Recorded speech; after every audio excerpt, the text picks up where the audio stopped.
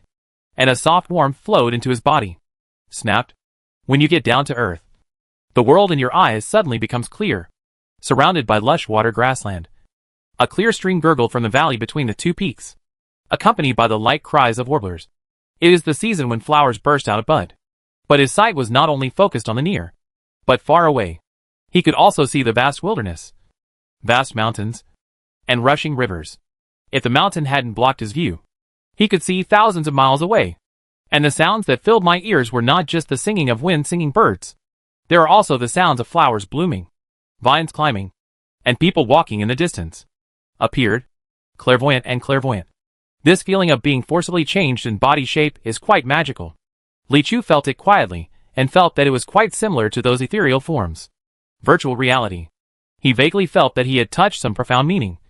But because he knew very little about it, he could not make any further inferences. That seemed like something on another level. Ignoring that complicated nature, the change that has taken place in him now is that he has become a clairvoyant and obedient herba. Li Chu was not very surprised when he obtained this ability. When he was a child, he once felt that this was the most useless ability. Therefore, in addition to being clairvoyant and having an ear for the wind, Erwa must also be given an additional strength of resourcefulness.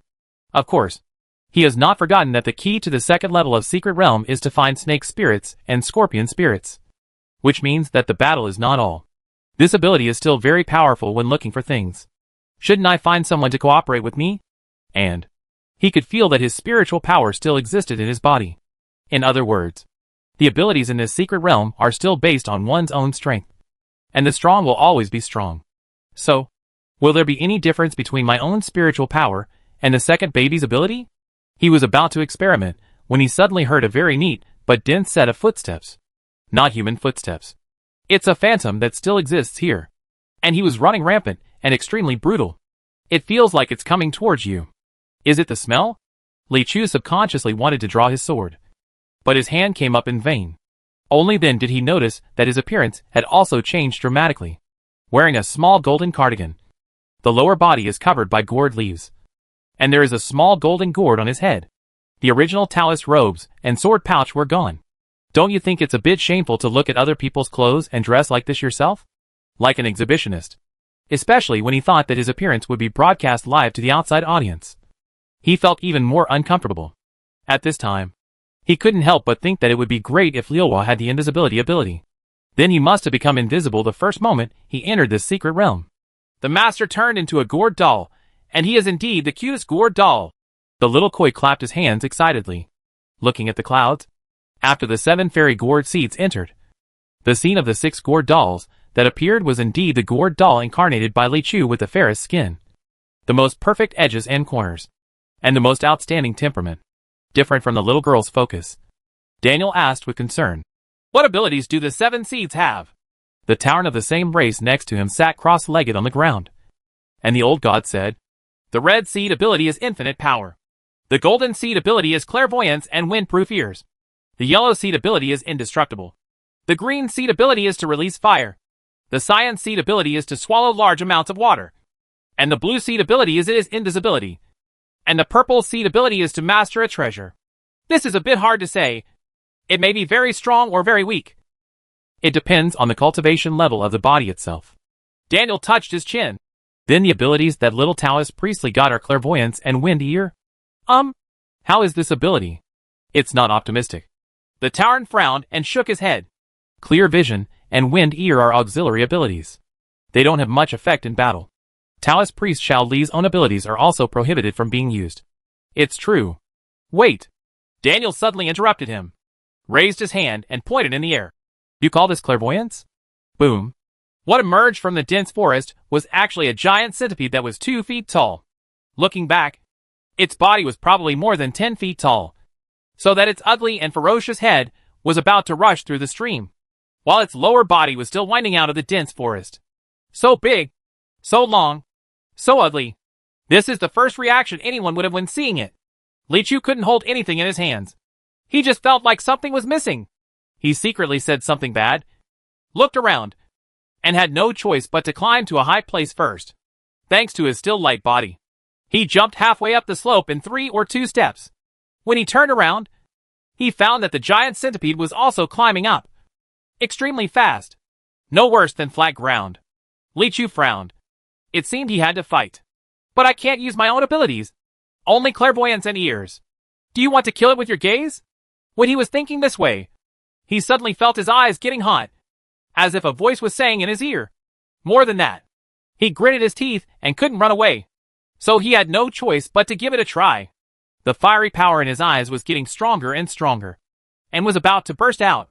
He controlled it, and looked directly at the giant centipede that was about to approach. Glare. To the outside audience, this scene is it.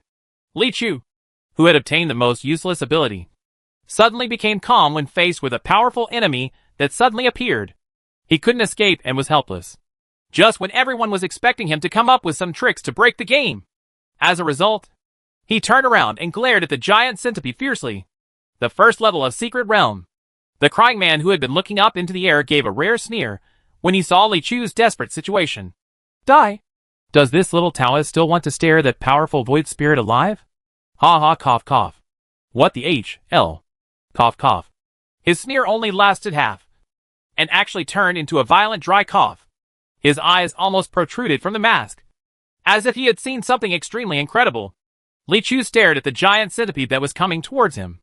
With a bang, the centipede's body instantly burned into a black flame. Ouch. This extremely powerful virtual spirit let out a miserable scream, turned over and rolled down the hillside crazily.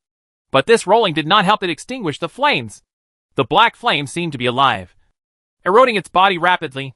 In just 3 to 5 breaths, the centipede's long body was burned to death.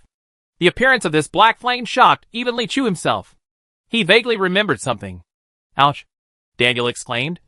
You call this clairvoyance? This? The Tauren was also shocked and speechless for a long time. Ernie was shocked. After a long while, he said in a weak voice, What kind of ability is this? I have never seen it before.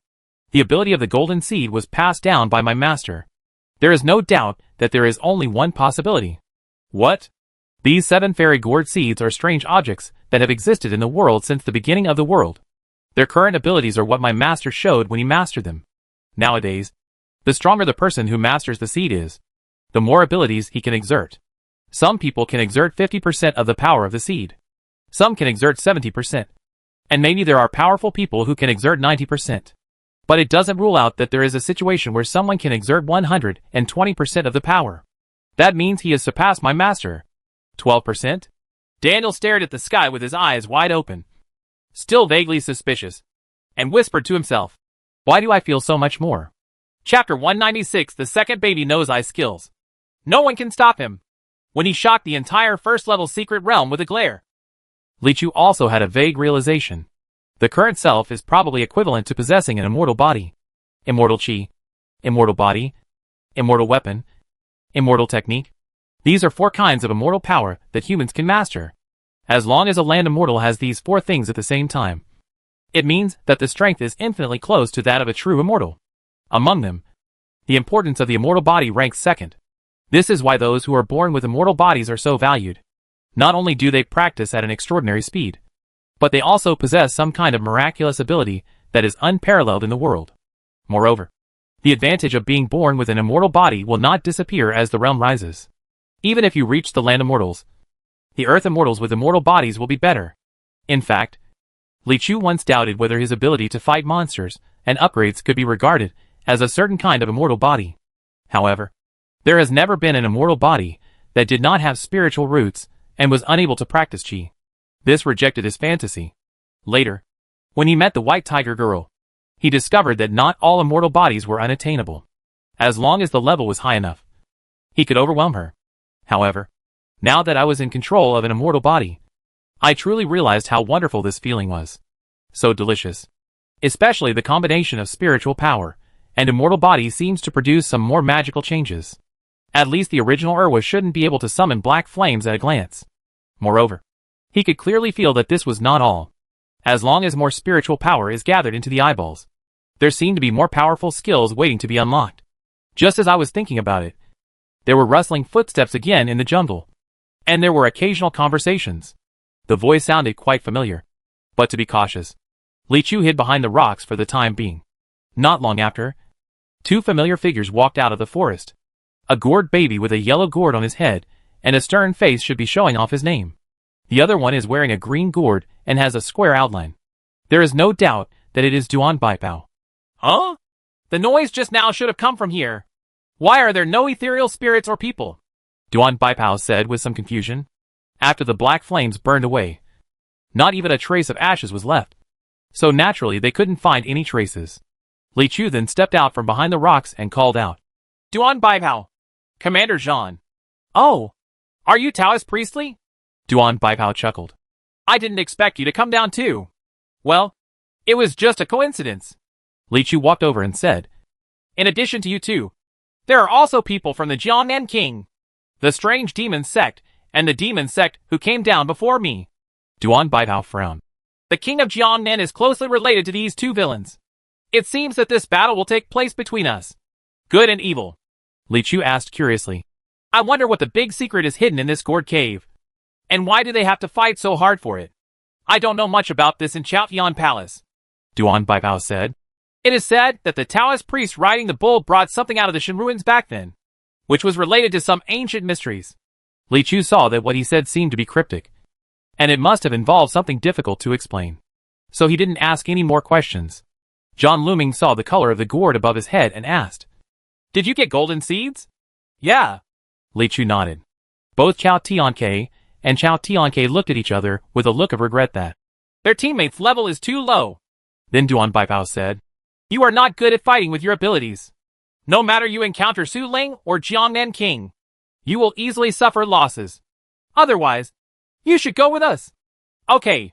Li Chu nodded lightly, and then said slightly, Actually, I still have some fighting ability. That's perfect. Duan Baipao laughed, obviously not taking these words seriously. There is no Cloud Live broadcast to watch in the second secret realm, so he naturally doesn't know about Li Chushuai's killing of the Void Spirit Centipede just now. In his opinion, the ability of the Fairy Gourd Seeds is fixed.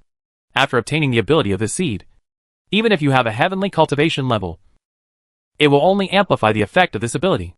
Li Chu's so-called fighting ability is nothing more than some boxing skills.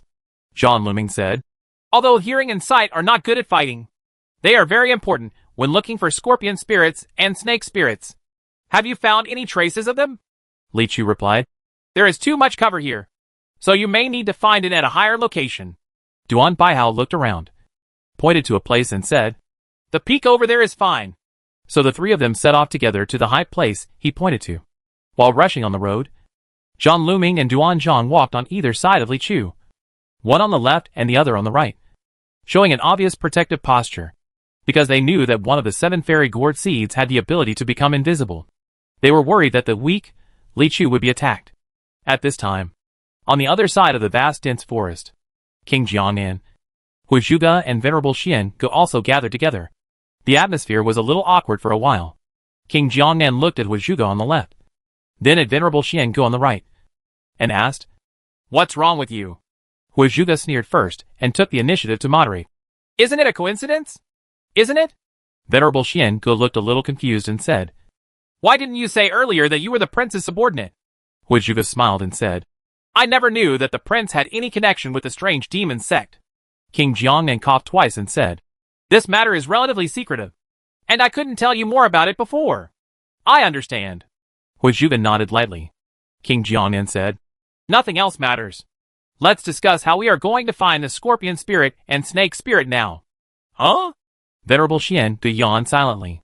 Huizhuge said approvingly, Well, the 3 seed abilities we currently have are strong power, water control, and my purple gold gourd. It is very powerful when used in battle, but it is not good at finding things. He had previously heard King Jiangnan talk about the abilities of the 7 fairy gourd seeds, so he could analyze it quite calmly at this time. To find the scorpion spirits and snake spirits hidden in this huge secret realm, you must have the ability of the golden seeds. Huizhuge touched his chin and said. King Jiangnan frowned, thought for a while, and said, Isn't finding the owner of the golden seed the same as finding the scorpion spirit or snake spirit? Huizhuge showed another smile full of intellectual superiority. Your Majesty, what you said is wrong. The two are of course different. The scorpion spirit and snake spirit are bent on hiding, so the hiding place must be as difficult to find as possible. But the owner of the golden seed is different. He must use this ability to find it. If there are two spirits, then his behavior will have traces to follow. Upon hearing this, Venerable Xiangu suddenly said, Yes, there are limits to clairvoyance and wind-sided ears. If he wants to find snake spirits and scorpion spirits, he should look for high places. Of course, Huajuga said, the second level of the secret realm is different from the first level. People who come in will not be randomly scattered. We all come in along our respective gourd vines. The locations are very close, so we can gather easily. Presumably they are not far from us now. We just need to pay attention to the nearby peaks with the best view, and we should be able to find him. Venerable Xiangu narrowed his eyes. As long as we find his traces. King Jiang then waved his hand heavily. This sun must not be let go. The three of them looked at each other and laughed horribly at the same time. Jiji. In the second level of Secret Realm, there is a dark place. A mirror shone in the darkness. Looking carefully at the light and shadow on the mirror, it seems to be the movements of the people who have transformed into calabash babies. In front of the mirror, there was a pretty woman with thin eyebrows, big eyes, a beautiful nose and red lips. Her face was the most standard oval face in the world, which had been rare in thousands of years. If you look closely, you will see that the upper body of this woman is a delicate human body, but the lower body is a long snake tail. Beautiful snake. How is the result? A rough inquiry came from behind, and a strong man about 2 feet tall with a pair of pincers in his mouth walked out of the shadows. Judging from his body shape, he was clearly a scorpion spirit. Snake spirit. Scorpion spirit. The identity is self-explanatory. Keep your voice down. The snake spirit scoffed at first and rolled his eyes at him.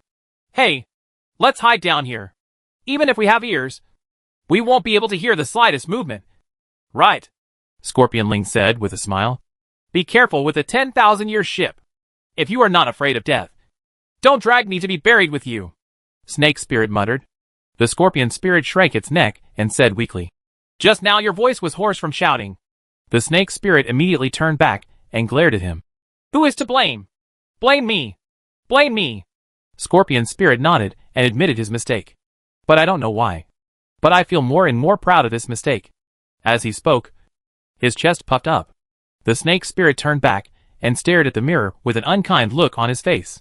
I said void spirit to test the 6 gourd babies made from 7 fairy gourd seeds. The strongest one should be the 5th child with the cyan seed, followed by the 4th child with the green seed. There is nothing to fear about the rest. That's good. Scorpion spirit was delighted when he heard this. We have been here for hundreds of years, just to wait for these cubs to be planted and give us a chance to escape. Now they only have 2 strong men. There's a lot of potential for that. More than that. Snake spirit's eyes were focused. This second child with the golden seeds is also a little strange. Golden seeds? Scorpion spirit was startled. Isn't that clairvoyance and clairvoyance? But this clairvoyant killed centipede void spirit with one glance.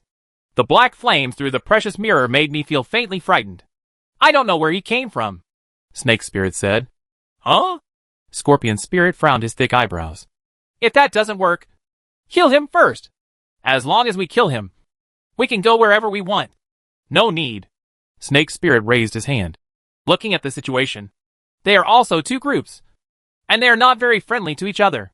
7 fairy gourd seeds, just 3 to 3. Let them kill each other first. It would be best if they can both lose. Snake spirit smiled coldly, and a long and narrow snake Shinzi swallowed unconsciously, red and tender, with forks. When Scorpion spirit saw it, he unconsciously raised his waist and sighed secretly.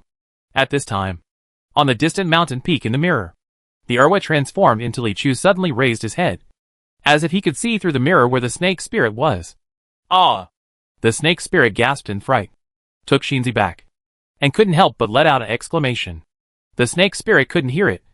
So Li Chu, who raised his head, said softly, Got you! At the top of the green mountain peak, facing the wind blowing from the distance, Li Chu smiled. By concentrating spiritual power in the eyes, various new abilities can be developed. And when the spiritual power gathered in his ears, he seemed to have exceeded the limits of Shufeng air. Instead of hearing many voices, all the voices in the entire secret realm were gathered together for him to sift through.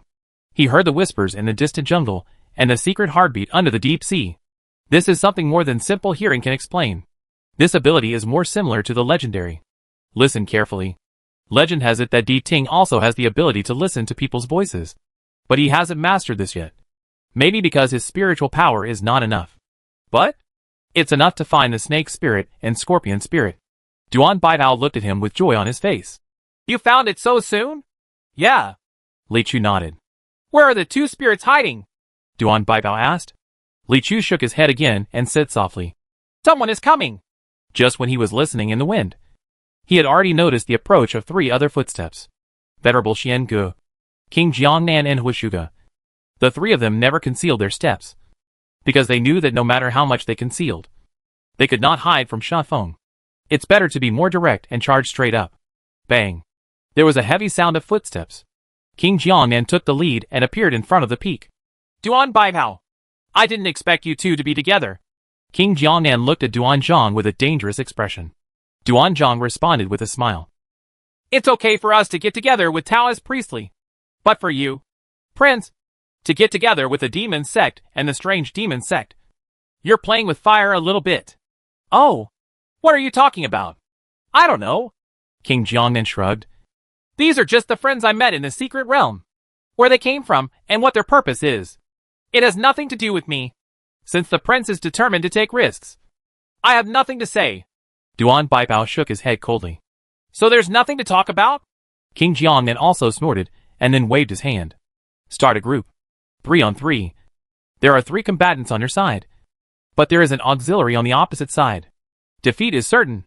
Little Taoist priestly, you go first. Duan Zhang shouted. And he and Zhang Luming came forward to greet him. As soon as he started, he was stopped by Venerable Xian Gu. Duan Zhang wanted to intercept 3 people at the same time.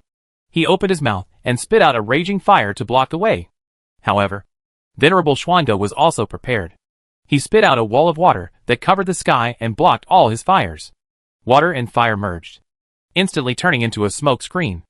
Huishuge's eyes wandered between Zhang Luming and Li Chu, and he rushed towards Li Chu without hesitation. After all, no matter how high Li Chu's cultivation level is, he is just a clairvoyant and an ear for the wind. Compared with the indestructible body of Vidra, even a fool knows what to choose. At this time, in the first level of Secret Realm, the Vidra slave touched his palm and shouted that it was a pity. It would be a pity to let Zhuge go, if I had to choose the one who is indestructible. A real man, head to head. It must be very comfortable. Zhang Luming saw him rushing towards Li Chu and tried to stop him. But on the other side, King Jiangnan's body suddenly grew larger in the wind. In an instant, he turned into a giant 10 feet tall. Upright, the giant raised his foot and stepped towards Zhang Luming. Zhang Luming had the intention to dodge. But at this time, his body was not as nimble as before, and he did not move away from the covering range of the big foot. Boom! His body was severely stepped on by King Jiangnan's big foot. Ah! But it was King Jiangnan who screamed after this kick. I saw his feet raised quickly, followed by large amounts of blood splashing down. And where the valley-like footprints were, he left his name in place, glowing with golden light, and pointed his fingers together like a knife. King Jiangnan was like a giant stepping on a nail, and he immediately limped. But he didn't retreat. Instead, he turned around and pulled up a huge boulder, then swung it down with his backhand. A fierce battle was going on between the two sides. Huishuge sneered and approached Li Chu. The only thing that surprised him was that Li Chu did not escape. Instead, he stood there and looked at him very calmly. Huishuge looked at that calm gaze and couldn't help but frown. He said angrily, I want to see why you are so calm. You made me lose my arm. Today I will refine you alive. When Huishuge descended to the second secret realm, as he expected, all the injuries on his body recovered. But Calabash Baby's form was based on his original form, and his missing arm was not replaced. So he is still a one-armed gourd boy. Li Chu looked at him in confusion.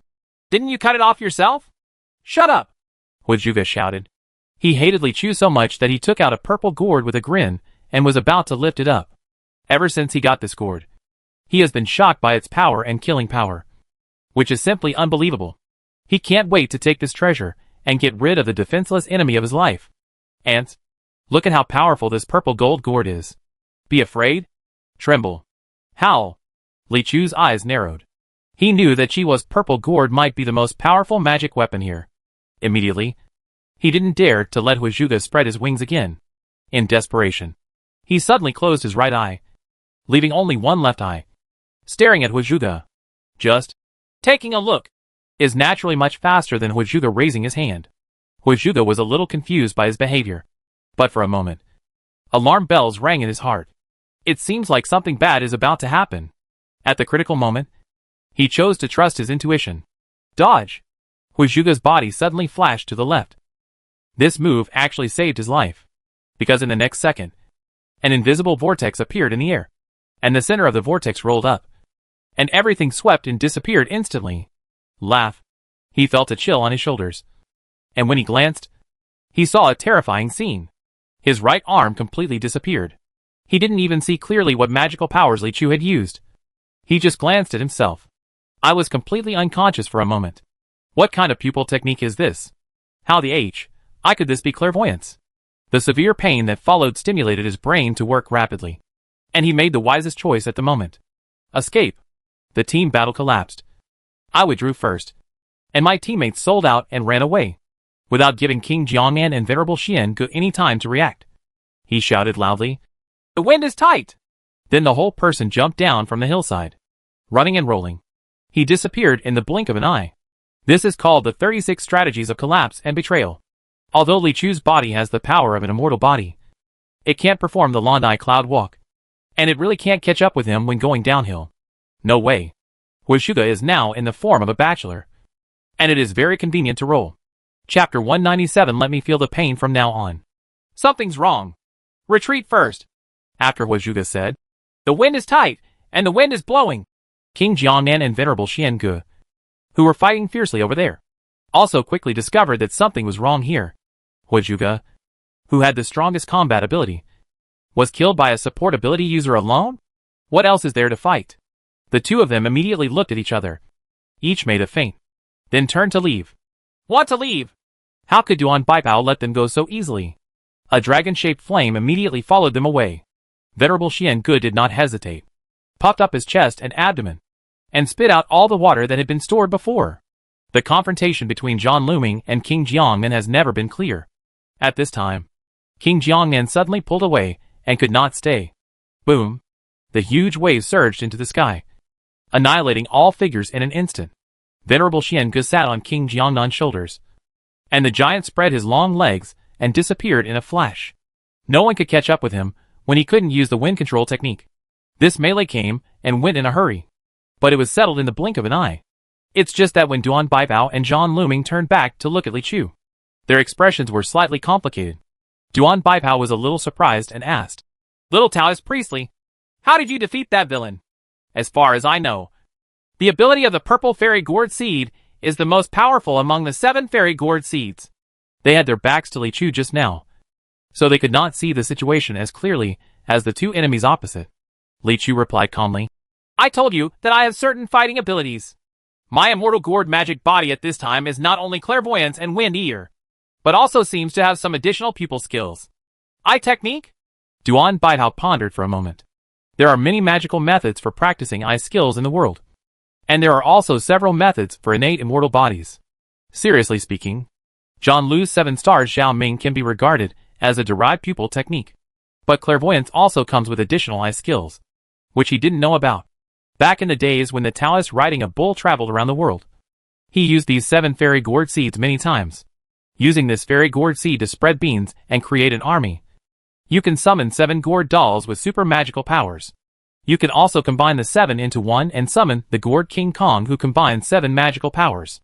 Therefore, Venerable Xian Ge, a member of the alien demon sect who had been hostile to Taoist rider Qiu, knew all the magical powers of the immortal gourd seeds. Chaotian Palace, which is well informed, also has relatively detailed records of these 7 magical powers. However, no matter how much we know him, we have only heard about him. He is still incomparable to the horse that has followed the bull riding Taoist for many years. In the first level of Secret Realm, startled, Daniel stared at his eyes and nostrils, and said in a calm voice, "Good guy. One arm was gone at a glance. If he hadn't been able to hide quickly, everyone would have been gone. Isn't this too strong? Is this also the ability of clairvoyance?" The Tauren shook his big head. "Don't ask me.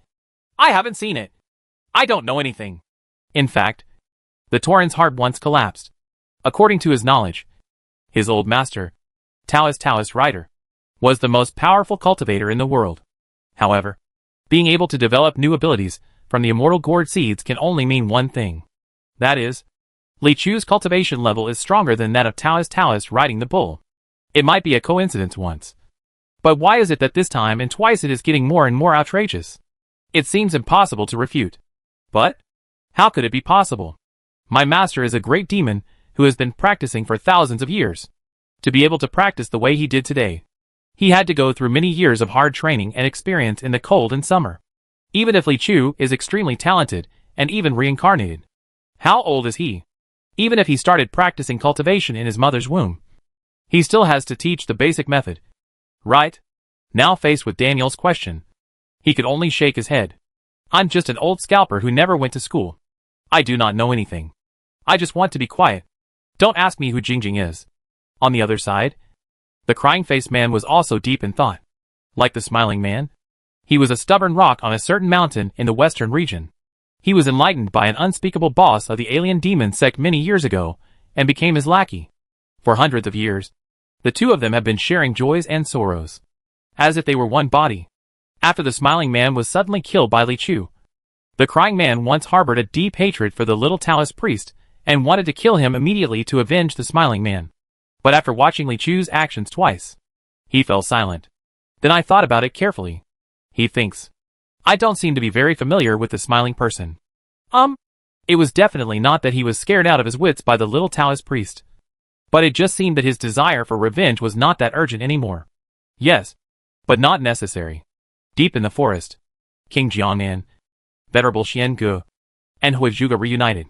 In order to avoid being overheard by Sha Feng, the three of them had made an appointment to talk only through telepathy.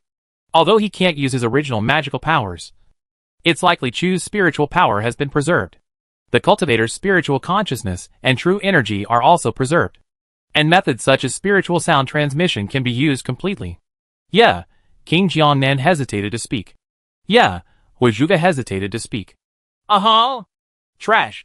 Venerable Xian Ge spat out without mercy. Hui Zhuge frowned and said, I'm not useless. I encountered an accident. I can't even deal with an auxiliary. Venerable Xian Ge continued to spray. Hui Zhuge said sadly and angrily, Is he an assistant? Do you think my arm fell off on my own? He shook his empty torso. But because it was the immortal gourd body, it was not only not scary, but also a bit funny. King Jiangnan tried his best to restrain himself and said, Tell me in detail. What exactly happened? Hui Zhuge said, I don't know the specifics, but his ability is definitely not clairvoyance. Or not just clairvoyance. At that time, I was about to use the purple gold gourd to take him in, but he was not afraid at all, and just looked at me. That's it. A terrifying force appeared out of nowhere and swallowed my right arm. Fortunately, I was alert and hid quickly. Otherwise, I would have lost more than just one arm. Speaking of this, he still had lingering fears. Venerable Xian Ge said coldly, It doesn't matter how many arms you lost, but you lost the purple gold gourd, which may be the most powerful magic weapon in this secret realm. And you threw it away without even using it once. I told you that I was targeted, and his ability just restrained me. Tianke, Hui Zhuge said anxiously. You should retreat. Venerable Xian Ge said again. The battle for the second level of Secret Realm is not impossible to exit. Just go back to the gourd vine that fell at the beginning and throw away the fairy gourd seeds to return to the first level. But Hui Zhuge was unwilling. He gritted his teeth and said, Although I have lost the purple gold gourd, I still have the mind that I am most proud of. Venerable Xian Ge squinted his eyes and looked him over. Anyone with a brain would make himself like this. Hey, King Jiangnan raised his hand to stop Venerable Xian Ge and smooth things over. Sir, even if Hui Zhuge made some mistakes in his actions, please forgive me. He has always been like my right and left arm. Indispensable.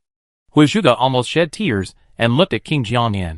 Your Majesty, can we stop emphasizing the importance of your right-hand man? King of Jiangnan, Venerable Xian Ge said, Now that the offensive and defensive forces are different, it will probably be difficult for us to compete with them. You said you have a brain. Why don't you talk about what to do now? Hee hee. Hui Zhuge smiled proudly. Actually, I just considered that losing to them this time is not necessarily a bad thing. Venerable Xian Ge glanced at him. Are you trying to say that being a bachelor is a good thing? Hui Zhuge flattened his mouth. looked at him sadly, and his chest heaved twice. Finally, he turned his head, ignored him, and said to himself, "If we are stronger than them, then they will be timid. Even if they discover the location of the snake spirit and scorpion spirit, they will not go to explore easily. Even if we catch Li Chu, he may not be able to be used by us. Things will be very difficult. But now that we have lost, that is not the case. They will definitely act boldly. In this way, we can find the whereabouts of the snake spirits and scorpion spirits as long as we follow their whereabouts. And the snake spirit and the scorpion spirit have been operating in this second-level secret realm for hundreds of years, and their strength must not be underestimated. While they are fighting with each other, we may not be able to reap the benefits." But King Jian then asked, "He has clairvoyance and ears. How can we track them? His clairvoyance can't see everything. Shafeng Air can only judge by the sound of footsteps." Huizuge smiled confidently. "I happen to have a clever plan." After he finished talking about his plan with great excitement, King Jian then also showed a satisfied smile. And even Venerable Xian nodded with rare approval. "Yes, you do have some brains." The three of them looked at each other and laughed confidently. "Jiji. No. He has definitely discovered us." The snake spirit slithered back and forth in the shadows in panic, its face livid with fear. "No way." Scorpion spirit frowned and said, "Clairaudience and ears are not clairvoyance or celestial ears. How can they be so magical? But the ability he showed is no ordinary clairvoyance at all." The snake spirit glared at him and said, "If that terrifying black flame and the terrifying ability to make people disappear with just one glance confront him, can you escape?" Scorpion spirit scratched his head and said, "Relax. They can't find it here." Before he finished speaking, three figures suddenly appeared on the mirror, looking at the scenery around them. It was obvious that they were very close to here. A trace of cold sweat flowed from Scorpion Spirit's forehead, and he said with a smile, "Passing by. I must be passing by." Before he finished speaking, Li Chu raised his hand and pointed over. Scorpion Spirit wiped his cold sweat and said quickly, "So what if he knows we are here? I'm still afraid that he won't come. Haven't we already made perfect arrangements for the abilities of the 7 fairy gourd seeds? No matter which one comes in, there will be special traps to ensure that he can't get in or get out. Please stop talking." The snake spirit couldn't wait to tell this crow to shut its mouth quickly. On the southwest side of the second-level secret realm, there is an inland sea. That's right. It's the sea. The vast expanse of blue water has an isolated island hanging in the center. The island is divided into 2 parts. A large island and a small island touching each other, shaped like a gourd. Li Chu stood on the shore, pointed to Helidio over there, and said with certainty, "The snake spirit and scorpion spirit are under that island. They dug an underground palace under the island and used the upper seawater to block sight and sound. Thanks to my strong wind ears, I was able to hear the sounds under the sea." "Hear the sounds under the sea?" Duan Baitao muttered. "Is this still Shafeng air? The wind can't get through it. This is a bit like the legendary fairy magic that the heaven sees and the earth hears. No matter where you hide in any corner, any sound you make will never escape as long as the caster wants to hear it." Without much hesitation, he said, "Then let's go there quickly." The three of them came prepared. They had found a huge gourd, cut it in half, and could use it as a boat. With 2 more wooden sticks to make oars, there would still be no big problem in crossing this calm water. Just as he was about to board the ship, Li Chu heard something again. He suddenly raised his hand and said, "Wait a moment." He thought for a moment and said, "They set up a trap on that island, specifically targeting the ability of the fairy gourd seeds. You might be in danger if you go there." "What's the meaning?" Zhang Luming keenly discovered that he said you, not us. Li Chu said calmly, "It's better for me to go there by myself." This, Duan Baitao frowned. "Isn't it not good? If it is dangerous for us to go together, you will be alone. I have a way to break their trap." Duan Baitao stared at Li Chu's calm and confident features. After a while, he nodded slowly and said, "Okay, I believe you." Li Chu nodded and said goodbye, then rowed the boat across the sea alone. Slowly, we came to the Helidio Island. "Strange. Why did he come alone?" The snake spirit stared at the figure in the mirror and said in confusion, "Isn't that good? If they come in groups, it's not easy to deal with them. If they come one by one, wouldn't it be the calabash baby saving Grandpa?" Hee hee. Scorpion spirit laughed ferociously. Snake spirit looked at him strangely. "What do you mean calabash baby saves Grandpa?" I don't know.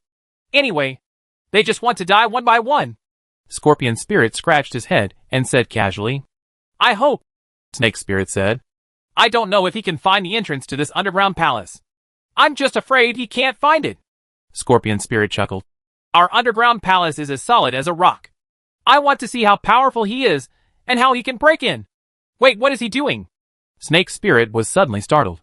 Scorpion Spirit looked at the figure in the mirror and was stunned for a moment. Li Chu's spiritual power was always pouring into his ears, listening to the sounds below the island, until he set foot on the island. There shouldn't be any entrance, he thought. He had witnessed it repeatedly when Calabash Baby saved his grandfather. In the Goblin Cave, there are various conspiracy traps such as swamps, magic mirrors, poisonous wine, and black eyes, which are difficult to guard against. Instead of breaking into their lair, it's better to force them out. Li Chu stood on the island and opened his arms. Transfer the whole body's spiritual power from the ears back to the eyes, activating the terrifying energy contained in the immortal body. His eyes gradually glowed with white light. The white and tender body of the fairy gourd slowly rose into the air, just a little embarrassed. The environment is going to be destroyed. Call out. Where there is a slight wave of water, there is light from the sky like thunder. Let Holidio feel the pain from this moment on. Boom. Chapter 198 A Full Glance. At this moment, Li Chu seemed to feel the breath of heaven and earth. It is rushing. It is fearful. As long as your power is strong enough, this world can be at your disposal. But I have not mastered those profound laws. All I have is mediocre spiritual power. If there's one thing worth mentioning, it's probably that there's plenty of it. Dear gentlemen, I have a bright pearl that shines through thousands of mountains and rivers. High in the sky, a swift black shadow flashed past. Looking closer, you can see that the shadow turns out to be a large bat flying high in the sky. Naturally, the bat doesn't like to be so close to the sun during the day, but it carries 3 people on its back. As a virtual spirit derived from the second level of Secret Realm, it is different from the magic weapon transformation on the first level. In addition to the different birth methods, the bigger difference may be in spirituality. Like scorpion spirits and snake spirits, they can even play tricks and conspiracies, just like ordinary monsters. Although this bat is not to that extent. It is far beyond the stupid beast. Everyone with intelligence has fear. Someone drives it, taking advantage of its fear of death. The people on the back of the bat are none other than Venerable Xiange, King Jiangnan and Zhuge Zhuge, a stick-shaped fire. But driving the flying ethereal spirit closer to Li Chu was Zhuge's ingenious plan. It seems that this strategy has indeed achieved results. At least they tracked Li Chu and the others without any hindrance and arrived at the sky above Holidio. They knew where the snake spirits and scorpion spirits were hiding. And they also saw Li Chu heading to Holidio alone. When he saw the scene, Huizhuge's clever brain immediately realized that an opportunity had come. The chance for revenge has come. The little Taoist priest landed on the island alone. This is a great opportunity for us to capture him. He excitedly sent a message to the other 2 people. This opportunity cannot be missed, and it will never come back. King Jiangnan hesitated slightly. Are you sure we can eat him? After experiencing repeated setbacks. Although he didn't say it, he no longer trusted Huizhuge's decision-making in his heart. At this time, Venerable Xiange, who had previously spit on Zhuge, transmitted the message. He is right. If we can't defeat them individually if they spread out, then we might as well just go back home. According to what we discussed before, since he kills with his sight, let's cover his sight, and let me lead the charge. Before he finished speaking, Venerable Xiange had already commanded the bat to swoop down. He had what he described as old and new grudges against Li Chu, so there was a cruel look on his face. I'm sure the little Taoist priest will be killed. Even Duan Zhang can't keep him, I said. Ouch.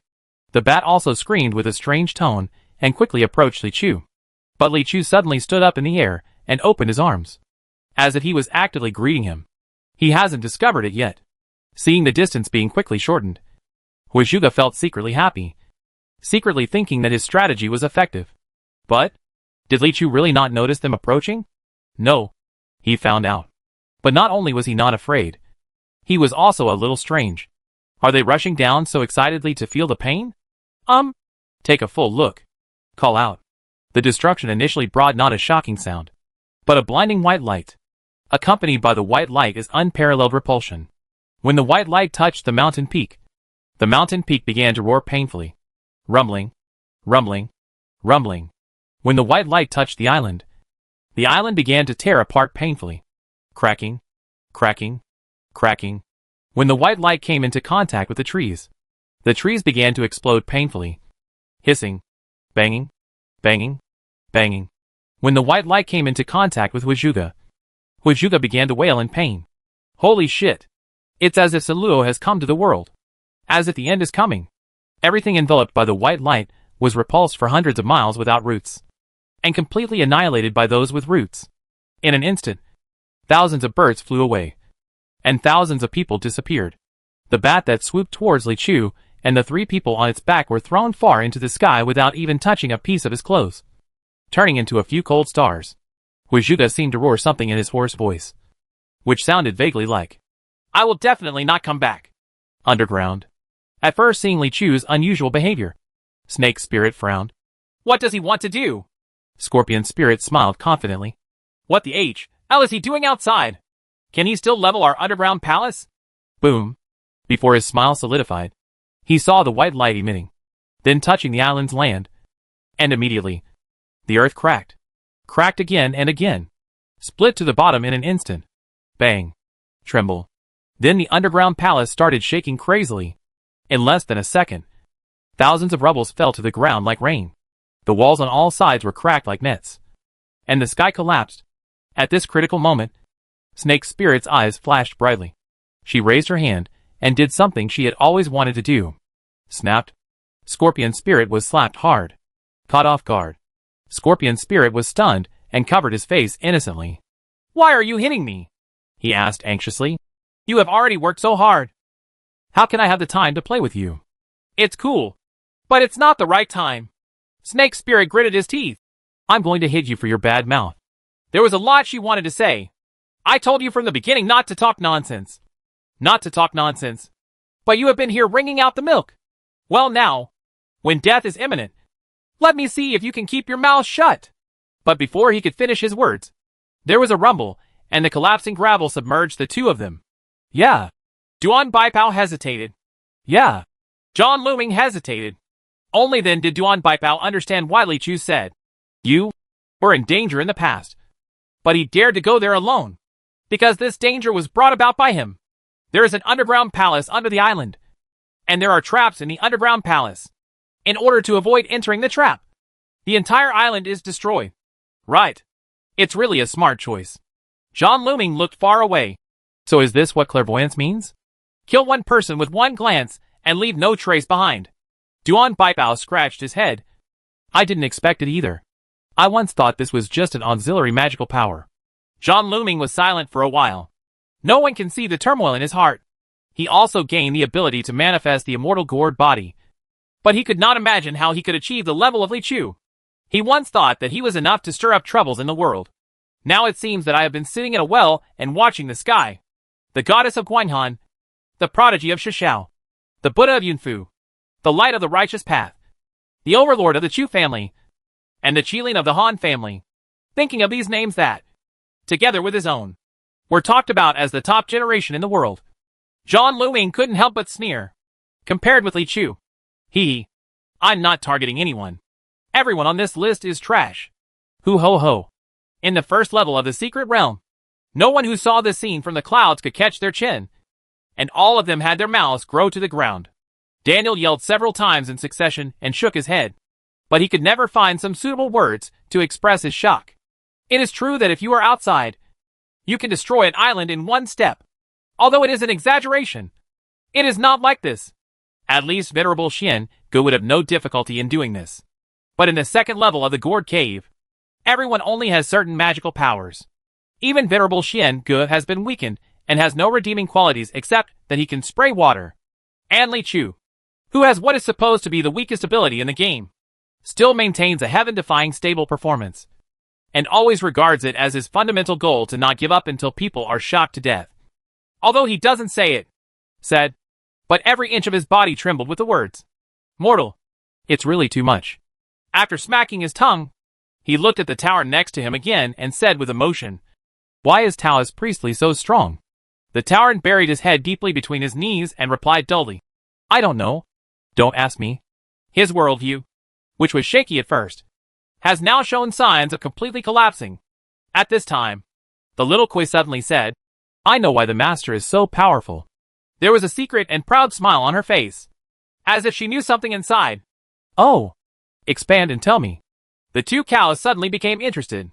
You know, this is likely to involve some supreme secret. It is not something that can be achieved easily by a young man at such a young age. Immediately, I heard the little Koi say mysteriously, I heard from my grandfather that a sage named Lu once said that the more beautiful, the more powerful. The reason why the master is so powerful must be because he is handsome. I was speechless. After a long while, Daniel chuckled. You are so smart. Of course. The little Koi raised its nose. Haven't you heard of Dazarua? The crying-faced man, who was looking up at this scene, had already recounted the smiling-faced man's past in his heart. He always laughs when he is unhappy. He always laughs when he gets beaten. He always laughs when he is punished. This kind of person not only cannot be said to be one's friend, but should be an outright enemy. And, put it this way, the enemy of my enemy is my friend. At this moment, Li Chu, who was the absolute focus of everyone's eyes, fell back to the ground calmly. At this moment, what he stepped on was already part of a shattered island. After the island collapsed, the underground palace dug out below also suffered, becoming a messy pile of rubble. So strong, he himself had to marvel in his heart. The immortal body is the immortal body. His full-strength sword might not lose in terms of single-target attack power, but he was determined not to be able to destroy such a large area. Compared with this full strength, it seems a little thin. This is the ability given to oneself by the immortal body. He couldn't help but start to wonder. After leaving the Calabash Cave and losing the ability of the immortal Calabash body, should he also find a magical power to learn range attacks? The power of destroying cities and villages in this breath is hard to bear. While I was deep in thought, I heard the gravel beneath my feet shaking and making a crashing sound. After a moment, there was a bang. An inverted triangular white face emerged from the ground, followed by a winding body, which was the snake spirit. Snake spirit looked at Li Chu with deep fear in his eyes. Then, there was another bang, and a big green head came out next to it. It was the scorpion spirit.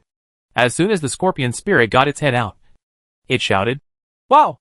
Wow! You are so angry with me! How dare you destroy the underground palace that the two of us have carefully arranged? See if I don't tear you into pieces. Ah! Shut up! Before he finished speaking, the snake spirit raised its tail and viciously slapped his big head back into the soil. When the scorpion spirit came out again, the atmosphere became chilly. Li Chu's purpose is to find the scorpion spirit and snake spirit. They are the keys to the immortal treasure. To open the immortal treasure, they must be turned into prototypes. But for snake spirits and scorpion spirits, their purpose is to escape from the gourd cave. So they must snatch the fairy gourd seeds before they can escape along the gourd vines. There is nothing to say between the two sides. There must be a battle.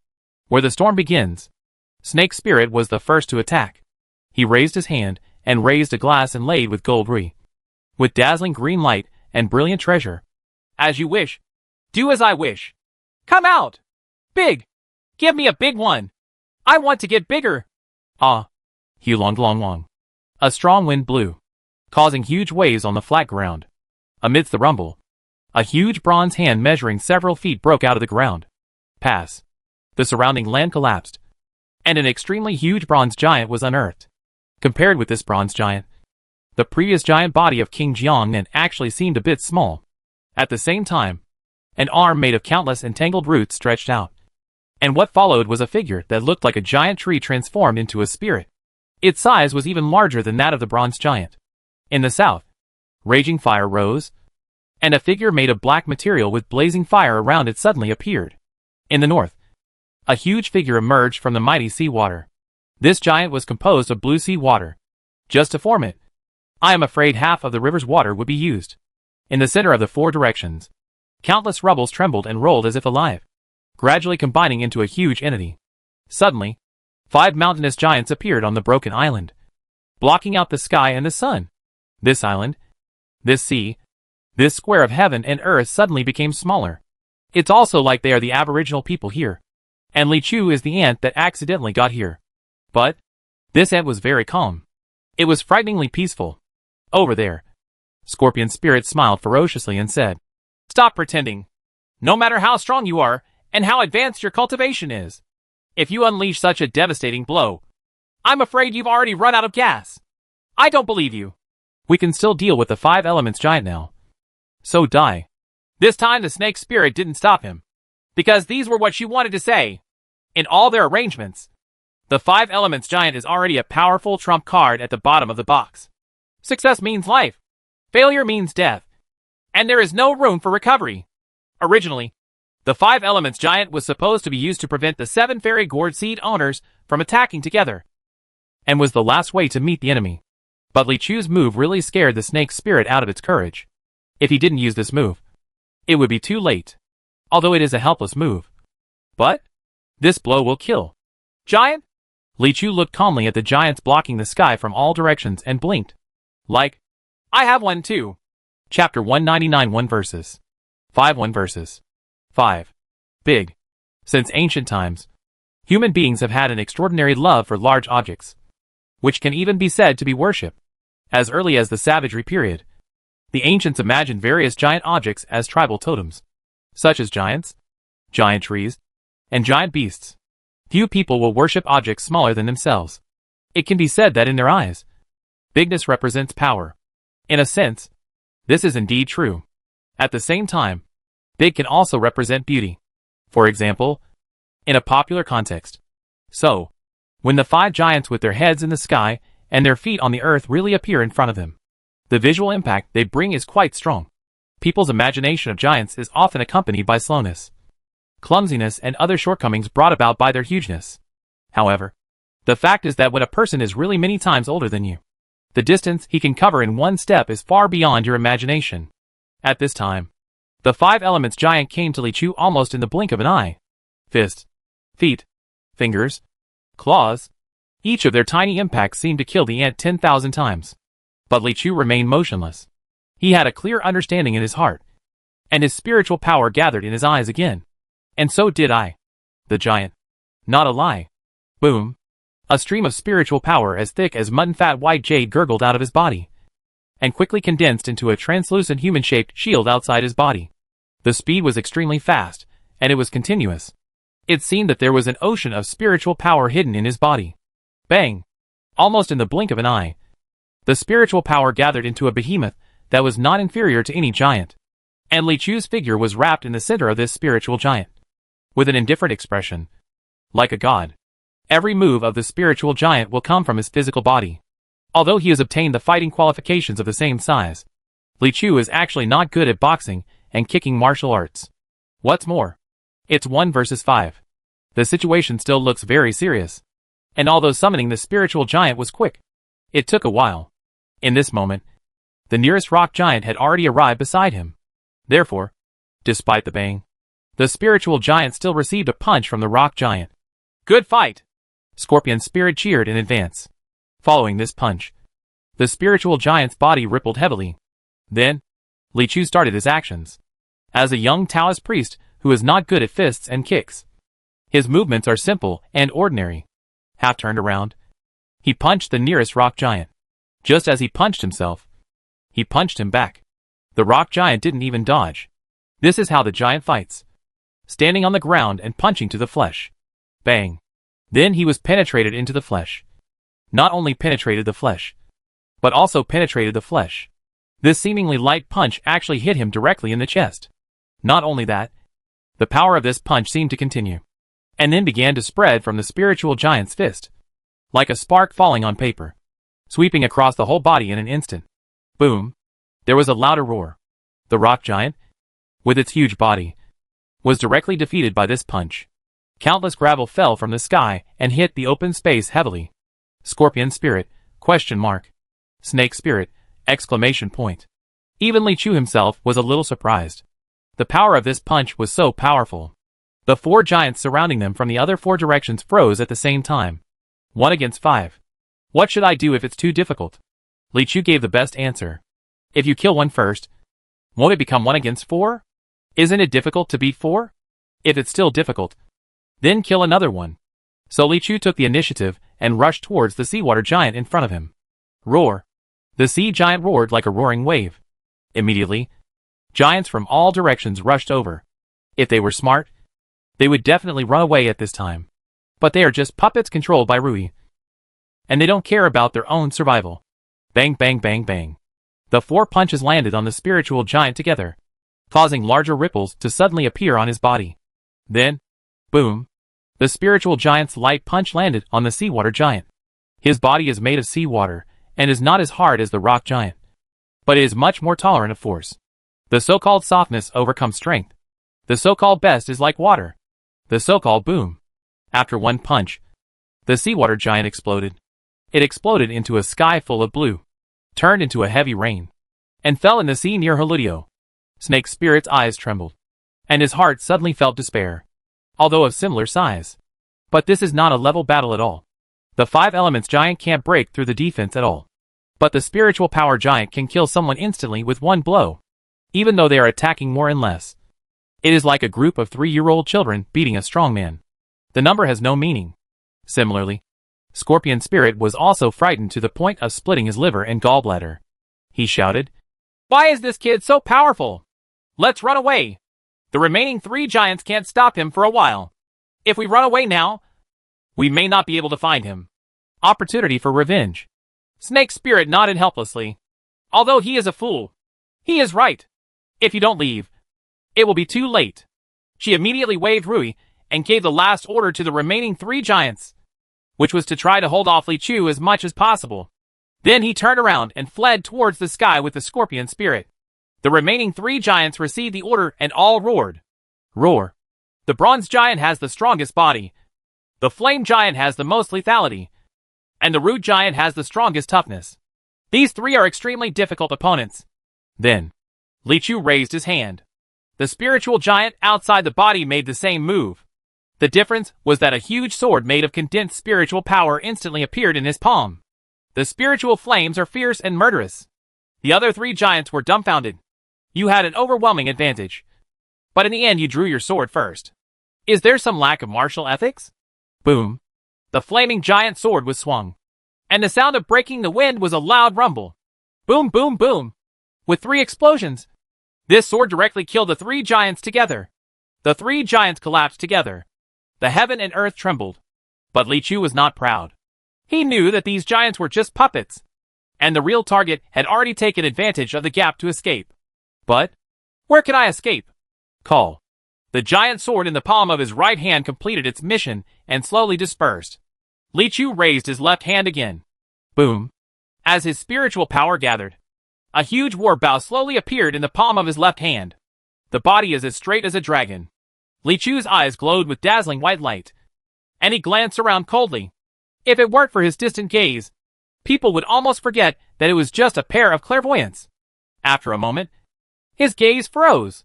Then he raised the bow with his left hand and drew the bow with his right hand like a full moon. As he drew the bow, 2 flaming arrows appeared out of thin air, in a place that is already very far away. The Snake Spirit and Scorpion Spirit stopped. That's almost it. Snake Spirit frowned and said, "We have to find a place to hide first. The first thing we need to guard against is his clairvoyance."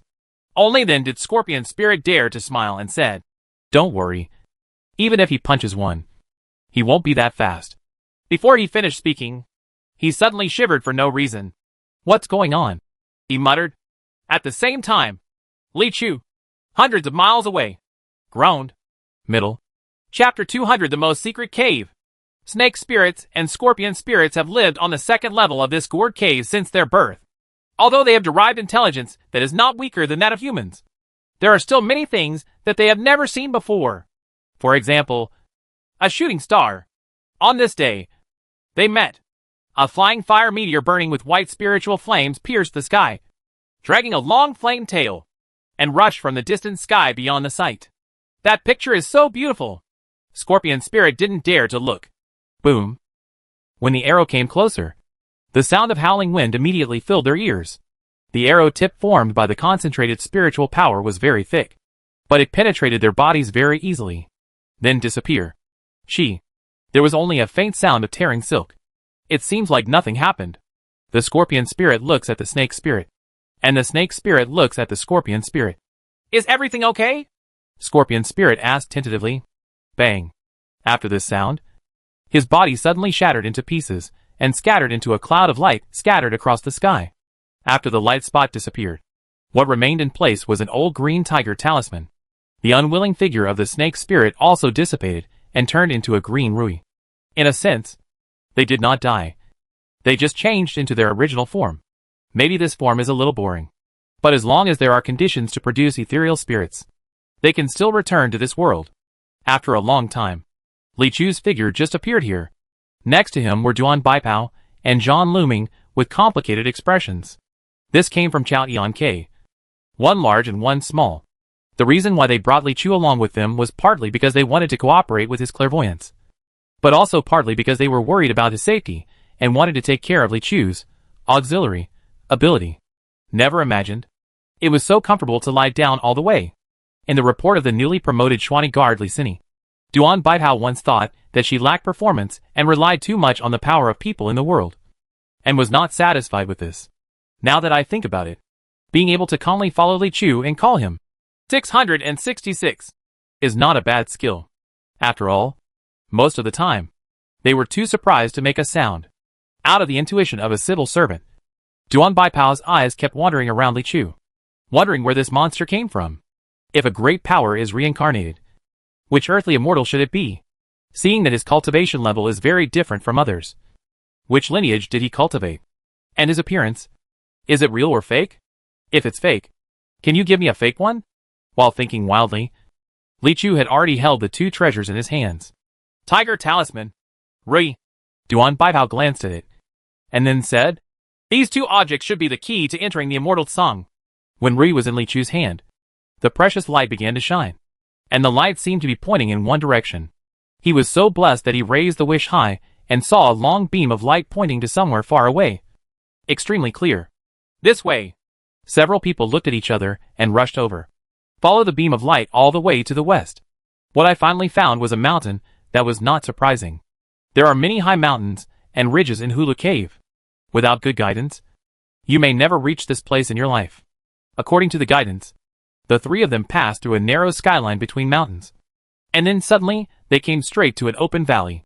But I saw that the valley was empty and open, with a huge space. It seemed even bigger than the mountain peak outside. It seems that there is some miraculous way to cover it up. Looking around, there are 12 huge stone statues carved in all directions on the valley, either standing or sitting, powerful or angry. Each one is lifelike. As they entered, there was only a sound of Kerala. These stone statues seemed to be coming to life.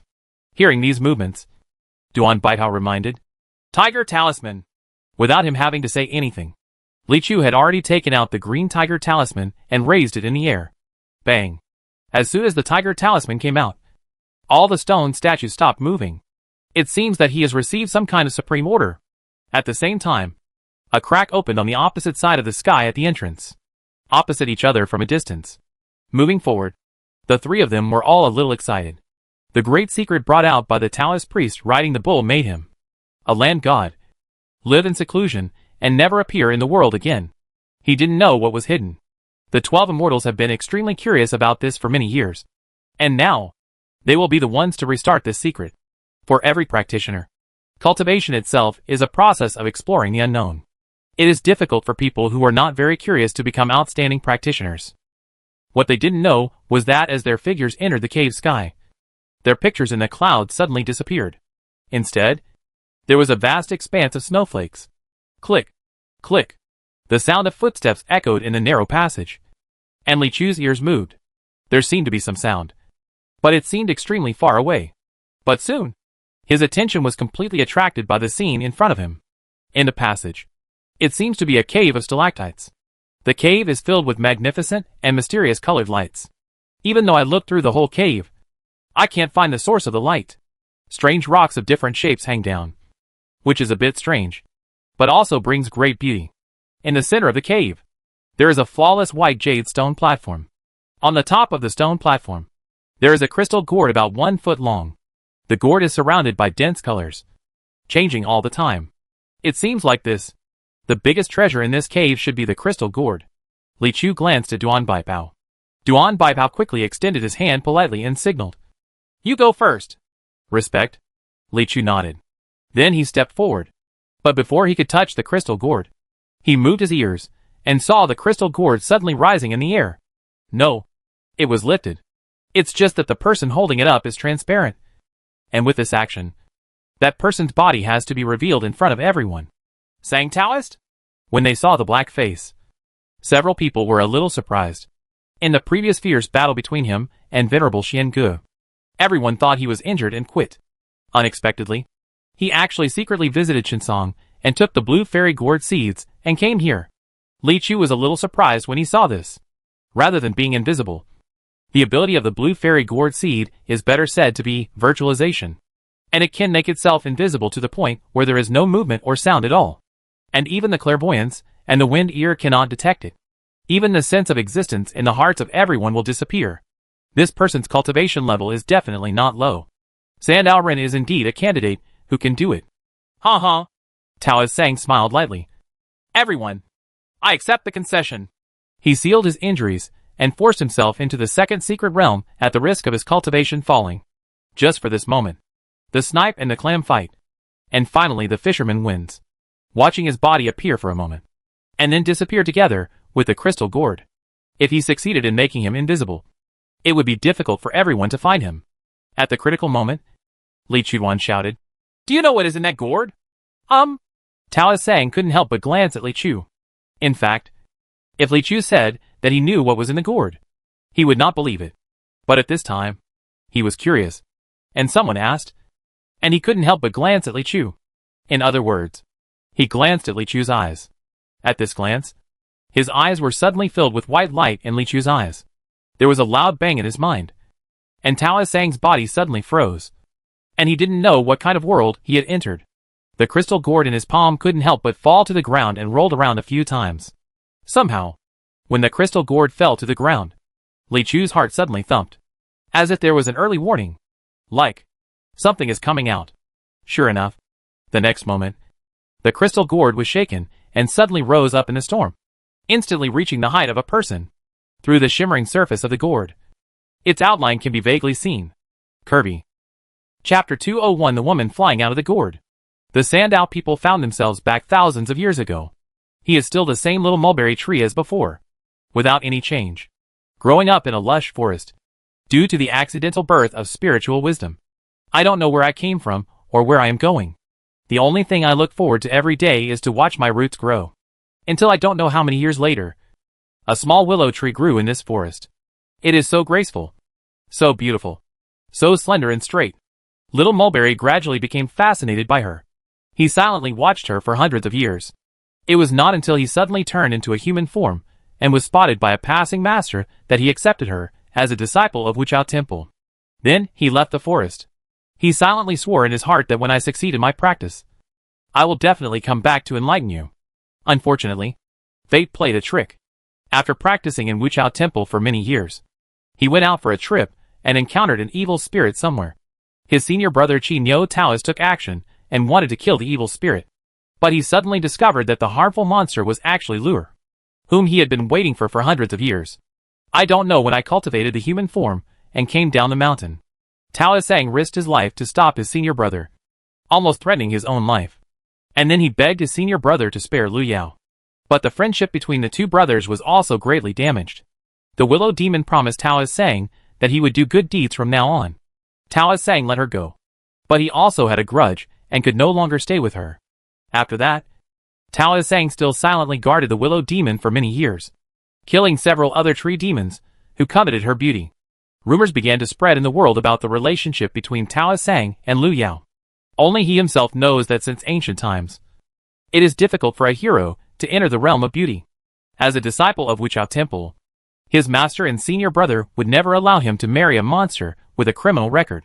After all, he and Lu Er were destined to be together. Later, there was a big chaos in Wuchao Temple, and it fell apart. He remained silent for hundreds of years. And then, he was shocked to hear the news that Lu Er had been killed. She died for her evil deeds and was blameless. But it is inevitable to feel sad in my heart. Unexpectedly, at this moment, he actually went back to the past so clearly and returned to that beautiful time. He knew full well that this must be an illusion. But even though it was an illusion, he did not immediately try to escape, but chose to remain as is for the time being. He spoke to himself as before. Lu Er, I miss you very much. Lure. Even after so many years, you are still the most beautiful tree in my eyes. Lure. I didn't avenge you. Will you blame me? He talked a lot until a long time later. He sighed silently. Lure. It's time for me to leave. I want to protect the things left by my senior brother. All falsehoods are broken. Nothing happened. Break it for me. Nothing happened again. Break. Still nothing happened. Hiss. Lure. I'll stay with you for a while. While Tao Sang was falling into the illusion, Li Chu and others were also shocked by what was hidden in the crystal gourd. This gourd, which was filled with precious light, and had been sealed here for who knows how many years, was thrown to the ground, and suddenly burst out with a burst of bright light. The body of the gourd also surged to the height of a person. And looking at the light and shadow revealed in it, it was clearly the curve of a human body. Li Chu, Duan Baipao and Zhang left their names. And a thought came into their minds at the same time. Could it be that there was really a person hiding inside? The fact did not keep them guessing for too long. But in the blink of an eye, the crystal gourd suddenly rose into the sky again, and two white lights burst out from inside that penetrated the outer wall, even among thousands of rays of light. It looked so dazzling. It was as if the being inside was awakened by this and opened its eyes. The next second, a winding crack appeared on the outer wall of the crystal gourd. Bang! This gourd really cracked. An almost flawless body was displayed in front of the three people. Hidden in the gourd are the black hair that reaches the soles of her feet, her long and soft lines, and her snow-white and translucent skin.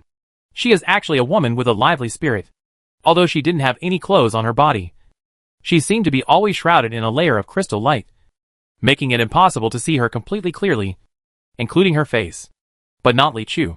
In his eyes, this layer of light seemed transparent, as if he was looking at a paid perspective. He blinked. Can this clairvoyant person still be able to code? The woman's eyes were like torches shining through the dark night, bright and sharp. After opening the gourd, she looked around, as if she was looking at the cave, but also as if she was looking at an extremely far distance. After a while, she took a step forward. Call. Only then did a few people see that there were two pairs of transparent thin wings attached to her back. Now they were stretched out, making the whole body look even more ethereal. It wasn't until this moment that her eyes fell on Li Chu's face. Then, he spat out a syllable. Wolfberry. Boom. In an instant, the pressure was so great that her words seemed to contain the power of wind and thunder. Li Chu couldn't understand what she was talking about at all. According to normal language logic, she seems to be cursing. But he felt something vaguely familiar. It seemed a bit like the heavenly writing written when making the talisman. Just one word can contain countless profound meanings. Seeing that he didn't respond at all, the woman looked indifferent and spat out a syllable again. Second, it was still so coercive, and Li Chu could vaguely feel that what she wanted to express seemed to be some doubts. But he couldn't hear what her doubts were at all, so he couldn't answer. Seeing that he still didn't answer, the woman finally showed an expression and frowned slightly. Confused, what Li Chu felt this time was weak anger. I don't understand. He shook his head lightly. But he couldn't understand the woman's words, and the woman couldn't understand his language. He had already expected this. Otherwise, he would have persuaded the woman to wear some clothes first. Moreover, the strange thing is that this woman only communicates with Li Chu. Duan Baipao and Zhang Luming were obviously there, but in her eyes they were like air, and her gaze didn't stop at all. Seeing that she could not communicate with him, a trace of disappointment flashed in the woman's eyes, and then she stopped talking. The thin wings on his back lifted up slightly, and with a slight flap, the body disappeared into the cave. Although this is simple, it can show that she has mastered the power of the law, at least beyond the level of destruction. Is the secret that the bull riding Taoist has hidden in the secret realm for hundreds of years actually a living person? Duan Baitao murmured, equally shocked, even though he was well informed. He had never heard of such a thing. Then he shook his head again and added, It doesn't have to be a human being. Not long after her body disappeared, the entire gourd cave suddenly began to shake violently. Li Chu felt that the magical power of the fairy gourd seeds began to peel away from his body, and the whole world seemed to begin to reject him. Thinking of the scene just now, it seems that the woman is the owner of this place. After she wakes up, she will start to drive away these uninvited guests. Not long after the shock, the skylight in the entire secret realm disappeared. Endless darkness swept everything instantly. Boom. The darkness only lasted for a short moment. When light appeared in Li Chu's sight again, he was already in a very open space. Next to them were the two people from Châtillon, Quebec. This had not changed. But the surrounding environment was very unfamiliar. Underfoot is an extremely barren land. A bare piece of gray-brown soil, as if it had just been dug up from the ground. Without a single plant. There are dots of people in the distance, vaguely like those who have entered the secret realm together. It seems that everyone has been driven here. At this time, he had restored his original body, wearing a blue Taoist robe, and his magical powers had returned to their original state. Although he couldn't bear to part with the clairvoyance that could kill people thousands of miles away, Li Chu still felt that his body was more comfortable. At least you don't have to wear leaves.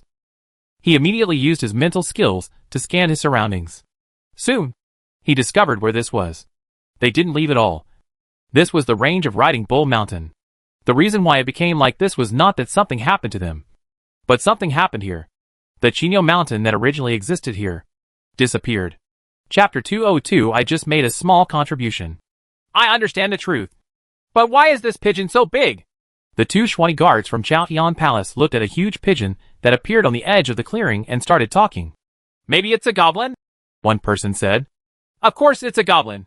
The other person nodded, and then couldn't help but exclaimed, I really don't know why this pigeon is so big.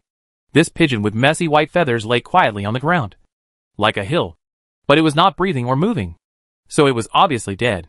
Only a goblin could be this big. Of course I know. The other person nodded repeatedly, and then continued to click his tongue. But why is this pigeon so big? They don't know where the dead pigeon came from, but King Jiangnan and Huizhuge knew. In the majestic white light that destroyed an island earlier, Venerable Xian Ge was rushing towards Li Chu. Because he was too close, he was shocked to death, thanks to him blocking most of the impacts. The two people on the back of the bat only withstood some of the aftermath and survived. But they were also bounced hundreds of miles away. When Calabash Cave Heaven disappeared, the two of them had not yet reunited. Huizhuge was disheartened and fled from here alone. The king of Jiangnan was looking for his men when he suddenly saw the two figures in front of him. They were none other than the two Mingyu Township thugs he had invited. Leaving aside the eldest lady, that old man was specially sent to protect her, and his cultivation was definitely not bad. He rushed forward. You too. Qin Xuanbai looked over with a bad look on his face.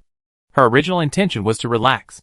Anyway, she was of noble blood and good moral character, and she was protected by Wang Qin, so she would not be in any danger. After entering the gourd cave, Qin Wang found her immediately, and never left her. On the clouds, the two of them witnessed Li Chu's superb performance throughout the whole process.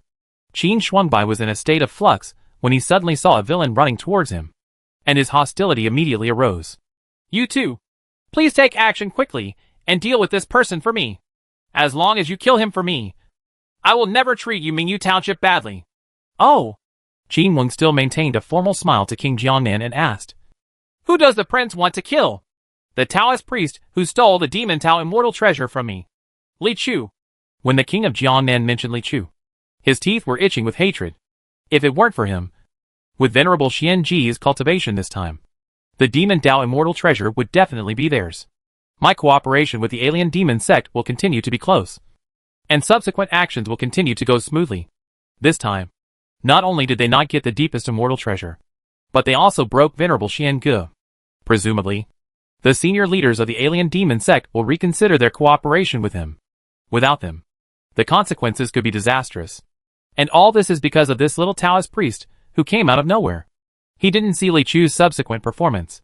He only thought that after he used such a great magical power that destroyed the world, he would definitely be unable to sustain his strength for a period of time. So he hurriedly found someone to deal with Li Chu. Although he had heard Huizhuge talk about Daniel surrendering to the enemy before, he thought that between Huizhuge and Li Chu at that time, he was also afraid of Li Chu's cultivation. So he did that. But the situation at this time was completely different. He believed that the people in Mingyu Township would weigh the pros and cons between himself and Li Chu. It must not be difficult to decide who should be helped. You can also see it in the first level of the secret realm. Although the magical power he uses is extremely powerful, it must be a great magical power that consumes true energy. When his true energy is exhausted, it is the best time to kill him, King Jiangnan urged. Ha. Qin Xuanbai and Qin Wang laughed at the same time. Depleted of vitality. Are you talking about killing the escaping ethereal spirit with one arrow from 800 miles away? Why are you laughing? King Jiangnan was stunned. Qin Xuanbai turned his back and whispered, "How do we choose?" "How to choose?" Qin Wen asked. "Do you mean to help King Jiangnan or Taoist Priestley?" "No. I mean..." A cold light flashed in Qin Xuanbai's eyes. "Should we knock him out and hand him over to Taoist Priestley? Or should we kill him directly?" After saying that, she also made a gesture of wiping her neck. King Jiangnan watched from the side and felt something was wrong in the atmosphere. He thought for a while and said, "If that doesn't work, forget it. I'll ask others again. We'll meet again if we are destined." But at this time, an old man and a young man all turned around and said with a ferocious smile, "Want to leave."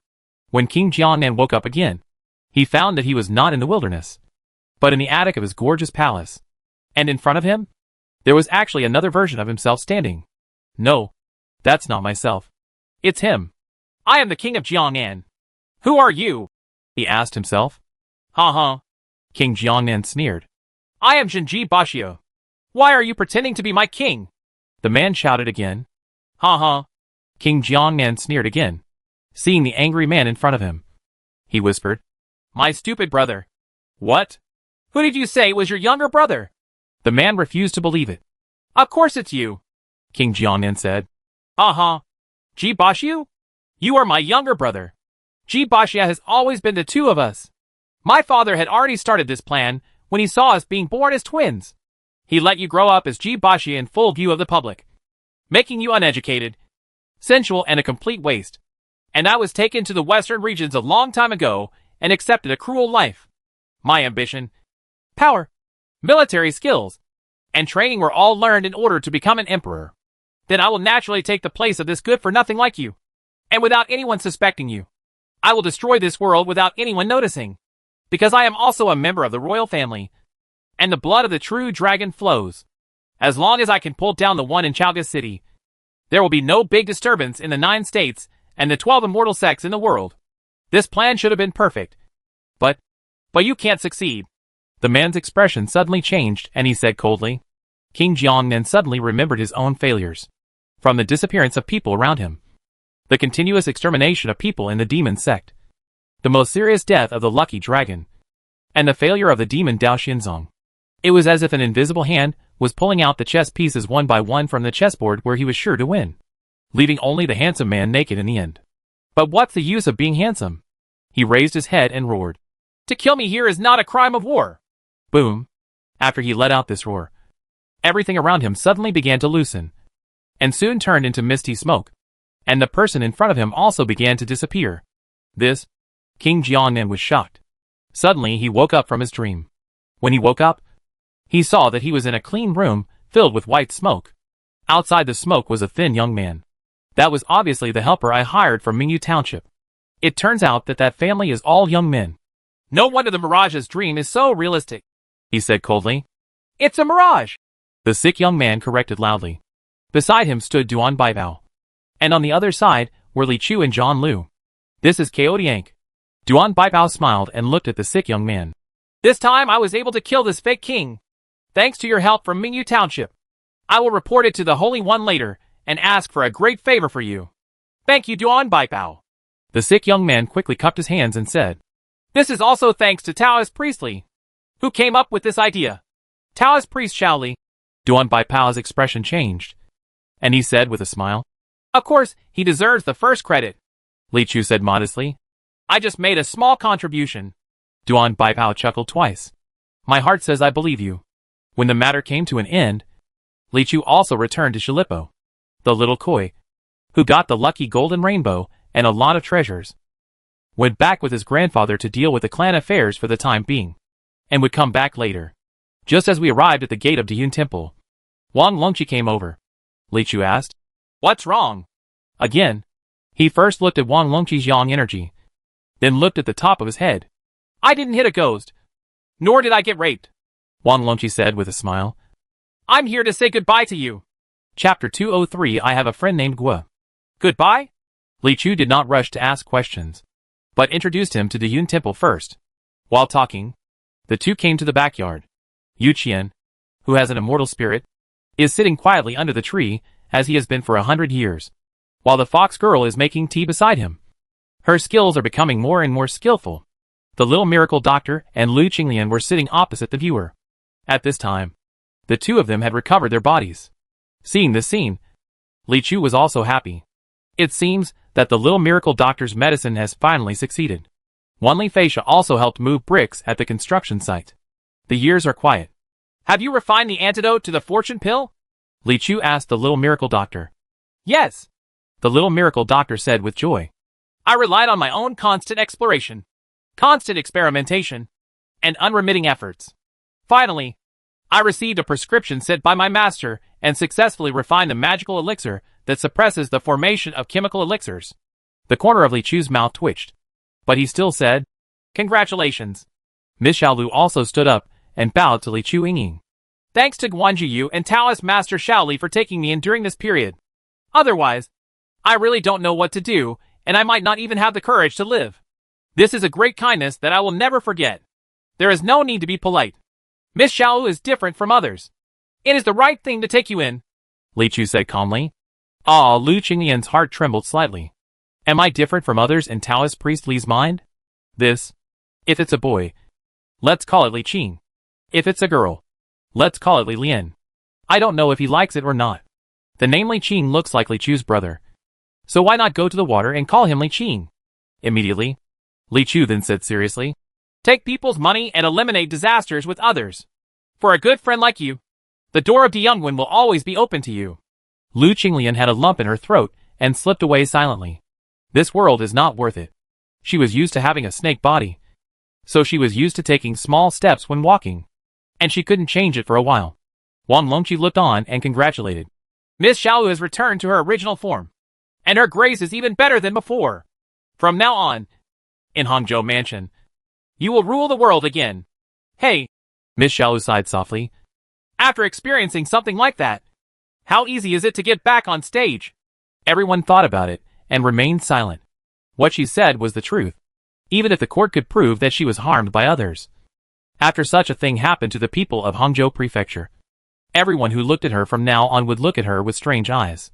When people think of her, the first thing they think of will always be the woman who turned into a monster, not the girl who danced beautifully.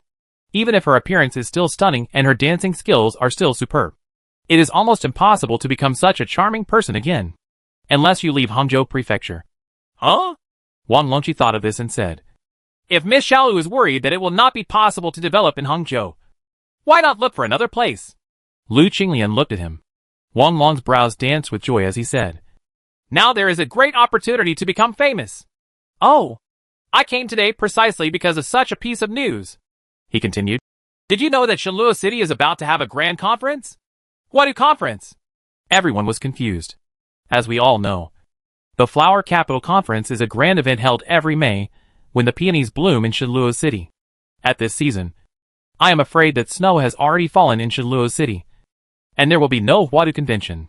Seeing the looks in everyone's eyes, Wang Longqi cleared his throat and said, This is a long story. The root cause of this matter is mainly because the business of Fengyiwekang in Shenluo City has been sluggish this year. The business done in 3 months is not as good as in the previous month, which is quite miserable. I heard it's because of the ancient bell in Bailong Temple outside Shenluo City. This ancient bell is often not allowed to ring for hundreds of years. Whenever the bell rings, it can ring throughout the whole city, and has a miraculous effect of cleansing the hearts of those who hear it. They will immediately become pure-hearted and have few desires. In the past, it has always been regarded as a miracle and regarded as the grace of Bodhisattva. But lately, for some unknown reason, the bell has been ringing every 3 or 2 days, no matter day or night.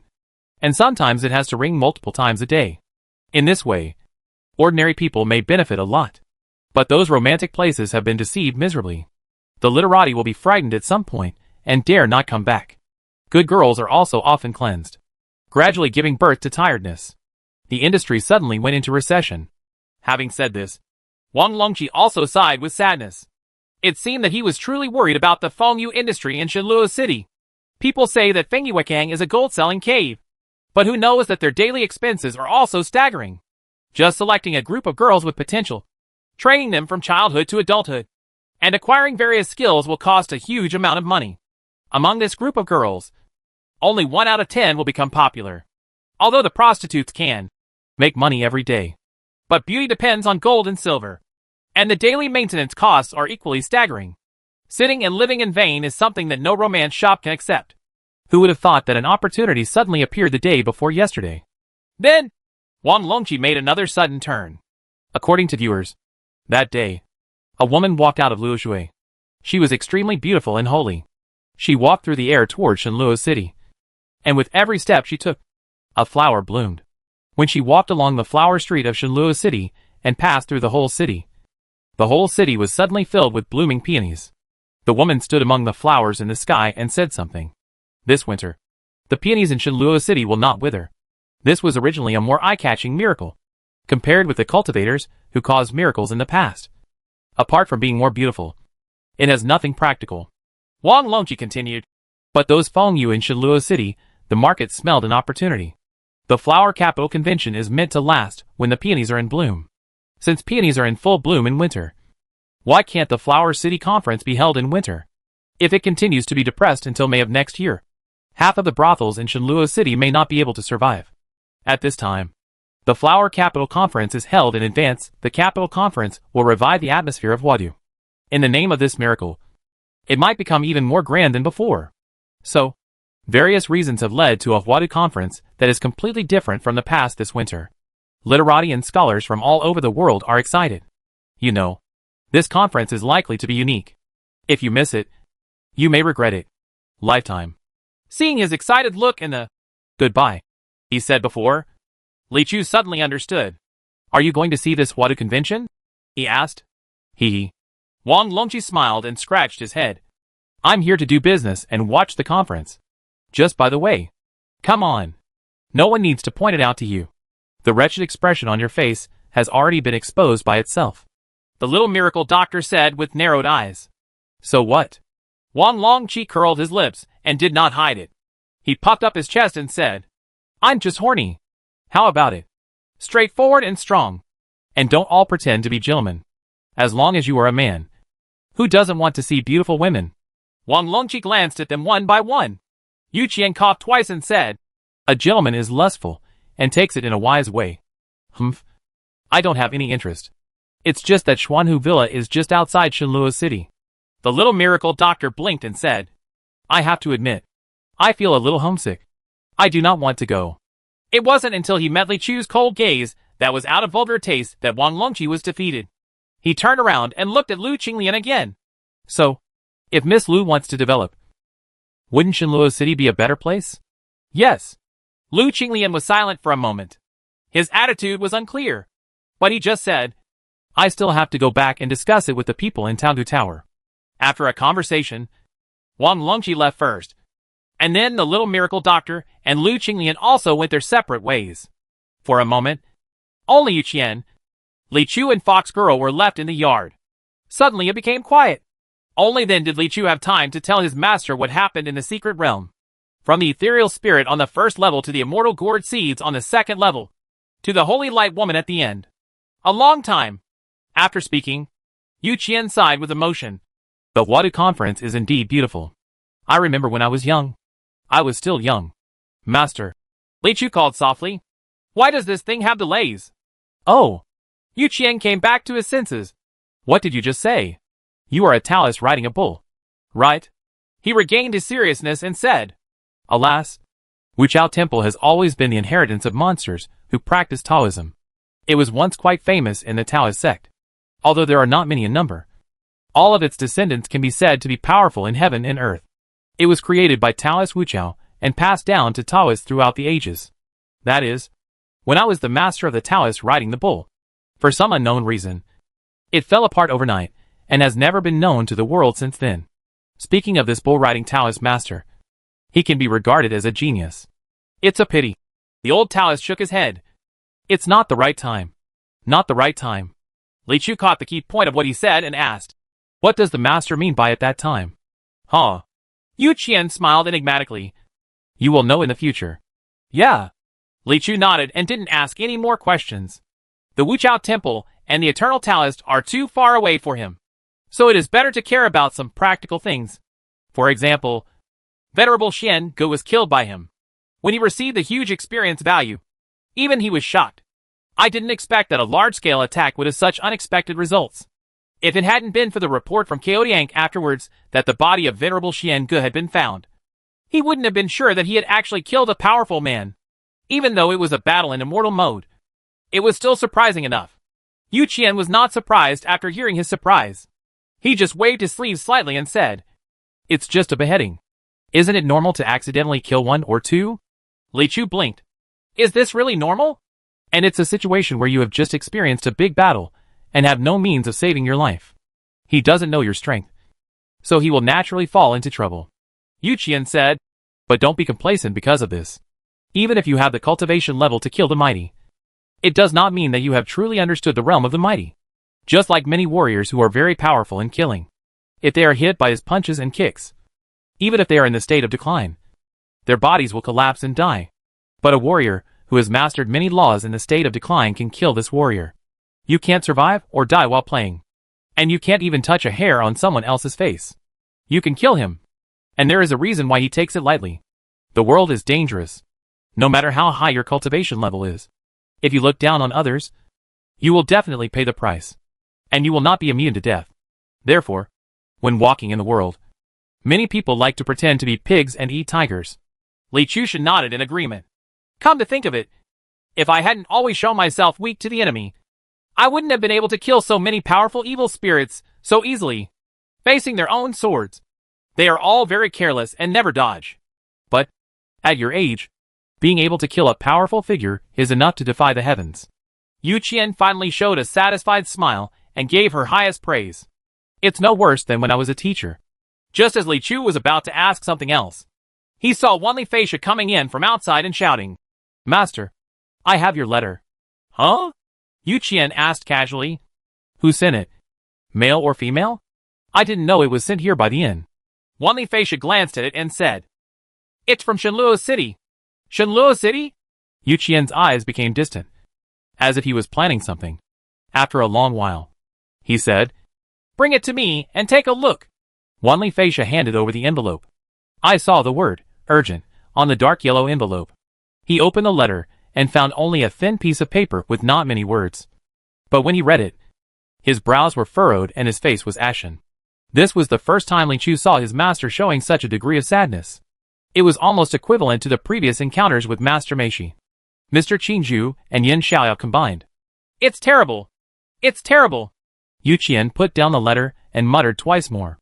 "Master, this is... something happened to my son." Yu Qian said solemnly. "Master has a son? The temple owner has a son?"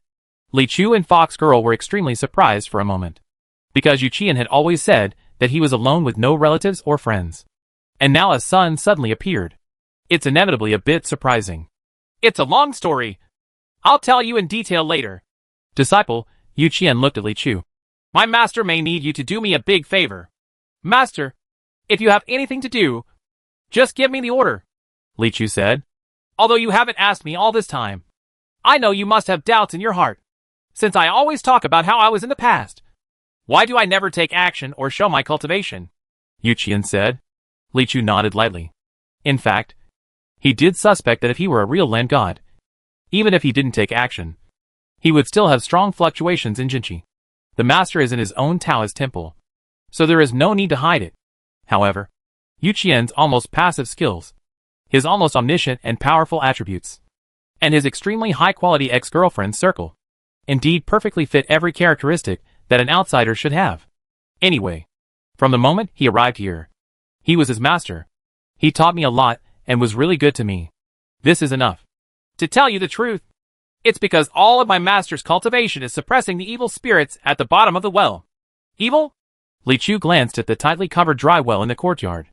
The buttock silently stepped back. The fox girl, who was listening quietly on the side, also moved to the left twice invisibly. "Don't be afraid." Yu Qian raised his hand and said with a smile, "Although this evil demon is powerful, if it is released, the land of Jojo will collapse and the world will be plunged into bloodshed. But with my cultivation, there is absolutely no mistake in this suppression. There are just some other things that I can't do. For example, in this matter," he held up the letter and said, "I need you to take a trip for me." Li Chu said resolutely. "Disciple is willing to go." "Well," Yu Qian sighed, I am also a little confused about this matter. The reason can only be investigated carefully when you get there. I can only tell you about my relationship with that child. It all started when I was traveling around the world when I was young. At that time, I was not traveling alone, but I had a like-minded friend who I had known since I was a teenager. His surname is Gua. Chapter 204 Diyun's Perspective. There is a way. Spring flowers and autumn moon are full of romance. And it is easy to grow old regardless of beauty. Comparing the human heart to pines and cypresses. How many people can survive the cold weather? At this time, at the end of autumn and the beginning of winter, Sholuo City, as the majestic city in the north and the flower capital of the world, had already seen its first snowfall. Dots of white linger on the streets, and the cold atmosphere makes people walk in a hurry. The world should be in a state of silence. But this year's city is completely different. Starting from the bank of Luoshui outside the city, both sides of the official road are actually filled with large and delicate peonies. This kind of peony is a specialty of Sholuo City. When it blooms every spring, people and flowers are in full bloom. But the snowflakes falling in the sky and the peonies on the ground are truly a grand sight that has never been seen in ancient times. The viewers all touched their palms and admired. Two blooms. Viewed from a high altitude, the huge Sholuo City looks like a wild beast lying on the Great Plains. The north and south gates are full of pedestrians, and the east and west gates are filled with convoys transporting goods. In that mighty and continuous convoy, there are many giant beasts with tall sizes and docile personalities. However, the cost of taming such beasts is extremely high, so the main force of transportation is still mules and horses. Although there are entrances and exits, when you look at the 4 doors, you will find that there are many more people coming in than going out. They are here for a meeting. There are often miracles in the Hulua dynasty, such as the gift of 5 colors, the coming of Hongqiao, the presentation of treasures by unicorns, streaking in the clouds, and the shifting of mountains and rivers. In a world with practitioners, it is actually normal for some large-scale miracles to happen occasionally. After all, among the many great powers throughout the ages, it is not surprising that 1 or 2 like to cause trouble. After so many years, the people of Hulua will not be surprised by any new miracle casually, no matter how powerful you are. If you don't do something eye-catching enough, people still won't buy it. Over time, the miracle became a dual competition of cultivation and imagination. This time, a stunning woman walked out of Luoshui. Flowers bloomed at her feet, and peonies bloomed all over the city. It was obvious that she had won both aspects. Of course, the best part may be that it is in line with the collective interests of the fengyu industry in Sholuo City. It has been vigorously promoted and quickly became famous all over the world. The woman who came out of Luoshui was called the Goddess of Luoshui for a while. As long as the goddess does not leave, the peonies in the city will not wither. The brothel owners are eager to enshrine her as a living bodhisattva and raise funds to build a blue ocean pavilion for her to live in, which is extremely luxurious. Due to her arrival, Sholuo City will have a fiery winter. There is a saying that has been circulating in this city since ancient times. People in Huadu love beauties. Not only the good girls in the romance field, but all the famous beauties in the world will receive special treatment here. If you are a beauty who is not very famous yet, just visiting here is the fastest way to become famous. Of course, beauty does not only refer to women. There are men too. On this day, the south gate of the city was decorated with lights and banners, and countless young girls looked forward to it. Even in this cold weather, there are still people wearing clothes that are not warm enough, with colorful skirts fluttering, showing off their slim figures. He just kept rubbing his hands and folding his legs. The so-called welcome along the way. The banner read, "Warmly welcomed by Lingchen, the young master of Baiyun Villa, to the city." The crowd had been waiting here for a long time, and just when some people were getting impatient, they suddenly heard a person in front of them reminding them in a low voice, "The driver is here." There was sudden silence. Everyone's eyes were focused on the slowly approaching car in front of the official road. Pedestrians who were about to enter the city were urged to do so by the scorching gaze and felt a burst of nervousness.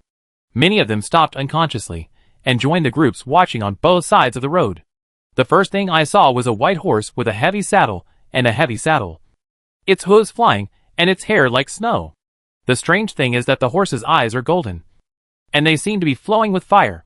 Behind the golden-eyed white horse, on the shaft of the carriage is a tall young man, holding the reins with one hand. He was still a little far away and couldn't see his appearance clearly, but just looking at his figure and demeanor, he could be said to be heroic. Bai Lingchen made his debut at the age of 14 and amazed everyone as soon as he came out. He is only 18 years old this year and is already worthy of the name. The most beautiful man in the East China Sea. What was higher than others was that he was watched by all the women in the world as he grew up, which gave him a strange emotion. Wherever he goes, there are countless fans. Today's name is naturally indispensable to the management of Baiyun Villa and Bai Lingchen himself.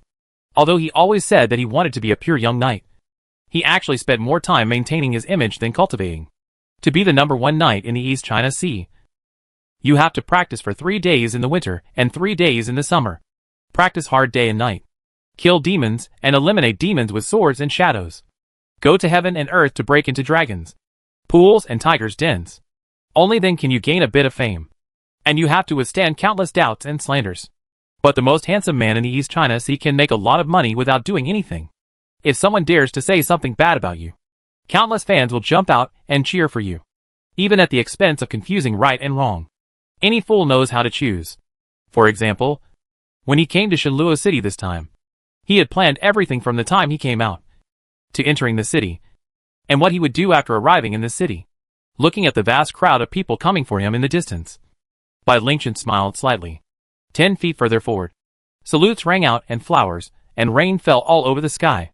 20 feet further forward, a cluster of white doves flew into the sky, scattering countless white feathers. 30 feet further, there will be a girl who has been arranged to fall in the middle of the road. He gets out of the car and picks her up gracefully. After entering the city gracefully, all the people in the city talking about today will be themselves. After entering Shenluo City, you might be able to start an unforgettable story with one of the Oirons in the city. While thinking about it, the carriage gradually approached. There were sounds of inhaling and holding breaths from the crowd, ready to give the most enthusiastic screams as soon as Bai Lingchen arrived. After a second of silence, the first exclamation sounded. "What a handsome little Taoist priest!" The person next to him was unwilling to lag behind when he suddenly heard what the woman said and frowned and said angrily, "How can my young master Lingchen be a Taoist priest? But look!" The woman raised her hand and pointed. Everyone looked over and saw 2 figures walking slowly next to Bai Lingchen's car. The one on the left, neatly dressed in green, is indeed a little Taoist priest. There is a woman on the right wearing brocade and white fur clothes, with a big fluffy tail sticking out from her back. She looks like a fox girl.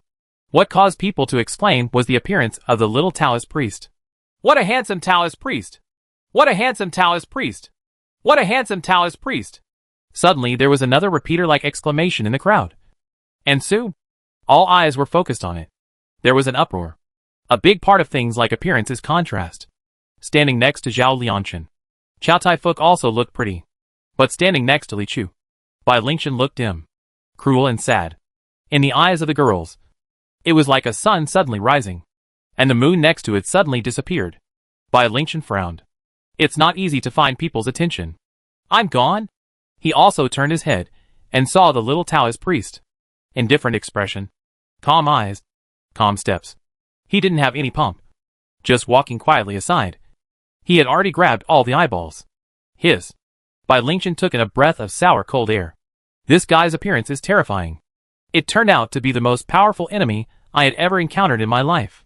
The people who attracted everyone's attention were none other than Li Chu, the founder and close disciple of Diyun Temple, and the fox girl Xiaobai, who had not been out for a long time.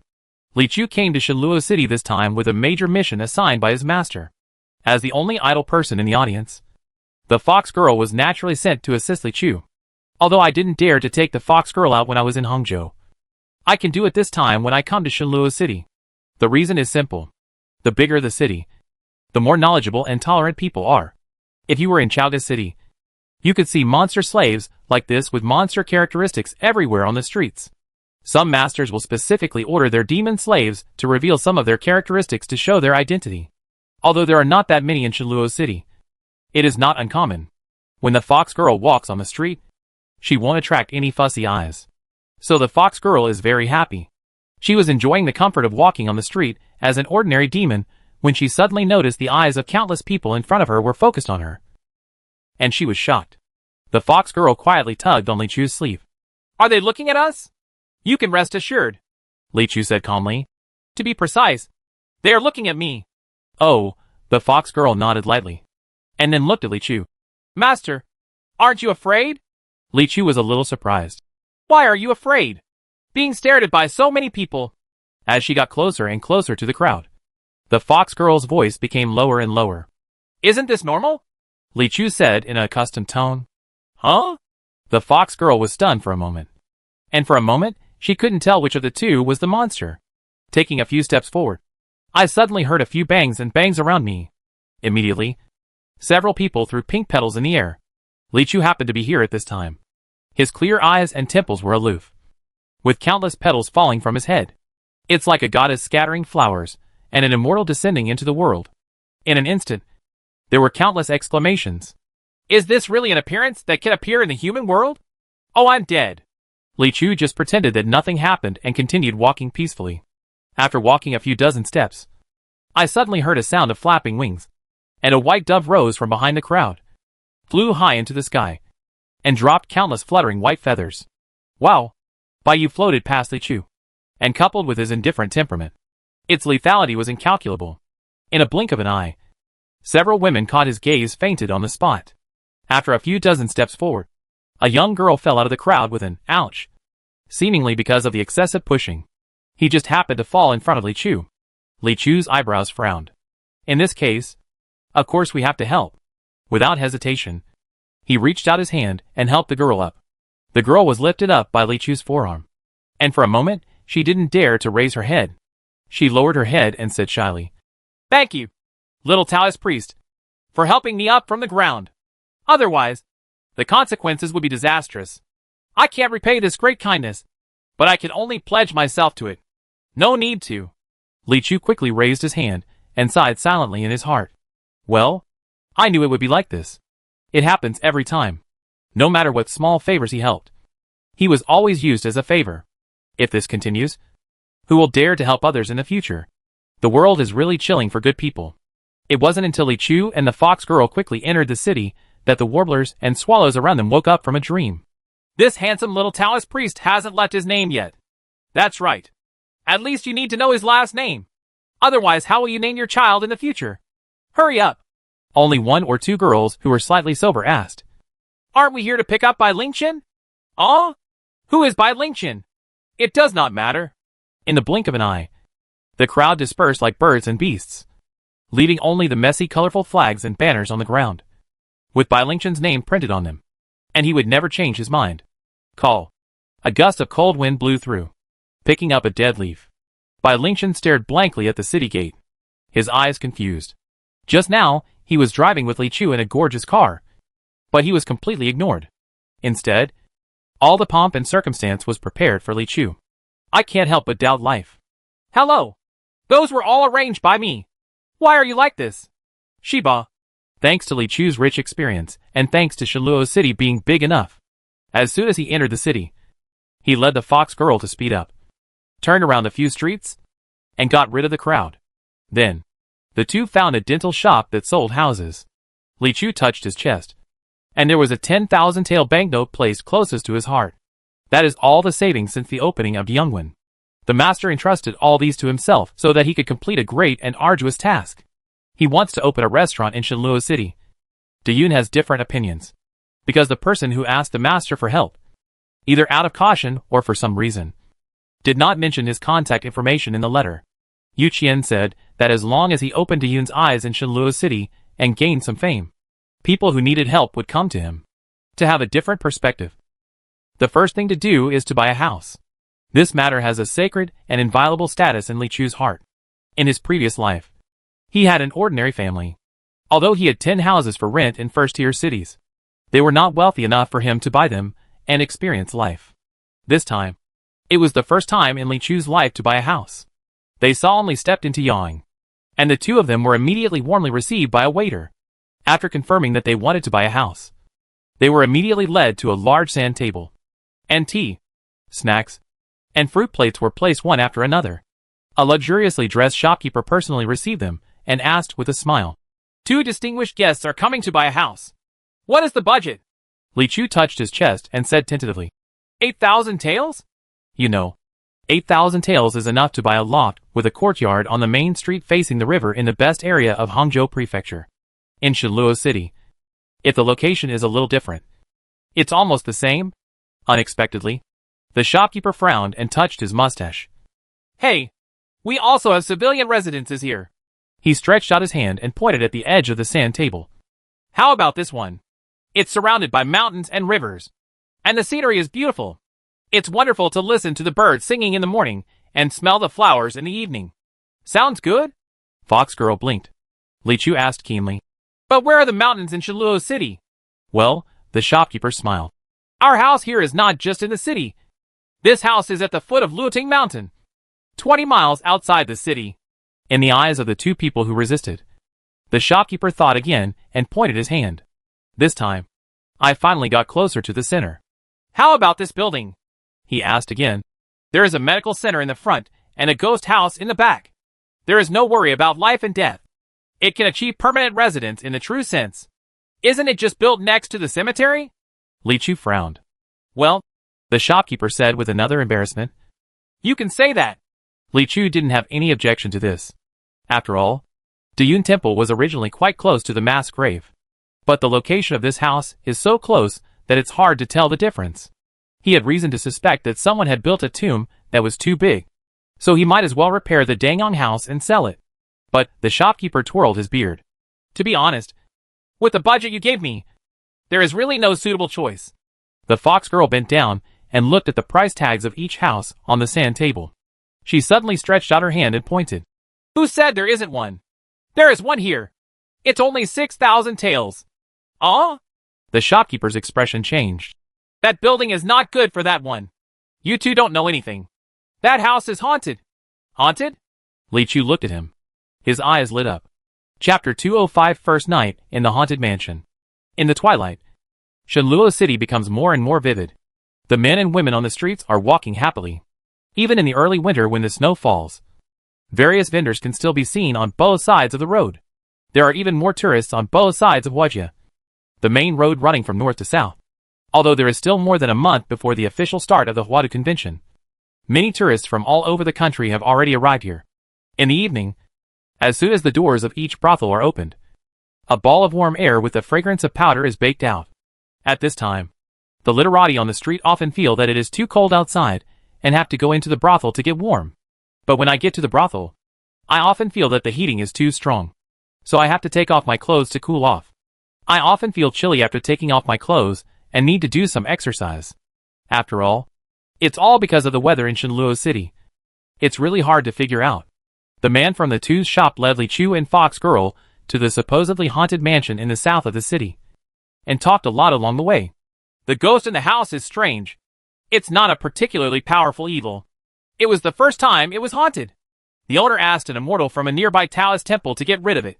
I thought it was just that at the time. But who knew that it was haunted again the next night? And it continued night after night. And no matter how hard I tried, I couldn't kill them all. The host had no choice but to invite a cultivator to stay at home for a while. But he still couldn't find them. I found the reason. I had no choice but to sell this house. Otherwise, how could such a good house be sold at such a cheap price? It's haunted every night, and you can't kill them all no matter how hard you try. Li Chu's eyes brightened even more. The guy looked at his sudden excitement and wondered why this little Taoist priest didn't feel right. But he looked like he was practicing cultivation. And the clerk didn't try to persuade him. According to Li Chu's agreement with the shopkeeper, they will stay here for one night first. If they think it is okay, they will discuss the specific handover tomorrow. Taking the person to the big house in the south of the city, the man handed a bunch of keys to Li Chu. Each bunch of keys is marked. You can go in on your own, little Taoist priest. If you like it, come to our store tomorrow. If anything happens, just go out and run forward. There is a Nancheng temple not far away. The waiter gave a few more instructions. It was getting late, and a gust of cool wind blew over, making him shiver. Okay, thank you. Li Chu took the key and nodded. The man left in a hurry. Li Chu took the fox girl into the house again and took a look. But I don't know that this mansion is much larger than it looks on the sand table. It is extremely open as soon as you enter the door. The yard is empty except for a well, which looks quite clean. Upon entering, the backyard is even wider. And there are corridors connecting the wing rooms. The fox girl said happily. Such a big house can be very grand if it is renovated and turned into a Taoist temple. Yes. Li Chu agreed. Then put down the burden and said, let's take a look at the situation first. He scanned the area with his mind and could not find any place with strong yin qi in the front and back of the house. So he simply stopped looking for it. Instead, he took a chair and sat down in the courtyard, placed the sword pouch on his lap, and closed his eyes. Hold the sword horizontally in front of your knees. Close your eyes and rest your mind. Then the sky gradually turned dark. The sun has set. In the well in the courtyard, a gloomy air gradually surfaced. Surprisingly, this cloud of yin qi seemed to appear out of thin air for no reason. This situation has never been encountered before. Laugh. A cold palm grasped the edge of the well. The nails on this pale palm were broken and bloody, as if it had been grabbed from the bottom of the well. Smells like a living person. Accompanied by a faint ghost cry, a face covered with black hair slowly rose up, followed by a plain white suit. Snapped, with black hair covering her face and white clothes lying on the ground. The woman crawled out of the well and then moved forward with her limbs in a strange posture. She smelled it. She saw it. There is a fresh breath of life ahead. She approached slowly. Li Chu opened his eyes and quietly observed the ghost. It's a bit strange. How on earth was this ghost created? The ghost also raised its eyes and looked at Li Chu. It's a little strange. Isn't this person afraid of me? The two sides just stared at each other, and the scene suddenly fell into a strange stalemate. For a while, maybe the ghost felt that he was a little embarrassed like this and felt that he should be more confident. Anyway, she moved first. She shook her head, letting a ray of scarlet eyes shine through her hair, and shouted grimly, I died so miserably. How did you die? Li Chu's expression remained unchanged and he replied, tell me more. There is obviously no record in the female ghost's simple wisdom of how to deal with this reaction. So she used an even colder voice and shouted, I've been waiting for you for a long time. Oh, really? Li Chu was still neither sad nor happy, shaking his head and saying, I don't believe it. The female ghost was completely angry. I worked hard to climb up from the bottom of the well. Do you think I am just chatting with you? With this anger, she exerted all her strength on all four limbs, twisted her body, and rushed towards Li Chu quickly. Li Chu was naturally not afraid of this kind of ghost, which was equivalent to dozens of lantern monsters. But he was still very afraid, because, if you don't control your strength well, you may destroy the house. From now on, it will be my own Taoist temple. So he carefully pulled out the pure yang sword, carefully squeezed out 1/10 of the spiritual power, and handed it over carefully. But the spiritual power was not released. Bang! The ghost object exploded when it made slight contact with the tip of the sword. But the strong pure yang sword energy still exploded several green bricks on the ground into pieces after killing the ghost object. Well? Li Chu sighed silently. It seems that my micromanagement still needs to be practiced. But 1/10 of the spiritual power is too weak, and it is really difficult to peel off smaller parts. In view of this situation, Li Chu thought about it for a while and thought that dilution might be a way. Just how to dilute the spiritual power, whether it is feasible or not, will take a long time to try. Later, the fox girl came out of the house and asked, Master, has everything been resolved? Well, you can tell the master. Li Chu nodded lightly. The fox girl followed her instructions and took out a jade stove from the baggage, and took out 3 long incense sticks, inserted them into the jade stove and ignited them. Smoke curled up. The upward smoke floated for a while, and suddenly condensed in the air, turning into a misty human face, and gradually revealed a scene in the backyard of Diyun Temple. Locust tree, stone table, and old Taoist priest under the tree. It turns out that this jade furnace is the treasure that Li Chu brought back from the Calabash Cave, and it can be used together with a magic mirror he got later. The Dharma mirror is now in Yu Qian's hand, and the objects facing the Dharma mirror can be revealed through the smoke. But in Yu Qian's palm, what appeared in the Dharma mirror was Li Chu's appearance. A very practical communication tool. Master! Seeing the familiar old face full of masterly demeanor, Li Chu called out softly, Ha ha! Is it getting dark now? How is it going? Is everything going well? Yu Qian asked. Everything is going well, Li Chu said. The Diyun branch should be established soon. That's good. Yu Qian twisted his beard and smiled. It's a long way to go to open up new perspectives in a strange place. So you still have to be careful. In addition to being careful about evil spirits, you also have to be careful about the people you travel with. Disciple knows. Li Chu responded. By the way, I gave Xiaobai 3 tips bags before I left. Did you keep them well? The old Taoist priest asked again. Yes. The fox girl next to her nodded immediately. She took out 3 exquisitely crafted brocade bags from the baggage and held them up for Yu Qian to take a look at. They were all bulging, and she didn't know what they contained. I can't go there in person, so those 3 tips are my meager help for you. If you encounter any difficulties that can't be solved, just open one, Yu Qian warned. Of course, if you have nothing to do, don't open it to look at it. Don't open it all at once. Use it sparingly. Besides, don't just do business, Yu Qian said with a smile. Always pay attention to the balance between work and rest. And go out for shopping when you have nothing to do. I heard that the top 10 errands last year were of high quality. Huachi Luo Yuanya Yi should participate again this year. It is very famous in Hangzhou. Hee hee. I wish I were 20 years younger. Master, there's not much incense left. Li Chu looked at the incense head that had burned a full 100%, and said lightly, How about we talk next time? Alas, Yu Qian sighed, and finally said, No matter what, I must bring my son back safely. Yes. Li Chu nodded solemnly. Disciple will definitely bring Wu Xiaobao back to Diyun Temple safely. Is there any more chapter 206?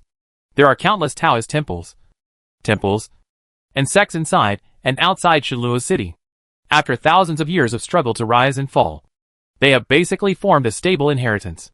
In this small area in the south of the city, there is only one Taoist temple, the Nancheng Temple. From the name, it is clearly pointed out that the south of the city is our territory. Due to various objective reasons, the scale of Nancheng Temple has always been small. It has been passed down to this generation, with only 2 or 3 elders and a dozen juniors. Although this small area in the south of the city can be regarded as one of the few slums in Shiluo City, he only has a Taoist temple and makes a living doing exorcisms, praying for blessings, and feng shui, which is quite stable. The master of Nancheng Temple in this generation is named Du. Named Durank. Du Daochang is extremely tall, has long arms and legs, and has a dark complexion. He looks like a strange person from legend. On this day, Taoist Master Du was sitting cross-legged in the temple, meditating, when he suddenly heard a disciple outside the door coming to report. Report to Master. Master, something serious has happened. Huh? Taoist Du opened his eyes, slightly unhappy, and asked, What happened? Not far down the street, a new Taoist temple has opened. The young disciple looked mournful. Our reputation as the #1 Taoist temple in the south of the city is about to be lost. Nonsense! Taoist priest Du angrily yelled. Can any cat or dog ride on our heads? First, tell me, what's going on with that Taoist temple? Well, I don't know. The young disciple shrank his neck. I went out in the morning, and suddenly I found that there was an additional Taoist temple there, and the plaques were all hung up. So I hurried back to report it. In his simple understanding, the reason why his small Taoist temple ranks first in the south of the city is because there is only one Taoist temple in this poor place in the south of the city. Naturally, it felt like the sky was falling. What's that name? What is it called, the Diyun Temple? Humph. Daochang Du waved his sleeves and snorted coldly. It doesn't sound like a serious place. After thinking about it, he stood up suddenly and said to the disciple beside him, Go and find all your senior brothers. The young disciple timidly asked, Master, do you want to touch them? Taoist priest Du sneered. Ha ha. Since we dared to open a Taoist temple on our Nancheng Temple site, we must give it a try. After several days of intensive renovation, the mansion has taken the initial shape of a Taoist temple. The front hall was originally empty, and only needed to build an altar with a golden statue of Dharma on it. A merit box was placed in the vestibule, and a gold lacquer plaque was hung outside the door, with the 4 characters, Diyun Fengguan, shining brightly. When the door is opened, visitors from all directions can be welcomed. Then, a whole day passed. There was only a cold wind blowing through the fallen leaves. Why doesn't anyone come? The fox girl knelt down on the futon next to Li Chu and pouted. Because we don't have any reputation here, which is normal. When we become famous, people will naturally come. Li Chu said calmly. Then how can I become famous? Fox girl asked. After you successfully exorcise someone's evil spirits, you will become famous, Li Chu replied. But no one came to us to exorcise evil spirits, said the fox girl, because we are not famous. This is normal, Li Chu said calmly. That's what I want.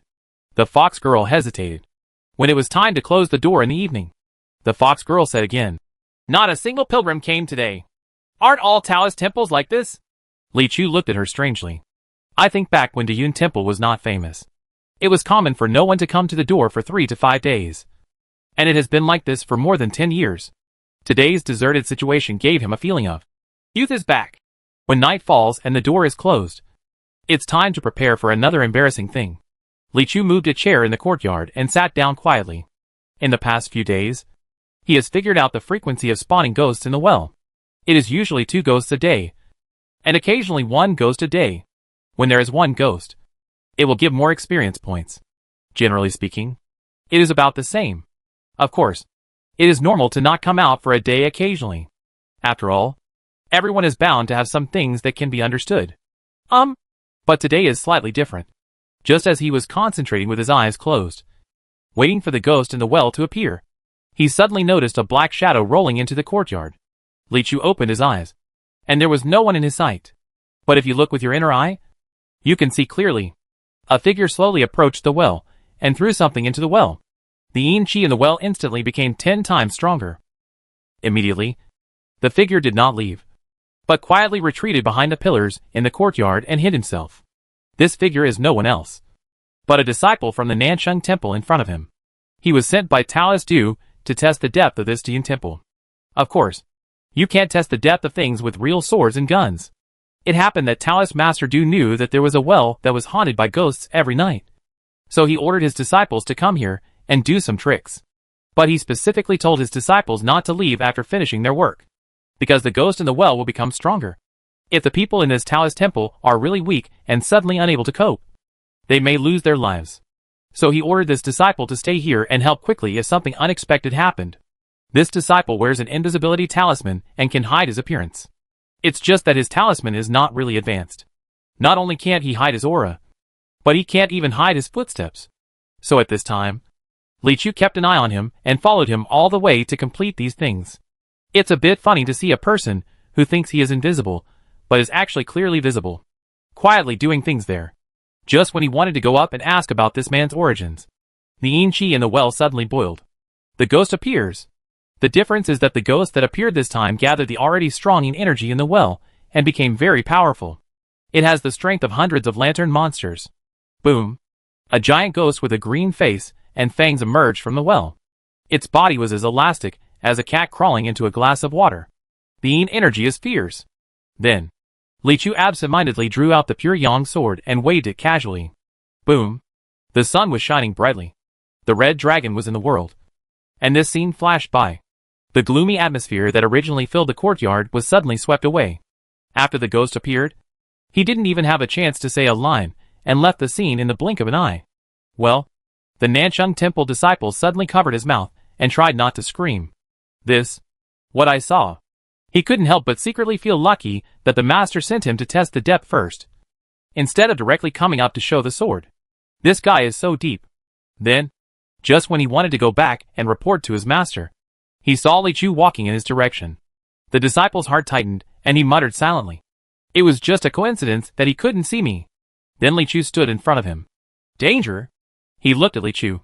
And Li Chu looked at him. A trace of cold sweat ran across his forehead. In desperation, he picked up the magic formula with both hands, pressed it against his temples, and shouted, You can't see me! You can't see me! Snapped. Li Chu raised his hand and tore off the invisibility talisman from his chest. My mother. The disciple was shocked and sat back. Li Chu looked at him with interest and asked directly, What did you throw into the well just now to make the ghost so strong? The Nanshengwen disciple blinked and couldn't help but feel frightened. He came to plot against others and was caught red-handed. He only felt a death star shining above his head. It's the Juin pill, he whispered, and quickly added, It's not specifically used to harm people. It's used to feed the ghosts he raises. It's just a one-time use. That's not what Li Chu cares about. Seeing his piercing eyes, he asked slowly, Is there more? Chapter 207 It's all a routine. Late at night, there is a lonely moon. In Nanchang Temple, candles were lit in the clean room. Du Lang looked at his disciple, who looked depressed and sighed, hating that iron could not become steel. "Didn't you go inside?" he asked. "I've gone in," the apprentice murmured, "but I haven't tried the depth yet." "What's the meaning?" "It's so deep. I can't feel the edge at all. I threw the gathering pill into the well, and the enhanced ghost was killed by him with a sword before it even took a breath. Then my invisibility talisman couldn't hide from his eyes, and I was caught red-handed." The disciple was a little scared when he mentioned it. "You were caught?" Du Lang immediately looked at his apprentice worriedly, and asked with great concern, "Did you not confess to your master?" "No." The apprentice shook his head resolutely. Du Lang patted his apprentice on the shoulder happily. "You are truly worthy of being your master's beloved disciple." The apprentice looked at the master's commendation and silently swallowed the words. "Because he didn't ask." After a while, Director Du asked again, "Then they just let you back?" "It's not that simple," the apprentice said. "He took away a gourd of Juin pill from me, and said that he would send 2 gourds over tomorrow to finish the matter. A few gourds gather in Dan." Du Dao's cheek twitched in pain. Nanchang Guan is a small family with a small business. It is not easy to refine several batches of ink-condensing pills. That gourd has been used for many years. How many gourds can be produced this night? "Since they didn't ask about your apprenticeship, it probably won't be a problem if you don't send him back." Unexpectedly, the apprentice looked at him seriously and said extremely seriously, "Master, how can you be a human being and not keep your word?" "Oh," Daochang Du said with a surprised look on his face. "Why didn't I realize that you were so enlightened before?" The apprentice smiled coquettishly. "I swore a poisonous oath to them before I left. You can do countless things." Taoist priest Du waved his hand. "As long as you are pious to Taoist ancestors, he will block any poisonous oaths for you. I said that if I don't deliver his promise tomorrow, my parents will die, my master will die suddenly, all my classmates will die, and I will live alone for the rest of my life. Open the furnace and make the elixir." Daochang Du stood up without saying a word. He. The apprentice breathed a sigh of relief and said, "Then this matter is over. It's over." Daochang Du's face turned pale. "It's not that easy, Master," and the apprentice immediately became nervous again. "Although the Yongwen does not have many people, the little Taoist priest is really a tough one. Let's not. No need to say more." Daochang Du raised his hand. "This time our method is too direct. There is no need to do it ourselves." The apprentice looked at him silently, thinking that it would be great if you had thought like this earlier. Du Lang was about to go out when he suddenly turned around and glared at his apprentice. "Remember to swear next time not to involve others." Dayun has different views. Li Chu sat in the yard with his eyes closed, his sword across his knees. The fox girl walked by and asked, "Master, why didn't you ask who sent that person just now? If you ask him, he may not tell the truth," Li Chu said. "Just let him pay some price." "But I don't know who the enemy is in the dark, so I'm a little worried." The fox girl was still a little worried. "Who says I don't know?" Li Chu asked. "Huh? Didn't you just say that?" The fox girl didn't understand what he meant. "I didn't know just now, but I will know after I let him go." Li Chu opened his eyes clear.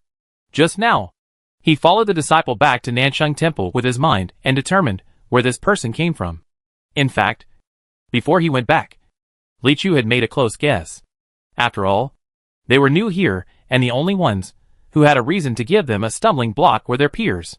There will be direct competition. That is, this one. As he was talking, the Yinchi surged in the well ahead, and the second ghost of the night emerged. It hurts. A bright red skin ghost climbed up along the edge of the well. Every time it climbed, a bright red blood mark was left on the ground. When it climbed out, it saw a man and a woman looking at it calmly. The eyes looked expectant. Is there something wrong? The skin ghost was stunned for a moment. But regardless, it continued to complete its task conscientiously, and roared sinisterly. "Can you give me your skin? Here it is for you to eat." Li Chu raised his hand and threw out a green elixir filled with cold air. The elixir rolled in front of the skin ghost. The skin ghost was stunned again. Such a strong energy. I really want it. But? What does he mean by giving me this? It really wanted to take this pill that would enhance its strength. But it felt very undignified. Don't you hear that people who starve to death do not receive food after complaining? But I have already died. And It looked at Li Chu with its terrifyingly protruding eyeballs, thinking that he looked quite kind. Maybe this little Taoist priest wants to bribe me. After thinking about it several times, the skin ghost ate the enriched elixir without hesitation. Boom. It's so simple to increase the strength of a ghost. The yin energy around its body suddenly explodes, and its body shape also skyrockets in an instant. Roar. Even the roar became more energetic. It looked back at the little Taoist priest with its huge eyeballs, and decided that if he could take out a few more pills like this, it would not eat him. But just after making the decision, it saw the little Taoist slowly draw out his sword, etc. He is. Before it could think clearly, it saw a red dragon approaching. Oh! So hot. It never imagined that the moment it had just reached the peak of its ghost life would be the last moment of its ghost life. At this moment, it had only one thought in its mind. Grass. It's all a routine. To Li Chu's surprise, business came to his door early the next morning. As soon as the door opened in the early morning, the fox girl happily welcomed people in. It was a young man from the medical clinic who came. The young man looked around with hesitation in his eyes, as if he was unsure of Du Yunfengwan's strength. But when he came to Li Chu, he honestly told his family's troubles. I am an apprentice at Nancheng Medical Clinic. There has been evil in our medical clinic these past 2 days. When the young man mentioned this, he had some fear on his face. My master is the famous Lu Yishou in Nancheng. He used to be a registered disciple at Xuanhu Villa. He is very good at treating trauma, and is especially good at limb replacement. My master is also very kind. Every winter, when the weather gets cold, many beggars get frostbite on their hands and feet. My master will take them in for free and help them treat their wounds. So every time at this time, there will be many people in the hospital. But a strange thing happened 2 days ago. That night, a patient in the hospital was inexplicably missing an arm. Ask him what's going on, and he doesn't know what's going on. Then the next night, someone else was missing an arm. My master arranged for a few of our senior brothers to keep vigil. But one of my senior brothers bumped into the person who took the arm away. No, it's not a human. It's a ghost. It also took away my senior brother's arm. Now we no longer dare to stay in the hospital at night. But this is not a long-term solution after all. I heard someone said that a new Diyun temple opened here, and the Taoist priest there is very powerful. Little Taoist priest, can you help us solve this matter? I will do my best. Li Chu nodded lightly, and then asked with some confusion. The ghost you are talking about never kills people, but only takes people's arms? Yes. The little boy nodded and said, and there are a few patients with left-hand injuries in the hospital, but nothing has happened. It seems that it doesn't want the right hand, only the left hand. Only the left hand? Li Chu frowned and didn't understand why. Obviously the right hand is better than the left hand. Chapter 2089 Hospital. When she led the medical staff out, the fox girl turned around and locked the door of the Taoist temple. The guy was stunned for a moment when he saw this. The fox girl smiled at him and said, Our service at Diyun Temple is wholehearted. We will not open the door until your matter is resolved. Ha. The guy smiled and said it was because you only have one Taoist priest. Right? Lu Yishou's medical clinic is just a few streets ahead of the Taoist temple. Not too far away. This part of Nancheng is a bit desolate, and there are not many people seen walking through the streets. This medical clinic is the only one within a few miles that is relatively popular, but not many people dare to come now. When they arrived, Li Chu discovered that the medical center was quite large. Facing the front is a main hall, which is the place where people usually seek medical advice. There are more than a dozen hospital buildings at the back, where the injured and poor are usually accommodated. In the main hall, Li Chu saw Lu Yishou and Dr. Lu, who were looking sad. He is a thin, middle-aged man with a fair face and slight beard, who looks a bit bookish. It's not surprising. It is said that Dr. Lu was indeed a scholar when he was young. He gave up writing and became a doctor after repeated attempts failed. He studied at Shangzuan Villa for 3 years. Although he was not officially accepted into the school due to his talent, he was still named a registered disciple and learned the ability to change limbs with one hand. The status of Xuanhu Villa is aloof, just like the 12 immortal sects in the Jianghu.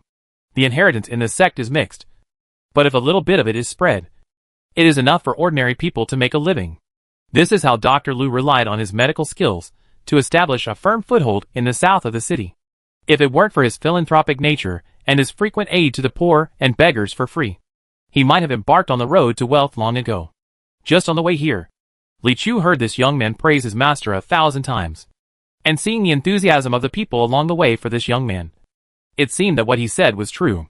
Li Chu has always respected such people. So he said to Lu Yishou very solemnly, Dr. Lu, please rest assured, I will do my best to help you solve the evil spirits in the hospital. It only costs 50 taels. Judging from Li Chu's current worth in Hangzhou, 50 taels is really the price of friendship at the level of sworn brothers. Alas! Lu Yishou sighed. Little Taoist Master Li, I'm not worried about money. Money is an external possession. But I took the injured here to spend the winter. But I caused those few to suffer this misfortune. And they were snatched away by that ghost. There is no trace of their walking arms. And I can't even reattach them. I feel guilty thinking that they will spend the rest of their lives like this. The boy on the side advised.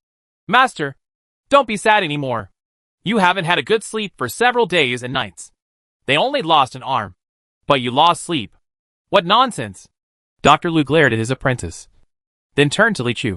Little Taoist Priestley, that ghost is vicious. You must be careful. We don't dare to stay here at night. This medical center will be closed tonight. Give it to you. Don't worry. Li Chu smiled and nodded. Now he is quite professional in exorcism and has developed a lot of self-confidence. However, there is still a little doubt. He asked, How come something like this at your medical clinic wasn't reported to Chaotian-K? Usually in a big city like Shenluo City, the manpower deployed at Chaotian-K is quite strong. If it was a village outside the city, they wouldn't care about the possibility. There is such a bad incident of evil spirits harming people in the city.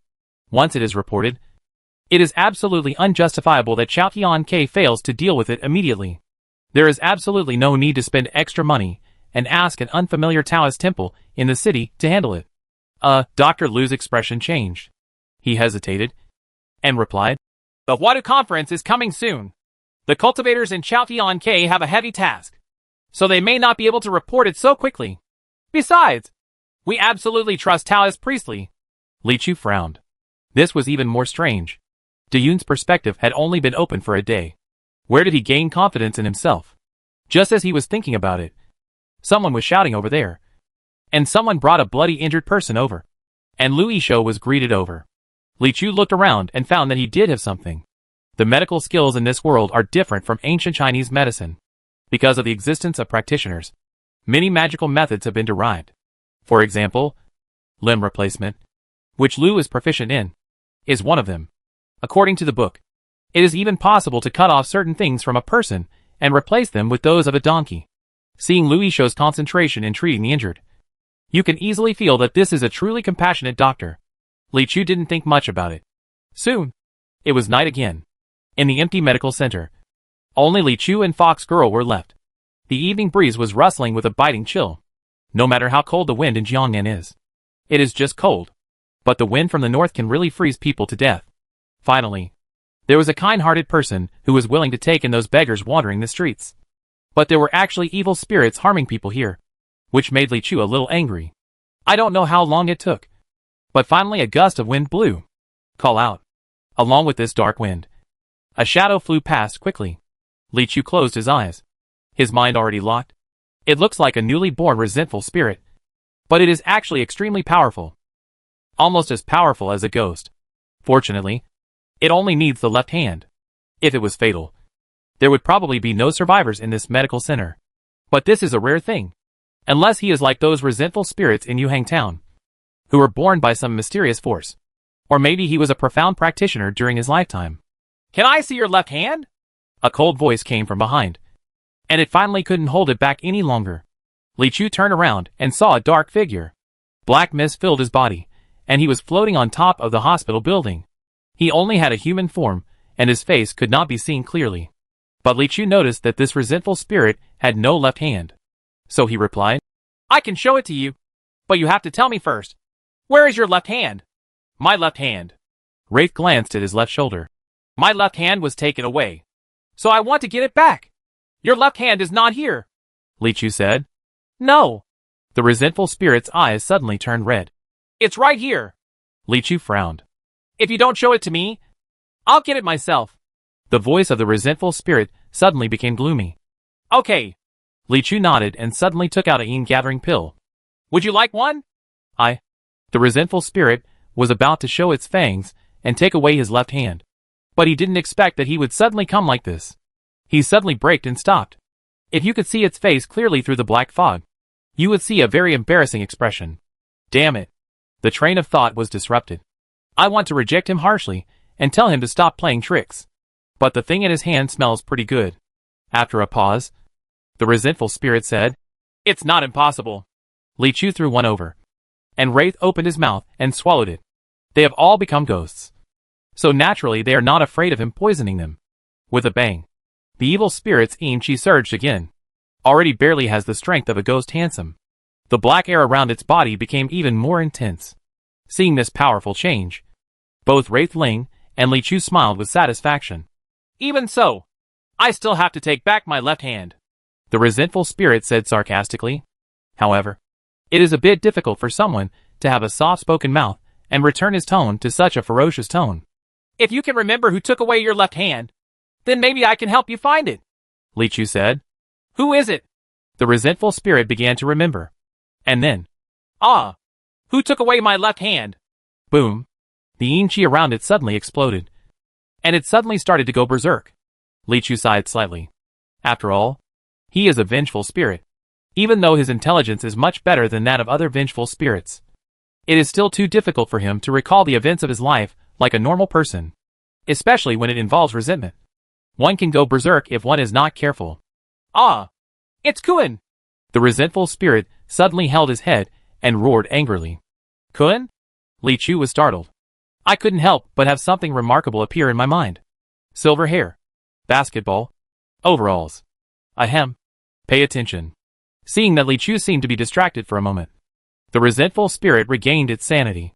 Black energy surged around its body, and it rushed towards Li Chu. Give me your left hand. Laugh. To its disappointment, Li Chu gave it a sword instead of a hand. A hot sword of pure yang. Boom. The red dragon and the black energy collided hard at close range. And there was no doubt about the outcome. Red and black. All in vain. The fox girl applauded symbolically. She had no passion for such a boring battle. It's over so soon. Can we go back? I want to stay and meet Dr. Liu. Li Chu sheathed his sword, stood up, and looked into the distance. He is hiding something. I have to ask clearly. Chapter 209, There are ruthless people in the world. Little Taoist Priestley. In the main hall of the medical center, Lu Yishou looked at Li Chu's extremely handsome and indifferent face, and felt that something was wrong, and his words were a bit awkward. Dr. Liu, you can choose to remain silent, but every word you say may be handed over to Chaotian, Quebec, Li Chu said coldly. How do you say this? Dr. Liu smiled. Is it because the exorcism is not going well? It went very well. Li Chu shook his head. I have eliminated the resentful spirit. But why it appeared, and why it only wanted the person's left hand is worth examining.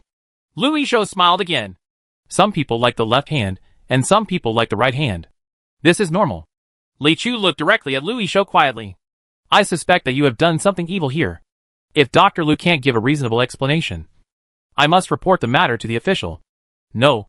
Please don't. Lu Yishou quickly stopped him. He looked at Li Chu, gritted his teeth and said, It's okay if I tell you.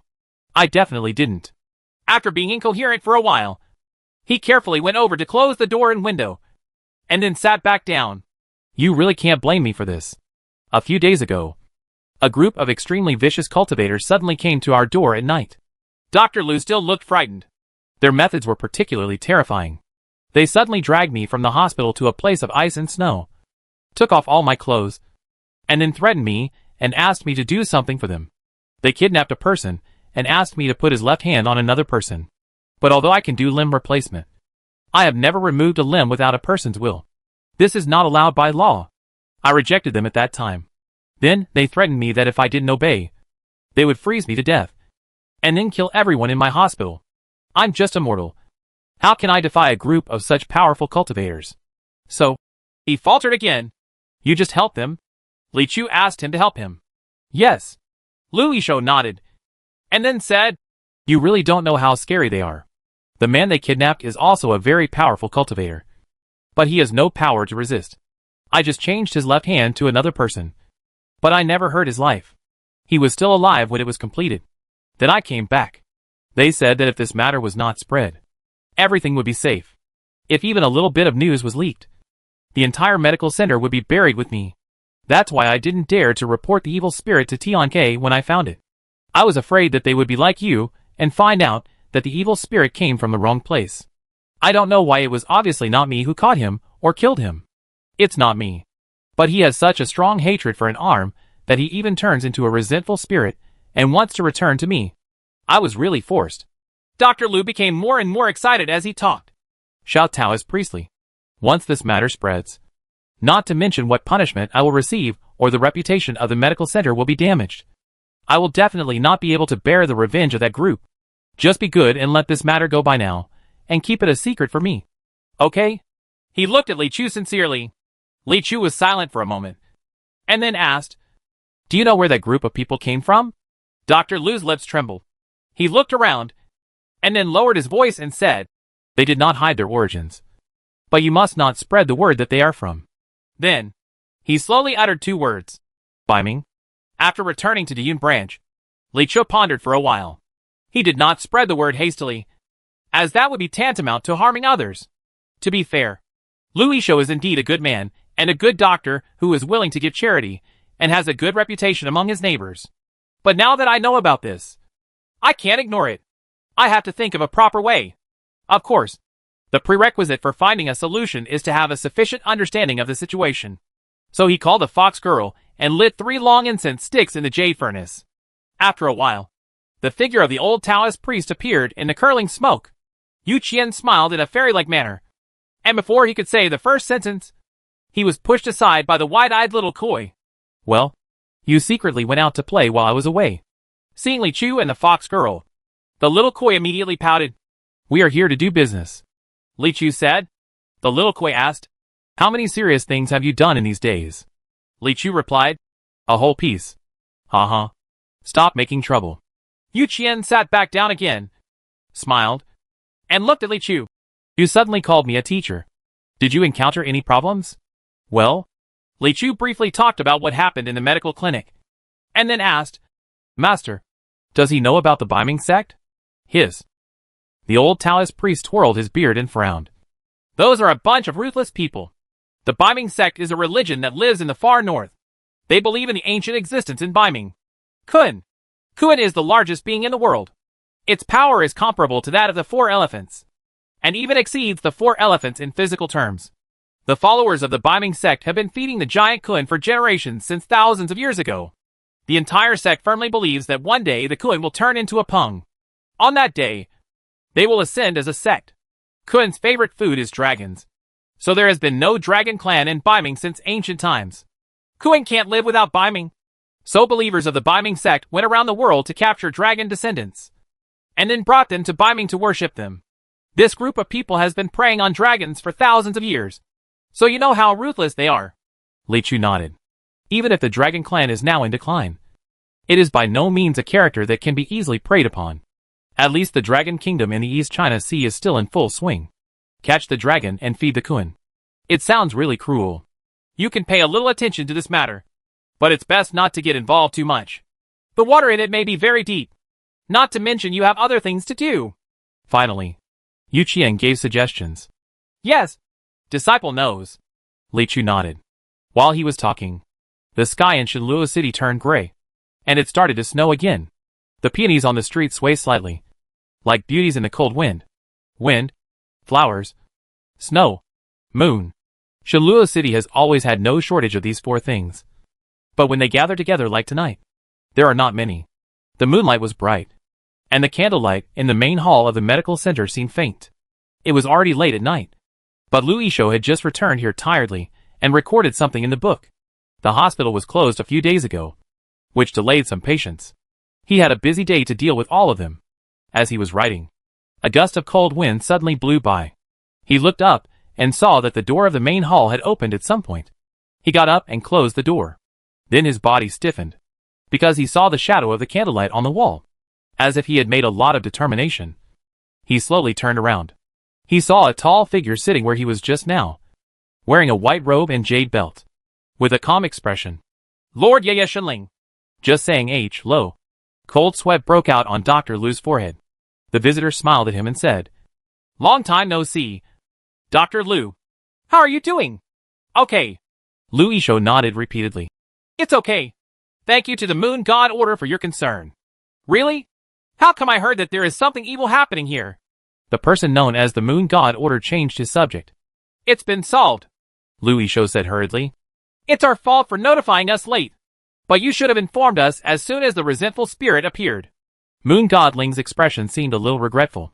Don't bother. Dr. Liu waved his hand and sighed. I have nothing left to trade. This is an after-sales service. Why does it need to be traded? If it is not dealt with cleanly, it will be bad for everyone, Lunaling said lazily. For example, this time, no one asked about the origin of the resentful spirit. Asked? Dr. Liu replied vigilantly. I only said that I was doing it for the Biming sect. I would never dare to reveal even half of the transaction with Mr. Song Haijun. Really? Moon Godling smiled. It's absolutely true. Lu Yishou nodded heavily. That's good. Moon Godling said slowly. If you have already told the truth, there will still be some trouble. Since you haven't told the truth, then I'll kill you. All this. Lu Yishou took 2 steps back, obviously not expecting this logic. He turned around and wanted to open the door and shout. But when he opened the door, he suddenly felt that the moonlight tonight was a bit dazzling. Like a knife. Cold as ice. Cold as snow. Laugh. The figure sitting on the chair became fainter and fainter, and finally disappeared. From the time he appeared to the time he left, the Moon God Order didn't seem to move at all. But there was already a cold corpse on the ground. The cold wind poured into the house, causing the pages of the book to turn randomly. A shadow gradually enveloped the moonlight. Chapter 210. Why are you there every time? Under the same moonlight. Nanchung Guanli. Du Lank looked at his disciple, frowning in deep thought. According to my estimation, it was at least a resentful spirit with a strength close to that of a ghost general. I lured the little Taoist priest there and solved it in one night. It seems that he really has 2 brushes. Taoist priest Du said slowly. Master, I told you earlier, he not only has 2 brushes, but his brushes are big and long. That little Taoist priest is really powerful. The disciple agreed.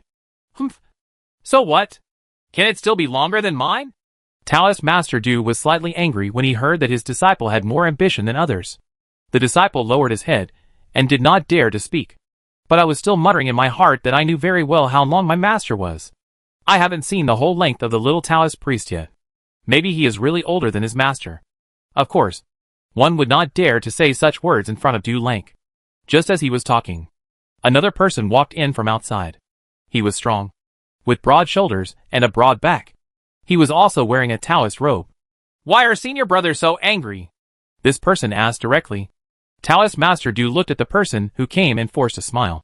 Junior brother Wei. What else could it be? It's nothing more than the newly opened Taoist temple. Do Yun's perspective? Wei Daochong asked. Yes. I have heard about this matter. Daochong Wei said. I think you are still too conservative. Senior brother. Oh. Taoist Master Du raised his eyes and asked. Junior brother Wei. What do you think? He. Daochong Wei smiled. I can't say that I have high opinions. I just think why should senior brother go to all the trouble to test the depth of that little Taoist priest? We should just drive them away while they are still small. Regardless. No matter how much cultivation he has. Just give him the cruelest treatment. After hearing this, Taoist Du was calm and asked. Well, Junior brother Wei said so impassionately. He must have thought of a countermeasure. Junior brother, I just heard about something that is very troublesome. We just need to work on it a little bit. Daochong Wei made an uprooting motion with his right hand. No matter how the little Taoist deals with it, he will get out of the south of the city. Oh! Daochong Du's eyes lit up. Junior brother, do you really mean what you said? Of course I take it seriously. Daochong Wei's eyes flashed, and then he let out a low laugh. Jia jia jia jia. Taoist priest Du quickly raised his hand to stop him. Junior brother, please don't laugh like that. Why? Daochong Wei was puzzled. Unlucky. Taoist priest Du replied firmly. The next morning, as soon as the fox girl opened the door, she found that someone else came to the door, saying that she came here because of her reputation. Although Li Chu was happy, he was also slightly doubtful. They had just arrived, and they hadn't even scattered a single leaflet. It was probably the most difficult time for them. And he was even prepared not to start work for 10 days and a half. How come business is suddenly booming? Could it be? Are there well-intentioned people secretly promoting them? Naturally. I can't think of a clue. It's better to go and receive this customer who comes to my door first. The person who came this time was not the real owner, but just a boy from the inn. The process was already very familiar. Sitting opposite each other in the front hall, Li Chu stretched out his hand to signal. Please start your performance. Only then did the young man begin to tell. I'm the waiter of an inn on Huajie Street. I'm here today not for my own business, but because we have a guest there. Li Chu had already noticed it. The young man was relaxed and smiling. He didn't look like he was evil at all, even with a bit of schadenfreude. This guest is a rich man from out of town. He usually likes to flirt with women. He has been here for 7 days, and he has to stay in a brothel for 6 of them. But in the past 2 days, for some reason, he hooked up with a girl from a good family in the south of the city. Speaking of this, the boy complained angrily. I don't know what's wrong with the girls nowadays. They look down on good men like me who work hard and are single-minded. But it's the kind of scumbag who doesn't do his job properly and is half-hearted. Popular. Cough. Li Chu coughed slightly and signaled him to return to the topic. Unexpectedly, the young man didn't pay attention at all and continued. Actually, I know everything. Isn't it just money? In this world. Cough. Ha ha. Woman. Seeing that the boy was getting more and more biased, Li Chu had no choice but to interrupt him. I don't have money, but many girls are pretty nice to me. So what you said may be biased. The young man raised his eyes and glanced at Li Chu, was silent for a moment, and then said angrily, It's not about money but face. They look down on good men like me who work hard and are single-minded. Ha ha. Woman. Li Chu had no choice but to advise. Don't think so. My master is old and poor, but he is eloquent and his luck and love is still very strong. The boy was silent for a while. Then he said angrily, Oh, I just love hearing those sweet words. They look down on good men like me who work hard and are single-minded. They still call us straight men. Ha ha. Woman. Li Chu shook his head and said directly, Then what? What happened to that rich young man? Oh, I'm sorry. Ha ha. The little guy just woke up from a dream, scratched his head, and returned to the topic. The night before yesterday, he asked the girl out. As a result, the girl disappeared mysteriously. Although the girl's family is not a big family, they have lived in the south of the city for a long time and have many relatives. They immediately gathered a group of people and sent the young man directly to the government. Soon we will go to court to discuss the crime. The young master insisted that this incident was caused by evil spirits, but he couldn't provide any evidence. Kaodiang sent out people to investigate, but they couldn't find out the reason. Now everyone thinks that he was talking nonsense to get away with it. So what? He paid me to find a cultivator of his own to investigate this matter for him. I heard someone said that a new Diyun temple has been opened here. The Taoist priests there are of high quality and low prices, and they are highly respected. So I came here to invite you. After the boy finished speaking, Li Chu nodded gently. It turned out that I was going to be a defense priest. Okay, he agreed without much thought. Depending on the newly opened business, there is no reason not to accept business. Okay, then I'll go and reply to that young master. As long as I invite you over, I can get another reward. The little boy stood up happily. It seemed that he had made a lot of money from this errand. As soon as the young man became immortal, he was imprisoned in the prison of the Yamen. Li Chu followed the boy all the way, and when he walked out of the south of the city, he saw the bustling Shenluo city. The Huadu convention is coming soon, with lanterns and colorful lights everywhere, making it a New Year-like scene. But as soon as he entered the prison, things changed immediately. Dark, cold, with pungent rancid odor. The boy led Li Chu all the way to a cell in the center and pointed inside. This is the young master. Sir, I have invited you to visit Taoist Priestley from the Yun branch in the south of the city. He is a great person. The boy was about to brag about Li Chu when he suddenly heard the man in the cell say in a deep voice, Okay, I know. You don't need to say anything. Li Chu looked at the man in the prison. I saw his thick eyebrows, big eyes, and bronze skin. His originally bright eyes were a little dim now, but they were still smart. The brocade clothes were worn and torn. The two were speechless for a while, and then Li Chu broke the silence. How come this kind of thing happens to you every time? As soon as he heard what he said, the young man opposite opened his mouth and burst into tears. Li Chu, I miss you so much. You must give your brother a hand. Chapter 211. Why are you so skilled? I met true love this time. Wan Longqi's opening remarks were very skillful. Oh! Li Chu's reaction was the same as before. Although there were tears in his eyes through the bars, Wan Longqi's originally worried heart was greatly relieved when he saw Li Chu's face. He suddenly glanced at Li Chu and said with a smile, "By the way, didn't you say you won't come to the Wadu convention? You looked like you were out of vulgar taste. But you couldn't help it. How about it? Is there anywhere you like?" Li Chu couldn't help but admire his big-heartedness, and simply said, "I have another purpose for coming here. You can talk about your business first." "Hey." Wan Longqi curled his lips and continued, "After I said goodbye to you, I went all the way north to get here. I took a team of giant beasts. So I came very quickly. I came to Shenlua City originally because I wanted to relax and live a life where the sun would skyrocket when I opened my eyes. Who knew I would meet my true love here? Her name is Longji. She is the daughter of a small family in the south of the city.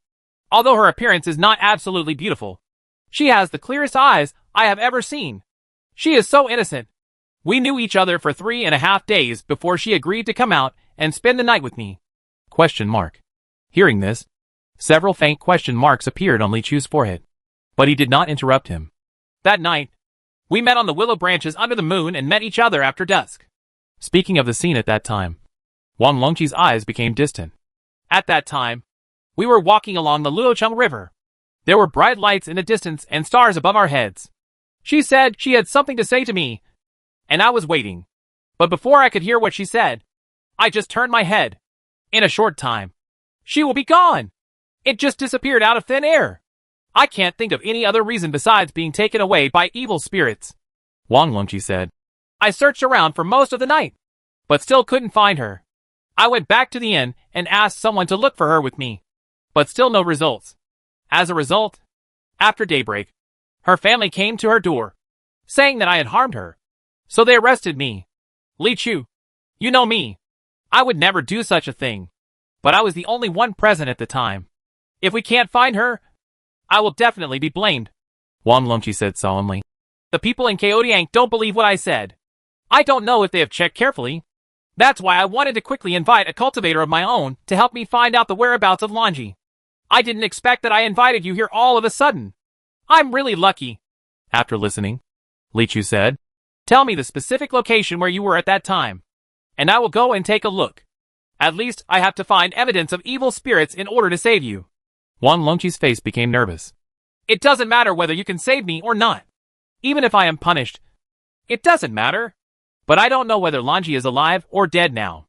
Can you try your best to save her? I have always been worried about her safety." Li Chu took a deep look at him, nodded and said, "I'll do my best." Seeing the green back of the Taoist priest leaving the prison, Wan Longqi breathed a sigh of relief and silently muttered, "Li Chu bless you. Please don't let anything happen to Longji." Li Chu soon arrived at the date place that Wan Longqi said that night. Luocheng River is a tributary of Luoshui River, flowing through the southwest of the city. The opposite bank here is facing an archway far away, so it is not difficult to determine. He first scanned his surroundings with great seriousness. Usually, regardless of whether it is a cultivator, or a demon, or a monster, when using magical powers, one's own aura will always be revealed. If it is stronger, it may remain in place for a day or two. After a moment, he opened his eyes and shook his head. Not a trace. Not too disappointed though. If it could be discovered so easily, there would be no need to wait for him to come. The people from Chaotian would have discovered it long ago. Li Chu began to walk along the river, imagining the situation at that time. Although the weather was cold at this time, it was not so cold that the Luocheng River was frozen. The river was still flowing slowly aside. Although there are many magical powers in the world, it seems not easy for a person to disappear into thin air without leaving any trace in an instant. It would be too rough to directly use the wind to capture someone. Wan Longqi should have sensed it no matter how slow his reaction was. It would be too mysterious to absorb people out of thin air from a distance. It is estimated that only a powerful person can have such a method, although this possibility cannot be ruled out for the time being. But it is more likely that there is another guess. The person was not far away at that time, but existed in a state that Wan Longqi could not see. What Li Chu thought of was the 5 elements escape technique that Shen Huaji was proficient in. Can enter almost any object silently in an instant, except of course Miss Shilio's heart. In the escape method, If you use Earth Escape to lead people, even if it goes well, it will leave faint traces on the ground. Water Escape, on the other hand, is much more concealed. Looking from the shore, there will only be a faint ripple, which will disappear after a while. Li Chu turned his gaze to the river beside him. Close your eyes again and take a look inside. I found a dense cloud of Yin energy in the upper reaches, which was almost the same as the water ghosts in the Heishui River back then. But it was not tainted with so much resentment. It seems that he is an honest water ghost who is slowly progressing through his own cultivation. Maybe it can be used as a ghost witness. Li Chu jumped into the water and separated the water beads from the waves. Pft. Gucci. Gucci. Buzz. The sound of water gurgling. Li Chu's figure moved quickly in the river, quickly approaching the cloud of Yin Qi. The Yin Qi noticed his approach and surfaced slightly from the bottom of the water. He was a water ghost with shabby clothes and an old face. Although his body was a pale shadow, it was much clearer than the water ghost in the Heishui River that day. Such an honest water ghost has a higher chance of becoming a river god. Seeing Li Chu coming in front of him, the honest water ghost seemed a little surprised, but just looked at him warily and said nothing. As an honest water ghost, it may not see strangers too many times in its life, so it is inevitable to be wary. Li Chu asked first. Excuse me. My friend had an accident on the shore in front of me late the night before yesterday. A girl was suddenly taken away. I suspect that the culprit escaped by water escape. So I want to ask, have you been in this river the whole time?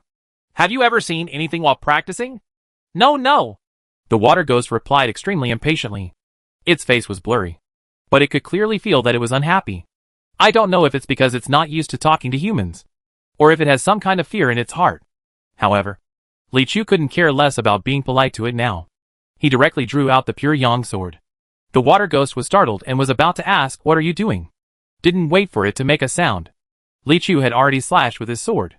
Of course, this sword was not directed at the water ghost, but at the water flow behind it. Boom.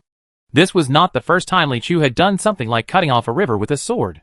The difference from that time was that this time his spiritual power was stronger, so he opened up a wider area. However, due to the special effects of the pure yang sword, much of the river water did not rise to form a water wall, but was evaporated by the sword energy. In short, just in an instant, a wide ravine suddenly appeared in the middle of the cold Luocheng River, with dazzling red light, surging heat, and the faint sound of dragons roaring in it. The stretched body like the shadow of the water ghost was suddenly exposed to the air, looking extremely shriveled and thin. This time Li Chu finally saw its face clearly. If the facial features that have long been deformed can be seen as an expression, it is that of confusion. Extremely confused. Of course, it has a reason to be confused. Why is a water ghost suddenly exposed to the sun? There is an inexplicable feeling of imperial decree. And cutting off a river with one sword. Why are you so skilled? It looked at Li Chu again, and the whole ghost's mood was wrong. Then Li Chu asked politely, "This matter is very important, so I would like you to recall carefully. Did you see any cultivators or evil spirits passing by this place on the night of the incident?" He also doesn't like to use threats to communicate with ghosts, but he must use some extraordinary means in extraordinary times. In Kaodiank's understanding, Wang Longqi was more likely to commit a crime, so he could investigate casually and get over it without any evil aura. Even if one guessed the possibility of escape, he would not necessarily go to such trouble to ask the water ghost. Even if you ask, you may be able to deal with it and get over it. In short, Wang Longqi can only rely on him. And this time he must gain something. You must not be soft-hearted at this time. At this time, the water ghost finally recognized his situation, although the other person asked very politely, "But can I not answer it myself?" Obviously not. So it whispered, "I can tell you, but you must not spread the word. The person who did that controls all the ghosts in our Shenluo city. If they find out, I will be dead. Just tell me who it is," Li Chu said lightly. The water ghost gritted his teeth and replied, "A descendant of Yin family." Chapter 212 The Master's First Tip. After getting the answer he wanted, Li Chu rushed to Chaotian Tower without any further delay. The Kaodiank branch in Shenluo City is much more grand than Hongzhou Mansion. It spans several streets in the east of the city and almost looks like a palace. Li Chu queued in the front lobby for most of the day, and it was his turn to enter a clean room. There is a high table in the room, and behind it is a purple-clothed guard facing the sky. "Who is here? What is the reason?" Seeing Li Chu coming over, the purple-clothed guard asked officially, But after seeing Li Chu's face, he couldn't help but look at it a few more times, and then frowned, as if he vaguely thought of something. I came here because of Wang Longqi's case the day before yesterday. I was his defense Taoist priest. Now I have obtained the confession of an eyewitness ghost, which can prove that the incident was committed by a cultivator, and that the murderer was not Wang Longqi. Li Chu said his intention clearly. Wang Longqi. The purple-clothed guard rummaged through the papers beside him. After a moment, he asked, Oh, is he from Hangzhou Prefecture? Yes. Li Chu nodded. Wait for Hangzhou Prefecture. The purple-clothed guard suddenly raised his head and turned his eyes fiercely on Li Chu's face several times. Wait a moment. I'll be back as soon as I can. I don't know what happened, but his expression suddenly changed drastically. And then, he hurriedly left the clean room. Li Chu blinked, not knowing why. After a while, a middle-aged man wearing a white robe and walking like a dragon and a tiger walked in, leading a group of Xuanyi guards. The guards in black clothes filed in, and last was the guard in purple clothes who reported the news. Li Chu stood up and nodded gently. The middle-aged white-robed man was very enthusiastic and laughed loudly and said, It turns out to be Taoist priestly from the Yun Temple. I have admired him for a long time. Here is Duan Geng, one of the white-robed men from Chaotian K in Shiluo City. Duan Zhang from Hangzhou Prefecture is my biological brother. Oh, it turns out he is Duan Baipo's brother. Li Chu saluted here, feeling somewhat familiar with him. He and Duan Zhang could be regarded as fighting side by side in Heludongshan. At least they had a friendship called 666. In fact, Duan Geng appears here precisely because of Duan Zhang. Chaotian Palace has its own rules. When you see such a reclusive master with outstanding cultivation, you must rate and record it as early as possible. Duan Zhang and Zhang Luming saw Li Chu's strength in the Calabash Cave and rated Li Chu's level as Tianzi medium. This level represents those who are at the peak of their strength, or those who have just been promoted to land gods, or those who can mobilize huge forces behind them that are comparable to the 12 immortal sects. For Li Chu's age, if there is no possibility, it is against the sky. In fact, Duan Zhang even wanted to directly give Li Chu the title of Shangtian at first, but he was also a little unsure about Li Chu's strength and did not dare to make such a sensational decision. On the other hand, a place must be reserved for Li Chu's master. After all, the disciples are so scary. Then it is said that the master whose cultivation reaches the heaven and earth is naturally unimaginable and unparalleled in the world. As usual, the master is always a little higher than the apprentice. So naturally the apprentice cannot be capped. So Duan Zhang reported the ratings of the master and apprentice. Yu Qian, the master of the Yun Temple, has a first-class Tianzi. Li Chu, a disciple of the Yun Temple, has a medium-level talent. It can be said that these two people are worth half of the immortal sect. This level of master rating is to be set to each state branch, and all personnel are required to memorize it. Once encountered, be sure to treat it with caution. Of course, this is just an internal rating kept strictly confidential by Chaotian Quebec. It is for lightning protection for our own people, and will never be spread to outsiders. The reason is simple. Many people with this rating are hidden experts. If you meet one and publicize it in a big way, Chaotian K will definitely be blamed for the trouble he causes. However, although it is used as a lightning protection, young disciples like Zui will not pay too much attention to the hidden powers in other states. After all, they are not at a level that they can come into contact with. It was because Li Chu's appearance was so outstanding that the purple-clothed guard could still remember him freshly after taking a glance. He never dreamed that such a person would queue up for half an hour to ask Chaotian K to handle the case. If Li Chu hadn't mentioned Hangzhou Mansion and hit his sensitive point again, he might not have reacted yet. Duan Geng was very polite to Li Chu.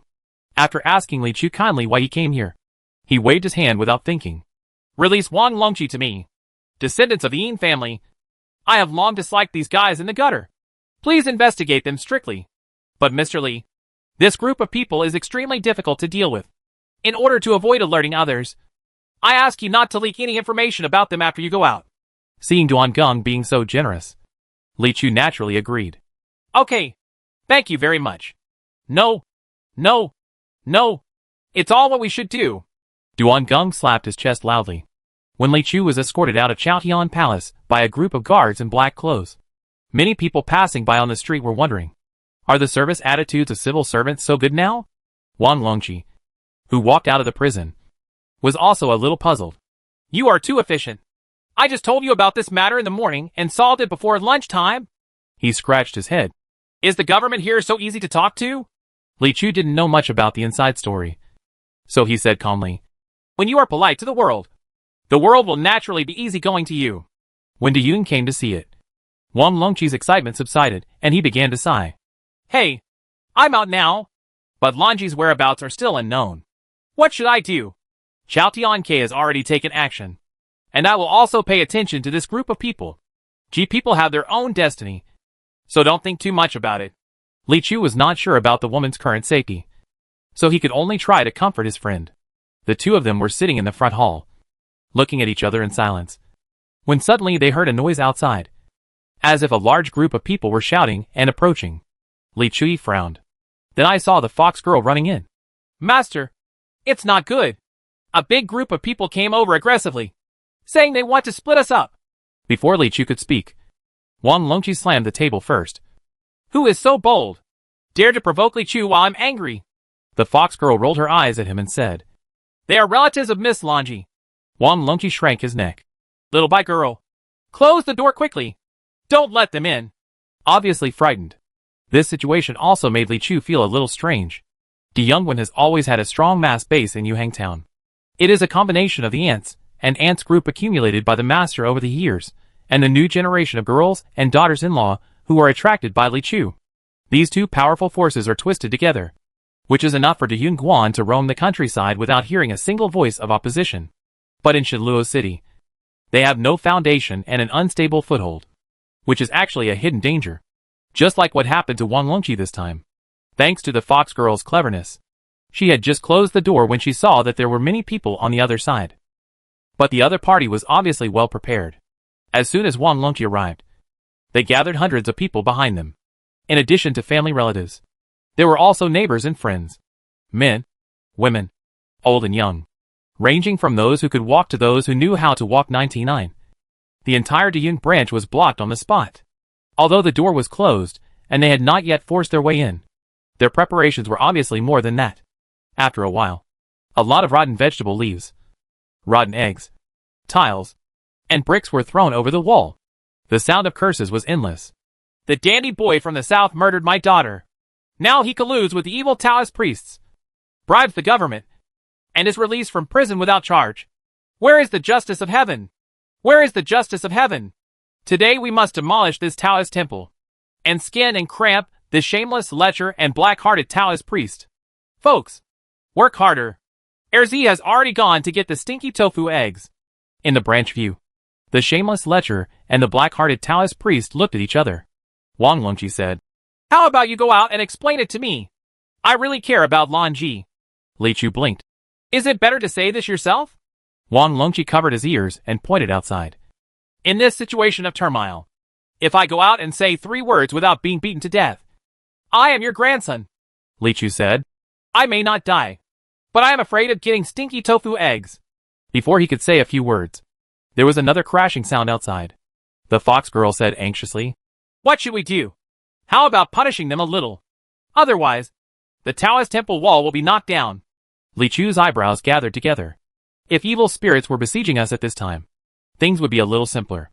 After thinking for a while, he said, Light the incense. Not long after, smoke curled up in the hall. What's the matter? It's happening again. It's quite lively. As soon as Yu Qian's figure appeared, he heard the shouting outside and exclaimed. Li Chu said, It caused a little trouble. I guessed it. Yu Qian glanced at Wang Longqi next to him. When I saw this guy, I knew something was up to him. Li Chu briefly and comprehensively explained the current situation. After hearing this, Yu Qian twirled his beard and said leisurely, There must be someone behind this incident. Otherwise, at least they shouldn't get the news so quickly. Li Chu nodded in agreement. Seeing that the master was so calm, he must have already figured out a solution. This matter is difficult to say, because when you first arrive, once you have a conflict with the local people, even if you win, if you lose the support of the people, everything will be difficult in the future. But the old Taoist priest smiled slightly. It's not difficult to say. Didn't I give you 3 tips? Although it is a bit wasteful to use it here, now is the best time to use it. Disciple, Take the black gold bag. The old Taoist priest smiled slightly, as if he was strategizing and winning a victory thousands of miles away. Chapter 213, Who is in favor, and who is against? The smell of stinky tofu eggs permeated the courtyard, as if a demonic mist was intruding. Dayun's perspective had reached the most dangerous moment, and Wang Longqi had no choice but to shout loudly. Don't throw it away! I really haven't done anything bad to Longqi. That's right. It was a good thing that he didn't shout. As soon as he heard his voice, the throwing objects outside immediately found their anchor point and fell like rain. With a snap, a stinky tofu egg came through the wall and hit him in the face. Wang Longqi died. Li Chu opened the black gold-embroidered brocade bag mentioned by the master during the gunfire, and saw inside it a small earring engraved with golden petals, which was very exquisitely made. Take this earring, and go to the Homan main hall in Shenluo City to find Xie Jinhua. She will come to help you. Yu Qian said this. Li Chu solemnly handed the earrings to the fox girl. I'll stay here and watch. You take this and go out to ask for help. The fox girl covered her nose and took it, then advised, Master, why don't we go together? The enemy's offensive is too pungent. Li Chu shook his head and said resolutely, The Dayun branch has just been built. How can I abandon the view and run away? People are watching. The fox girl didn't say anything more. She just quickly took the token and turned it into a fragrant wind and swept it out from behind. It was also thanks to the good relationship he had established with Chao Tian Ke that he had already registered her in Shaokui. So he dared to let her go out alone like this. You know, the demon slaves of ordinary wealthy families must follow their masters when they go out. If you are walking alone and someone discovers your demon body, something will definitely happen. Unless there is an independent demon status. If you are a wild monster with average cultivation level, if you want to apply for a monster certificate, you have to go through an extremely strict review. If you don't have enough background, you can't even think about it. Just like that donkey in Hangzhou Prefecture. He has to be sneaky all his life in the city. But before Li Chu came to Shenluo City, he tried to ask Chao Tian Quebec Duanzhang was very nice and registered the fox girl and the little koi so that they could walk freely in the streets and alleys of the Hulua dynasty. Just as Yu Qian expected, this siege happened so quickly, and it was definitely not an accident. Hundreds of people blocked the gate of Dayun branch in an aggressive manner. Some of them threw various objects inside, and more people shouted and cursed outside. This has already attracted the attention of the surrounding neighbors, and many people ask what happened. At this time, someone will tell the story of the shameless adulterer and the black-hearted Taoist priest at the right time, attracting more reviling. At the very outside of the crowd, a hidden street corner, Du Wei Erdeo from Nancheng Temple stuck his head out. Taoist priest Wei smiled evilly and said, How about it, senior brother? What's my plan? Even if the little Taoist priest has the ability to save this man, he can't escape the vast sea of people. Taoist priest Du nodded and said, Indeed, unless he can really bring back the murdered girl, it will definitely be difficult for the people to complain. He has just arrived and his foundation is not stable. Now he has aroused public anger. There is no other way but to get out of Nancheng. Senior brother, you can sit back and relax from now on. Wei Daochang said. Daochang Du touched his chin and said, Junior brother's move is indeed very good, but will it be slightly damaged? Ahem. Taoist Master Wei said sarcastically. Senior brother, after reading the Taoist scriptures, don't you hear that people who are not ruthless cannot stand firm? Yeah. Taoist Du was about to say something more when he suddenly heard a okay sound. The ground seemed to tremble. What's the sound? He asked quickly. Immediately afterwards, there was the sound of tong tong tong tong tong, which was continuous and very rhythmic. It sounds like footsteps? When Dao Changwei looked outside, he was stunned. If you take a bird's eye view from a high altitude, you can see such a scene. Like a black ocean flowing into an earth-yellow container. Countless people in black gathered from all directions around the Taoist temple in the south of the city. They were all uniformly dressed in black, with black turbans tied on their heads, and sharp knives bulging behind their backs. Everyone has a bright red tattoo of a flying bird on their exposed wrist. All of them had expressionless faces and cold eyes. The men, women, and children who were attacking the Yun Temple unscrupulously were suddenly interrupted by the sound of uniformed footsteps. When they turned around, it was as if they saw a high wall of silence. Looking to the left and right, he saw that hundreds of people were completely surrounded. Looking at the swarming heads, I really don't know how many men in black came. At least more than 3,000. In an instant, The party with the majority suddenly becomes the vulnerable group. Those who could curse loudly did not dare to say anything anymore. And the scene suddenly became quiet. "They are from Hongmen," someone whispered in fear. The men in black just surrounded them, but said nothing. And no one on the other side dared to ask. The situation was at a stalemate for a while. After a long while, the black torrent opened up from the middle, opening up a road. 8 sturdy men lifted a tall black gold chariot from the road. Sitting on the chariot was a woman wearing a long black fringed skirt and a dark gold fur cloak. The woman had fair skin, high eyebrows and phoenix eyes. She wore half a pendant in her left ear. Although she looked extremely beautiful, no one dared to take another look at her. When she appeared, the young and old men of the Longi clan lowered their heads in fear and called her Sister Jinhua. After carrying it all the way to the gate of Fengwan, the woman raised her hand to signal to stop. Then Feng Yin glanced at the people around him and asked, "What are you doing here?" Sister Jinhua. A pale-faced man emerged from the crowd, and he pointed to the door of Diyun branch. "My daughter was deceived by a thief, and now she is neither alive nor dead. The Taoist priest in this temple took dirty money and insisted that the crime was committed by evil spirits. So he saved the thief. Our family is not popular, so we came here. Ask for an explanation everywhere. So..." The woman known as Sister Jinhua straightened up and was already standing lightly on the ground. When she landed on the ground, the feeling of oppression she gave people was even stronger, because the man was not short anymore. Sister Jinhua was actually more than half a head taller than him. The figure is tall and stretched, and the long legs are simply inhuman. The sharp eyes look down, like 2 knives. "I'll go in and take a look first, ask the matter clearly, and then give you an explanation." She turned around. "But now, don't argue." "Yes, yes." The man nodded and bowed. "With Sister Jinhua upholding justice, we can rest assured." The woman didn't look back, stepped forward with her 2 heavenly long legs, and pushed straight open the door of Diyun Fengwan. "Fellow Taoist Chen, get out of here." As early as when it was quiet outside, the fox girl had already quietly returned. "Did it go well?" Li Chu asked. The fox girl nodded slightly, then glanced outside. "It should go well." "What?" Li Chu noticed the uncertainty in her tone. The fox girl hesitated and said, "Because that Hongman is not a sect, but a sect. Hongman is the largest underworld gang in Shenluo City." Yu Qian, who has never broken contact, said, "Underworld?" Li Chu looked at the old Taoist priest, and his admiration for the master deepened in his heart.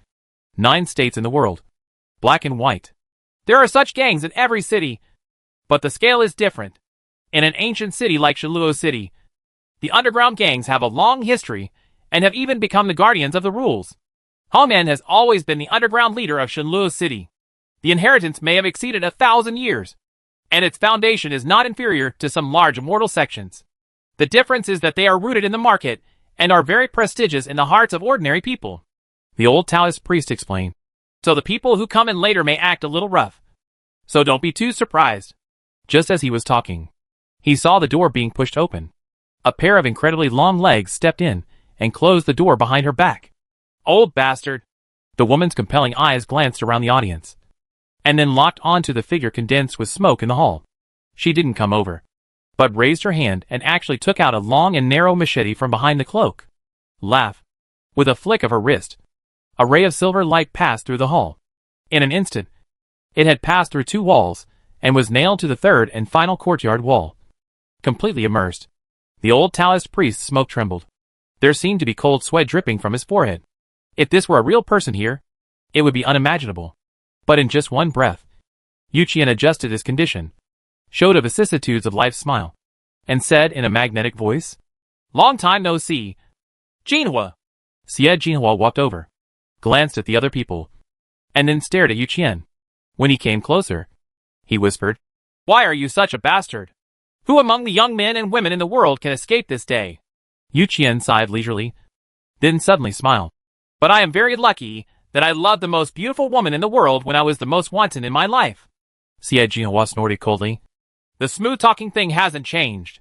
The old Taoist laughed and said, "I didn't say it was you." "Huh?" Xie Jinhua frowned and touched his back with his left hand. Li Chu's eyes tightened, and he had no doubt that a second machete would fly out in the next second. But Yu Qian changed the topic again. "Seeing that you are living well now, I can finally feel relieved. Over the years, there has not been a day when I haven't thought about you.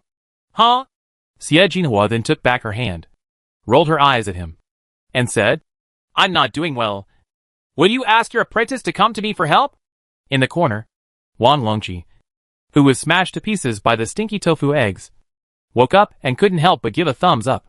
Daochang, you seem to be dancing on the tip of a knife. Is this the art of pulling? Yu Qian asked again. Is Uncle Wendong okay? My father, Xie Jinhua shook her head, passed away 2 years ago. Alas, Yu Qian sighed again. An era has passed. Xie Jinhua looked at him. If you and Zhao Shanhan leave one behind, Hongmen will not be succeeded by me. Actually, I often miss the days in Shenluo City. Yu Qian's eyes were farsighted. I have you and a group of brothers. I can conquer the world at will and everyone will look up to me. Xie Jinhua also recalled. Back then, you two appeared in Shenluo City like dragons crossing the river, forcing my father to recruit you as the leader of the Hall. Zhao Shan had defeated all the invincible opponents in the underground, but he still said that his cultivation is far above him. I remember that the entire Hongmen was looking forward to seeing you take action. But it's a pity that you left before I could wait. I still don't understand why you left suddenly. Yu Qian was silent for a moment, and then said, Actually, my name is not Dao Yuchen. My surname is Yu. Zhao Shanhe is not his real name either. His surname is Guo. We have our own destiny to do. Shenluo City can only be a memory and a beautiful dream for us. In the wind and rain, the unruly awakening and drunkenness, all the stories seem to have happened in the wandering years. But when you wake up from the dream, you have to return to reality. Hearing this, Xie Jinhua also lowered his head for a long time. When she raised her head again, her sharp gaze returned. I don't care what your reality is. I just know that I don't want to talk to a ball of smoke again. She looked at Li Chu. Where is your master? Li Chu answered truthfully. Yuhang Town. Shilipo. Xie Jinhua looked at Yu Qian again.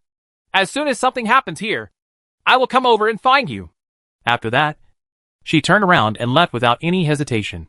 Watch her well-proportioned and powerful pair of long legs leave. Yu Qian immediately showed her weakness and sighed secretly. It's over. It's over.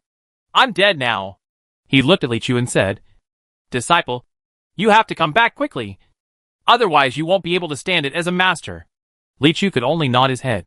Disciple, do your best. Yu Qian felt uneasy. Life is like this. You never know which one will come first. Little son or your ex-girlfriend. Xie Jinhua swung her long legs and walked to Wan Longqi, glanced at him with disgust, and said, Go wash your face. Wan Longqi didn't have the aura of an old Taoist priest, so he didn't dare to disobey him at all. So he quickly ran over and washed himself off. After returning from the shower, Xie Jinhua grabbed the back of his neck and lifted him out before he could say anything. Wan Longqi tried to struggle, but found that he was completely unable to resist. So he had to give up. Like a cat whose neck has been pinched by fate, Xie Jinhua dragged him out of the branch gate and came to Miss Lanji and her relatives. There was a sudden uproar in the front, and the shouting and cursing started again. But Xie Jinhua changed his eyes, and the whole place was silent again. After all, even if you are not afraid of her domineering power and machete, you still have to give her thousands of men some thin noodles. I already have a general understanding of today's incident. You don't believe the theory that evil spirits committed the crime, and you think it was this kid who harmed your daughter. Xie Jinhua raised his head and glanced at Yunfengguan's sign. But I believe in the people in this Taoist temple. I think you should also believe me. Everyone. Why don't you? For my sake. Xie Jinhua. Give them some time to find out the truth of the matter. And everyone in Hongmen will do their best to help. If it is finally found out that this kid killed your daughter, I, Xie Jinhua, will personally kill him, cut it into 9 pieces. Wan Longqi asked weakly. Isn't it 8 yuan? Xie Jinhua glared at him. The culprit should be cut off first and soaked in wine. Wan Longqi quickly protected his crotch with his hands and said with a wry smile. Goodbye. 1 cup is not enough. Xie Jinhua stopped paying attention to him and raised her head again. But if they rescue your daughter later, or find out that the murderer is someone else, I hope all of you can come here to apologize. My proposal. She looked around. Who is in favor? Who is against? The men, women, old and young looked at each other for a few times and had no choice but to agree. We believe in Sister Jinhua's work. Yes, we believe Sister Jinhua. Inside the gate, hearing the voice outside the door, Li Chu said. Master, Aunt Jinhua is really amazing. Of course she is amazing, Yu Qian said with a generous and righteous look on her face. She can pinch someone to death. No more. Master, it's time to start exercising. Chapter 214 Yulangxuan. Although the first crisis in the establishment of Diyun branch was temporarily resolved by Xie Jinhua, it was not completely over. Descendants of the Yin family. Li Chu muttered the name. After Xie Jinhua returned, he sent someone to deliver a dossier all about this ancient family. This Yin is exactly the Yin of Yin Jiuyo, the Yin emperor of the demon sect. The Yin clan is a powerful clan in the demon sect, and their bloodline has been passed down for at least hundreds of years. Great powers are born every few generations, and they have always held a high status in the Yin sect. This status reached its peak 100 years ago. It is said that back then, the demon sect was at the peak of its unity, with a strong momentum and the potential to compete in the world. The leader of the demon sect at that time was an extraordinary talent. Yin Jiuyo. Qi practitioners refer to the 7 realms of heaven and man: physical training, sea of Qi, divine union, dragon transformation, all phenomena, annihilation, and heaven reaching. I had always believed that unless it was a different species inheritance, one had to climb step by step. Yin Jiuyo is the first in history to prove that the 7 realms of heaven and humans can cross borders. He has not broken through the realm for several years after forging his body, and his peers in the demon sect ridiculed him. Unexpectedly, he would be a fellow practitioner of Qi and Shen, and he would suddenly reach the realm of Shenhe, greatly surpassing his peers. Slap those who once looked down upon him in the face. That's not all. He has been in a divine union for more than 10 years, and has never broken through. At this time, he was looked down upon by other magic sect geniuses. As a result, he once again crossed 2 realms in a row, understood the way of heaven on the night of transforming into a dragon, was instantly promoted to all things, and once he came out of the mountain, he once again crushed his contemporaries. It can be said that he is a professional in the face. To reach the Vientiane realm in their early 20s, there are still a few monsters throughout the ages who have done it, but there is only one person who has made successive cross-border breakthroughs throughout the ages. Such a person is obviously born to show off, or to stir up trouble. The subsequent battles of cutting down and reaching the sky, for others, were life and death hurdles, but for him, it was as if he had reached the realm of heaven without any difficulty, and became a land god. The most frightening thing is that after he became an earth immortal, he was still not old, and he did not leave the world. Instead, he had a strong desire for hegemony, seeing that the world of Jiuzhou was about to fall into a bloody storm because of his ambition. At this time, he suddenly disappeared. There are rumors in the world that he fell because of a forced breakthrough. Some people say that he was assassinated by the demon sect's subordinates. Some people say that he owed a huge debt and dare not return to his country. Some even say that he fell in love with a mortal woman and eloped. There are different opinions, but the world is still the same world. There are endless battles between dragons and tigers. After Yin Jiuyo disappeared, the leaderless demon sect immediately fell apart, and was then jointly annihilated by the imperial court and the righteous Dao. It has not yet recovered its strength. The Yin Yu sect, which was at its peak, completely went underground. The most dumbfounded people belonged to the Yin clan under the protection of Yin Jiuyo. Originally, Yin Jiuyo was in the prime of life, and the Yin family could still be arrogant for at least a few more decades. When he suddenly disappeared, those Yin clan members, who were accustomed to being domineering, suddenly became the target of public criticism, not only in the righteous way, but also in the demon sect. There are many enemies who are used to being oppressed by the Yin family, in order to prevent them from coming for revenge. The Yin clan chief who took over urgently at that time made the wisest decision. The whole Yin family returned to their ancestral land, and their families were sealed for 100 years. From then on, the whole family retreated to the Yin family's ancestral land outside Shenluo City. No matter how outstanding the talents of the family's descendants were, they were not allowed to set foot in the world. It is equivalent to completely withdrawing from the disputes in the world. This move is undoubtedly a concession of tens of thousands of steps, and it is not easy to come back if there is any hatred. If there are those who refuse to give up, there will be Yin Emperor disciples who can't stand it and will stop them. The Yin family was able to escape a disaster. Later, these descendants of the Yin clan were indeed at peace. But interested people might hear that they were not completely inactive, but had been secretly inquiring about the whereabouts of Emperor Yin. There is still hope of getting Yin Jiuyo back. But as time goes by, This expectation becomes increasingly slim.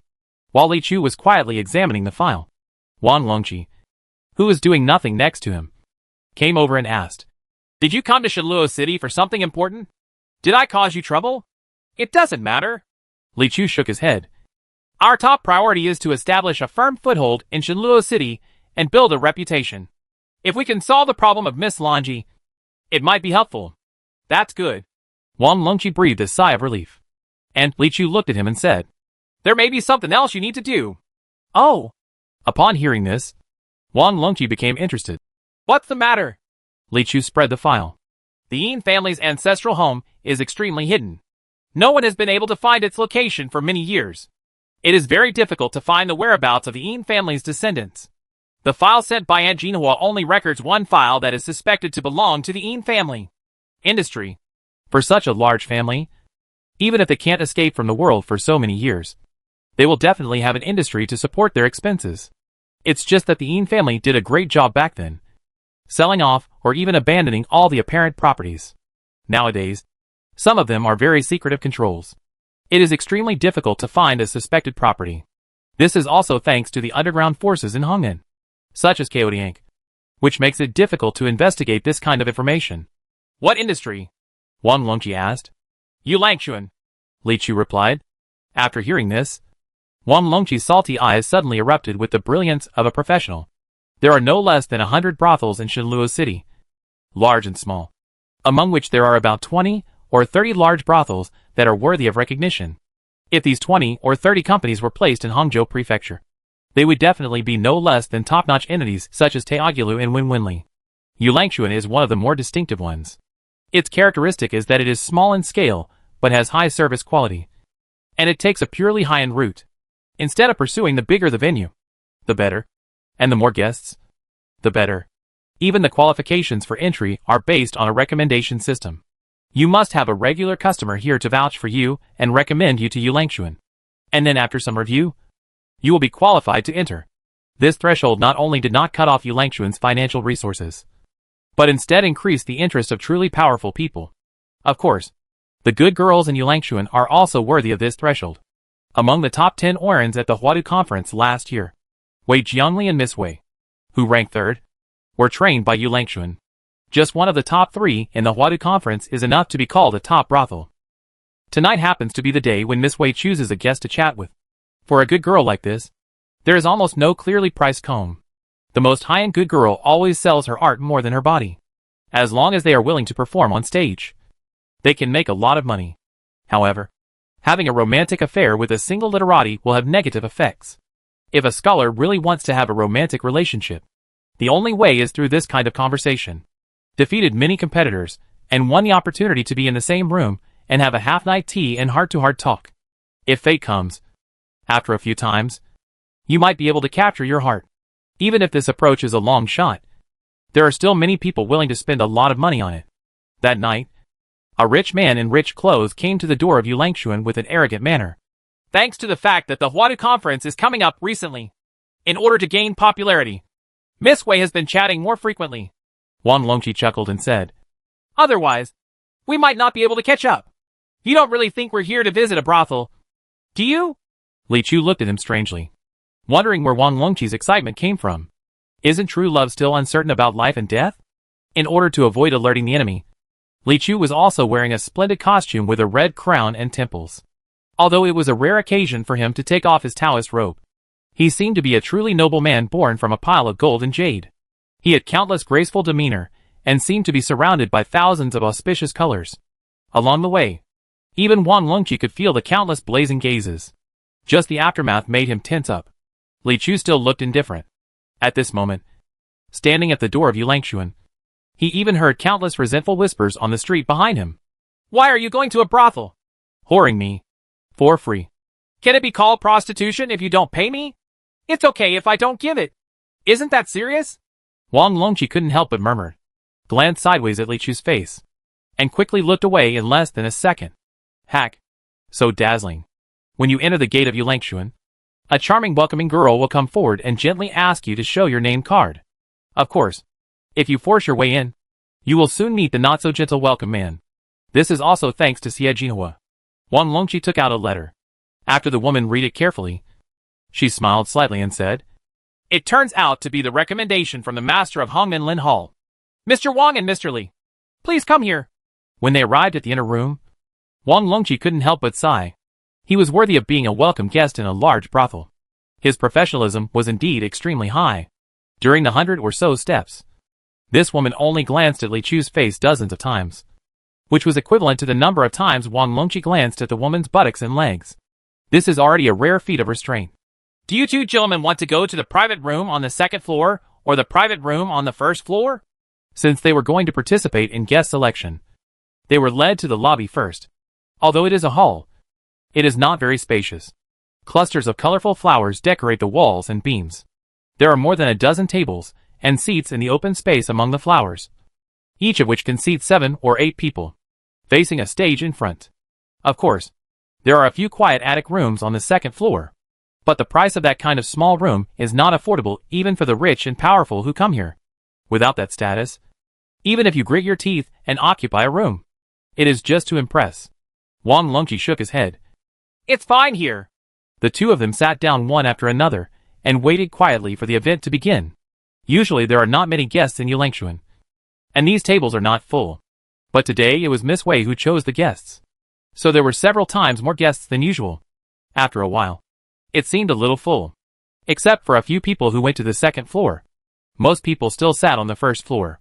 But the strange thing is that even though all the other tables are almost full, Li Chu and his group are still the only ones sitting at this table. When many guests enter the hall, they will silently pass this table and sit on other seats as if they can't see it. People come and go as if this place is invisible. There were also 2 guests who didn't pay attention and sat over. But as soon as they raised their heads and glanced at Li Chu, they immediately jumped up as if their buttocks were burned by the chair and ran to other tables with few empty seats. He even had to find a seat at another table. What's more, the last 2 guests who arrived glanced around and said in a low voice to the woman who was welcoming the guests, "How about joining us?" Seeing their strange behavior, Li Chu asked, "Why don't they sit with us?" "Ha, Wan Longqi said with a smile. "They are not stupid. Anyone sitting next to you will look like a piece of shit. Of course no one will come." Li Chu looked at Wan Longqi and said, "Indeed." Wan Longqi unconsciously laughed twice. And then he suddenly realized something and his expression changed. "Depend on. If those people didn't come over, wouldn't he be the only one in the audience?" Just as it was about to begin, the reception girl introduced another person, and the hall suddenly became commotion. The person who came was a tall young man with sword-shaped eyebrows and starry eyes, and a majestic appearance. He was wearing a sword-sleeve cloud robe, and there was an electric light in his eyes as he walked. Although there were several peers behind him, it was obvious from their appearance that they were all followers. John Yunting. "He's even here? Then there's no suspense anymore?" "Not necessarily. Maybe Miss Jiangli likes old and ugly people. Then you have a pretty good chance." Whispers one after another penetrated into the ears of the 2 of them. The young man known as John Yunting went straight to the second floor. His name, Li Chu and Wan Longqi, have long been heard even though they are far away in Jiangnan, the first genius from the Land of Thunder in the East China Sea, one of the 4 famous generals of Alua, Zhan Yuko, and the grandson of the young master of the Shishao sect, the Thunder Emperor, have a destiny. This kind of person is born to be a genius and carries countless auras. No matter where he goes, even if he doesn't say a word, he is destined to be the protagonist. I believe many people are already prepared. As long as they leave this door today, the anecdotes about Zhan Yunting and Wei Jiangli will spread throughout Shenlua City. The genius and the beauty are the stories that the world likes to see. In the private room upstairs, after everyone took their seats, someone laughed and said, "Unexpectedly, we just happened to catch up with Miss Jiangli's appearance. I guess the one who chats with the beauty today must be senior brother Zhan." Another retorted, "How is that possible?" "Huh?" Everyone looked at him. I saw this person say, "How can it be just a casual conversation? I'm afraid that Miss Jiangli couldn't help recommending herself to the pillow after hearing senior brother Zhan's name." Several people secretly cursed in their hearts that he was a good licker. What a good dog. They all rushed to echo her words, wishing that he had taken the lead. After a long while, Zhan Yunting, who had been expressionless, shook his head and said, "Don't forget what we are here for. It doesn't matter which order it appears. What matters is that we complete the deal with the Dragon Kingdom. Their people haven't arrived yet?" The few fellow apprentices who were accompanying him then put away their tongues and shook their heads. John Yunting's brows furrowed slightly. This matter is of great importance. We must not let down our guard until we get the Thunder Dragon essence and blood. Don't mention anything about being an Oiran again.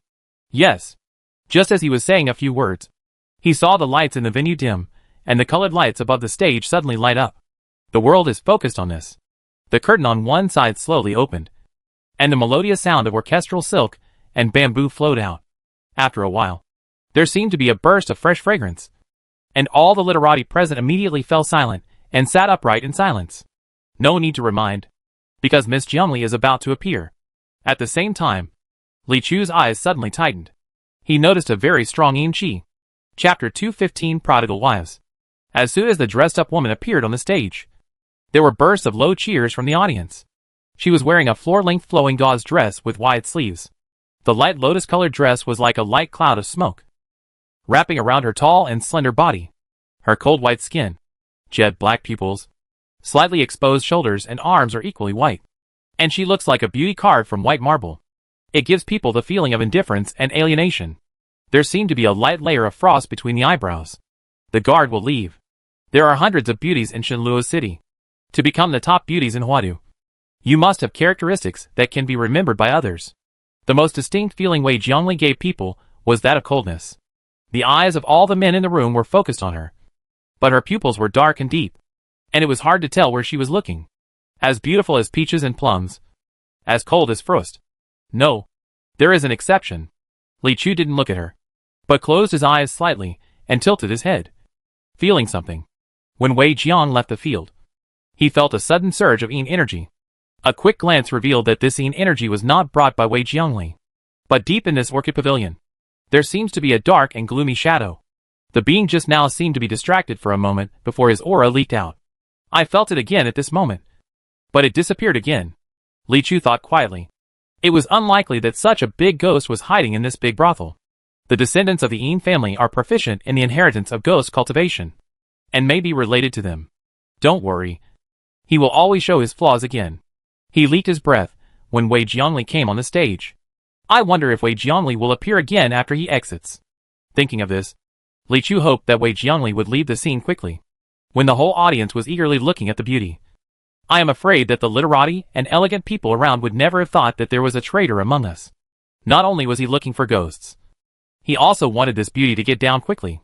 It would be even better if a ghost cultivator can be replaced.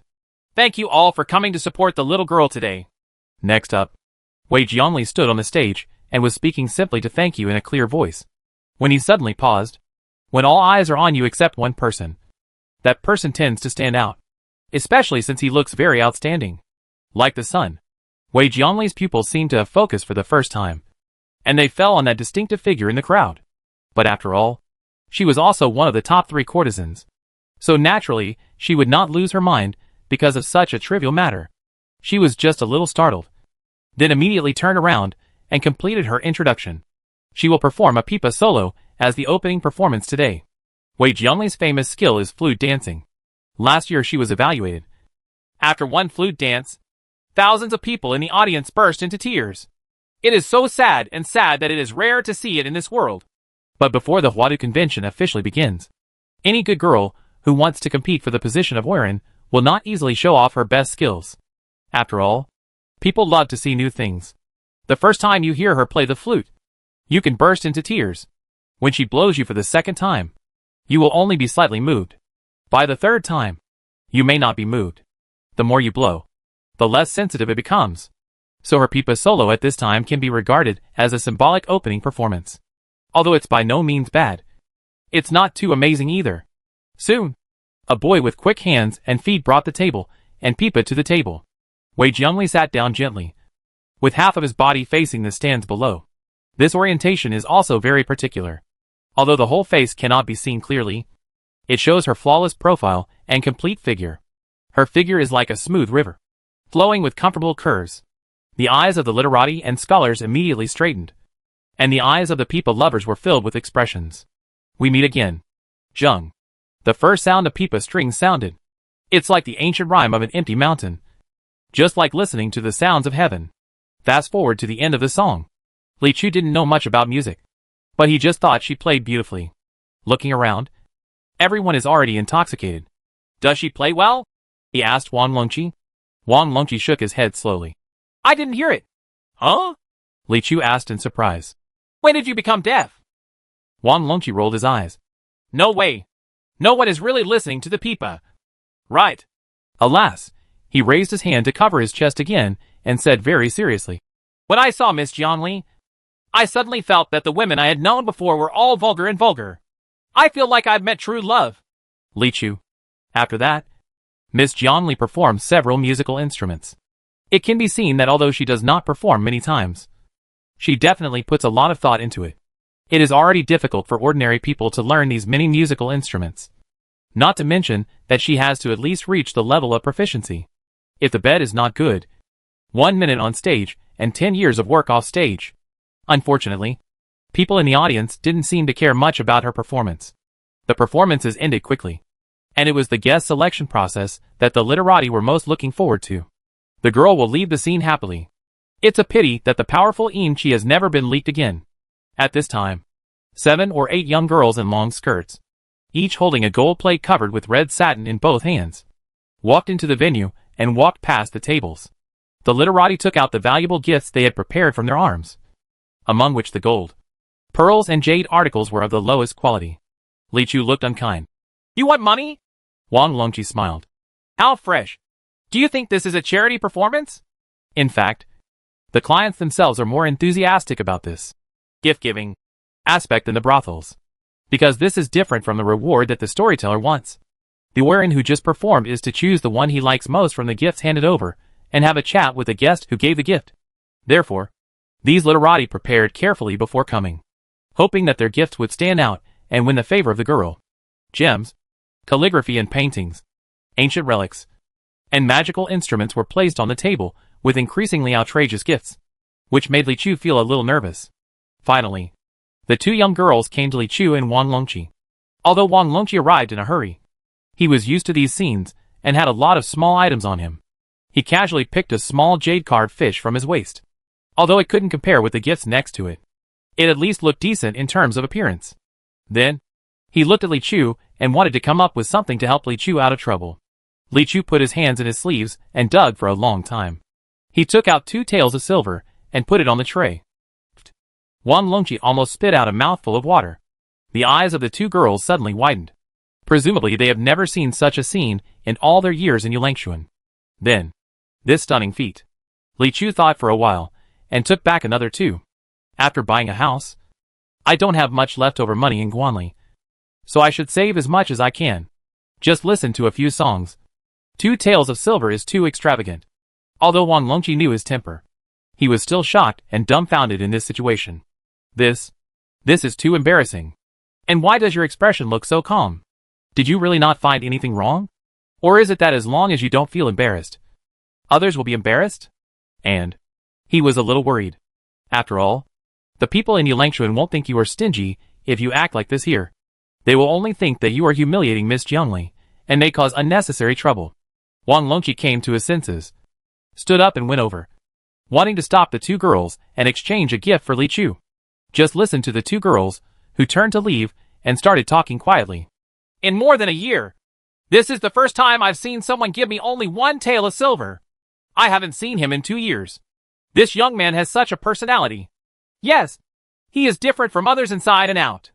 It's totally unconventional, and you can tell it's very thoughtful at first glance. If I were to be a girl, I would definitely choose him. Me too. Wang Longqi stopped and couldn't find his direction, scratched his head, and came back again. This world is confusing. At this time, Wei Jiangli was already sitting in the elegant room at the back. He took off his performance attire and only wore a white silk uniform, lazily lying on a soft chair to rest, like a cat. The girls came in one after another and placed the trays on the table in front of her. Wei Jiangli didn't even look at it. There are never any surprises in the gifts given by these men. Besides, the guests to be selected today were decided early in the morning and cannot be changed. But the glimpse of that figure appeared in her mind. My heart suddenly tightened, and there was a trace of hesitation. Just as she was thinking, she glanced at the table and saw a tael of silver placed in the middle of a tray. She raised her eyebrows in surprise, her eyes a little cold, just as Wang Longqi expected. In a place like this, when she saw a tael of silver, she would not think that the other party was stingy, but would only think that the other party was humiliating her or deliberately provoking her. Your performance is only worth 1 or 2. Maybe that means? So she asked. Who gave this? This. The face of the girl who came in with the tray suddenly turned red. He is an extremely handsome young man. I have never seen such a handsome man in my entire life. It's him. The girls around him immediately started chirping. Needless to say, they all immediately made an agreement in their hearts. Anyway, this description cannot be someone else. If it's him, Wei Jiangli bit his lower lip gently with his teeth, a hint of blood appearing. Then he must be trying to attract my attention. It's really thoughtful. This person has never appeared before, and I don't know if he will come again in the future. So I will grant your wish. Miss Jiangli gritted her teeth and said, Just choose him. Clean up and invite this young man over. Ha ha. The girls around said with envy. Who would have thought that 1 tael of silver can buy our courtesan? Another person said. Although this is only 1 tael of silver, that young master's face is priceless. The chattering girl, after leaving the private room, turned into a well-behaved and dignified appearance, and walked towards the banquet.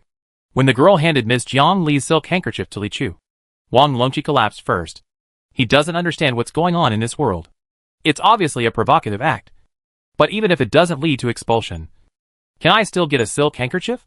This world is so hacking difficult to understand. I am the man who really loves her. To be honest, even Li Chu himself was slightly surprised.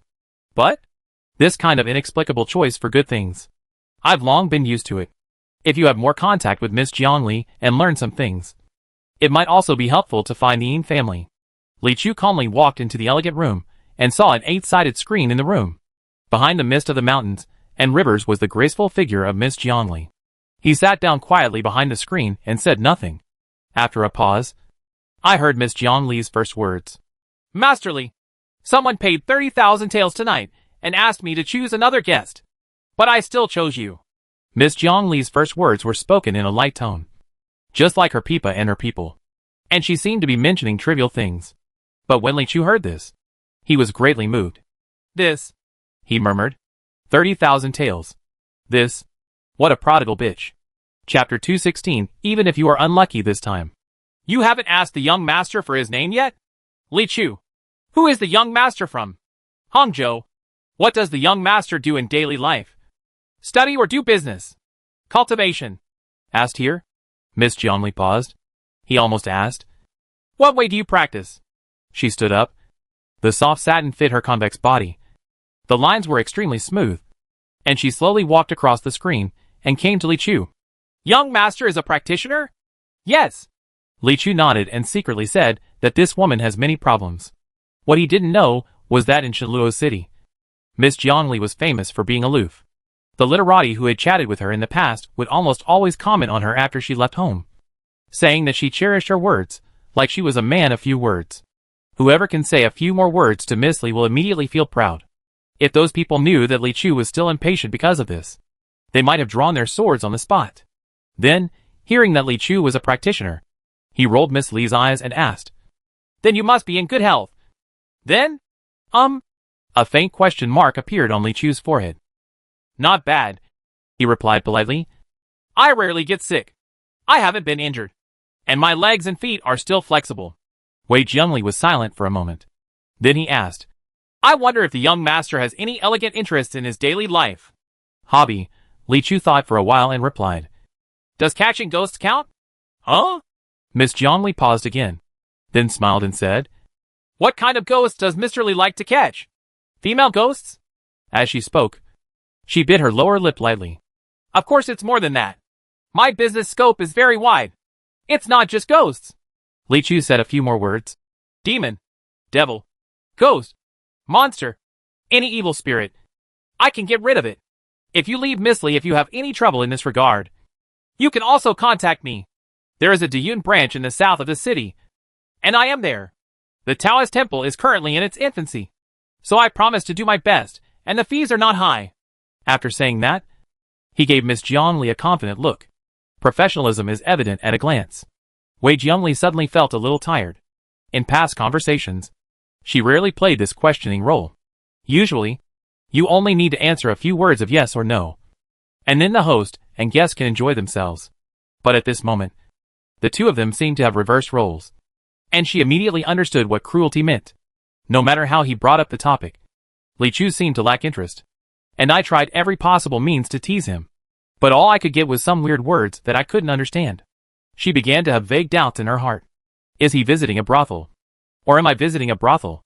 Just when Li Chu was thinking about whether to end this awkward conversation quickly, suddenly, the air around him seemed to shake. As soon as he thought about it, his mind immediately opened. Boom! An extremely powerful aura fell from the sky. Li Chu opened his eyes suddenly and shouted, "Let's go!" It's too late to dodge by the time the guard is away. Li Chu flashed forward, grabbed her slender arm, and rushed forward. Boom! Rumble. Only passers-by who happen to be walking on the street outside Yulangshuan at this moment can fully see what happened. Extremely shocking. First, a golden gap suddenly appeared in midair, and then the gap expanded instantly, and then opened, and a giant golden claw at least 10 feet long stretched out from it. The scales on the giant claws are ferocious, revealing ancient and mysterious lines, and carry with them bursts of ancient aura. True dragon's claw. This huge dragon claw suddenly appeared and dug into the room in the attic of Yulangshuan, destroying the entire room in an instant. It's like a child crushing a matchbox with his hands. But, after this blow, an angry dragon roar came from the other side of the rift. This golden crack did not last long. It only appeared for a short moment, and then the dragon's claws retracted again, and the crack disappeared again. At this moment, 5 or 6 pairs of bright eyes opened in the sky-facing palace at the same time. The Dragon Clan. So presumptuous! How dare you openly commit murder in Shiluo City? Inside Orchid Pavilion, Li Chu supported Wei Jiangli and stood a dozen feet away from the room. He looked at the huge hole in front of him that was dug out by the dragon's claw, and he felt lingering fear. This blow came without any warning, appeared out of thin air, accurate and cruel. If it weren't for the orchid butterfly swimming in the clouds and moving quickly enough, I still don't know if I will die. But Miss Jiangli will definitely die. The side guard Jiangli obviously saw this, and with his beautiful face pale, he tightly wrapped his hands around Li Chu's waist. Before Li Chu could free his hand to push her away, he noticed 4 more auras approaching quickly. It's coming menacingly. First it was the dragon's claw, and after the failure, it was besieged by the cultivators. It seems that the other party came prepared. Whoosh! Whoosh! Whoosh! Whoosh! There was a gust of wind, and 4 black figures came in front of the two of them. These 4 figures all have their faces covered, and they are wearing sword sleeves. They reveal their true energy and are very domineering. Seeing Li Chu and Wei Jiangli, the man in black frowned and asked, "Who is this?" His words were actually addressed to Miss Xiang Jiangli. Miss Jiangli's eyes were a little dazed, but she was also smart, and she suddenly realized, "The 30,000 taels of silver were sent by you. You are the one who wants to harm the young master of Shishao clan." At first, someone came to her door and brought a total of 30,000 taels of silver, asking her to choose Zhang Yunting to talk today. She really thought that Zhang Yunting, who was famous in the world, wanted to get to know her, so he privately paid a large price to beg her for a favor. If it was a rich man with a lot of money, she would certainly not agree. But the target was Zhang Yunting, and after some consideration, she still agreed.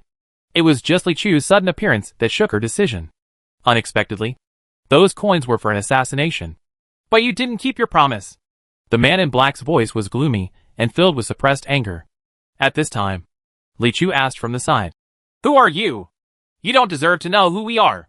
When the man in black spoke to him, his tone was full of arrogance. "Our target is not you, even if you are unlucky this time. Let's go!" Having said that, the 4 men in black who had missed the mark were about to leave. But, as a good citizen who is keen on maintaining social order, how could Li Chu let them go so easily? This is for moral reasons. It was definitely not out of anger at being nearly hit by a dragon. It's a pity that I didn't bring a sword with me when I went out this time. So Li Chu had no choice but to raise his hand and gently spit out the word ding. Bang. The leading man in black froze, and then fell from the air. Immortal magic. The remaining 3 men in black were shocked on the spot, because the leader's cultivation level was the highest among them, and he couldn't withstand a body-holding technique, so they would certainly not be spared either. "Let's go separately." This group of people obviously had rich criminal experience. Seeing that the idea was very difficult, they immediately ran away in 3 directions. Li Chu raised his hands one after another. Bang! Bang! There was only time to stop 2 more people. But the third person finally escaped from Yu Langshuan. Taking advantage of the cover of the building wall, he escaped. 1 against 4. 3 people can be eliminated in an instant. Only then did Li Chu look at the stunned Wei Jiangli. Miss Jiangli, the bad guys have been subdued. You can let me go, Li Chu said. Oh, sorry. Wei Jiangli quickly released his hands, tightly holding Li Chu's arms. I'm talking about the lower body, Li Chu added. Ah. Wei Jiangli quickly released his long legs, tightly wrapped around Li Chu's waist, and said with a sly smile, I didn't mean to do it. Hee. Chapter 217. I can't solve it. But just talk about the man in black who escaped. As a qualified fish that slipped through the net, he took the 4 words, break down and sell out, to the extreme. Ever since he heard the bang, it was as if he had heard the sound of the starting gun, and he sprinted forward without looking back.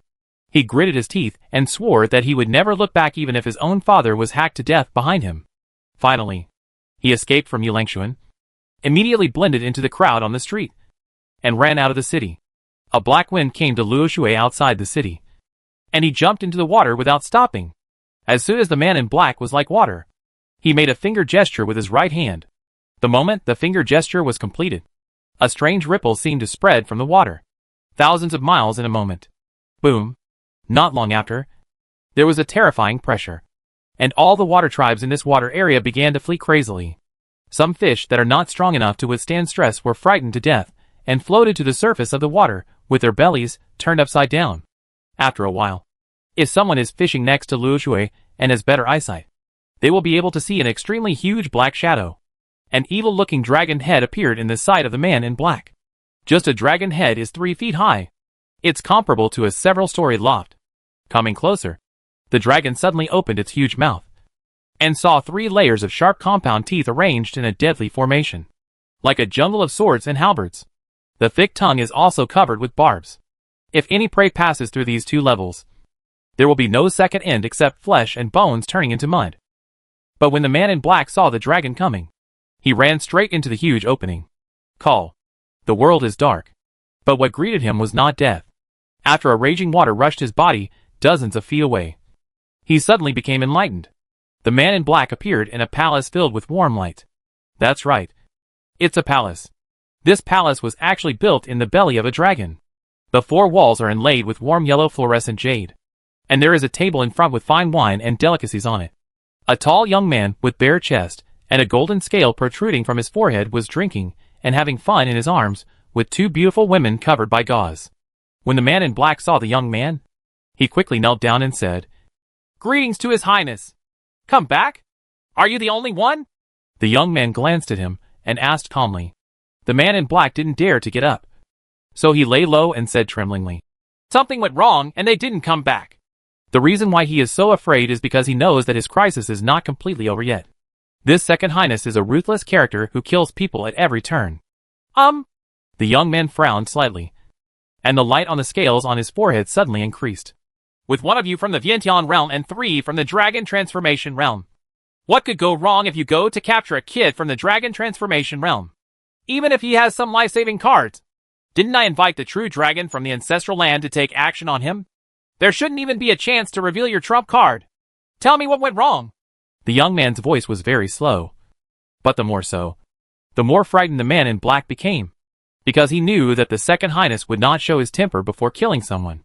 The more this is the case, the more likely it is to take action. He hurriedly explained. The plan was correct. We gave the Oiran a full 30,000 taels and asked her to choose Zhan Yunting. Then we used the real dragon's move to suddenly capture him. I didn't expect it. The local Oiran doesn't follow the rules. That woman was deceived by a pretty boy and didn't act as planned. And that pretty boy is still a very high-level person. He mastered the magic of immortality and restrained the 3 of them with 1 move of body-fixing technique. I escaped alive because I was determined to let His Highness know the inside story even if I died. Having said this, the man in black was also quite sad and angry.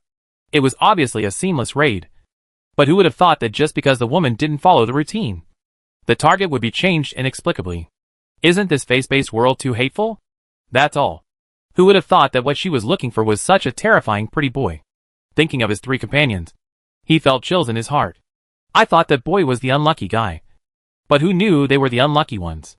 Immortal magic? His Highness the Second Highness groaned and asked. What's the origin? I don't know who it is. The man in black replied carelessly. No matter who he is. The young man rubbed his eyebrows with his fingers and said solemnly. We in Huanlong Kingdom have not suffered this kind of injustice for decades. The Shinshao sect said they wanted to trade Thunder Dragon essence and blood with us. And we kindly brought the Thunder Dragon baby to trade with them. Who knew they were treacherous? Not only did they capture Zhuolongshi, but they also used the weapon sealed in Zhuolongshi's arm. Huanlong too deceived the baby Thunder Dragon. I originally wanted to capture the young master of Shinshao clan in exchange for the baby Thunder Dragon. But now someone else jumped out to fight against us and killed 3 of my men. Have all the people in the Halua dynasty forgotten the great disaster 100 years ago? Seeing that his hatred seemed to have transferred, the man in black was secretly happy. But he did not dare to show it. He asked in a low voice. What does your highness mean? What I mean is, of course, revenge must be taken. A trace of anger flashed in the young man's eyes. The people of Shishao's sect must be dealt with. And the pretty boy you mentioned must also be dealt with. I will give you 3 days.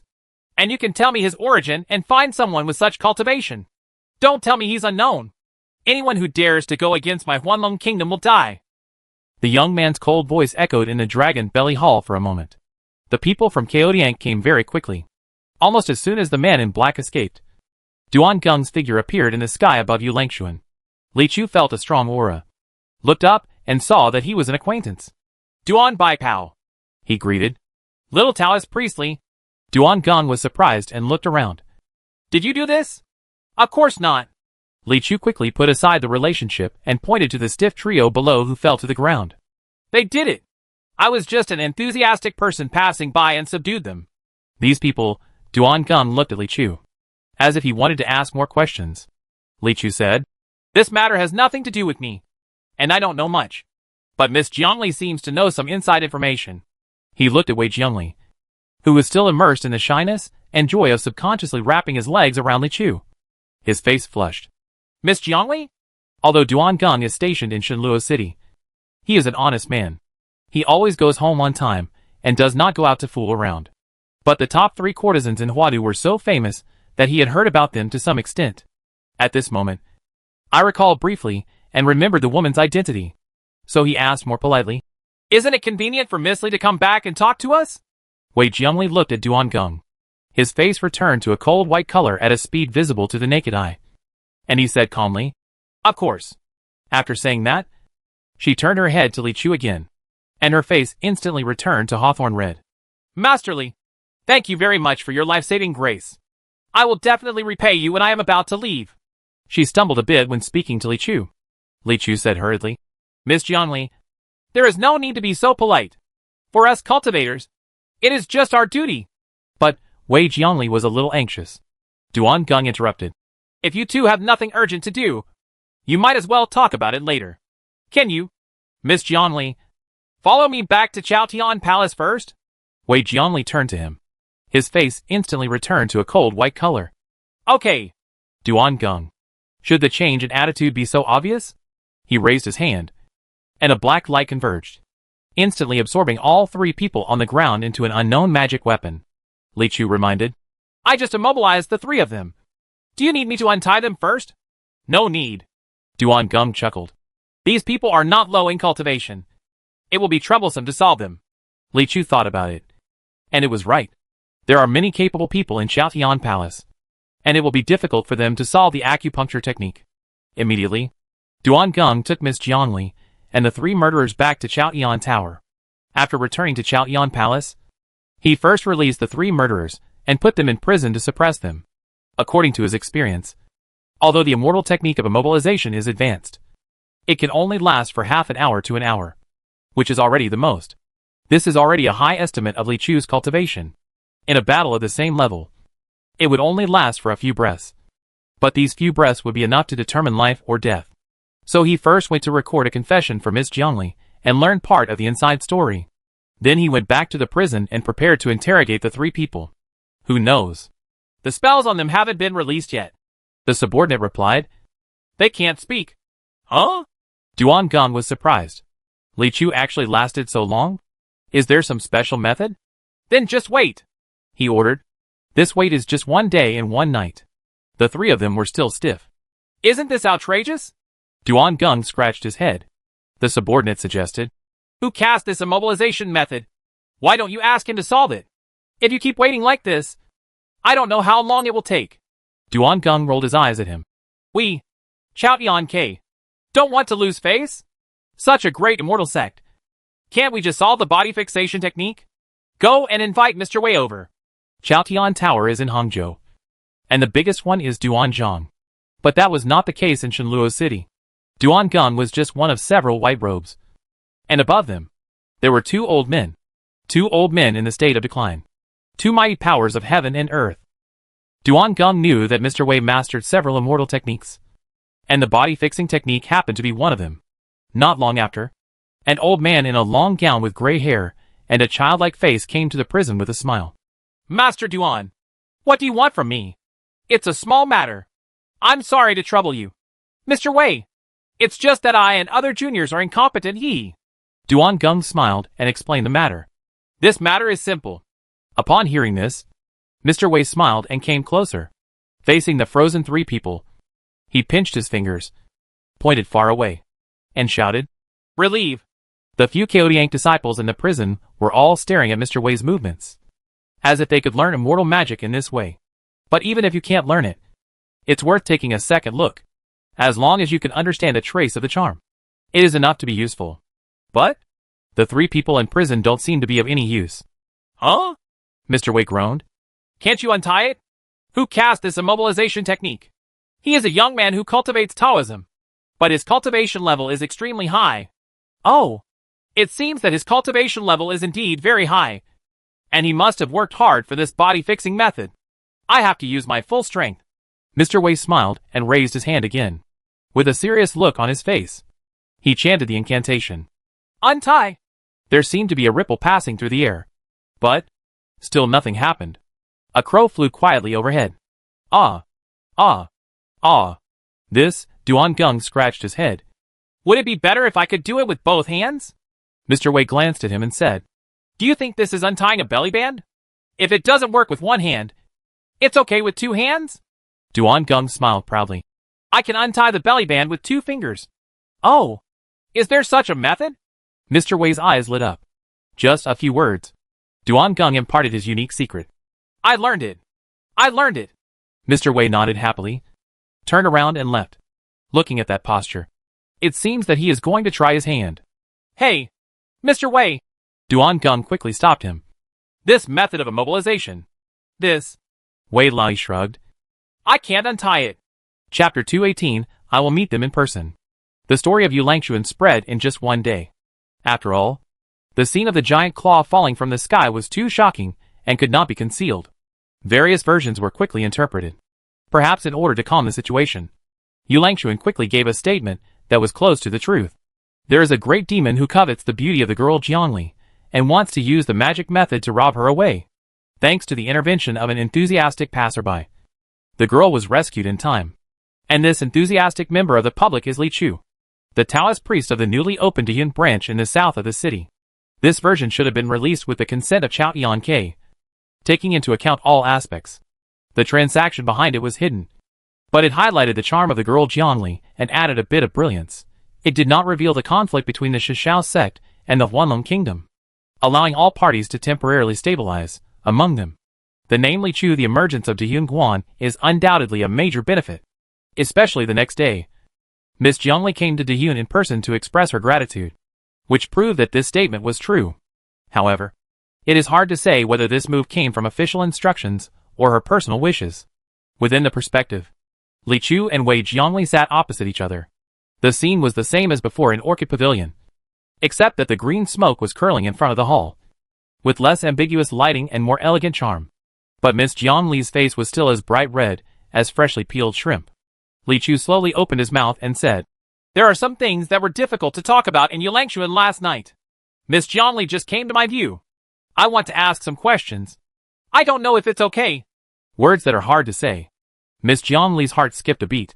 Has this moment finally come? She lowered her head shyly, thinking about how she would look up and say, I do, later. That would be more beautiful.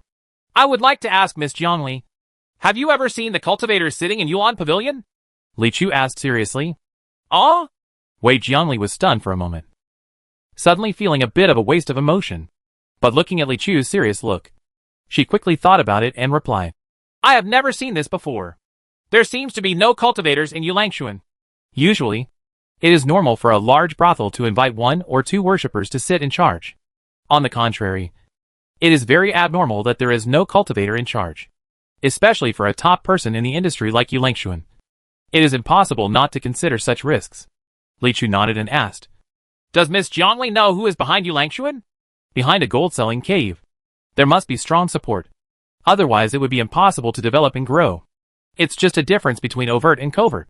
The more hidden ones may not be accessible to ordinary girls. But Wei Jiangli, a good girl like an Oren, might still know some inside information. There seem to be several hosts. Miss Jiangli answered truthfully. And one is the only one I have met. But she is definitely not the only one. Aunt Wan. Aunt Wan's name is Su Wan. She was also a very popular Oren in Shiluo City back then. Wei Jiangli explained patiently. After retiring, she founded Yulangshuan. That's it. Li Chu nodded again. It seems that if you want to find out the news about the Yin family, you have to dig deeper. Does Taoist Priestley want to find out something about Yulangshuan? Wei Jiangli asked. She was smart and had already guessed that Li Chu didn't go to Yulangshuan simply to visit a brothel. The reason is simple. If he wanted to find a girl, he wouldn't have to put in the effort. He can even open a brothel and let girls come and spend money. Nothing. Li Chu shook his head. I'm not doubting you.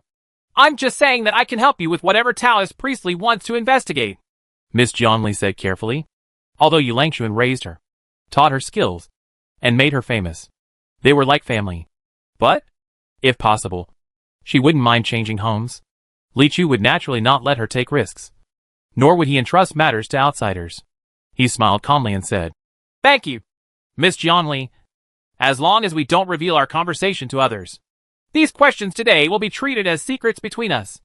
Although these questions are nothing, if someone is overhearing them, they will inevitably doubt his intentions. So a few words of caution, just for the sake of caution. But Wei Jiangli's heart trembled. Ah, a little secret between us? That. Her thoughts suddenly drifted away. If you give birth to a boy, I hope he will live an easy life and reach great heights. So he will be named Li Rongdao. If you give birth to a girl, and hope that she will be honest throughout her life, she will be named Li Yanshi.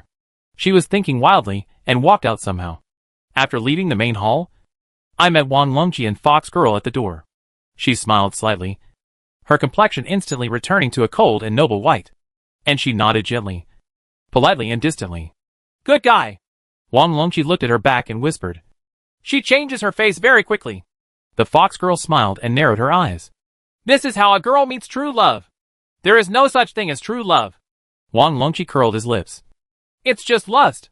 The Fox Girl glanced at him and said with a smile. It's better than taking advantage of money. Wang Longqi sighed for a while. He was always worried about the fact that Li Chu could win Wei Jiangli's favor with just one tael of silver. Especially when he later heard that someone spent 30,000 taels to ask Wei Jiangli to choose someone else. It made him even more frightened. If you can't even buy true love with money, how can you live in this world? Tears flowed down unsatisfactorily. Hell is empty. Li Chu is in the world. He was not the only one to collapse over the anecdotes about Li Chu and Wei Jiangli. Nancheng Guanli, Taoist Master Du, had not eaten for a day. He was sitting in the clean room, staring at a Taoist scripture with a dark face, without turning a page for a long time. Disciples who know his temper all know that this is the time when the master is most likely to get angry, and they dare not come up to persuade him. In the end, Wei Daochan came forward. Brother, what's going on? Wei Daozan came up and asked with concern. In fact, he knew what was wrong. Taoist priest Du used to like Miss Jiangli the most. When she attended the Flower Capital Convention last year, he spent his savings for a year to buy silk flowers and paved a 3-foot flower path for her. He even once told his disciples that he was willing to drink the bath water of the girl who was about to leave. Of course, this is just a joke, but it is enough to show that his feelings are extremely deep. It's just that as an ordinary middle-aged Taoist priest, he never expected to have anything to do with the girl Jiangli.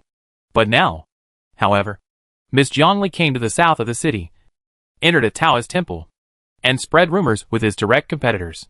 His mentality collapsed on the spot. When junior brother saw Daoist Master Wei come in, the corners of Daoist Du's mouth flattened. I feel wronged.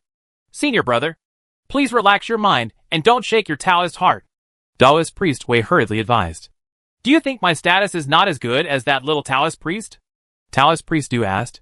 Although they are both temple masters, the scale of our Nancheng temple is much larger than his. So senior brother will naturally win against him, Dachon Wei replied. Are you saying that my cultivation is not as good as his? Taoist Master Du asked again. This senior brother has been practicing for decades, and he has only been practicing for a few years. He should not lose to him. Dachon Wei muttered in his heart and replied. Does that mean I don't look as good as him? Senior brother and him. Dachon Wei gritted his teeth. Between brothers. Click. A thunderbolt sounded in the clear sky. Taoist priest Wei quickly recited the Taoist scriptures silently in his heart and begged for forgiveness. Taoist priest Du looked up at the sky and gritted his teeth. No! We must drive that Diyun temple out of the south of the city. Huh? Daoist Master Wei asked in confusion. Didn't senior brother come back last time and say that he has a high level of cultivation, a profound background, and is close to Hongmen? So he is not suitable to conflict with Diyun temple again? I have changed my mind. Durang's eyes were filled with blazing anger. Your methods before were still too merciful. This time, I'll go meet them myself. At the same time, Li Chu was about to go out. Taoist robe, cloth shoes, sword on back, Taoist bun. Everything is in the most familiar attire. The place he wanted to go was the medical clinic he had visited before, because he just heard a piece of news that surprised him. Dr. Liu is dead. He died very peacefully, just lying on the table in the hospital and passed away quietly. There were no scars on his body. He looked like he was overthinking. People said he worked too hard for the hospital. But Li Chu felt that things were not that simple. He wanted to take a look. Chapter 219 Wife's Nemesis? At noon, light snow fell from the sky again, blown to pieces by the wind, and fell on people. Although it is inconspicuous, if you don't pay attention, your clothes will get wet over time.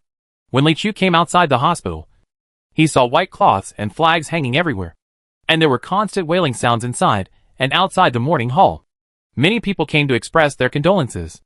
As a compassionate doctor, Dr. Liu helped many people.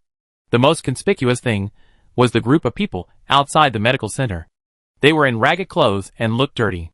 They did not step into the medical center, but gathered outside the door, secretly wiping their tears. Most of these people were beggars from the south of the city. In the past, every winter was a hurdle for them.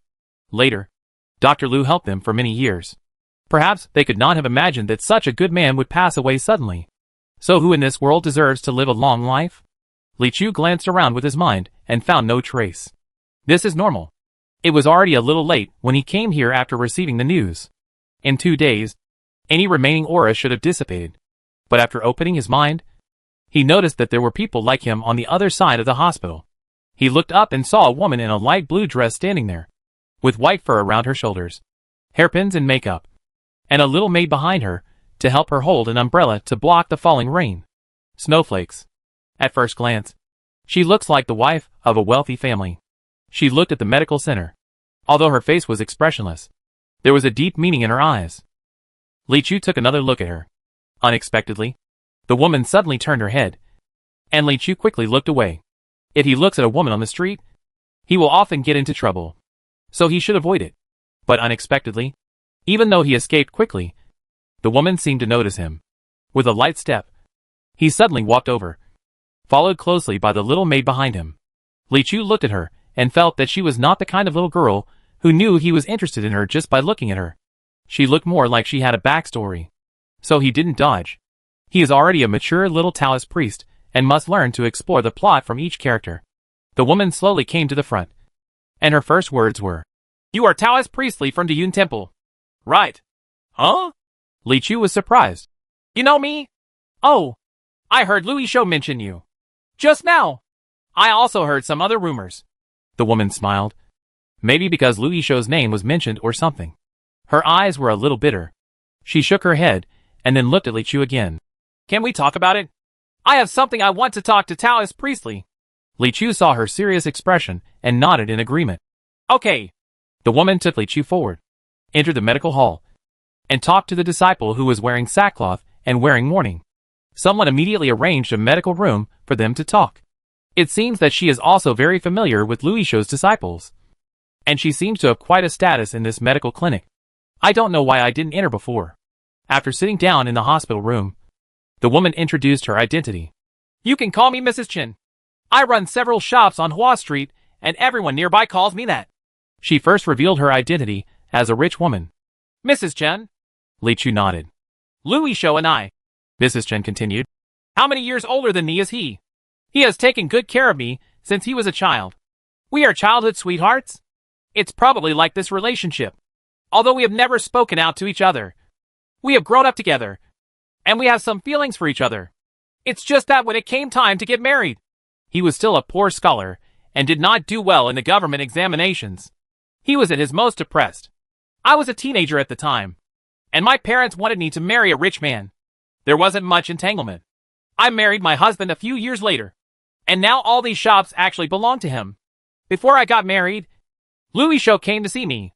He said he stopped studying and was going to Xuanhu Villa to study medicine. He said he hoped we would have the opportunity to see him more in the future. I said, are you cursing me? We were supposed to never see each other again. But I married a beast. Within 2 years of getting married, he started going out to have fun and having fun. Sometimes he would bring women from outside into my home. I couldn't stand it, so I quarreled with him. You'll get beaten. This kind of life passed for nearly 10 years, until one time he got drunk and broke my arm. I heard that there was a great doctor here, so I looked for him. I didn't expect that it was him. The joke at that time really came true. Lu Yishou was very angry when he heard about my situation. It was then that I realized that I had a heavy weight in his heart. Later on, one after another, when I was injured again, I would still go to him. He said he wanted to save me from the sea of suffering, but we were unable to do anything. My husband is not only a businessman, he also practices martial arts. He has some skills in Shiluo City. Power. We can't fight him no matter what. Until one day, Lu Yishou suddenly asked me very excitedly, have you heard of the legend of Song Haijun? Song Haijun? Li Chu raised his eyebrows. He realized that the point was coming. He said that there is a magical being in Jiu in the East China Sea, named Kang Haijun. He has great power and endless wealth, and he is keen on making deals with people. As long as you put out enough chips, you can trade whatever you want to Mr. Songhai. I didn't take it seriously and just asked him what he wanted. He said he wanted me to stop being bullied. Result? After a while, my husband died. At this point, Mrs. Chen's eyes would show surprise. One night, while he was still talking, he suddenly fell to the ground and died. Later, the Yaman's clerk checked carefully and couldn't find any clues. They can only say that he was overindulging in alcohol. But I know it won't be that simple. Li Chu's eyes flickered, and he also fell into thinking. This way to die. A few days later, I ran to ask Lu Yishou if he had done anything. Lu Yishou just smiled and shook his head and refused to say anything to me. But the more he didn't say anything, the more I doubted whether he had really made some terrible deal. The last time we met was just a few days ago. He mentioned that you had solved the evil spirits in the medical clinic. He also said that you were not only highly skilled in cultivation, but also compassionate and a very trustworthy person. But even though all the evil spirits had been dealt with, he suddenly told me not to come to him again. Thinking about it now, the way he said this at that time, maybe he was expecting something. Nowadays, everyone says that he died because of overthinking. But I am the only one who knows that the way he died was exactly the same as the way my husband died before. Little Taoist Priestley. Mrs. Chen's eyes looked at Li Chu and became heavy. He's a good man, and I hope someone can do justice to him. Li Chu accepted the heavy burden. He solemnly replied, it is my duty to do so. After talking for a while, the two walked out of the hospital side by side again. The snow outside became even heavier. Mrs. Chen walked to the place where she was standing just now and stopped. Shout Taoist Priestley. Please go back first. I'll stay here for a while. Mrs. Chen smiled. Every time I walk here before, as long as I stood for a moment, he would come out to pick me up. He said that he felt something in his heart every time. In fact, I know that he must have raised his head and looked outside when he was fine. Now that I'm standing here, I feel like he might come out of the hospital in a while. Goodbye. Li Chu turned and left without saying anything. Thoughts were running through his mind. Ever since entering Shiluo City, new problems seemed to have arisen all the time. Louis Shou said before that he performed an operation for the Biming sect. And now he is related to the mysterious legend of Kang Heijin. The descendants of the Yin family have not yet investigated clearly, and they are inexplicably involved in the vendetta of the Dragon Kingdom. It was as if there was an invisible big hand that forced the two unrelated mountain peaks together, and he was slowly passing through them. Maybe this is the second largest city in the world. In such a turbulent place, the forces that can participate in it are all behemoths. I don't know what his guess is, but in fact, the several mysterious cases that Diyun branch has come to the door so far were all arranged by people from Nanchungwan. If there really is such a pair of invisible big hands, then the name of the big hand should be Du. The masterminds behind the scenes. Du Lank and Taoist Du were standing in front of the gate of Diyun branch, sighing endlessly. There is only one Taoist priest in such a large Taoist temple. When the Taoist named Li was not around, they actually closed their doors. This is too casual. It is a small Taoist temple of this size that can actually win the girl from Jiangli to visit in person. But his Nanchung temple does not have any cards. A burst of lemon-flavored fire ignited in Dao Chang Du's heart. At this moment, a sneaky figure of a dog appeared on the street. The visitor was dressed inconspicuously. Just an ordinary cotton coat and hat, covering most of his face. But his eyes kept glancing in the direction of Diyun Temple. This figure is none other than the fish that slipped through the net in Yulangshuan yesterday. After he went back to resume his duties, he was given the task of His Highness the Second Highness to investigate the little Taoist priest who ruined the big thing. Thanks to the news released by Yulangshuan, he knew Li Chu's views on Diyun and Nanchung without any effort. But this alone is not enough. Looking back over there, His Highness the Second Highness asked him anything casually, and if he couldn't answer it, he would be in danger of being killed. Therefore, it is necessary to check the little Taoist priest's origins, magical abilities, sect inheritance, parents' place of origin, birth date, and interests and hobbies in detail before he can go back. The spy from Huanlong Kingdom was walking on tiptoe and bumped into Taoist Du, who was turning away at the door. Looking at it like that, it was as if Taoist Du had walked out of it. The spy rolled his eyes and stepped forward to greet him. This Taoist, please stay. When Du Lang turned around, he saw a man calling him and was puzzled by what he meant.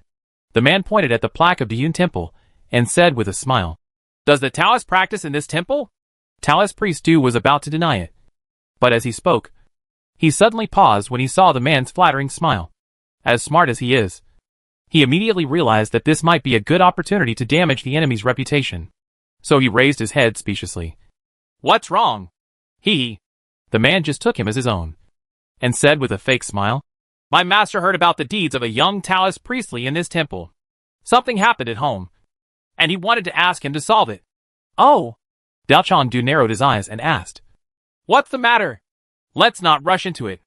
I want to find out first what level of cultivation our little Taoist Master Li is." The man asked. This one. Du Lang pondered for a moment. Not for any other reason. Because he didn't know this either. The man thought he felt it was inconvenient to reveal it. So he immediately came over and handed out a silver coin from his sleeve. "I'm not snooping for other reasons. The main point is that my master is worried. If he is a good-for-nothing, inviting him over will endanger his life. That would be bad." Du Lang took the money and saw that he was quite generous. So he expected it to be a big job. "I had some calculations in my mind at that time. As long as I'm here, your business will never be successful." He smiled slightly and replied, "When it comes to my junior brother's cultivation, it is indeed a bit elusive." "Oh, how do you say it?" "He cultivates a different kind of inheritance, and his magical powers are very different from those of us ordinary qi refiners." Dao Chang Du knew that Li Chu had already gained a bit of a reputation, and completely denying his cultivation would not convince others. So he made nonsense. "The inheritance he cultivates is all about working hard at one go, then weakening again, and then exhausting himself in 3. That is to say, if he can attack all the Taoism in his body within 3 moves, he can only attack 3 times a day at most. The first time is the most powerful, the second time is not so good, and the third time is the weakest. After the third time, there is not a drop left. It would be okay if the evil spirit in your family could be dealt with immediately. If it were a little more powerful, and was provoked by his first 3 moves, and was not killed, it would be miserable. Ah, so it turns out there is such a heritage. The man nodded in surprise. My heart suddenly dawned. 3 of his powerful companions were all destroyed in his hands. It turned out that those 3 blows had completely destroyed his entire body. No wonder. If he could really control them at his age, he would be invincible sooner or later. I couldn't help but secretly regret it. If I didn't run away at that time, wouldn't I be able to kill him instead? After a few words of agreement, he handed over another ingot of silver and asked, I wonder what Mr. Lee's usual hobbies are. Taoist Priest Du took the money and said strangely, I'm looking for someone to exorcise evil spirits. Why are you asking? Isn't this? The man thought for a moment and replied, If we want to invite him over to exorcise evil spirits, we must treat him with good food and drink. If we know something about his interests, we can also cater to his preferences. Snort. Daochang Du snorted coldly in his heart. In the past, when I went out to exorcise evil spirits, no one ever tried so hard to please me and asked me what I liked to eat and drink. Immediately, he blundered. My junior brother has many interests and hobbies, but the first one must be beauty. Hee hee. This is easy to handle. The man smiled. Rona, the little Taoist priest is lustful. Then there's a lot to be done. Others are not enough. He is used to seeing vulgar fans. Taoist Priest Du smiled secretly. He doesn't love anything else. He only loves wives. Wife. It's just someone else's wife or a mother-in-law with a husband. The richer the family, the more they like it. Taoist Priest Du lowered his voice and said, Our Taoist temple used to be open in Hangzhou. Do you know why we were driven here? It's because my junior brother was exorcising evil spirits in Hangzhou Mansion. Every time he spent the night, he would secretly seduce other people's wives. He was not exposed once or twice, but as time went by, how could the paper contain the fire? In the end, he was given a nickname. What nickname? The man asked, cocking his ears. Wife Buster.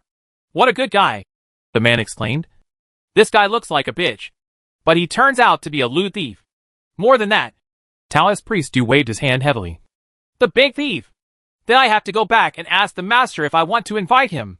The man felt that he had gotten the information he wanted, so he found an excuse to get away. When Taoist Master Du heard that he had retreated, he was very happy and secretly cheered a few times. Yeah. Satisfied. Go back quickly. But he still had an expression of hatred on his face. We have tried to dissuade him many times about his hobbies. But, alas, we are all from the same sect. And this is embarrassing. What more can I say? If you are really not short of money, you are still in a hurry to find someone to exorcise evil spirits. There is another Nancheng temple a few miles away. It is considered the leader of Taoist temples in this area. You can go there and ask. The man shook his hand and was very grateful. Thank you, Taoist priest. You are such a good person. Taoist Priest Du also squeezed his hand.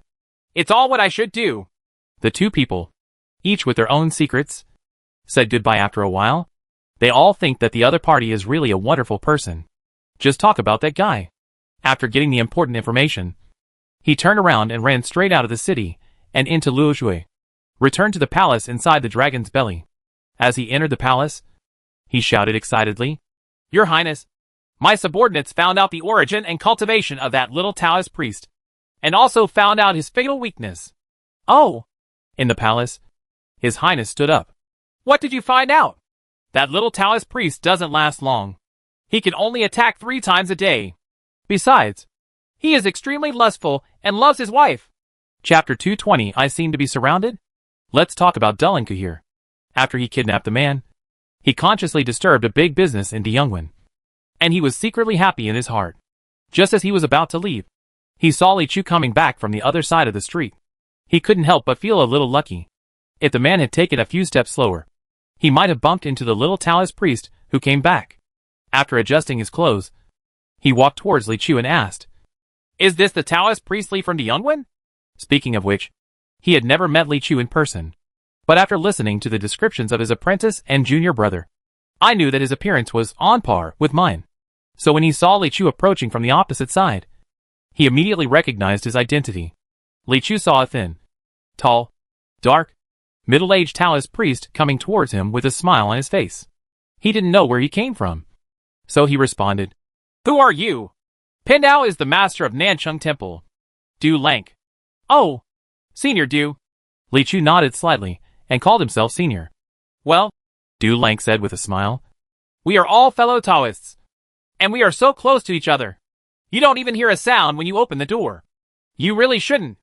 As Li Chu let him in, he responded calmly, this junior has been practicing Taoism for a long time, so there may be some oversights in his actions. It's okay. Taoist Master Du waved his hand. My disciple was ignorant and came here to play some pranks before. I'm here today. Firstly, I'm here to pay a visit to my fellow disciples.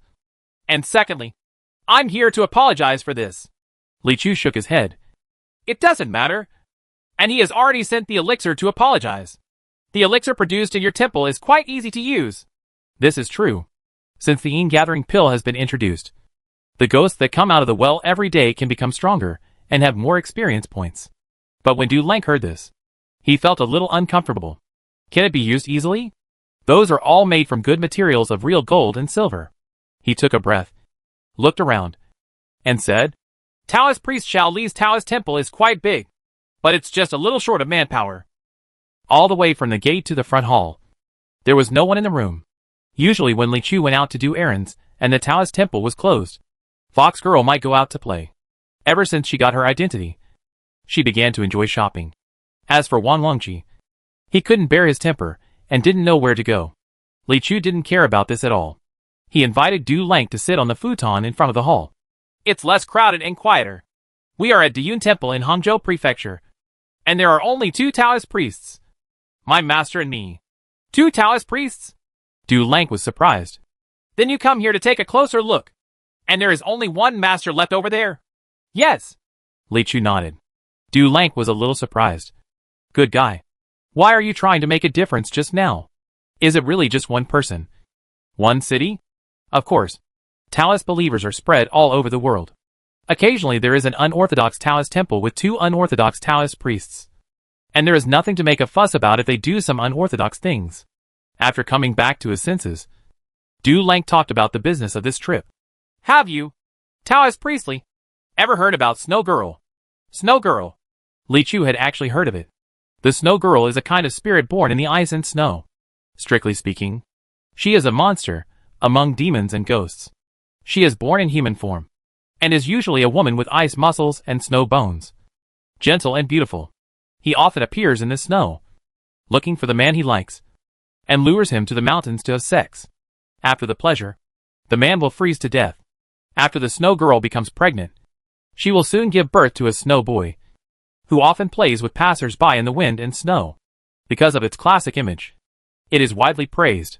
But I had been in the south before, so it felt very far away. There is a big mountain in the north of Shenluo City called Wind Mountain.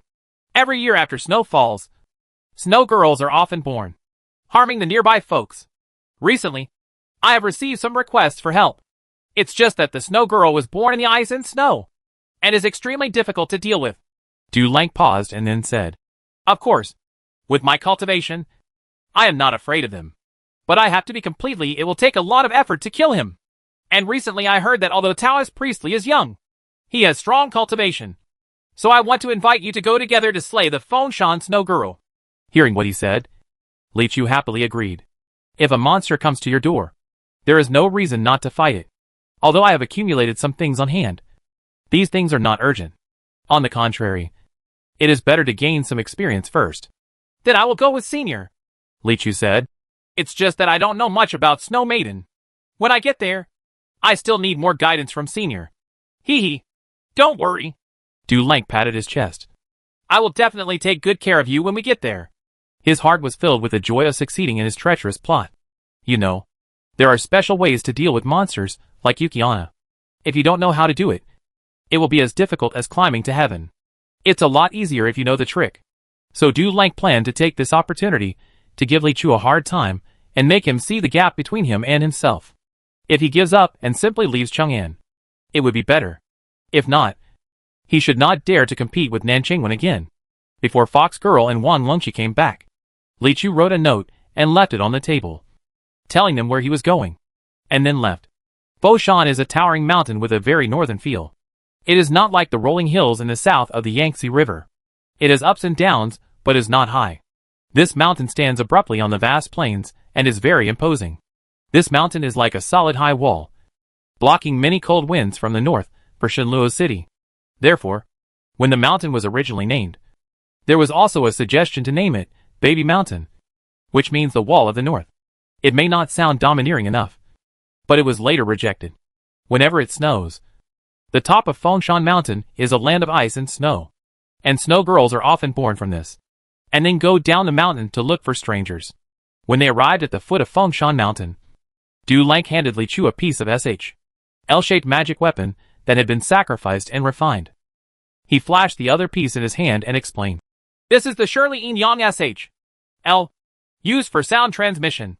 There is a folk legend that says that snow girls are devoted to each other.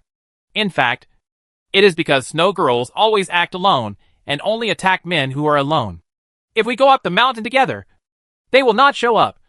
So you and I have to go up the mountain separately. Once you encounter a snow girl, it would be better if you can deal with her. If you find yourself defeated, use this L to send a message to me. Once I hear it, I will come to my aid immediately." Du Lang's worries were real. He just wanted to give Li Chu a small bump, but he had no intention of harming anyone's life. As long as Li Chu can be made to ask him for help, the goal will be achieved. Li Chu took the L and nodded in agreement. So the two of them separated and took two paths up the mountain. In other seasons, there are still some people in Fengshan Mountain. Some people will go up the mountain to hunt or cut firewood. But in winter, warning signs will be erected everywhere to remind you that snow girls often appear in the mountains. After all, this kind of spirit is naturally long-lasting and can never be exterminated. Even if Chao Tian comes for a large-scale clearing, maybe a few more will appear again when it snows. So for many years, local people have known not to go near this place. It's just that those snow girls occasionally come down the mountain, and they may still harm the people below. Du Lang strode forward. Not long after he walked, heavy goose feathers of snow suddenly began to float in the sky. He couldn't help but smile to himself. God is really helping me. Snowy days are the time when snow girls like to hang out the most. Looking at the amount of snow, I'm afraid all the snow girls in the mountain will come out. Dachan Du simply stood still, waiting for a discerning and tasteful snow girl to come to him, and then be killed by him with one sword. Then go rescue the anxious little Taoist priest. This trip to Fengshan is perfect. Hey. After making a plan, he smiled evilly and waited silently, his consciousness scanning the surroundings. But there was still no trace of the snow girl. Wait. This time, we actually waited until it was getting dark. Huh? He frowned strangely. There is no difference between day and night for snow girls. As long as it snows, they will come out to find the man they like and return to the mountain. How? Haven't shown up for so long?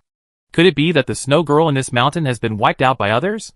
With such doubts in his mind, he put the L to his mouth and asked, "Taoist priest Shaoli, have you met the snow girl over there?" Li Chu's faint voice came from the opposite side. The little Taoist priest in green clothes in the wind and snow looked around, looked at the misty shadows around him, and answered truthfully, "I feel like I'm surrounded by snow girls." Chapter 221. How long can you hold on? Clam? Duran was slightly confused. Surrounded by snow girls. What's the word? He only mentioned it before entering the mountain. The snow girl is devoted.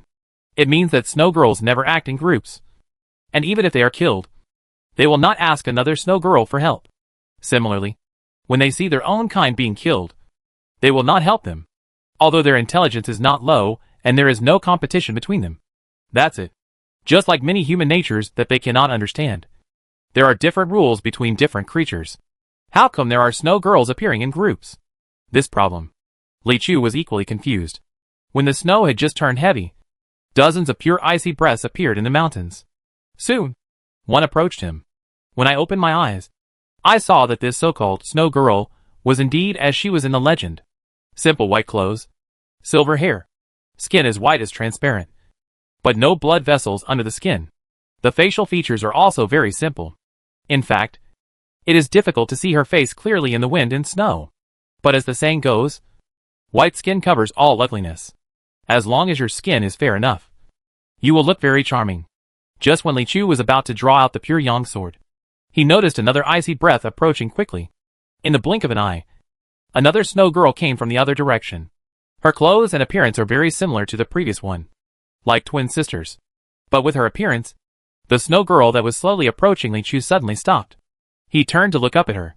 The snow girl's face never seemed to have any expression, as if it was also frozen. But some emotions can still be vaguely read in their eyes. When the two snow girls looked at each other, Li Chu felt a little anxious. It seems that there is going to be a conflict between them, and the source of the dispute is Li Chu. In order to avoid this disharmonious situation, Li Chu decided to be a peacemaker. Get them together before the conflict begins. When he was about to take action, he saw another white shadow floating not far away, and a third snow girl with the same appearance came over. Oh! A trace of doubt flashed in Li Chu's mind. Not sure what exactly this is going on. But the so-called Li Chu fights monsters. The more the better. This is a good thing. However, he was not in a hurry to take action at this time, because when he opened his mind, he would find that there were dozens more such auras, all of which seemed to be nearby. It looks like everyone is hoping to come. It would be bad if he took action in advance and scared them away. The three snow girls were in a stalemate with each other, forming a three-legged situation. But they could not conflict until the fourth snow girl joins. It was snowing all the time, and the atmosphere was not very harmonious. But the four snow girls were not divided into camps. They still fought on their own and faced each other. Then, Li Chu continued to wait silently. The fifth one. The sixth one. The seventh one. When Du Lang's voice came over, he had already gathered nearly 30 snow girls around him. Only a few of them are far away from each other, and he will gather all the snow girls in the mountain. It gets dark quickly in the mountains. Not to mention, it is still a winter night, and twilight falls in a moment. The glow burns the snow, and the sky is stained with ink.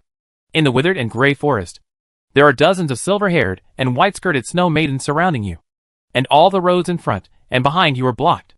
If he were an ordinary person, he would probably have fainted. But Li Chu's eyes became brighter and brighter. The monsters are almost gathered, and it's almost time to clear them out. But Durange didn't think so. Although he didn't quite believe Li Chu's words, he still wanted to take a look out of caution. The distance between the two was not far. He flew up into the air against the wind. When he lowered his head, he saw Li Chu surrounded by a group of white figures in the center. Elder Du Dao's legs went weak, and he was so frightened that he almost fell from the air. He fluttered to the ground, quickly picked up the SHL, and said hastily, "Chao Taoist Priestley, why are you surrounded by the snow girl?" "Huh?" Li Chu was startled when he heard this. "Isn't this what I just said to you?" No. Taoist priest Du was already heading toward Shenluo City in the direction of the wind. His hands were busy, and his words were confused. "I mean, how are you going to get out of this?" Li Chu was even more surprised. "Wouldn't it be better if I got rid of them?" "Don't rush to take action. Answer me a question first." Du Lang was worried that he could not see the situation clearly, so he acted recklessly and angered the snow girls. "What is the problem? How long can you hold on at one time?" Durang suddenly asked. "Huh?" Li Chu was completely confused. "What?" Du Lang said. "Listen to me. I have never seen snow girls in a group in my life, and they are really difficult to deal with. I will go back to Chaotianke to find someone to save you. But don't anger them. As long as you are not angered, the snow girl will kill the man after having fun with him. I see there are about 30 snow girls in the field. I will try to bring the people from Chaotianke back within half an hour, so that you can have sex with them one after another. One at a time just." Li Chu listened to his words, and the black lines on his face turned into dark clouds. Have fun one by one. What kind of magical brain circuit is this? Before he could think of how to answer, Du Lang said in one breath, like he was pouring beans through a bamboo tube. "Actually, there's something I didn't tell you before I came here. The snow girl is afraid of fire. It's just that fire will not keep them away, but will arouse their anger. So fire cannot drive them away. But if you can use the magical power of fire, it will be miraculous against the snow girl." Taoist priest Du flew to report the news. He kept saying, "You are just one person. Even if you know the fire method, you may not be their opponent. It is safer to take turns to have fun." Oops! Just as he was talking, Taoist Master Du suddenly screamed and then lost his voice. Li Chu frowned. Could it be that he encountered some danger? That's all. I'd better make a quick decision. So he took out the pure yang sword from his sword pouch. As soon as the pure yang sword came out, a raging yang qi spread out, and the surrounding snow girls showed angry expressions at the same time. It seems that the sword energy of the pure yang sword is more effective than the anger of any flame. But it just so happened that if they were too scattered, it would be difficult for Li Chu to draw his sword. At this time, because they were irritated, they began to gather towards Li Chu in the center, and their bodies became increasingly dense. Li Chu's eyes moved. The sword rises. He drew a curved arc around his body. Between the snowy mountains, a red dragon appears. Roar. Dazzling red light fills the surrounding areas. The world is shocked. There was even a rumble echo from the top of Fengshan Mountain. And then a large amount of snow rolled down, with Li Chu as the center. All the snow within a radius of dozens of feet was evaporated. A little closer, even the trees were gone. As for those, extremely difficult, snow girls, there is no trace of them anymore. Li Chu nodded slightly. Du Lang was right. The fire method was indeed miraculous in dealing with the snow girl. None of the snow girls that were there just now were touched by the red dragon. They just disappeared on the spot as soon as the tail flames flickered by the dragon's tail evaporated. So much so that what was just a small-scale splash damage turned into a large-scale group attack. If you say quick fix. Quick fix. After taking care of all the snow girls, Li Chu immediately hurried back to Shenluo City along the road. Dao Changdu's situation at this time is not very optimistic. He was originally on his way to Yufeng, wanting to fly back to Shenluo City. But unexpectedly, an ice wall suddenly appeared in front of him, and he hit it head-on. With a bang, he fell to the ground, spinning for a while. After barely holding himself up, he rubbed his forehead and muttered, "The ancestors are right. You can't communicate with others when you are flying in the sky. The wind is not regulated, and your relatives will burst into tears." When he looked up, he saw a very tall man standing in the snow in front of him. This man's appearance is somewhat similar to those of the snow maidens. He has extremely white skin, silver hair, and hollow pupils. He is tall but not thick, and is wearing a gorgeous white gold robe. It has an unspeakable aura. There was no second person here. It was obviously him who used his magical power to knock him down. Taoist priest Du asked angrily, "Who are you?" The man glanced at him and did not answer. Instead, he asked, "Where is the snow girl in the mountain?" Dao Changdu became even more angry. "I asked you first." The man snorted and turned his eyes indifferently. "If you don't answer, I will kill you." "Hey," Du Daochang suddenly became more angry. "Are you still right if you bump into someone? Look at my sword control skills." With a cry, the bracelet turned into a flying sword. Taoist priest Du was going to teach him a lesson. But before the flying sword could fly out, the man pointed his finger in the air, and the flying shining sword that had just risen was suddenly covered with frost, snow, and ice. With a crash, the ice shattered, and the flying sword was fragile and shattered into countless pieces before it could get far. Seeing this, Taoist priest Du frowned, and then said in a gentle tone, "The snow girls in the mountains have grouped together for no reason. I'm about to go to Chaotian Tower to find reinforcements to rescue people. Don't delay me, otherwise things will be serious." "Who to save?" the man asked. Just as Dao Changdu was about to answer, he happened to hear footsteps behind him. When he turned around, he saw that it was Li Chu. Then he pointed at Li Chu and replied, "Save him!" etc. Is there something not quite right? Chapter 222. Are you trying to deal with me? Song Haijun once said that anyone who achieves great things in the world must make good use of 4 words. What 4 words? Exchange what you have. In the spacious room, the walls were empty, except for a stove in the center, with a fire burning underneath and a pot on the fire. In the pot, slices of meat, vegetables, and other things were bubbling and tumbling. The aroma is overwhelming. There are many windows on both sides, with only a thin layer of window paper. The moonlight spreads on the floor, eliminating the need for lights in the house. Through the window, you can see the large shadows of snow falling outside. The snow fell so heavily that at night, the mountains in the distance were already a silvery white. You can also see the steam steaming inside. 2 strange-looking people sat opposite each other. Sitting on the north side, the person who looks like the owner is a baby-faced boy. He wore a loose white robe and a high black crown on his head. His hair was fine and his eyes were clear. He was scooping up the meatballs in the pot with a spoon and talking casually. Opposite him, the slightly reserved person should be today's guest. This guest was dressed in black and looked to be about 50 years old.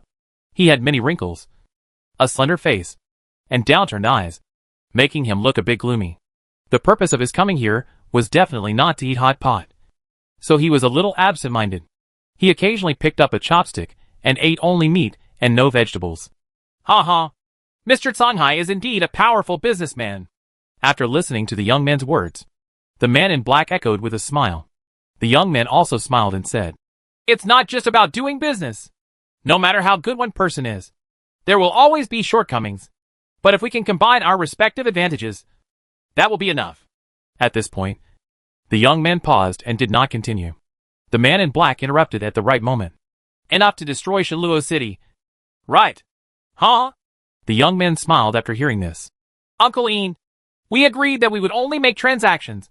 So please don't pry into our affairs. That was never the intention." The man in black quickly denied it, and then said, "Now 8 of the 12 Xianin bodies needed for the Xianin formation have been found. Your Jiang boy over there. The hiding place has been found. The Wind God Order will take action tonight. I think there will be results tomorrow." The young man answered immediately. "The matter is almost over." The man in black said, "But Chaotian K has also set its sights on us. Many of the things our family has accumulated have to be given up. And the sacrifice is huge. But it's worth it." The boy smiled. "Whether it's worth it or not is up to me to judge." The man in black looked him directly in the eyes and said, "I hope to hear some answers first. At least part of them. To prove that you really know this. Uncle Ian, the original agreement between Lord Songhai and your Ian clan was for you to help us complete the Xianin formation and gather the Xianin in the world. Later, Lord Songhai will tell you the truth about the disappearance of Emperor Ian." The young man looked at him without fear. "How can I pay you in advance before the work is done? You know," the man in black said, "just knowing why Ian Emperor disappeared has no meaning to our family. The reason why we really insist on searching until now is because we don't believe that he will die. The things we have done for you have taken a lot of risks. And we have even risked our entire business for 100 years. The man in black became a little excited. "If in the end you give a meaningless answer lightly, then we can't accept it." The young man thought for a moment, raised his eyes and smiled. "Okay, then I will reveal a little bit to you. First of all, what we can guarantee is that Lord Ian Emperor is definitely not dead. But it may be difficult to get him back, because the thing he is involved in is the most supreme existence in this world. You know the immortal fate, right? Immortal fate? Master Ian Emperor. The man in black frowned. "I can't say any more about the rest." The young man shook his head and said, "Don't think that we didn't take risks. After all, Lord Songhai is still one of the 5 Dharma kings of the Yanyu sect, and is a subordinate of Lord Yudi. What if Master Yudi knows that we are secretly helping you find an emperor? What will happen? Humph. You are born in a feather." The man in black snorted coldly. "The tiger has left the mountain, and the Hosen has become the king." The young man shrugged and smiled. "Non-committal." The man in black said again, "It is very inconvenient for our tribe to move around now, and we still need 4 Xianin bodies. If you can help us, things should go smoother. It's not impossible." The young man nodded. "Snow Godling happened to be okay. He is going to take back those Fengshan snow girls that he has raised for a long time. They will also be helpful to your Xianin formation in the future." "That's very good." The man in black nodded. The two of them had just reached a consensus when suddenly the young man raised his hand and said with a bad look on his face, "Wait a minute. It's not good." "What's wrong?" the man in black asked. The young man said solemnly, "The Snow God Order is dead." "Huh?" The man in black also changed his color slightly. His first thought was, "So sudden? Are you trying to deal with me? You can just say it if you don't want to offend others. Don't use this method." Du Lank looked at Li Chu, who appeared inexplicably behind him, with a similar expression. "Are you kidding me? Obviously I just saw you surrounded by a group of snow girls. Why is this so?" "How did you get away?" he asked. "I just said it." Li Chu felt that communicating with him was really tiring. "Just get rid of those snow girls, and you can get away." Du Lank was so shocked that he almost jumped up. "Almost all the snow girls in the mountain are there. You? It's all solved," Li Chu said lightly. Du Lank's eyes were still suspicious. Believe it. But it would be too unbelievable for him to do this alone. After all, there are more than 30 snow girls. How did this little Taoist priest do it so fast? Don't believe it. He is indeed standing in front of you alive. But when the third person present heard Li Chu's words, his eyes suddenly turned cold. The man in white robe locked his eyes on Li Chu, and said in a solemn tone, "You killed all the snow girls?" Li Chu looked at him, not quite sure where he was coming from, but vaguely felt that he was a little hostile. So he answered rigorously, Not all of them. I only killed 31. There are 4 more that are far away from me in the mountains and are still alive. Bang. There was no expression on the face of the man in white robe. But there was an unprovoked explosion in the air, with him as the center. The snow covering a radius of 4 to 5 feet suddenly collapsed, as if being crushed by an invisible pressure. Li Chu asked Taoist Du. Who is this? I don't know, Du Lank whispered. I almost got beaten for asking this just now. The man in white robe heard their conversation and just said coldly, Go down and ask King Yama. After saying that, he gently moved his fingers. Snowfall! Boom! In an instant, dozens of feet of snow in all directions rolled up at the same time, like a rushing tide or a slowly clenching fist. And Li Chu and Du Lank stood in the palm of this fist. He was about to be crushed and buried. Du Lank screamed, I just said you can't ask! With such a powerful method, which is almost like a vision of heaven and earth. The opponent is clearly a powerful person in the Wanxiang realm. He couldn't help but feel despair in his heart. I didn't expect that I would die with this little Taoist priest this time. I knew why I would bring him here. At this time, Li Chu grabbed his shoulder. Saw. With a flash, the two of them instantly moved outside the scope of the snowfall, and were now only more than 10 feet away from the man in white robe. Taoist Du was stunned on the spot. Could this be the legendary fairy magic? He looked at Li Chu in surprise. Li Chu frowned slightly and asked the man in white robe, How can you kill people easily? There was anger in his eyes. When he said this, the pure yang sword had already been drawn out. The man in white robe was a little surprised that he could escape, but he still maintained an indifferent and arrogant attitude. I've killed countless people in my life, so naturally I won't be short of you 2 ants. The cold voice was full of disregard for life. That's it. The desire to survive in this answer can be said to be quite low. When Li Chu heard this, he waved the pure yang sword gently without any pressure. The red dragon with sword energy burst through the air. When he saw this raging sword energy flying towards him, the man in white robe's eyes suddenly trembled. This sword energy training actually made him unable to have any thoughts of resistance. And he couldn't even think of dodge. In that brief moment of thinking, there was only one thought that flashed through his mind. He wanted to withdraw what he had just said immediately, or add a sentence about me bragging. Brother. Unfortunately, there is no regret medicine in the world. If there is really regret for selling the medicine, then every dead soul under Li Chu Jian should be eager to eat this stuff. The surging sword energy swallowed up the man in white robe, and also swallowed up Du Lank's reason. He watched this scene blankly. My heart is in turmoil. This little Taoist priest me. The two of us actually killed a master of all things. Oh my god. Chapter 223 The Most Difficult Road. It was very sudden. A great expert, who was so arrogant just now can move the snowy mountains with just a raise of his hand. With a snap, it was gone. Du Lank looked at Li Chu and fell into a daze for a moment. Li Chu didn't pay much attention to him. He only noticed a white light returning to his body with experience points. Quite impressive. It's just that the experience bar today is too long, and even such a master can't fill it too much. But going out to meet bad people is like going out to pick up money. You can't expect too much. In addition, he also saw that after the white-robed man was swallowed by the red dragon, a shiny thing fell from the sky and landed on the snow. He quickly ducked over and picked up the item. When I picked it up, I found a long sign. The material was very strange. It seemed to be made of ice, but it was extremely hard. It didn't feel cold when I held it in my hand, but more like some kind of crystal. But Li Chu clearly felt that the moment he touched it, his soul seemed to tremble slightly.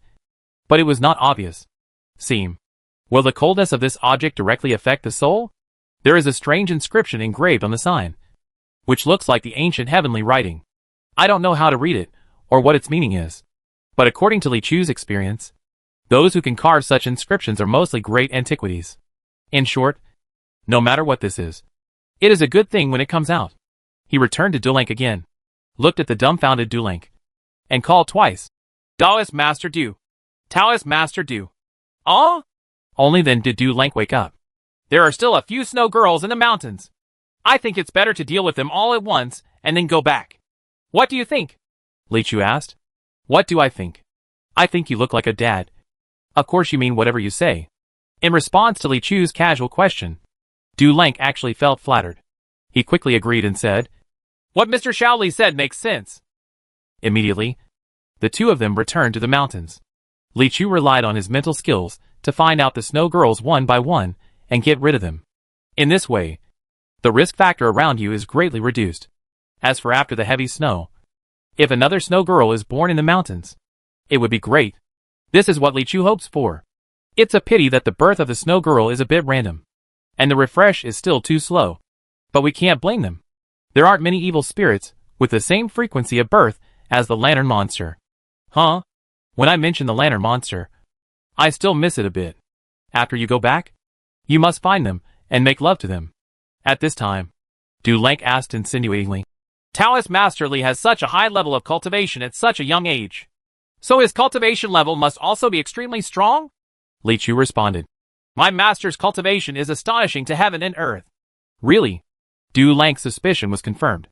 No matter how amazing Li Chu's talent is, to be able to cultivate to this point at this age and not be reincarnated by a powerful person, all conditions must be reached to the extreme. But if he really came from an ordinary Taoist temple in the countryside, how could he have such resources? Presumably his master must be a great hidden power. And the energy behind Dayun Temple is by no means ordinary. He couldn't help but think of himself. I think his qualifications were quite good back then. But unfortunately, the Taoist temple he came from was really just a rural Taoist temple. At that time, I was young and ignorant, so I just focused on practicing. The entire Taoist temple has only one superficial mental method. Du Lank insisted on cultivating to the state of divine union, which can be regarded as an extraordinary talent. Exorcising evil spirits from neighbors in the countryside. I once felt that I was a peerless master. When he went out to see the outside world, he realized how small he was. But it was already too late for him to join those immortal sects or large sects. He has passed the best age for apprenticeship. His talent is not so great that he can change his destiny. The only one near Shenluo City who is still willing to accept him is Nancheng Guan here. Because Nancheng Temple was also very poor at that time. Having one more disciple was like celebrating the new year. The old temple master of Nancheng Temple used a sword control technique to successfully attract him, who had no magical powers at the time. Later he learned that the only sword controlling technique that Nancheng Temple had inherited over the years was this one. Thanks to his many years of hard work, Nanchengwen has been developed into the scale it is today. But as he got older, Du Lank felt more and more that he had no chance. He reached the early stage of Shenhe in his 20s. But now in his 40s, he is only at the peak of Shenhe. As expected, this creature has no hope of transforming into a dragon. He always believes that once he has enough resources and guidance, he can make progress. But the older he gets, the less likely any sect will accept him. However, if Nanchengwen wants to achieve further development, it is absolutely impossible due to various constraints. At this moment, Du Lank suddenly felt as if he had seen another glimmer of light. If it is not a large sect, it has resources that are not inferior to those of an immortal sect. For example, Dayun Guan. Moreover, they are in the stage of expanding their territory. The master and the apprentice are one person and one city, and they are in urgent need of manpower. Wouldn't it be just right if they join in by themselves? But I have been a Guanju for so many years, and it is a bit embarrassing to suddenly have to resign myself to being a disciple. This is really the most difficult road. Do you want to leave? While his thoughts continued, the two of them had returned to Dayun's separate view. Li Chu glanced at him, a little puzzled. Why doesn't this person want to go home? So he asked politely, Does Master Du want to come in and sit down? Okay. Du Lank readily agreed. I thought that Taoist priest Shaoli would still welcome me. At this time Wang Longqi and Fox Girl had returned. The Fox Girl bought a lot of items from nowhere, big and small bags, but she didn't know if they were useful or not. Li Chu felt heartbroken when he saw it. Wang Longqi seemed to have just come back, and was shaking the snow off his shoulders at the door, like a big dog that had just rolled in the snow. These two are my friends, and they also live in our Taoist temple. Li Chu introduced to Du Lank. The two nodded and signaled, and then everyone sat around. Du Lank said pointedly, From Dayun's point of view, with a figure like Taoist priest Li here, the future must be bright. It's just that the popularity is still a bit thin now. Wang Longqi thought he was talking about the few pilgrims, so he laughed and said, You don't have to worry about this at all. As long as Li Chu's reputation spreads, it will become lively in a few days. They are also like this in Yuhang Town. They were not popular at first. When Li Chu became famous, there were many female pilgrims who came to offer incense every day. There are several hundred, and the queue can stretch from the entrance of the Taoist temple to the river. Are they all female pilgrims? Du Daochang raised his eyebrows. Yes. Wang Longqi chuckled. And they are all very beautiful. Durang took a breath. And that's not to mention the outside of the Taoist temple. Wang Longqi looked at the fox girl. There are only 2 people as beautiful as her in the Taoist temple. Do not talk. Du Lang suddenly waved his hand. Out of the desire for a spiritual realm. Out of a lifelong ambition to pursue the Tao. Out of all kinds of lofty and great ideals. This is the hardest road. It seems that Pin Dao has to leave. He looked at Li Chu very seriously. Shao Taoist priestly, please let me join the Yun Temple. Chapter 224. Is there anything you can teach me? Li Chu, fox girl, and Wang Longqi all looked at Du Lang strangely, and were confused for a moment. Du Lang stood up and said with sincerity, all this time, as the master of Nancheng Temple, I have always focused on this small corner, like a frog at the bottom of a well, barely surviving. Today, after seeing Taoist priest Li's methods, I realized that there is such a person in the world, and he has attracted my attention. Although I am much older than you, those who have mastered the way of cultivation come first. If possible, I sincerely ask Taoist Master Li to accept me as his disciple. Take on a disciple? It just so happens that your Diyun Temple is just starting out. I believe I can also be of some help. I wonder if Taoist Master Li is willing to agree and let me become your disciple. Apprenticeship? This plot development really exceeded Li Chu's expectations. After all, he is just a young Taoist priest who has been practicing for a year and a half. No matter in terms of seniority. It was far from time to consider taking on a disciple. But Durang obviously looked at another aspect. Cultivation. In terms of strength, it would not be shameful for him to worship Li Chu as his own ancestor. Cultivation is not shabby. Hearing this, Li Chu pondered for a moment. Wang Longqi asked first. Taoist Du, you are still the master of the Nancheng Temple. If you become a disciple of Li Chu, you will become a disciple. Isn't it a little bit? Du Lang chuckled and said, birds fly with the phoenix, and people with good qualities are proud of themselves. As long as I can follow Taoist priestly, I don't care about seniority or anything like that. Wang Longqi smiled again and said, then let's make an agreement first. In this perspective, Li Chu and I are friends, and Miss Xiaobai and he are also friends. If you come here, your status cannot be higher than ours. That's the 4th child. This? Durang frowned. This was unexpected. I thought he was at least under Li Chu here. Why are these 2 guys fighting for status? If so, wouldn't he become Du Laosi? You don't have to listen to his nonsense.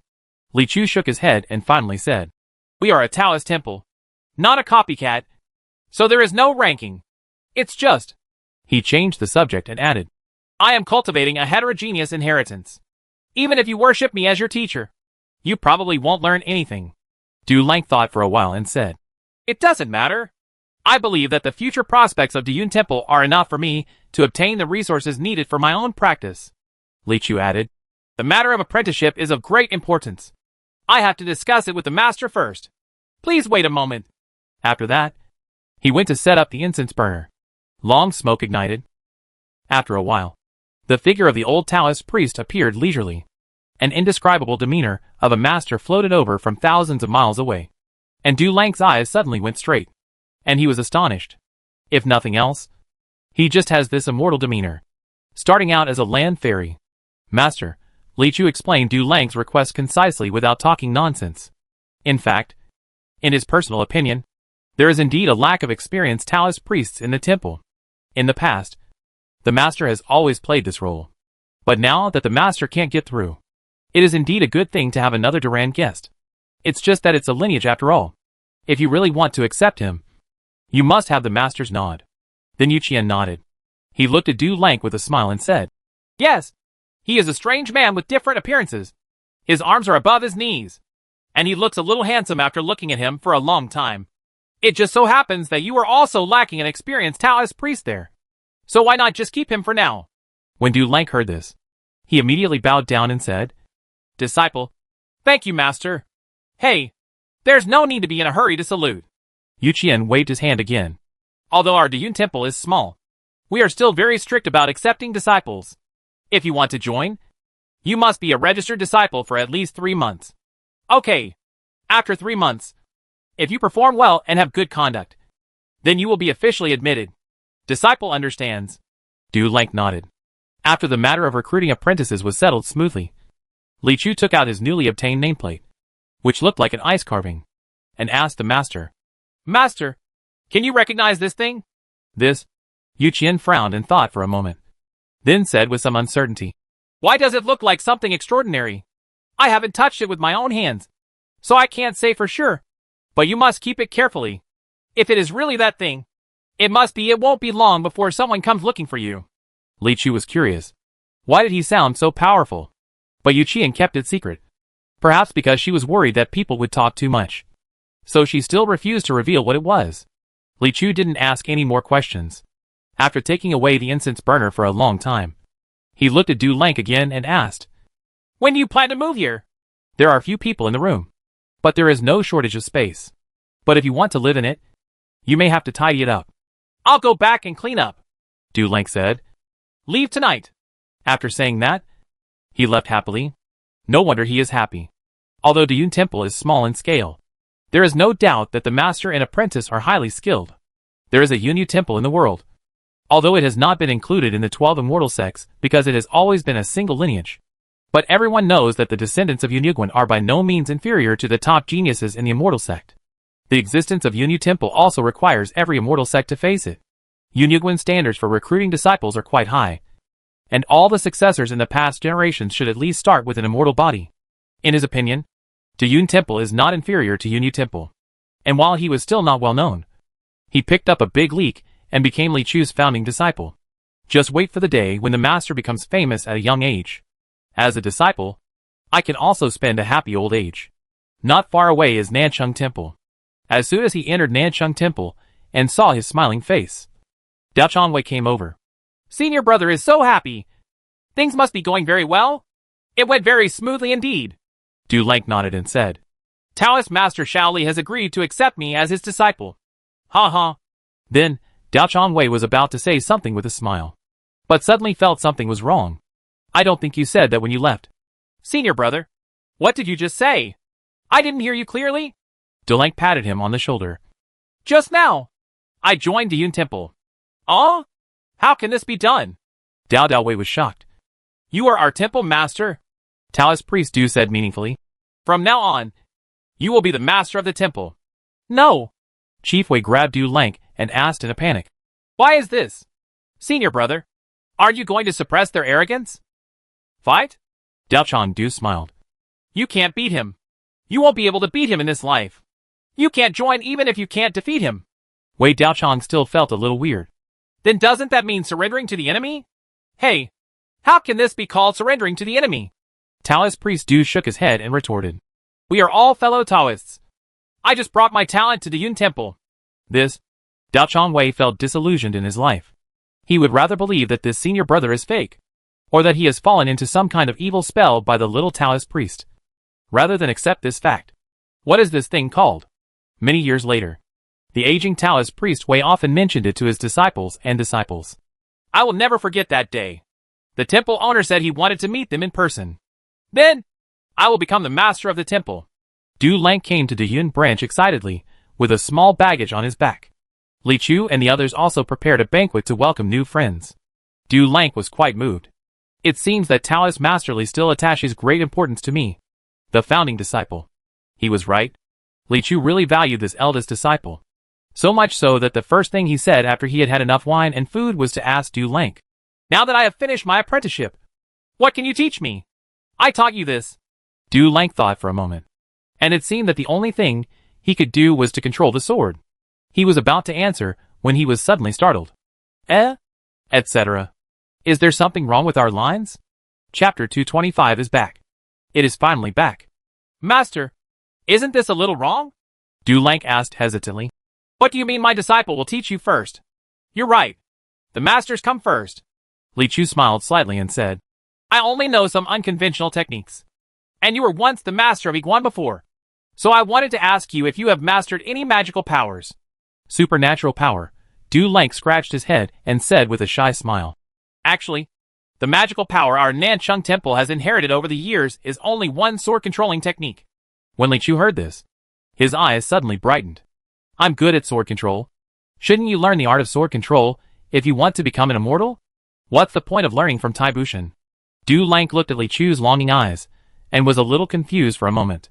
Is this little Taoist priest, who is so happy just because of a sword control, really the great god who kills everything with a single sword indifferently? The contrast is too great. Right?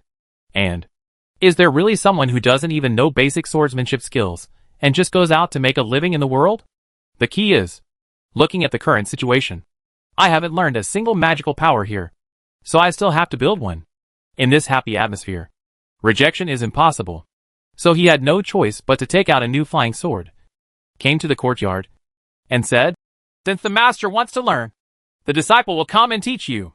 He felt a little weird when he said this, but once he held the sword in his hand and entered the teaching state, some of his majesty, as a concubine for many years, showed, and he suddenly became serious and serious. The so-called sword control is actually the most basic method in the way of swordsmanship. Although it is basic, it is indispensable. Those mysterious sword techniques are all derived from the sword control technique. The so-called Yu means to control or control an envoy. Like Yu Feng, Yu Wu, Yu Jiba. That's pretty much what it means. What sword control is about is to control the sword and let it be driven by your will to do various things. While he was narrating, Du Lank held his sword in his left hand and pointed forward with his right hand. The flying sword hanging in front of him roared, pierced through the air, and went back and forth in the yard, turning into a silver light. He continued, "At the beginning level of sword control, you can fly the sword out of your hand and kill the enemy in the air. The intermediate level of sword control, you can fly with a sword and fly freely. At the advanced level of sword control, I can use the sword as I wish, as long or as short as I want. But, no matter how well you practice sword controlling, you can only control the sword. If you want to display the true meaning of swordsmanship, you must have more profound sword techniques." Speaking of this, Du Lank sighed slightly. He has consciously practiced sword control for many years and has become extremely proficient. It's just that he has no further magical sword skills and cannot improve his swordsmanship. Before, the immortal sect he most yearned for was the Snow Mountain of the Arctic Sword Sect. There are thousands of aloof and arrogant sword cultivators on the snowy mountains. They only have one sword in their hearts, and they claim that one sword can defeat all kinds of magic. But there are 3,000 sword techniques on the Dashua Mountain. It's not like one sword can defeat all laws. They have more laws than anyone else. At this time, Li Chu, who was watching from the side, saw his demonstration and said sincerely, "It's amazing." Du Lank was startled. "This is really just the most basic sword managing skills. My own master. Why do you look like you have never seen the world?" Seeing Li Chu's eyes that were eager for help, he immediately spoke out the hand seals and formulas for sword control. Compared with those martial arts techniques, magical powers are much more complicated. The most direct manifestation is the combination of handprints and mantras. The handprints and mantras here are like the words of heaven on the talismans. They also use a symbol to trigger the power of the complex Tao. Only by using your hands and mouth together can you open up new avenues. Like a key. You use this key to open a door to nothingness. And the more chi you have, the more power you can take out from the door.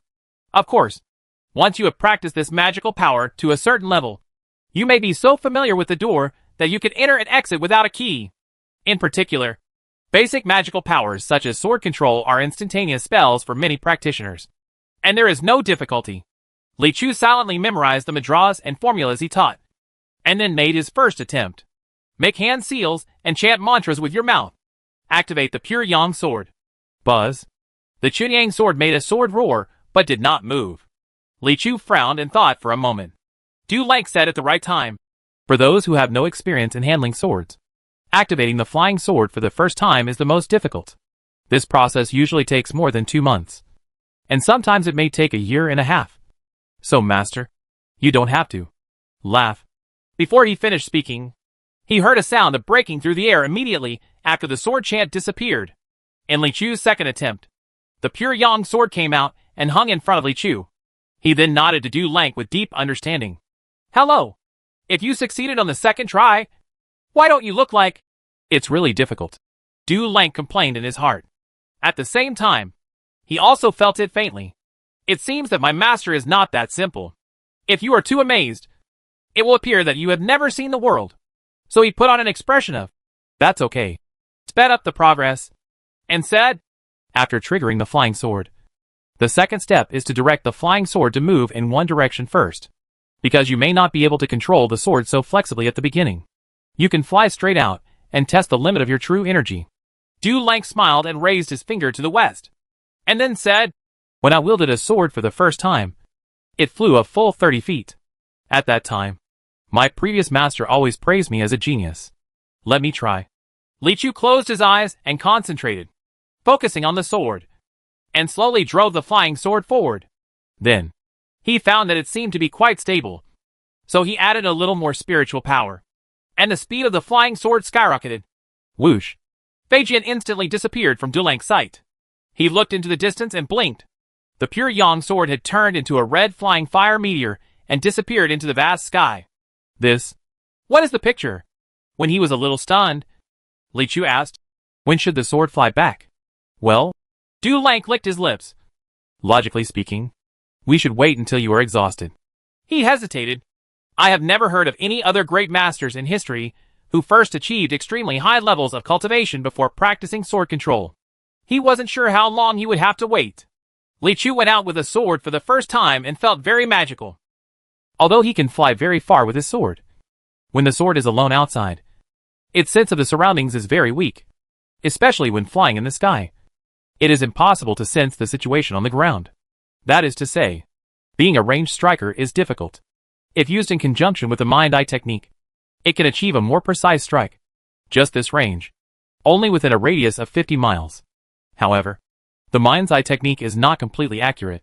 After all, there are certain risks in identifying people by looking at their aura.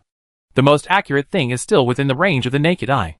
In other words, although I can currently use sword control to make the sword fly very far, it is of little significance, unless you want to master the technology of man's sword control, or find some way to identify enemies from a long distance. Inspiration flashed through Li Chu's mind one after another. Before I knew it, the night passed. Early the next morning, Wang Longqi got up and saw Du Lang with dark circles on his face in the yard. "Hey, Lao Du, have you been awake all night?" he exclaimed. Du Lang looked at him with squinted eyes. "I'm teaching my master swordsmanship." Wang Longqi turned his gaze to the side and kept sitting on the ground with his eyes closed, as if Li Chu had never moved. "Is he asleep?" "Master is wielding the sword," Du Lang said. "Really? It looks like he sat there all night?" "Master stayed all night." After waiting for too long, there was no more waves in his voice. The two of them had just said a few words when they suddenly heard a burst of wind. A flaming meteor flew over from the distant sky. Chunyang's sword was walking all the way to the west, but now it was coming back from the east. There's something strange about Durang. If he were in Yun Temple in Yuhang Town, a geography class representative would immediately jump out to answer his questions. Too bad it's not available here.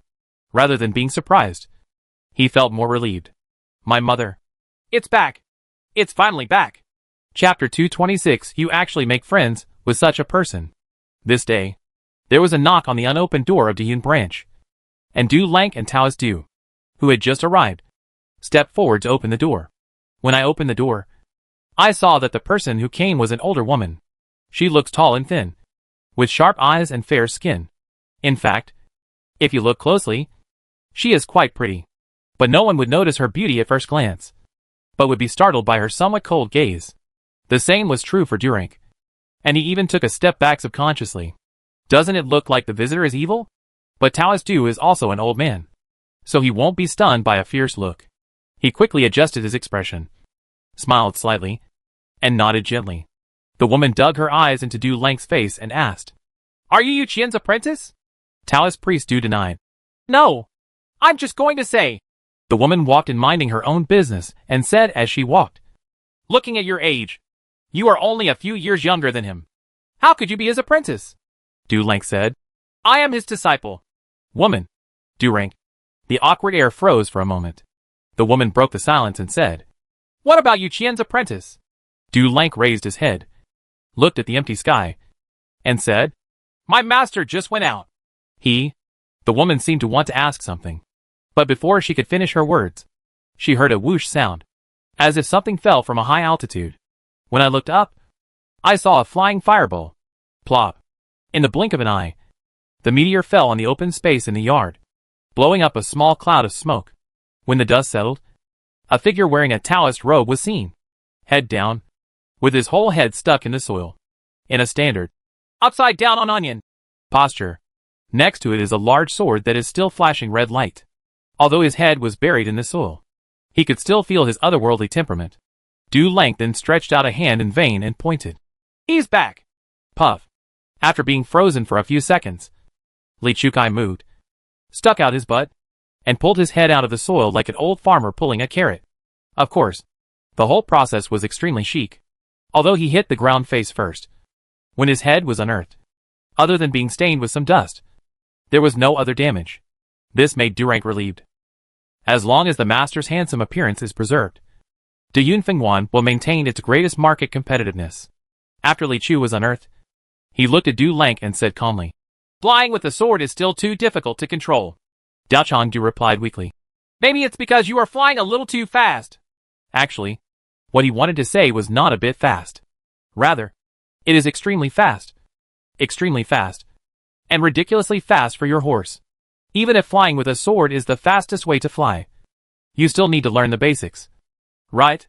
The front foot was still saying lightly that I would give it a try. But the back foot had completely disappeared, leaving only a string in the air.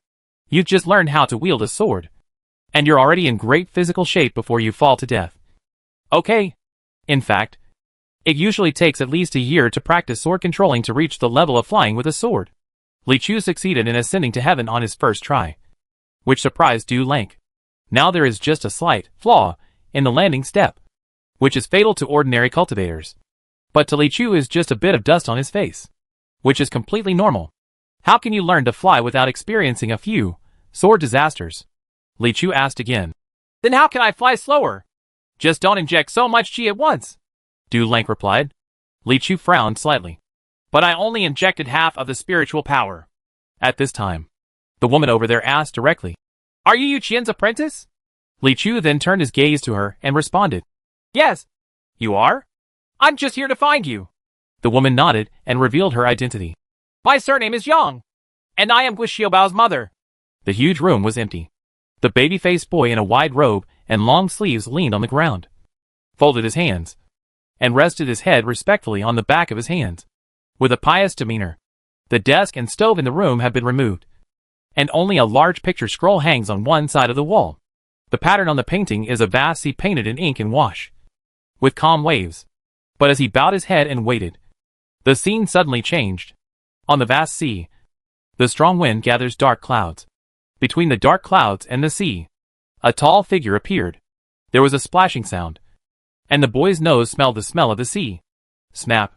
A slightly wet step stepped on the wooden floor. The young man then tensed up and said in a voice filled with supreme respect, Welcome to you, Your Majesty.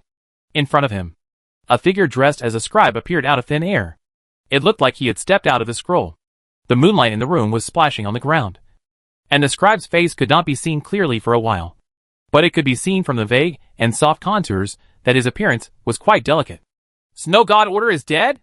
The scribe did not wake up the boy, but went straight to the side of the room and looked out through the window at the wind and snow outside. Yes. The boy's voice was trembling. Actually, I don't care about his life. There are many people in the world who want to get ahead. I just want to find another one. The scribe Yu said. But the Xian Bingjian is lost. This is very serious. My lord.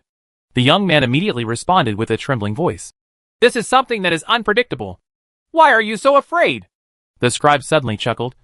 I'm the most reasonable. And it's not your fault. Of course I won't blame you. Get up. Yes. The young man got up. When I stood up, I realized that my back was already soaked. He has also seen the contemporary Feather Emperor of the Demon Sect, and he has never been so scared. All he could say was that the man in front of him was truly the most cold-blooded and ruthless person he had ever seen in his life. But Xian Bingjian must be retrieved. The scribe turned around. You are responsible for this matter, and everyone is at your disposal, including me. As long as there is a definite target, I can take action myself. The young man paused quickly and said, If the Lord is willing to take action, nothing will go wrong. Oh! The scribe raised his eyebrows, as if wanting to hear what he had to say. When the Xian Bing Jian is placed on the Snow God Order, he can use the Xian Bing immortal body to cover up the Xian Bing Jian's aura and avoid the detection of the Xuanwu prison secretary. But it will not have this effect on others. Although my subordinates are not, we know where the Xianbing slip is. But the people from the Xuanwu prison suppression department will definitely know. As long as we keep an eye on the arrival of the Xuanwu prison suppression department people, we will definitely find the whereabouts of the Xianbing slip. The boy immediately said a lot of words. Are you sure that Xianbing Jian is still in Shenluo City? The scribe thought for a moment before asking. Confirmed. The young man wiped his forehead. I can figure out that Xianbing Jian is in the city, but I can't figure out where it is. It may be that the holder's cultivation level exceeds that of my subordinates, so I can't lock it. Okay, I believe you. The scribe smiled slightly. We have paid a lot of money to steal the Xianbing slip from the Xuanwu prison department. If it is lost, I will never accept it. My subordinates will do their best. The young man paused again. Besides, the deal with the Biming sect should be concluded tonight. Right? Give them the baby thunder dragon and tell them to get out of here. I don't want to deal with these lunatics anymore. Yes. The young man replied. Everything is ready at the Luotian pavilion. You separately in the front hall. Li Chu sat cross-legged on the futon. A little nervous. The person in front of her, according to Yu Qian's description, was someone who almost became his master's wife. But she finally chose her master's friend named Gua among the two suitors. This also directly led to the breakup between the master and his best friend. Yu Qian did not explain the emotional entanglements that year very clearly. It is probably because they came out with some important mission related to the rise and fall of Kyushu. And that friend quit after having a family, and the master took on all the responsibilities alone. This kind of touching storyline.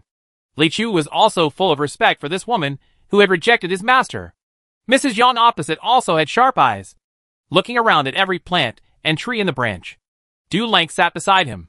She asked Li Chu, your child looks pretty good. Why did you accept such an old and ugly apprentice? Taoist priest Du stood up and left silently, squatting at the gate to let the wind blow. The fox girl comes to serve tea. Mrs. Yang glanced at her and said, this little fox's qualifications are pretty good. But why is his ethics so low? Is it because his mind is not in the right place? Or is your master not training him strictly? The fox girl ran away with her tail between her legs. Wang Longqi came back from outside midway and was stared at by her, making him feel cold all over. Mrs. Yang immediately asked, why does the Taoist temple allow such unscrupulous people to walk around casually? Wang Longqi also slipped away with his little tail between his legs. Li Chu was amazed at her accuracy in judging people, but he also had to reply, he is my friend.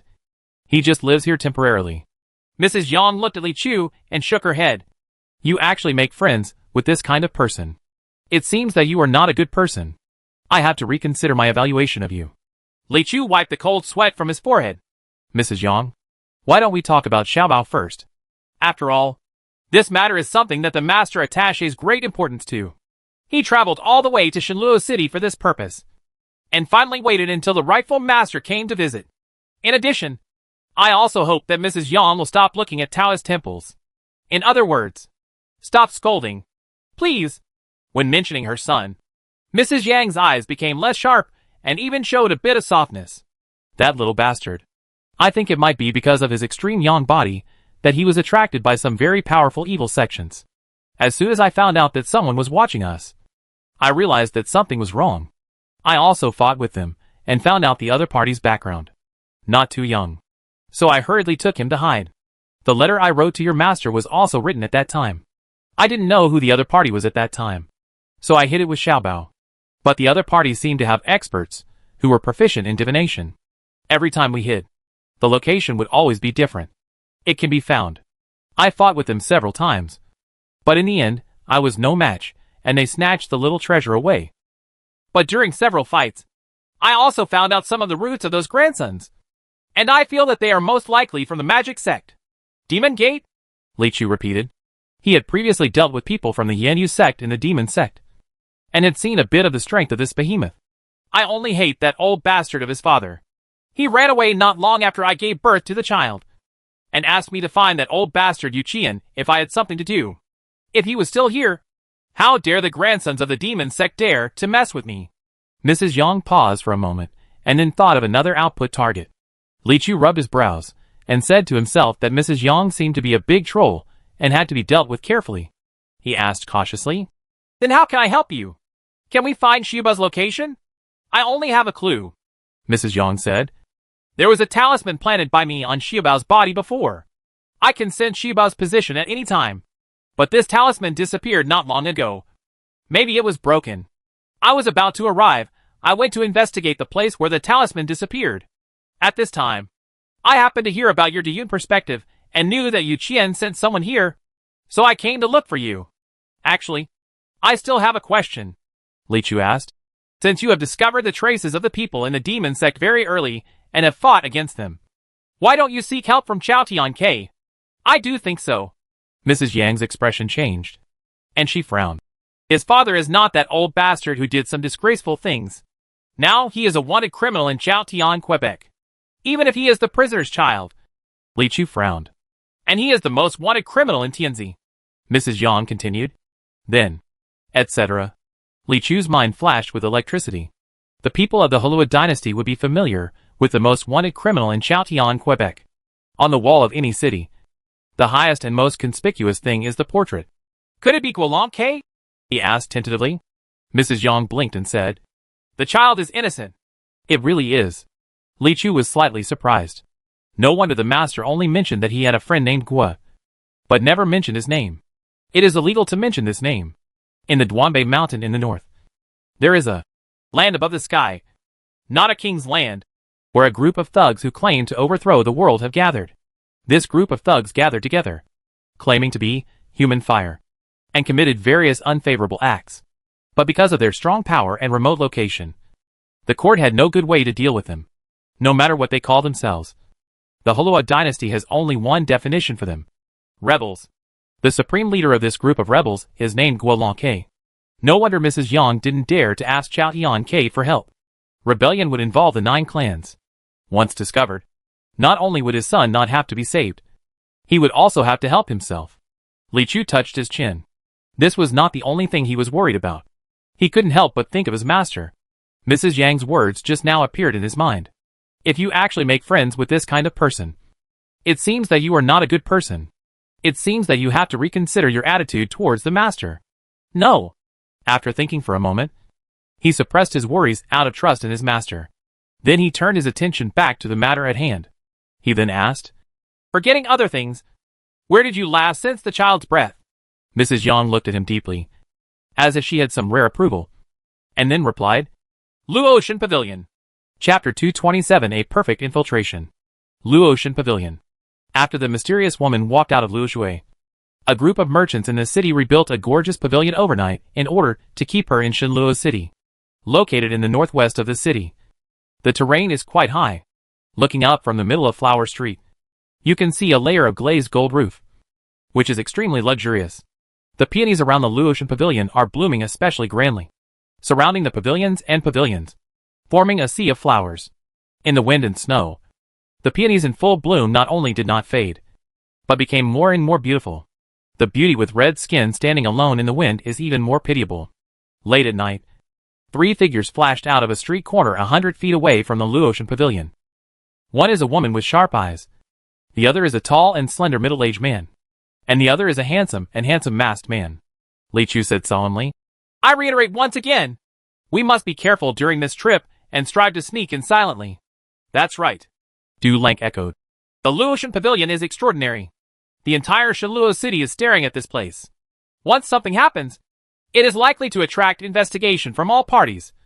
So be careful. Mrs. Yang nodded, knowing that the reason for being so cautious was because of the sensitive identity of her mother and son. Before leaving, she looked at Li Chu gratefully. No matter whether Xiaobao can be rescued during this trip, I have to thank you too. She turned to Du Lang emphatically. Especially you, who are so old, so low-cultivated, extremely poor, and have no wife or children. Yet you come to take risks with us. Du Lang almost shed tears when she thanked her. He waved his hands repeatedly and said, Stop talking. It's important to save the child. Li Chu said, The sea of flowers seems a bit strange. It blocks the breath of the Luotian Pavilion. I can't see what's going on inside, Mrs. Yang said. After the talisman was broken, I also lost all my feelings towards Xiaobao. Li Chu said, We can only take one step at a time. Lao Du, you will be outside to respond if anything goes wrong. Du Lang immediately asked, What is the number? Li Chu glanced at him and said, "Run quickly." "Oh!" Du Lang retreated angrily. Immediately, Li Chu and Mrs. Yang stepped on the snow in the night and walked through the sea of peonies. Under the moonlight, the sky and earth are blue, and the scene is quite ethereal in fantasy. After all, Mrs. Yang is also the first wife of Tianzi's #1 rebel, so she cannot be a weak woman. She studied the inheritance of a line of talisman masters, and was proficient in all kinds of strange talismans. At this time, she cast a sound condensation seal on each of herself and Li Chu. There was no sound when she breathed and walked. In addition, the two moved quickly, and quickly arrived outside the courtyard wall of the pavilion. Li Chu pointed to the courtyard wall in front of him, and Mrs. Yang raised a wall-penetrating talisman. She pushed the talisman forward and pressed it against the wall. An invisible ripple formed on the wall in front of her. She stepped forward and passed through it. Of course, Li Chu didn't need these. He just flashed over the wall, which was convenient and quick. The moment he passed through the wall, Li Chu tensed up and was about to start. To achieve perfect infiltration on this trip, you must be careful. Before he could finish this thought, he met a pair of green bean-sized eyes. He blinked. The other party also blinked. The sound of rushing water reached my ears. Judging by the color of his clothes, this person was wearing a cotton coat and thin armor. He looked like a guard. He must have deserted and came to the wall to urinate. If Li Chu's position through the wall was another 3 feet off, the consequences would be disastrous. The question now is, when you are urinating, and a handsome masked man suddenly appears from the wall next to you, what will you do first? The guard obviously chose to shout. He opened his mouth wide and his tongue trembled.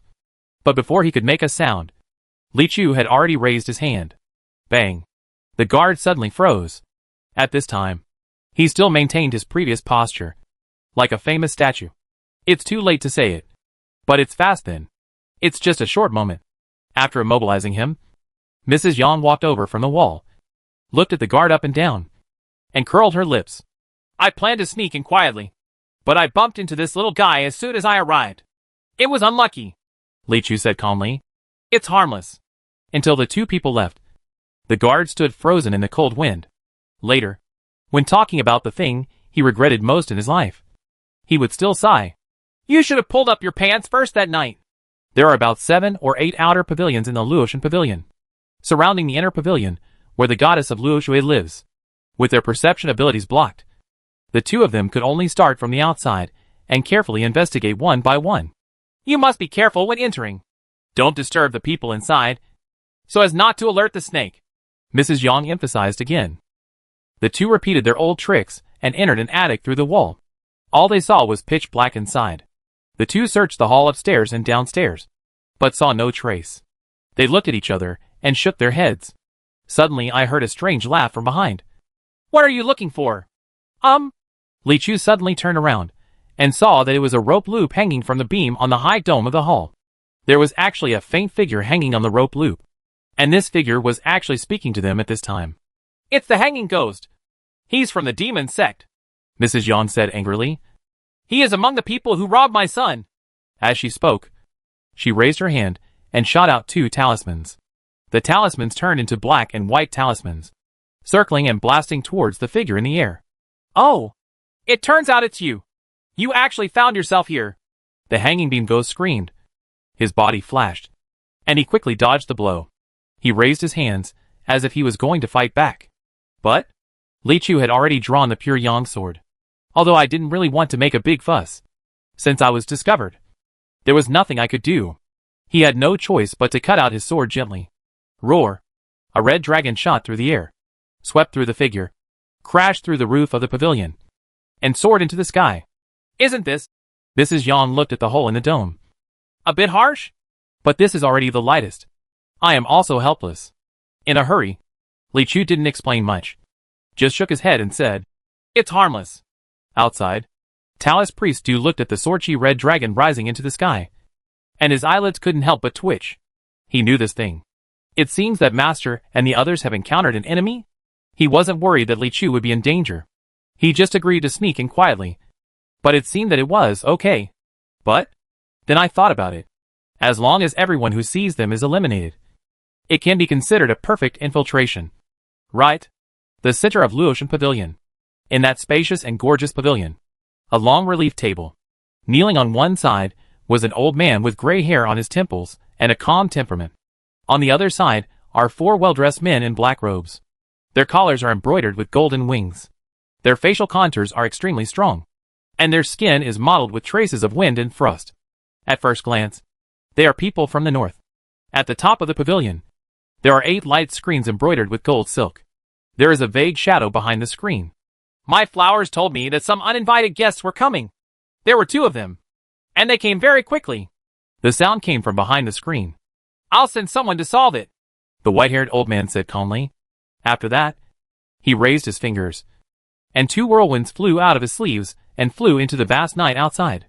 It seems to be some kind of message transmission method. On the opposite side, a leading man in well-dressed voice said, "Is there no problem with our deal?"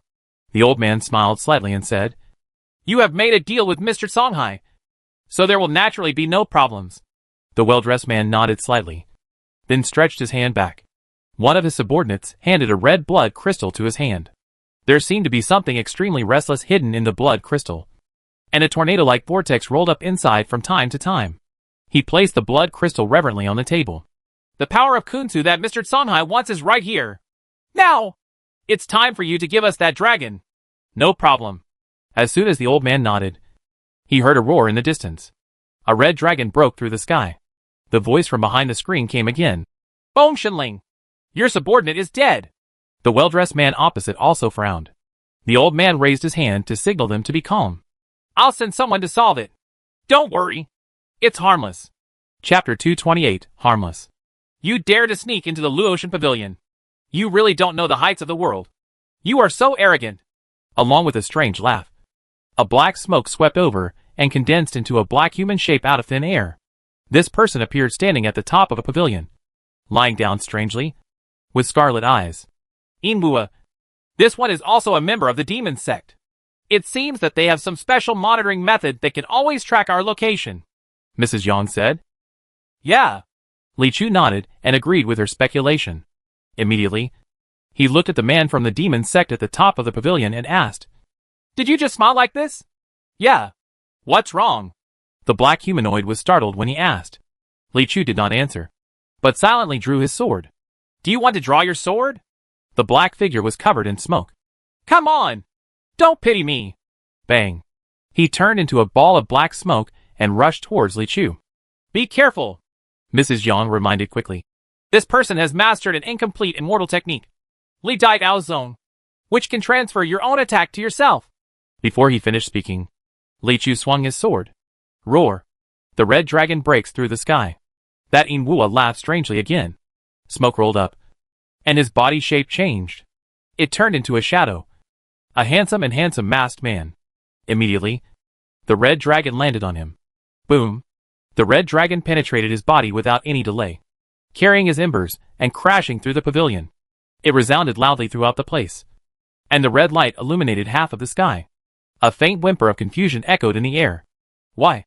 In fact, Li Chu was also a little confused. After hearing Madame Yang's reminder, he withdrew half of his spiritual power to avoid backlash. But nothing seems to happen. The member of the demon sect named Inwua did use Li Dai Tao Zong on him, but it seemed to have no effect. Is it because the level gap is too large? Or is his skill exhausted? Or maybe he only mastered an incomplete immortal technique, and it was not without the possibility of mistakes. Mrs. Yang looked at Li Chu with admiration. Inwua is also an old man from the demon sect. He has traveled around the world for many years, and this magical power has caused headaches for many righteous people. You are actually completely fearless of his Li Dai Gao Zhan. This sword strike was very brave, Li Chu said matter-of-factly. He actually dares to smile like a Jia Jia. No matter what, I have to kill him with a sword. That's true. Mrs. Yang nodded and added, "It's just that the movement is too loud." Li Chu was silent for a moment, and then said, "It's harmless." Among the pavilions, the old man with white temples was smiling and said, "In order to catch this baby thunder dragon, we also worked very hard. First, we pretended to be people from the Shishao sect and captured the Zhuolongshi of the Dragon Kingdom. Then we transplanted Zhuolongshir's arm to us this way. I got the dragon pattern in his arm, and then used the dragon pattern to summon the baby thunder dragon. If this matter were not difficult, we wouldn't have to deal with Song Haijun. Nor would we have to pay such a huge price. Kuiping would swallow up the world with one suck. If the power of this suck cannot be exchanged for a true dragon's donation, then all of us, all must die. The leading man in well-dressed voice said solemnly. Don't worry. It will definitely be worth your money. The old man with white temples smiled and clapped his hands, and saw 4 men in white robes walking out carrying a wooden box that was as tall as one person. There are many talismans posted around the box, which seem to be sealing something. The innate power of the Thunder Dragon is extremely strong, so even a cub must be extremely careful. Don't open this box until the moment before the donation, the old man warned. Don't worry. There was a surprising hint of excitement in the eyes of the well-dressed man. We have much more experience in dealing with dragons than you do. That's right. Ha. The old man smiled and said, for thousands of years, only your Biming sect has dared to hunt the dragons unscrupulously, even the real dragons in this world. While both parties were enjoying themselves, another voice came out from behind the screen at the right time. Inwua is also dead. A group of people is almost outside the pavilion. The old man's smile froze. Opposite me, the face of the well-dressed man became tense again. Who is this person? Whoever dares to disrupt our deal must die. The old man with white temples suddenly stood up with a look of embarrassment and anger on his face. Hey! The man in the well-dressed suit raised his hand to stop him. If the Fengshan Order takes action personally, it would be too much to mobilize the troops. You 3? He called behind him. Go out and see. Who is going to die? 3 subordinates took the order and came out. After they went out, Fengshan smiled and said, it's harmless. Yeah. The man nodded slightly and said, it's harmless. Ahead is the bright Luotian Pavilion, where the goddess Luoshui lives. But after searching other places, the 2 of them could only come here. They should know we're here, Li Chu said. After all, the guards have been killed for several rounds. Mrs. Yang also said carelessly. Just as he was talking, he saw 3 men in black clothes embroidered with gold and stern faces flying down in front of him. Mrs. Yang looked at their clothes and whispered, be careful. They are from the Biming sect. People who believe in this sect are very evil and can often leapfrog their ranks and kill people. Li Chu nodded. Sure enough, it is inextricably related to this sect. He had heard his master's warning before, and he had already become sufficiently vigilant in his heart. The next sword. He calculated in his mind the amount of spiritual power required. A trace? 2 strands? Sansi? Opposite them, the 3 people's eyes and faces were equally cold, with almost no fluctuations and no nonsense. Seeing the figures of Li Chu and Mrs. Yang, the 3 of them bowed their bodies at the same time and stepped out with a bang. Almost at the same time. Exactly the same action. As the 3 people rushed forward, a sharp whistling sound suddenly sounded in the air. That was not the sound of breaking wind, but the sound of breathing in. At this moment, they seemed to have a vortex in their bodies, absorbing a large amount of spiritual energy from heaven and earth in an instant. It is not refined into the dantian, but simply preserved. And then all the mixed true energy is released. This is the most powerful thing about the Biming sect. Their followers can often perform powerful blows that far exceed their own cultivation. This allows you to skip levels and fight without any pressure. What gives them this ability is the power of the legendary giant Kuan. This is the power that Kuan gave them. 3 people, 3 fists. They actually hit Li Chu at the same time. Apparently they realized that this little Taoist priest was the opponent's strongest link, and they had to concentrate their thunder blows to defeat this strong point first. However, although they saw the strength of this point, unfortunately, they did not see how strong it was. Of course, if they really see how powerful Li Chu is, then I'm afraid the first thing to do is no longer to kill him, or even to escape, but break away from the Biming sect. Form a Li Chu sect. At the same time, Li Chu also gave them absolute respect. Seeing that the 3 of them were about to approach, a red dragon with sword energy flying out with a burst of 3 strands of spiritual power. Rumble, rumble. A huge breath of red flames poured into the pavilion from outside, and there seemed to be a touch of anxiety in the air. The surrounding flowers and plants suddenly became anxious. The people inside also felt something was wrong. The well-dressed man's eyes were solemn and he said, it seems that it's really time for you, the god of wind, to take action yourself. The old man opposite twisted his beard and smiled. Why don't you invite me first? The 2 people with ulterior motives looked at each other and smiled. and at the same time said in a vain voice, "It's harmless." Chapter 229 Blooming. Boom. Looking at the red light floating in the sky again, Daochan Du held the radish and beef offal he had just bought across the street in his left hand. He picked up 2 pieces with a bamboo skewer in his right hand and put them in his mouth, exhaling a happy air. There is light snow falling from the sky again. The night wind is cold and cold, but there are many pedestrians on the road. Occasionally, people are attracted by the movements in the Luotian pavilion and point fingers there. However, this is where the goddess of Luoshui lives, so the occurrence of some mysterious phenomena would not surprise ordinary people. The rows of red lanterns hanging on the street stretched the shadow of Taoist Master Du's tall and thin figure. He was holding a bowl of hot beef offal and felt that the years were peaceful. Has thighs. These 3 simple words are so reassuring. But when it was the turn of the 2 people in the Luotian pavilion, they felt deeply uneasy. The leader of the Biming sect is very aware of the strength of his 3 subordinates. Although he is the leader, it is difficult to fight 1 against 3, let alone kill them instantly. This shows that the strength of the visitor must be greater than that of himself. On the opposite side, Feng Shenling was also hesitant. During the transaction, both parties were actually wary of each other. At first, an enemy came to the door. They all suspected that the other party was secretly leaking the information and wanted to take advantage of the enemy. Just now, the leader of Biming sect sent his own people to meet the enemy first. In fact, it was to dispel his doubts. Although the possibility of a gangster eating a gangster has now been ruled out, it is even more difficult to guess who is coming. More importantly, from behind the screen, 3 words came lightly. The sound transmission from the divine consciousness was sent directly into his sea of consciousness. Invincible. Is he actually someone whose cultivation is far above his own? So which great god is it? Feng Shenling's mind was spinning for a moment. Should he escape immediately or leave later? This was a question. But he didn't have much time to think. Not long after, Li Chu and Mrs. Yang arrived at the gate of the pavilion. The lights were bright, and you could immediately see what was going on inside. "It's you?" Feng Shenling recognized Mrs. Yang at a glance. In order to snatch the Jiang boy, he fought twice with Mrs. Yang. Although his cultivation was better than the others, the other's strange talisman also brought him a lot of trouble. In the end, it was only through the strength of numbers that Jiang boy was successfully robbed away. However, if he wanted to force his way in, he felt that Mrs. Yang did not have the strength. His eyes fell on the handsome masked man to the side. Although he couldn't feel a trace of Jinqi fluctuations, Yuan Tingyuetz's aura was clearly extraordinary at first glance. It seems that the invincible person is him. "Grandson!" Mrs. Yang also recognized him, stepped forward and shouted, "Hand over your father to me!" The Feng Shenling did not dwell on the issue of blood relationship with her, but stood up and said solemnly to the leader of the Biming sect, "I will stop them for now.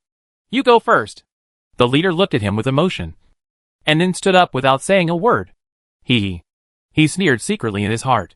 If Feng Shenling thought that such a grand attitude could induce him to take the initiative to help him face the enemy, then he would be too naive. Anyway, this is not his home court, and the enemy who came to knock on his door has nothing to do with him. So of course he will leave as soon as he wants. Boom.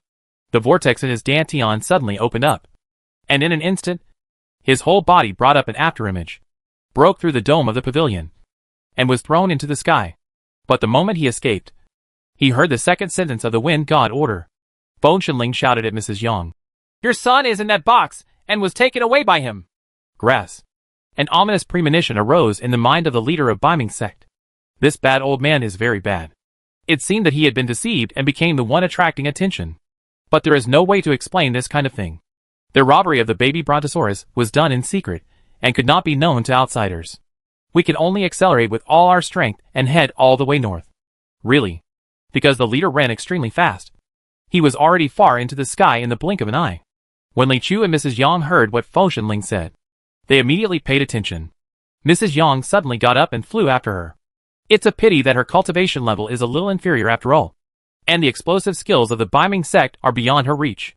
If it had been in the past, he might have escaped. But now, Li Chu has mastered the most basic and common swordsmanship technique in the world that almost everyone knows. Just relying on Biming sect's supreme technique inherited from the ancient mythical beast giant Kuan, which has unparalleled explosive power, and is one of the best in the world. It's still too difficult to dodge this sword. "Swordsmanship!" Li Chuqin shouted, and the pure yang sword flew through the air. "Call out." The sword burned and turned into a flying fire meteor. No matter how fast the leader flew. How could he escape the aim of this sword? Bang. The next moment, the figure in black robe exploded into a bright firework in the vast night sky. The wooden box fell high from the air. Mrs. Yang followed behind and just moved forward to catch it. In the pavilion on the ground, the wind god order has disappeared. That's right.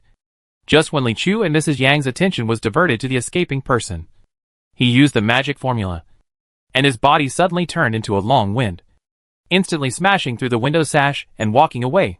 His speed is actually much faster than the leader's extreme wind control, because as the name suggests, he is the wind. Everything that happened just now happened in just a short breath. But the gap between the two suddenly became apparent. In front of the wind god order, the leader was completely defeated in terms of scheming and speed. If he is on the second floor, then the wind god order is probably on the 4,396th floor. His escape skills are so sophisticated. The result of this gap is life and death. A ball of white light that only Li Chu could see gathered on him. And then, there was a feeling of enlightenment. The level has reached level 78. Since the level has been getting higher and higher, the increase in the experience bar for each level has been staggering.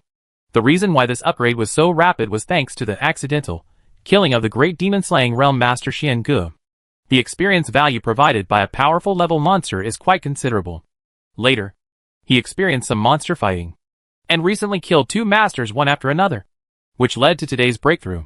I couldn't help but feel a little excited inside. After all, it's not just the experience bar that's improving more and more. The increase in spiritual power, mental power, and physical strength brought by each level up is also far greater than before. This is something he can clearly perceive. Thousands of words condensed into one sentence. Feeling comfortable, Li Chu smiled slightly, but immediately serious. It was not the time to be happy yet. He did not leave the pavilion because there was another person inside. Behind the screen, he walked slowly and walked around the 8 screens. Then, he met a pair of black and white eyes. The owner of these eyes is a slim girl. She is only wearing a thin white gauze dress with crystal clear skin. She is sitting on a soft mat on the floor with her legs crossed, looking up at Li Chu. Even in this posture, you can see that her white and tender legs are very slender. And one pair of eyes is very pure, like a deer in the forest. Her appearance and facial features are all extremely clear, with a hint of beauty that cannot be concealed. It's like a mountain stream with colorful petals floating in it, gurgling from the mountains, carrying a refreshing fragrance. Li Chu looked at her calmly and asked, "Who are you?" The girl looked at Li Chu without blinking, but did not answer his question, but said 2 words softly. Flowering. Chapter 230 Dear, Ordinary Girl. When Mrs. Yang carefully caught the huge wooden box, it had already flown away from the Luotian pavilion. Feeling the faint breathing inside, she suddenly felt reassured. After looking around, she simply flew down to the side of the street, where Durange was waiting. Taoist priest Du saw her flying over from a distance. He hurriedly turned away the bowl of beef offal that he had finished in his hand, wiped his mouth, and pretended to be waiting anxiously. Mrs. Yang flew down, handed the box to him, and said, "Take the box back to Diyun Temple first, and I'll go back and take a look." Li Chu was still in the Luotian pavilion, although after this night, he had a fairly intuitive understanding of his combat effectiveness. It was not good to leave him alone in the enemy's territory, although almost all the enemies in that area were killed. This definition may not be so accurate. Good. Taoist priest Du immediately agreed, then picked up the wooden box and ran all the way back to Diyun branch. As soon as he entered the gate, Wang Longqi and Fox Girl surrounded him. "Why are you the only one back? Master, are they going to have a celebration banquet? Are you going to visit Flower Street?" Faced with the 2 people's repeated questions, Taoist Du was a little surprised, raised his eyes and asked, "Have you never thought about the possibility that the operation failed and they encountered something unexpected?" Wang Longqi and Fox Girl looked at each other and waved their hands at the same time. "Hi! How can it be? I've been with Master for so long, and I've never seen him lose. Besides, if things really don't go well, why would you still smell like shit? Huh?" Daochong Du suddenly became nervous and sniffed his clothes. "Is it so obvious? Stop smelling it. What's in this box?" Wang Longqi pulled him and asked. "It should be Mrs. Yang's son." "Right." Du Lank wasn't sure either. "Then why is it put in a box? And sealed with a talisman?" The Fox Girl was also a little surprised. I wonder if it might be the means of those in the demon sect to use Jiang Boy to achieve some ulterior purpose. Du Lang guessed. That child is so pitiful. The fox girl immediately felt sympathy. Let's rescue him quickly. Don't worry. Wan Longji suddenly raised his hand to stop her, then turned his palm towards Du Lang and said, Let Taoist Du take action. He knows what he is good at. What if something happens if we touch these talismans randomly? Hey. This was the first time since Du Lang joined the enemy that he was respected by someone other than Li Chu. And he immediately beamed. It is indeed better for us cultivators to do this kind of thing. Although it is not a big deal. It is still somewhat risky. As he spoke, he opened his eyes wide and looked carefully at the talisman on the box, and found that he didn't recognize it at all. So he said, I am very familiar with this talisman. Then he smiled and rubbed his hands. Anyway, according to his experience in the world, usually this kind of sealing talisman is only for internal use, and will not reject the power of the outside world to take off the talisman. However, he still carefully gathered his true energy in his fingers, and then very slowly took off the first talisman. Nothing happened. Taoist priest Du finally felt relieved and said, Let me just say it. It's not a big deal. Then, without much caution, he quickly pulled off the talisman outside the box door with both hands. Then opened the wooden lock, opened the box door, and revealed an elegant and easygoing smile. Kid. Uncle. Zila. I felt a flash of light in front of my eyes, followed by pain in my crotch. Taoist priest Du was unconscious again. His last thought before he fell into coma was my little Dudu. Hope you're okay. Flowering. Following the girl's gentle call, Li Chu was surprised to find that a blooming peony flower appeared out of thin air from his sleeve. Germination, branching, growth, and opening happened in an instant. He took off the flower and looked at the girl. Although I don't understand her intention, I can basically identify the girl. She should be the goddess of Lu Shui that everyone praises, because this ability is exactly the same as the legendary Lu Shui goddess. The girl met his gaze and smiled lightly. This is for you. Li Chu didn't pay much attention to her little trick, but asked directly, Are you with them? No. The girl also denied bluntly. Judging from her shaking head, her desire to survive is quite strong. Li Chu frowned and looked at her. Then why are they in this Luotian pavilion? The girl stood up. She was indeed very tall, almost eye level with Li Chu. Her eyes were full of innocence with a bit of wildness. Take off your mask and I'll tell you, she said with a smile. As she spoke, she spun around in circles. Her bare feet, even the shape of her toes, were very delicate. Li Chu didn't hesitate much, and pulled off the mask with one hand. He suddenly upgraded from a handsome masked man to a handsome young man. Wow! The girl exclaimed. You look so good-looking. Thank you. Li Chu nodded and said, It's time for you to answer the question, because I have a deal with Mr. Songhai, and part of the condition is that I have to promise him that I can allow their people to move around in the Luotian pavilion. As the girl spoke, she kept walking barefoot on the ground, her legs trembling slightly with a sense of flesh. Like a deer in the forest. Li Chu looked at the dear girl with burning eyes. Kang Heijun? Hearing this familiar name again, he vaguely felt that this did not look like a good person. So he asked again, What's your deal with him? The girl laughed again. Why should I tell you? Li Chu raised the pure yang sword. Because you and the two criminals are at the same scene and get along well with each other. If you do not cooperate in explaining your identity, it will be difficult to clear your own suspicion. Regarding your suspicion, I may take a certain degree of justice out of justice. Sanctions. Start with a sword. He added. You can't scare me. The girl shook her head and said, I won't tell you who I am unless you tell me who you are first. Li Chu did not shy away from this, and said frankly, My name is Li Chu, and I am the master of Diyun Temple in Shenluo City. When he mentioned the word, Guanju, his voice was slightly proud. Yes. The girl looked at his face, nodded deeply, as if she wanted to remember him, and then said, My name is Yilinger, and I am the princess of the Eternal City in the Western region. The Eternal City in the Western region? This is a bit beyond Li Chu's knowledge. After all, the Western region is known as the 36 Kingdoms. But in fact there have been constant disputes for thousands of years. Sometimes there are hundreds of countries, and sometimes there are 17 or 18 countries. As for these countries, there are hundreds of independent city-states, and few people can remember them all. But why did the princess of the Western region city come to Shenluo City? Perhaps you haven't heard of it. right? The girl smiled and said, in this way, the purpose of my coming here and the contents of the transaction between Song Haijun and me can be told to you, as long as you also answer my question. Obviously. The girl takes exchange very seriously. Okay. Li Chu nodded. The girl did not ask questions first, but first told, my father was the lord of the Eternal City. He passed away. I have 4 brothers and sisters. Each of them is very fierce, and they all want to be the new lord of the Eternal City. Actually, I think about it too. As she spoke, she smoothed her hair and exposed her delicate ears. But so many people were fighting. But no result could be achieved. So the elders in the city proposed that whoever among the 5 of us can find the sacred relics lost in Halua in the Eternal City can inherit the position of city lord. So when I came to Halua, I met Lord Songhai again. It is said that he has immense magical power and can realize any wish you have.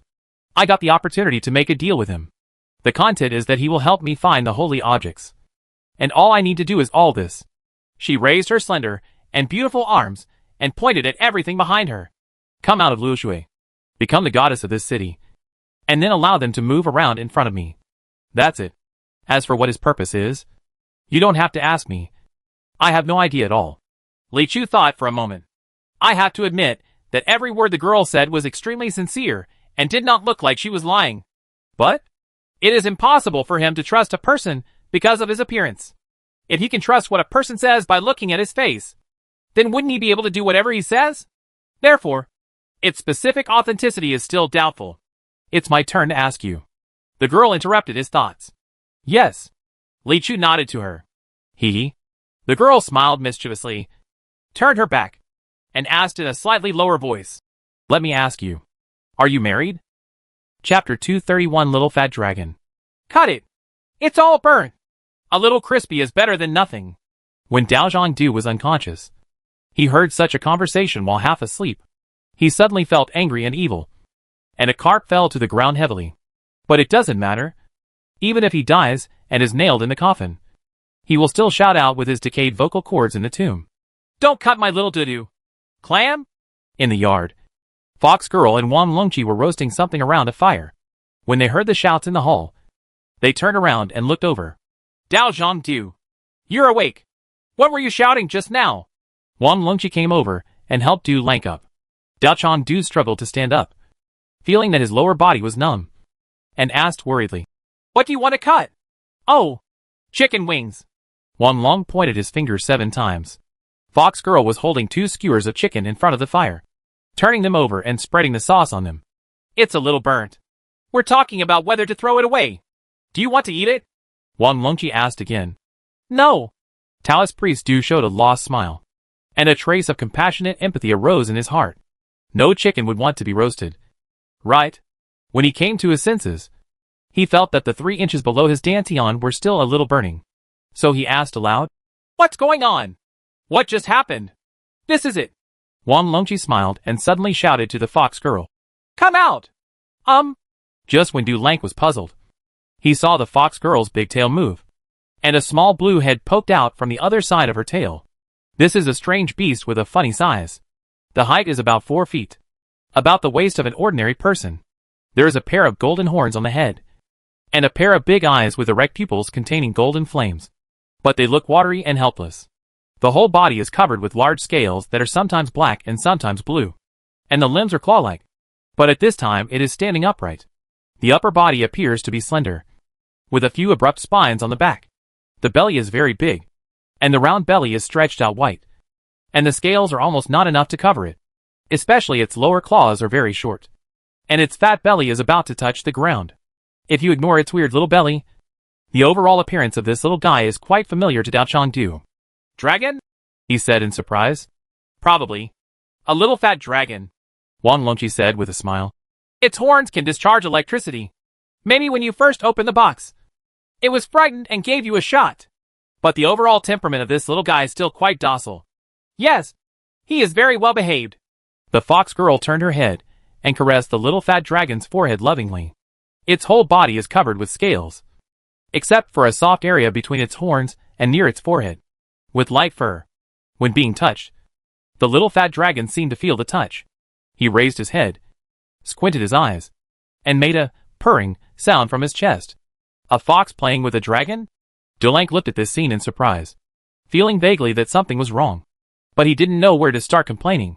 Then the fox girl pointed at him again and said, "Go and apologize to Uncle Du." The little fat dragon opened his eyes wide and looked at Dulank. He seemed a little scared and hugged the fox girl's tail and refused to let go. The fox girl raised the roast chicken in her hand. "Do you want to eat it? If you want to eat it, just be good." The little fat dragon's big eyes burning with flames wandered between the roast chicken and Daoist Du, but finally chose to bow to reality. It swayed its ball-like body and walked slowly in front of Daochang Du. Then it lowered its head resolutely and pointed its horns at Dulank. Daochang was agitated, thinking that it was going to hit him again, so he covered his crotch with his backhand. After 2 seconds, nothing happened. He looked down at the motionless little fat dragon, and then he realized that it had really apologized to him. It points the scaleless part of its forehead toward itself, which should mean, "Please masturbate?" So Dulank stretched out his long arm and gently touched the little fat dragon's forehead. The little fat dragon frowned, looking like he was forced by life and selling his body. Hee. Daochang Du smiled happily. "Don't tell me. It feels really good," Wang Longqi said from the side. "Uncle Du forgives you." Ouch. The little fat dragon let out a low groan of relief, which seemed like a dragon's roar, but also had a bit of milkiness. "What do you call me, uncle? It's too old." Dulank waved his hand hurriedly. "Just call me brother." "Okay. Your brother forgives you."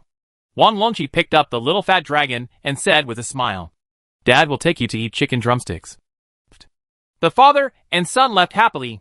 Only Daochang Du frowned, reflecting on his own shortcomings in ethics. Although the little fat dragon is timid, he recognizes people quickly and soon accepted Dulan's guest again. 3 people and 1 dragon gathered around the fire and barbecued together in the yard. Just when the time was quiet, Li Chu and Mrs. Yang came back. As soon as the little fat dragon saw the stranger, he immediately hid behind the fox girl's big tail, pretending to be invisible. "Hey, Li Chu, come and take a look. We have a new friend in our Taoist temple. This little guy is very fun."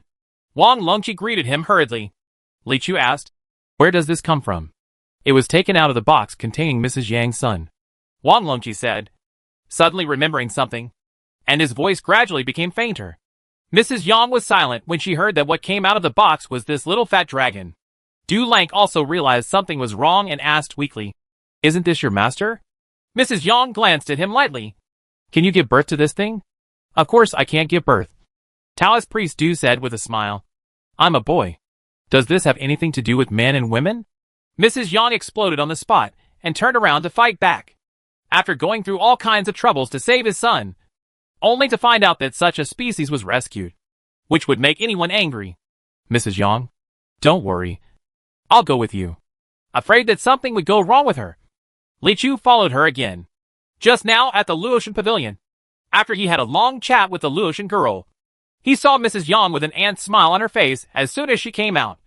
And then they came back together.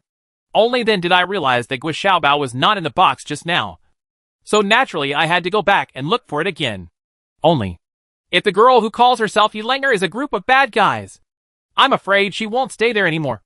And maybe the building will be empty. With some anxiety, the two rushed into the Luotian pavilion again. The front hall was empty, and they found the back. Then I saw, in the back hall of the pavilion, there is a steaming milky white pool. The girl was soaking in the water, with only one head above the water, blinking at the two of them with watery eyes. "You people in the western region don't close the door when taking a shower?" Li Chu asked calmly. "All the flowers around are my eyes. If outsiders come, I will hide long ago." The girl smiled and said, "It doesn't matter if I want to be seen by this sister. As for you, I think it's not a loss." Mrs. Yang was in no mood to chat with her and asked directly, "Do you know where my son is? It's not him at all in that box." "Your son?" Yilanger blinked. "Gui Xiaobao," Mrs. Yang said. "Jian boy." "Oh, that kid." The girl nodded slightly. "He was sent here, but he was picked up soon." "Who?" Mrs. Yang asked. "Yeah." The girl hesitated. "I do know, but if I tell you this kind of thing, I might get into trouble." Mrs. Yang's face turned cold.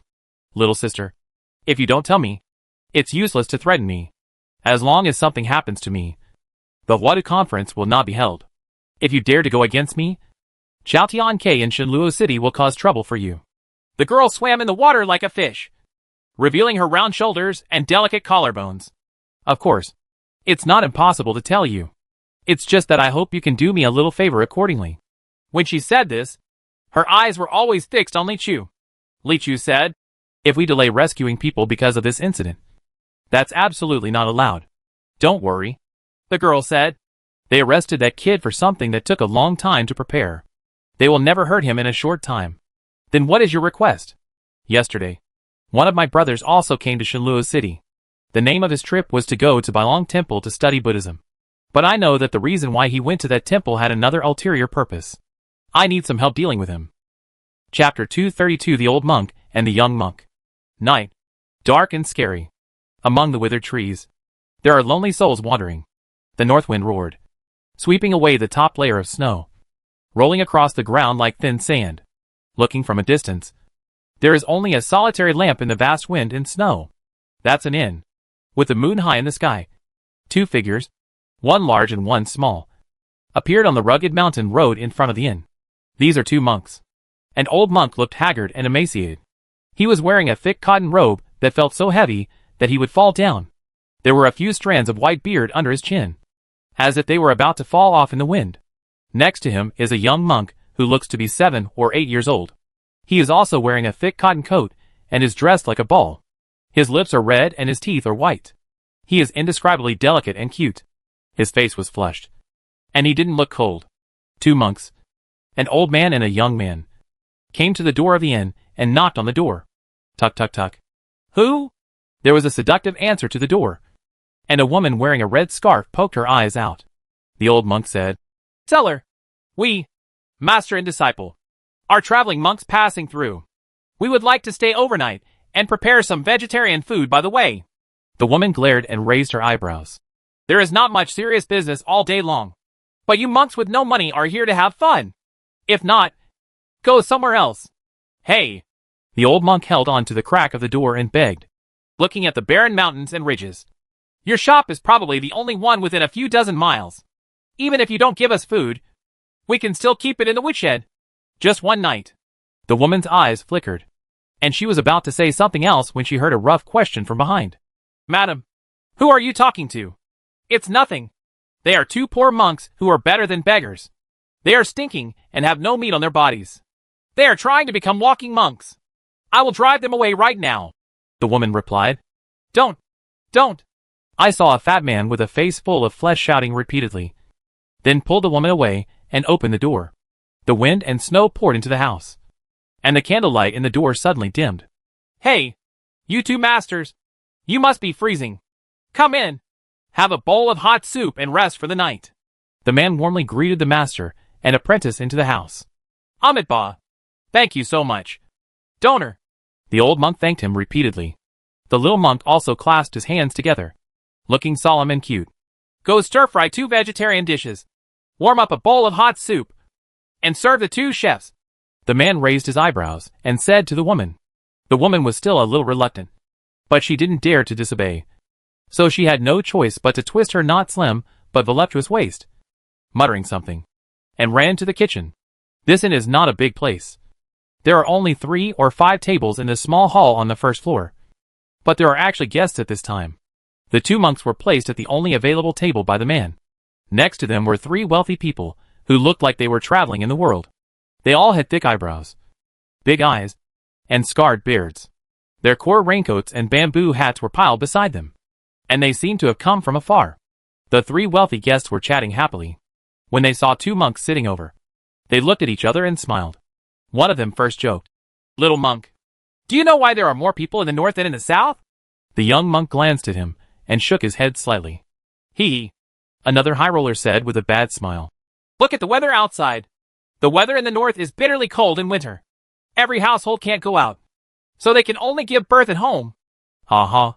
The old monk sighed slightly, as if he was sighing at the fact that these people were not scrupulous about meat and vegetables and told dirty jokes to their children. But strangely, the old monk did not stop him. At this time, the man brought 2 plates of vegetarian dishes and 2 bowls of hot soup, put them on the table, and said, You too. Please take your time and drink the soup first to warm your stomach. The old monk did not thank him, but sighed again. The young monk simply put his hands together, closed his eyes, and chanted sutras. A wealthy customer asked, "Monk, why don't you eat? Do you think the craftsmanship in this small mountain shop is rough?" "Yeah." "Why are you sighing?" Another person laughed. "Are you sighing that the vegetarian food doesn't suit your taste? Do you want to eat meat?" The old monk sighed leisurely. "I sigh that you and others are born to be obsessed and ruin their destiny. Why bother to come here?" As soon as he said this, the expressions of the guests in the inn changed. The old monk didn't talk nonsense. He held seals with both hands and chanted, Amitabha. Boom. As he chanted the Buddha's name, the world seemed to change drastically, and all the light and shadow around him seemed to lose color. A warm small building in the mountains suddenly turned into a shabby house made of dilapidated tree trunks, and the wind and snow from all sides suddenly poured in. The vegetarian dishes on the table instantly turned into 2 plates of severed human fingers, while the 2 bowls of hot soup turned into bright red blood, steaming in the cold wind. The gangsters at the same table turned into 3 wild badgers. The guests at other tables also turned into various kinds of mountain spirits and beasts. As for the boss and the proprietress of the kitchen, one turned into a wild boar, and the other into a snake. The drastic change happened in just a moment, and all these mountain spirits and beasts were frightened. Only then did they realize that they had committed a crime of Tai Sui, and they wanted to flee in all directions. Unfortunately, the old monk said again, Good. Good. In an instant, invisible fluctuations seemed to spread. These monsters that were roaring and gathering in the mountains to harm people actually collapsed at the same time. Amid the banging sound, only one spirit survived. It's the long red spotted snake transformed by the landlady. The little monk stood up at some point, raised his hand, and took the long snake into his palm, turning it into a small red light. You are the only spirit here who has ever had any kind thoughts. Because of your kind thoughts, you are allowed to come to my demon-suppressing pagoda forest to listen to scriptures for 500 years. The little monk said softly, without giving the snake demon any chance to resist, and directly put it into his sleeve with one hand. The scene that was lively just now turned into a scene where only the master and the apprentice were alone in the wind and snow. The young monk then said to the old monk, 24 people have died here, and they can be saved by chanting the sutra 24 times. Yes. When the old monk heard this, he sat cross-legged on the ground submissively and began to recite scriptures. After a long time, he stood up again and asked, Master, where should we go next? It turns out that among the two, this young monk is the master.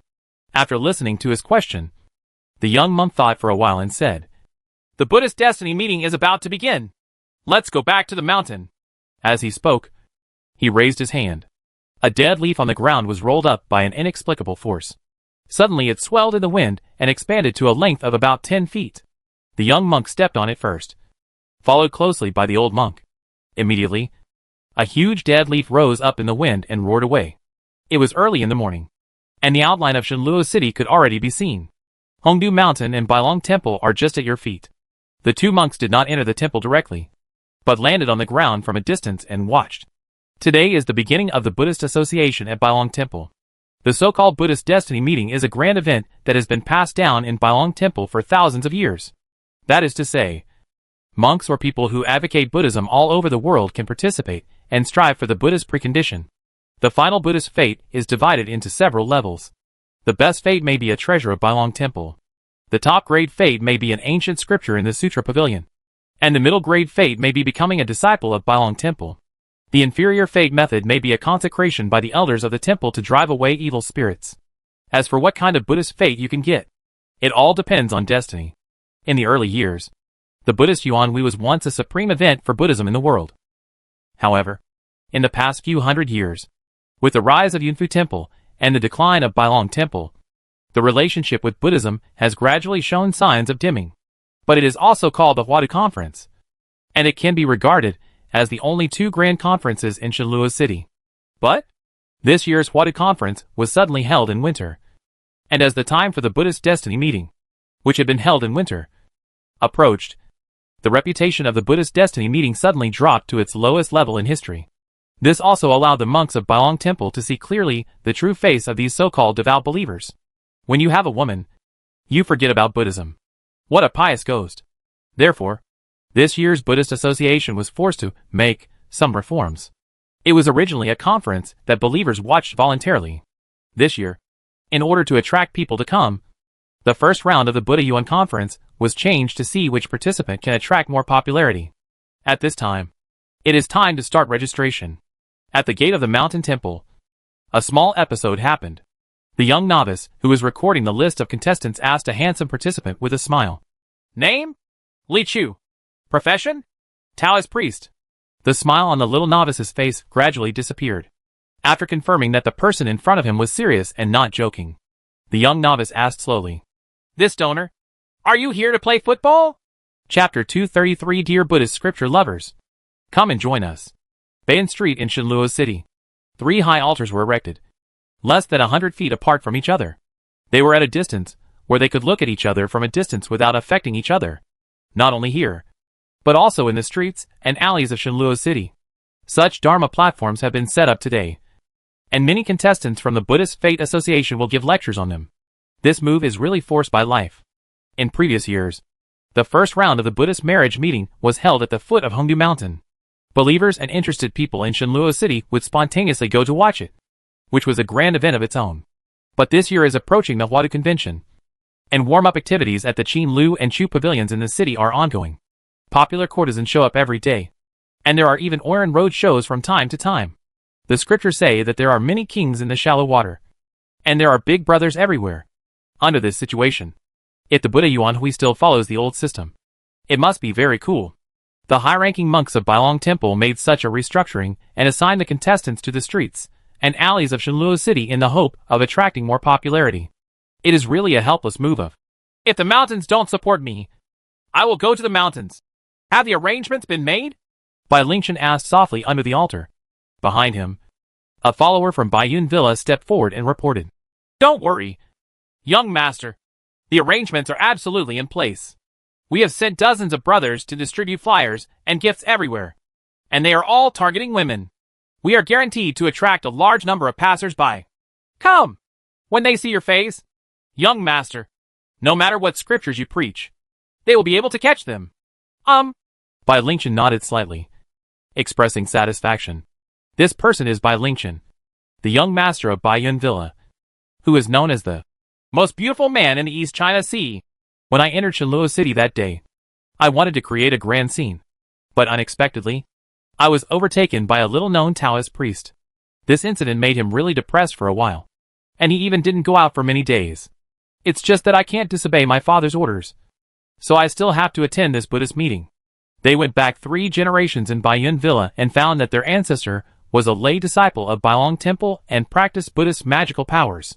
Therefore, after the establishment of Baiyun Villa, generations of descendants would come to participate in the Buddhist Fate meeting. Even if Bailong Temple declines, it still has an unfathomable heritage. If you can get a high-quality Fate method, you can go to the Tibetan Sutra Pavilion and choose any exercise, which may be enough to support a sect. For a small force like Baiyun Villa, this is a very important opportunity, whether it is to maintain the relationship with its patrons or to obtain the progress of the sect. Has the sermon been taped? He asked again. Exist. The attendant presented another thick roster, which was still blank. However, everyone who comes to listen to the lecture will have to sign their names here, which is also a proof of popularity for the contestants. And this roster cannot be faked. If someone is opportunistic and wants to write some random names to top up the number, no matter how realistic you make it, the eminent monks of Bailong Temple will be able to sense it. After confirming a few things, Bai Lingchen walked up to the high platform and sat down quietly. Bayan Street is far away from the main street and is not a place with many pedestrians, especially since it is still early. However, if it is a place with a lot of people like Flower Street, there are many things that attract people's attention, and it will be more difficult to get people to calm down and listen to your sermon. Each has its pros and cons, but I can't say it's unfair. Across the vast long street, Bai Lingchen glanced at the high platform on the left. At this glance, I saw great terror. Bai Lingchen's pupils tightened, and he beckoned to his men, saying in a deep voice, Go to Bailong Temple and ask if I want to change places temporarily. It can be done anywhere, or outside the city. Oh, young master, this is it. The follower was surprised. Go quickly. If you're late, it'll be too late. Bai Lingchen roared. The follower didn't dare to ask any more questions and ran away with sparks and lightning. Bai Lingchen looked at the Dharma platform 100 feet away, feeling confused. Aren't you a hacking Taoist priest? Why are you here? A doc? In fact, it's too late.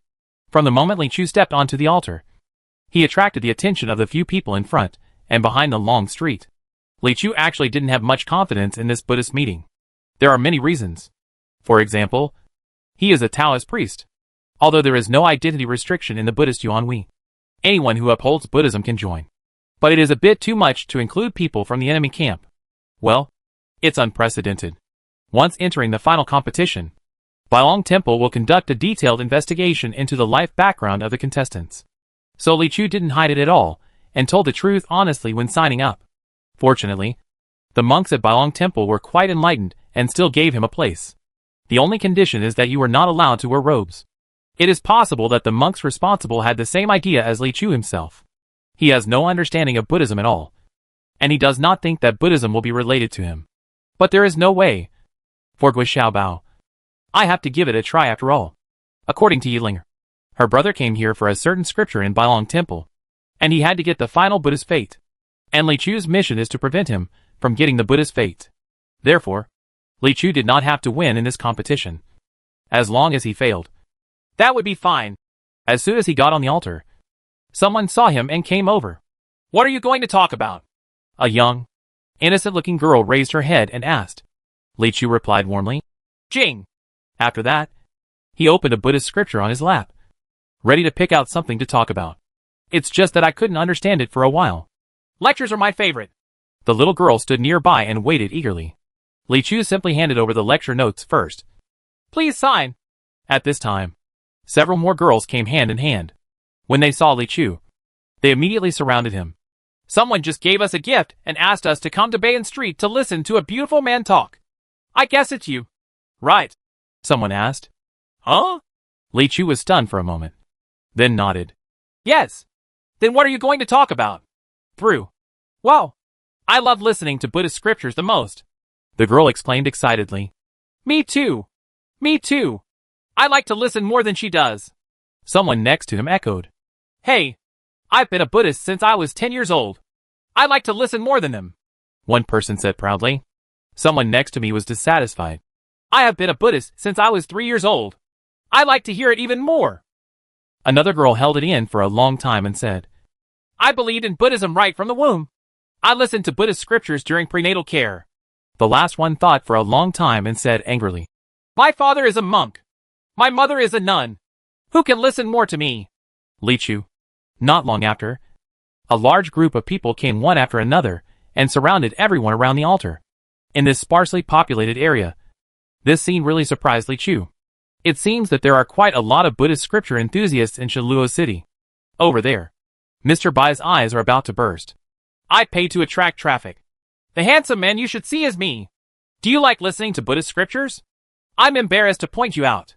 And why does the little Taoist priest always stare at me? Shiba's spicy horse. Chapter 234. This guy is a Taoist priest. Ah, Master Shaoli, your teaching of the sutra is so beautiful and enjoyable. Yes, the Buddhist scriptures you preach make people want to fall in love after listening to them. Nonsense. Why do I want to become a monk with Master Li so much? If two people come together, that's not called becoming a monk. That's called starting a family. Someone next to him said coldly. Li Chu was sitting on the Dharma platform, and a large number of people listening to the scriptures below had blocked the entire street. The crowds were so thick that it was almost impossible to see the margins. So many people gathered in one place without any noise, because just now everyone was listening to his lecture. That's right. It means simply preaching and reading the entire scripture. If there's one thing he can be praised for, it's probably that he's articulate and has a deep, sexy voice. But everyone listened with rapt attention, except for Bai Lingchen and Mr. Bai, who once again experienced the feeling of evaporating from the world. On another altar in the distance, Mr. Bai was filled with sorrow and anger. I'm gone again? What kind of teaching are you doing? You are clearly thinking about it. The most important thing in lecturing is to explain the scriptures for everyone. This is the meaning of lecturing. It's simply because you are a Taoist priest who changed his career halfway. So you don't understand the scriptures. Right? For this lecture, I had at least prepared several days of homework. By Lingchen, who has always relied on his commander to commit crimes and never worked hard, never expected that one day he would be able to win with his hard work. But she was pushed to the ground and rubbed because of her appearance, and grinded all the way to the 18th level of H.L. Sewer, mouse hole, basement. But he didn't even dare to ask questions. The cue to listen to Li Chu's lecture had just reached here. He just wanted to take advantage of the opportunity to gain some popularity and start giving lectures. But he was scolded by more than a dozen girls at the same time to shut up.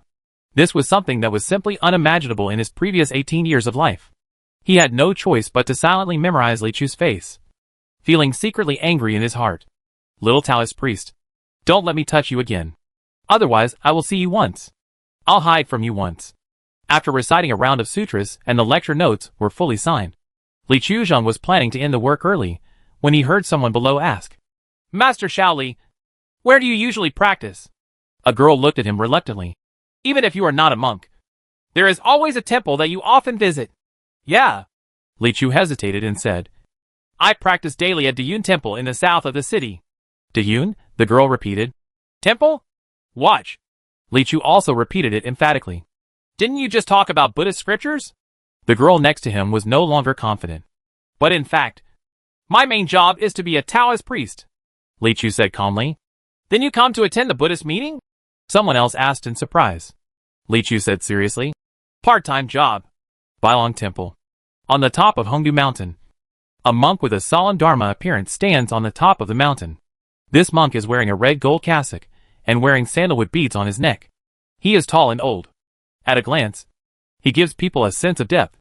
It is none other than the contemporary abbot of Bailong Temple, Zen Master Fashion. Today, he is a famous leader of a sect and a very important figure in Shenluo City. In front of him, there was another old monk with a stooped figure, wearing ragged cotton monk robes, with swaying white beard. He was the one who collected demons in the mountains last night. Looking at the positions of the two people, the old monk stood in front of the cliff, looking into the distance with a compassionate gesture. Zen Master Fashion stood respectfully behind the old monk. Is this Buddhist meeting going well?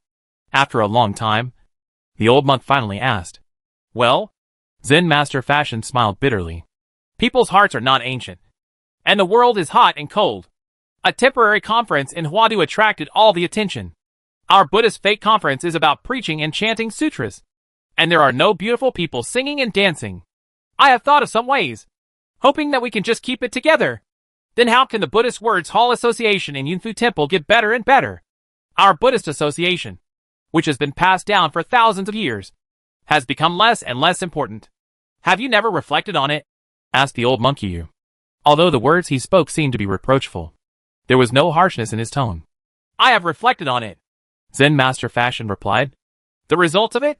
People from Shenluo City, said Zen Master Fashion, are not serious. Uh-huh. The old monk couldn't help but laugh. You just reflect on this? If we didn't collide with the Huadu conference, the Buddha Yuan conference would actually be fine. It was only through this encounter that we knew what was important in the hearts of the people. In the early years, there were just a lot of brothels and restaurants in Shenluo City. Over time, they developed into a pillar industry, and now they have become a local custom. Zen Master Fashion shook his head and said, Women elsewhere are ashamed of living in brothels, but the girls here are the only ones here. They all dream of becoming courtesans and impressing all living beings. People all over the city are also proud of this. How can things between men and women be so obsessed with? Weird. That's all. The old monk also shook his head. Anyway, the success or failure of our Bailong Temple does not depend on this Buddhist fake meeting, Zen Master Fashion responded. Yes, the future of Bailong Temple lies with the master. The old monk frowned in a rare way and said coldly, As the abbot of a temple, you are so dependent on others. How should you be punished? When Zen Master Fashion heard this, he was also startled. He paused and said, This disciple is confused. After meeting the Buddha, he asked himself to face the wall for 3 years. Yes. The old monk nodded lightly. After being silent for a while, he added, On this southern tour, we arrived at Yunfu Temple. Jiangyi has not achieved human Bodhi. Master still has a chance. Clam? Zen Master Fashion was also delighted. But you can't relax. Bailong Temple is yours and ours. but in the final analysis it is yours. The old monk warned again. If you want to restore the glory of the past, you need to strengthen yourself. Disciple understands. Zen Master Fashion agreed, suddenly raised his finger and said, Look, the person who is going up the mountain now is the second prince from the Eternal City in the western region. Yishaw. In the direction he pointed, through the vast clouds and mist. Only a person with excellent eyesight could vaguely see a line of black dots winding up the mountain. But the two monks were talking as if they were right in front of them. It was a young man with smooth blonde hair and a handsome face. He had warm eyes and a warm smile on his face. Wearing a plain robe with floral sleeves, he was walking along the mountain road towards Bailong Temple step by step. Behind him followed a group of over 100 people, all of whom looked like ordinary people. In front of him, some lecturers came back one after another, but the number of believers who came with them ranged from a dozen to none. A team as big as his is indeed a bit exaggerated. Is this good? The old monk asked. Yes, Zen Master Fashion said. When he was in the western regions, he practiced under the seat of Aurora Bodhisattva, and his understanding was extremely high. When he first arrived, I had a long talk with him. The Buddhist Dharma he learned was quite profound. This time the Buddha, as fate would have it, I am most optimistic about him. Well, the future life is scary. The old monk nodded without sadness or joy. Suddenly, he raised his skinny arm and pointed further away. What about that one? Zen Master Fashion looked in the direction he pointed and saw a longer queue. There were hundreds of people in that group, and they were getting more and more. They were leaving the Shenluo City gate and heading towards the foot of Hongdu Mountain. In comparison, the team just now pales in comparison. There is one person in front, wearing a plain green shirt. Zen Master Fashion's expression became slightly embarrassed. This boy, he's a Taoist priest. Chapter 235. The only student who didn't wear headphones in the listening test. Taoist priest Xiao Li? Li Chuzhen led a mighty team to the foot of Hongdu Mountain. Someone saw him from a distance and said lo. Hearing the cry, Li Chu looked around and saw only a huge bald head. Master Shenmu? Li Chu was also surprised, not expecting to meet him here. But then I thought about it. As a disciple of Buddhism, Monk Shenmu's presence here is much more reasonable than his presence here. Monk Shenmu came over from the viewing banquet over there and said with a smile, Why did you come to Shenluo City? Come here to do something. Li Chu responded, Are you also here to attend the Buddhist Fate meeting? Yes, but something unexpected happened. Shenmu scratched his head and said with a smile, Master said that I have a predestined relationship, so he asked me to come to the conference. Who knew that I would be going to Shenluo City to give lectures in the first round this year? As soon as I set up the altar, a few birdies came over to cause trouble. They actually handed out flyers and gifts to find people to go to other places to listen to the scriptures. Poaching in person? How could I bear this? So I started a unilateral fight with them and ended up participating in the competition. It's all in vain. One-sided fighting. There was a fire in Li Chu's heart ready to complain. Shenmu said halfway and suddenly raised his head. What do you mean by also? Because I am also here to participate in the Buddhist Fate meeting. Li Chu said calmly. Huh? Monk Shenmu's eyes suddenly became solemn. He leaned a little closer and lowered his voice. You are not here to be an undercover agent, are you? The Taoist sect is finally going to attack the Buddhist sect? Is there a mole? Li Chu shook his head speechlessly. I'm just forced by life to do some part-time work. Monk Shenmu glanced at him suspiciously, but he seemed to have something to do. He turned around and looked back, then turned back and said, I won't say more for now. I came here with my senior uncle and third uncle this time, to participate in the Buddhist ceremony apart from our fate. I will also stay at Bailong Temple for a few days. I will have a long talk with you after the conference. Okay. There is a Diyun branch in the south of the city. You can come and find me there then. After the two fellow villagers exchanged pleasantries, they separated. Monk Shenmu returned to his seat at Xuanfei Temple, where the abbot of Xuanfei Temple, Zen Master Ishan, and the prestigious Zen Master Sankong were both there. He was not afraid of his own master, but he was afraid of Zen Master Ishan, so he did not dare to be as free as before. The gathering place of the Buddhist Yuanhui is on the hillside of Hongdu Mountain, in a square in front of the gate of Bailong Temple. Adjacent to one side of the mountain wall is the viewing seat, where there are Buddhist practitioners and other upper-class people from all over the world. The central square was filled with ordinary believers. As the lecturers from Shenluo City returned one after another, nearly 10,000 people gradually gathered. Some jugglers and vendors were wandering among the crowd, which was very lively for a while. The contestants returned and handed their sermons to the monks at Bailong Temple, where they also waited for a while.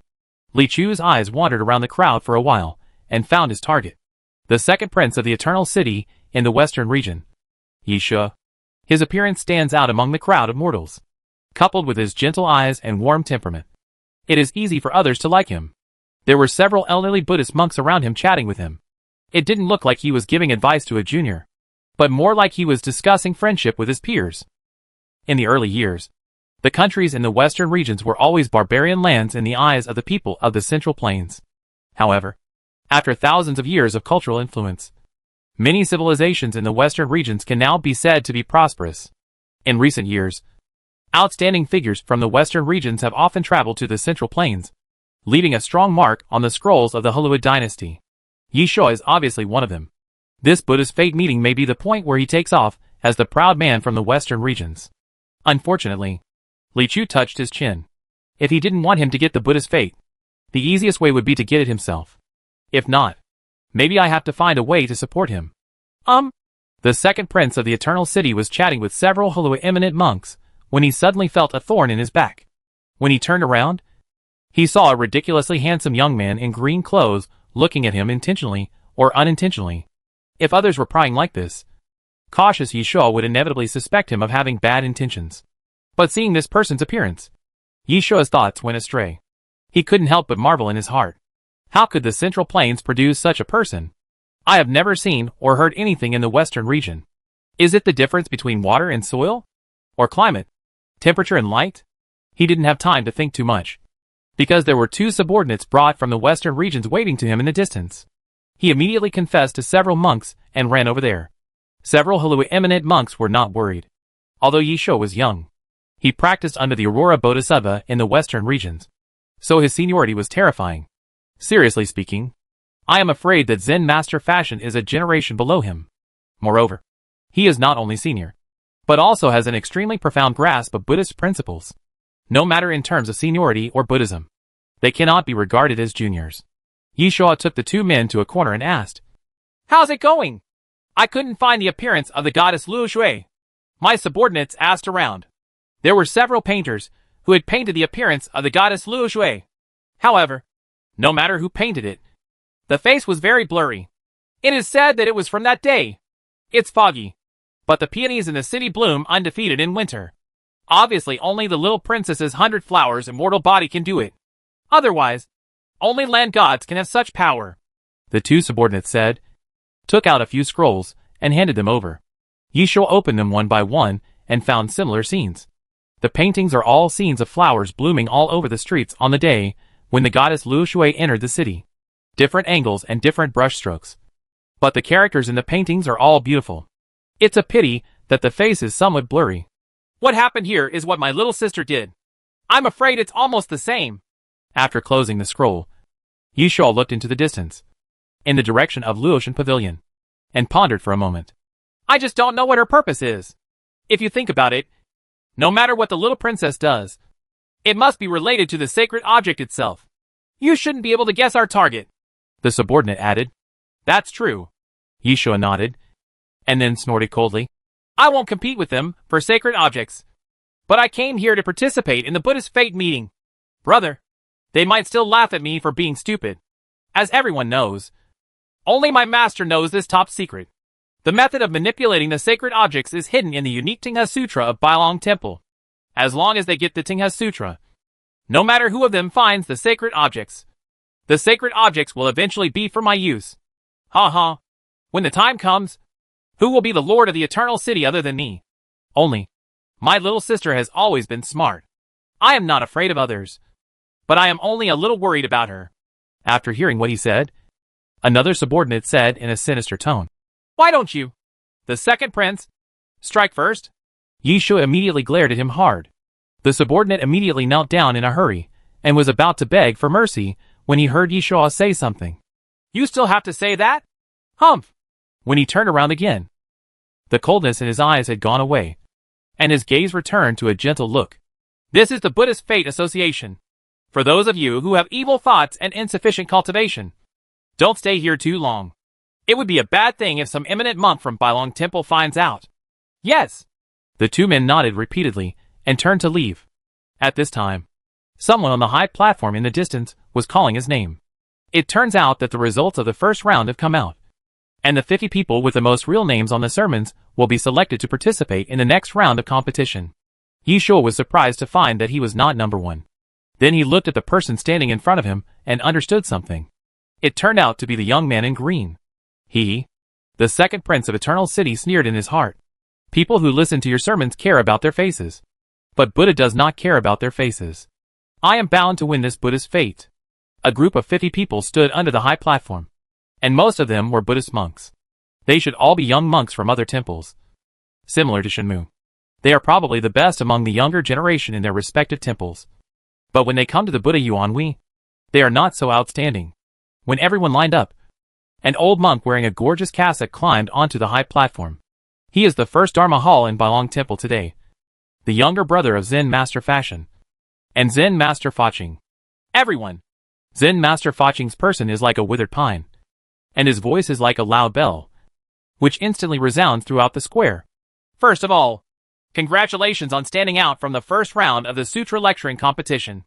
The next step is the second round of the Buddhist Yuanhui competition. This round is the same as in previous years, and it will be listening to sutras in the Forest of Steels. Although it was already a classic session, Zen Master Faching still explained it for the sake of the new audience in the crowd. In my Bailong Temple, there is a forest of ancestral steels. He raised his hand and pointed in the direction of a sea of clouds in the mountains. In the forest of ancestral steels, there are 12 original ancient sutra inscriptions from the time when Buddhism came to the West. There are also the essence of the sutras inscribed by the ancestors during their enlightenment. So far, there are a total of 62 inscriptions. To this day, secret techniques can still be used to awaken the scriptures and chanting. And people can hear the chanting of the scriptures back then. Ordinary people can't hear such scriptures that carry the ancestors' legacy. The content of this competition is very simple. You are required to enter the forest of ancestral steels and endure the sound of chanting. The person who can persist the longest will win. It should be noted that the power of the scriptures can be divided. So when 50 of you bear it together, it may not be too strong. But you can't take it lightly. As more people can't bear it, then the power of the scriptures' recollections will also continue to escalate. This event will test the combination of your understanding, mind, and divinity, which are crucial qualities for practicing Buddhism. It is both a challenge and a great opportunity for you. There is no need for him to say this. But any serious Buddhist disciple or amateur Buddhist enthusiast cannot fail to know how precious the scriptures left by the ancestors of Bailong Temple are. If you can hear such chanting, even if you can't understand it, just remembering a little bit of it is enough to last a lifetime. The Buddhist disciples' scalps all turned red with excitement. Li Chu, who was standing at the front, just blinked. Just listening to the scriptures? That difficulty should be pretty good. On the viewing seat, the location of Shuangfei Temple, Zen Master Ishan, who was highly respected in Hangzhou Prefecture, only got a middle seat here. He glanced at the divine-eyed monk next to him with a faint smile. How? You can't control your temper. When you see people going to listen to the scriptures of your ancestors, don't you feel very envious? Monk Shenmue didn't hide it and curled his lips. What's there to envy? I envy them to compete for second place? Oh. Zen Master Ishan raised his eyebrows. Can you guess who is number one? The monk with divine eyes pointed at the figure at the front. Master Abbot, look, that is the Li Chu I mentioned to my master. Monk Shenmue chuckled. He can't lose anything when competing with others. That young man with unpredictable cultivation? Your master also mentioned it to me. Zen Master Ishan pondered for a moment. But I remember that he is not a Taoist priest? Hi. Monk Shenmue touched his bald head and guessed. I guess he may have received money to do tasks. From what I know about him, let alone participate in a Buddhist meeting. As long as the money is in place, he can't toncher. The highest peak on Hongdu Mountain. The handsome young monk wearing a large monk's robe stood up again, standing in front of the cliff, looking into the distance with a compassionate gesture. The old monk stood respectfully behind him. Is this Buddhist meeting going well? After a long time, the young monk finally asked. Alas! The old monk sighed, thinking that this scene seemed familiar, and then replied, People's hearts are not as old as they used to be, and the world is in trouble. A temporary Huadu convention has sucked all the popularity away. The young monk added, Our Buddhist association, which has been passed down for thousands of years, has become less and less important. So how can the Buddhist Word Hall Association in Yunfu Temple get better and better? Have you thought about it? I've thought about it. The old monk nodded hurriedly. The results of it? The people of Shenluo City, the old monk replied, are not serious. Huh? The young monk smiled. You just reflected on this? Disciple is stupid. The old monk nodded repeatedly. You are stupid. And so am I. Who in the world is not stupid? The young monk seemed to feel something, and sighed.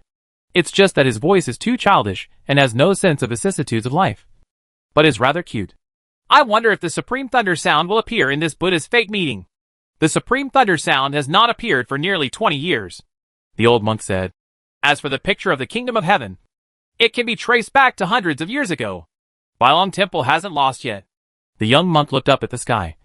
I haven't lost yet either. I have been reincarnated for 9 lives, each of which lasts less than 20 years. I have been fully prepared for this fateful fate, and there is no way I will lose. The old monk kept silent. He knew that there were some topics that he couldn't get into. Perhaps his cultivation is already among the best in the world. But there are still some things that he is not even qualified to speak about. Buzz. As Zen Master Faching formed a series of complex seals, a vision began to appear in the forest of ancestral steels. Classical scriptures. The contestants who were sitting cross-legged in this ancient forest of steels suddenly heard the mysterious chanting sound ringing in their ears, traveling through endless time and space. So close yet so far away. When you close your eyes, you can seem to see eminent monks with unimaginable cultivation, carving their realms on the hard stone stroke by stroke. From then on, hard stone turned into gold. The strange thing is that the sound of the scriptures in the forest of steels is like thunder. Outside the forest of steels, there was no sound, because, in fact, these scriptures are just some residual thoughts, and the voices they heard were poured directly into their souls. Naturally, the outside world can't sense it at all. From the first chant, some contestants had cold sweat breaking out on their foreheads. The mental pressure brought by this kind of scripture is absolutely unimaginable to ordinary people. If a mortal hears even one syllable, he or she will immediately vomit and faint. Many monks sit cross-legged, trying to stabilize themselves by entering concentration. But the more I closed my eyes, the clearer the scripture echoed in my mind. In an instant, an illusion appeared. Huaqilu is my wife! Huaqilu is my wife! Within a moment, a contestant stood up and yelled something randomly. Zen Master Faching outside the forest of steels frowned, waved his sleeves, and a breeze lifted the man out. After just a short while, I couldn't hold on anymore and fell into an illusion. Zen Master Faching shook his head. He looked around with bright eyes. Most of the contestants in the forest of steels were still meditating quietly. Only 3 or 2 people started to move and gradually danced, showing signs of being eliminated at any time. And the contestant, who was a Taoist priest, was also among them. Zen Master Faching nodded with satisfaction. It's a good thing he was eliminated. The Buddhist fate meeting in Bailong Temple cannot let the Taoist priests go to the end. Li Chu was indeed frowning at this time and looking around. This level turned out to be more difficult than he thought. The difficulty lies in, why can't I hear a sound?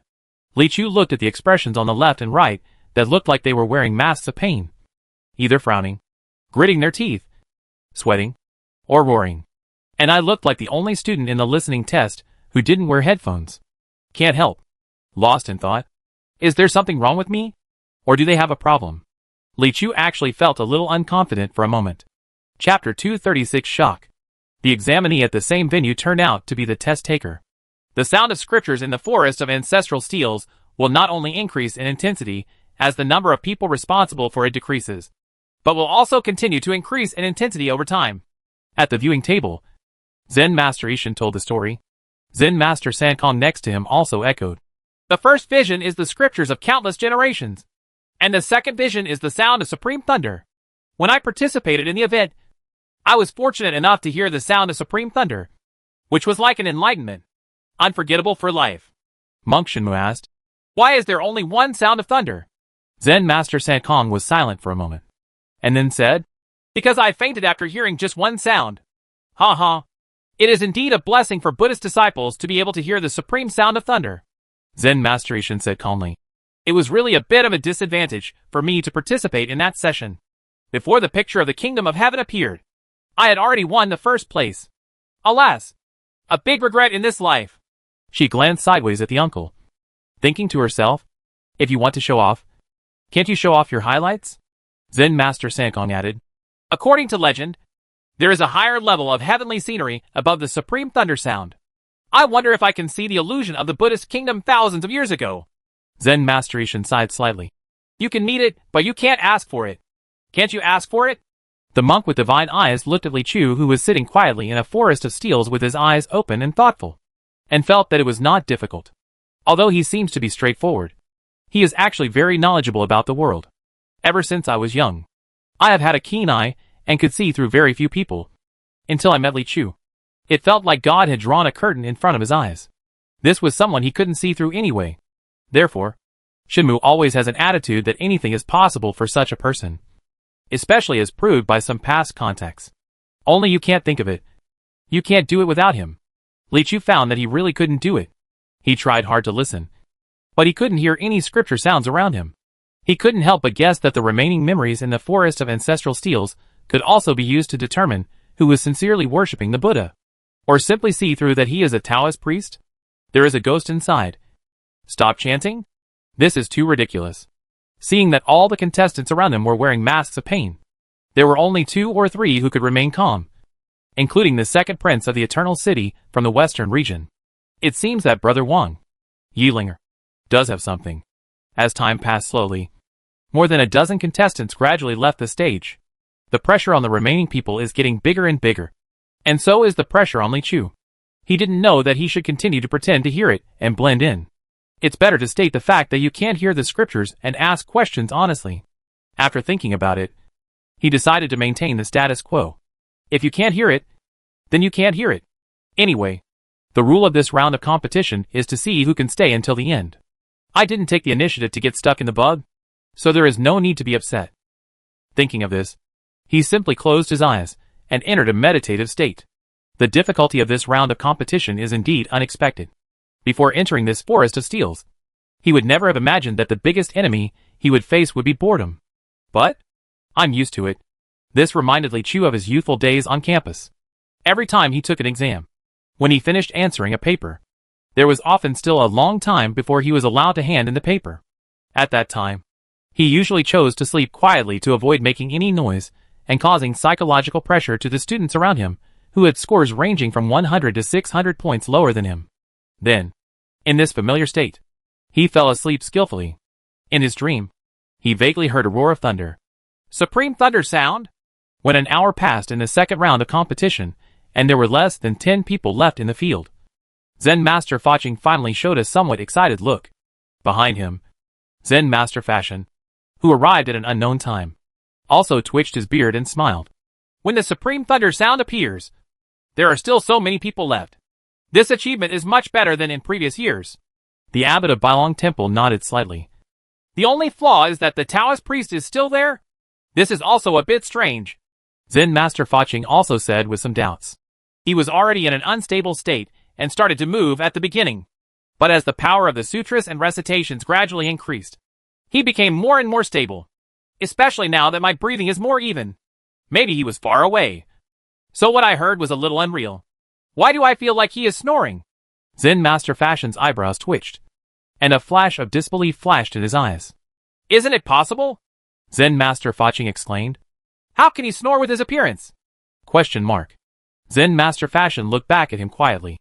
You mean I should be snoring because of my appearance? No. Zen Master Faching quickly reorganized his words and said. He is in the forest of ancestral steels, with scriptures around his ears. How can he sleep peacefully? It is possible that he fainted. Yes. Absolutely impossible. Zen Master Fashion also shook his head firmly, as if a passerby who saw someone flying with a sword was gritting his teeth and telling himself to believe in science. But, seeing the expressions of other contestants fluctuating violently, the confusion between his brows became more intense. Back then, I also felt the sound of supreme thunder. When the sound of thunder penetrated my ears, I felt that my internal organs and blood all over my body were trembling, as if I was about to explode and die in the next moment. If I couldn't hold on for even one stick of incense, I would be unable to do anything. Support, almost vomiting blood and being seriously injured. This is really the most dangerous pass in the forest of ancestral steels. Zen Master Faching also murmured something to strengthen his belief. He is sleeping? Compared to Zen Master Fashion, who was nearby, the two monks, one old and one young, on the peak of Hongdu Mountain could actually see and hear things more clearly. The old monk took a breath of the thin natural cool air at the top of the mountain. There was a terrifying sound in my heart. Then he added, "This boy is extraordinary." After 3 rounds, he shut up and looked at the master with satisfaction. The little monk nodded. "It's really extraordinary. It's impossible to actually fall asleep. Maybe I just use this posture to show my ease of resisting the thunder." Young people are always a little bit expressive. Although Li Chu is indeed a young man, it is a bit strange to say such words from a kid who looks 7 or 8 years old. Of course, the old monk wouldn't find it strange. He has followed the young monk for hundreds of years, and knows very well what level of old monster his master is. In the current human race, there are no more than 3 old monsters of the same generation as master, both overtly and covertly. Chances are there will only be 2 left, but no one dares to tell whether the third person is alive or dead. After thinking for a while, I heard the young monk say again, "At least I couldn't do such a thing at his age." What he said was obviously not in the future. Perhaps it is also the reincarnation of some powerful person? The old monk speculated. "It's possible." The young monk pondered for a moment, then shrugged. "I can't guess whose reincarnation it may be, but it doesn't matter. Having such a newcomer is a blessing for Buddhism after all." Well, the old monk had no choice but to tell him the news that his disciple had told him before. "This guy should probably be a Taoist priest." "Taoist priest?" The little monk's pupils lit up. The old monk's eyebrows also twitched. You know, many old-school people still have a very strong concept of the difference between Buddhism and Taoism. Especially for someone like Master. When he was young, there would be bloodshed between Buddhism and Taoism. "Is he here to cause trouble?" The young monk squinted his eyes and speculated. "This is unknown. Just in case, let's eliminate him." The young monk thought for a while and said, "If he finally gets the chance to get the Buddha's favor and shows off his Taoist robe, our Bailong temple will be completely embarrassed. Master wants to take action? Isn't this bad?" The old monk hesitated. "What are you worried about?" The young monk glanced at him and said nonchalantly, "I'm not going to hit him. I just want to make the recollections of scriptures around him increase several times without anyone noticing." The old monk did not dare to speak out anymore. Although the young monk said it casually, he knew that it was actually completely impossible for him to do it. It is because the young monk's cultivation level has surpassed that of the many ancestors who once left imprints in the forest of ancestral steels. So he has this power, which is enough to affect the intensity of the memories contained therein. Freehand brushwork is actually a supreme magic power. After saying that, the young monk secretly moved his fingers and recited 2 sentences. Also at this moment, Li Chu heard the first sound of thunder in his ears. He slowly opened his eyes. I found that my location had changed. It was no longer in the forest of ancestral steels, but in a desolate and scorched land. On the dark and hard wasteland, there are ravines and ravines. There were countless huge scratches and claw marks on the ground, as if mountainous weapons and terrifying giant beasts had fought here, but they had long since disappeared. In front of him, there were only 3 bald heads in strange clothes. A monk? The reason why it is said that the clothes are weird is because the 3 people are wearing similar to monks' robes. But the material is very special, as if they are woven with sparkling silk threads, which is unprecedented and extremely dazzling. Among these 3 people, 2 are old men and 1 is a young man. Is it the fate of immortality? Is it the fate of immortality that has come? We did it! Seeing Li Chu's figure appear, before he could make any move, the young man was already overjoyed and his eyes widened. But, soon, an old man next to him, who expressed compassion, said, "It is an immortal fate, but it seems to be an immortal fate 20,000 years later." "What do you mean?" The young man was startled. "Just now we used our last supreme magic power to try to attract immortality and hope to recreate the human world. Originally, we were just a hair away and should have failed. But at the critical moment, there was a little extra magic power injected into us to help us do it. But that magic power came from the future. Body." The old man shook his head in pity and said, "This immortal fate does not belong to this era. Then there is no hope in the world." The young man fell to the ground slumped. "Ha ha." At this time, the cheerful old man who had been silent laughed twice. "There is no hope for you and me, but there is a lot of hope in the world." "Oh." The young man looked at him. "If there is no hope in the human world, Then where does a trace of great magic power come from after 20,000 years? Where does this immortal fate come from? It is clearly an act of recreating the human world. There must be a glorious age in the human world in the future. Really? Ha ha. The young monk smiled. It's just that there is a hint of sadness in the laughter after all. Li Chu calmly watched their conversation and movements, without moving, because he had no way of determining whether what he saw was reality, or an illusion, or a dream. He was worried that if he moved here, he would actually be moving in the forest of ancestral steels. That might be like the previous contestants. Very shameless. To put it bluntly, it was actually because he lacked experience in illusions. This is really frustrating. Before, he once thought that relying on his constantly upgrading soul, it would be difficult for him to fall into illusions again. Now it seems that there are people outside the world, and there is a sky outside the world. So we still cannot be arrogant about everything. Just as he was thinking about it, before the three people over there came to talk to him, he saw the sky suddenly darken. The meager sunlight disappeared instantly. Instant black sky? Li Chu was surprised and looked up. I saw the dark sky, which seemed to have feather-like lines. That was not the sky. It was clearly a wing. Looking towards the sky again, he saw a pair of unimaginably huge claws. It's coming! It's coming! The three monks over there also exclaimed. Is it actually a giant bird that covers the entire sky? Li Chu felt extremely surprised. Such a terrifying giant had only been heard of in myths and legends. When it really appeared in front of him, the impact was unimaginable. The largest living creature he had seen before was probably the shy fish in the East China Sea. But compared with this bird now, it was nothing to mention. If it flaps its wings a little, I'm afraid the entire East China Sea won't be able to hold it.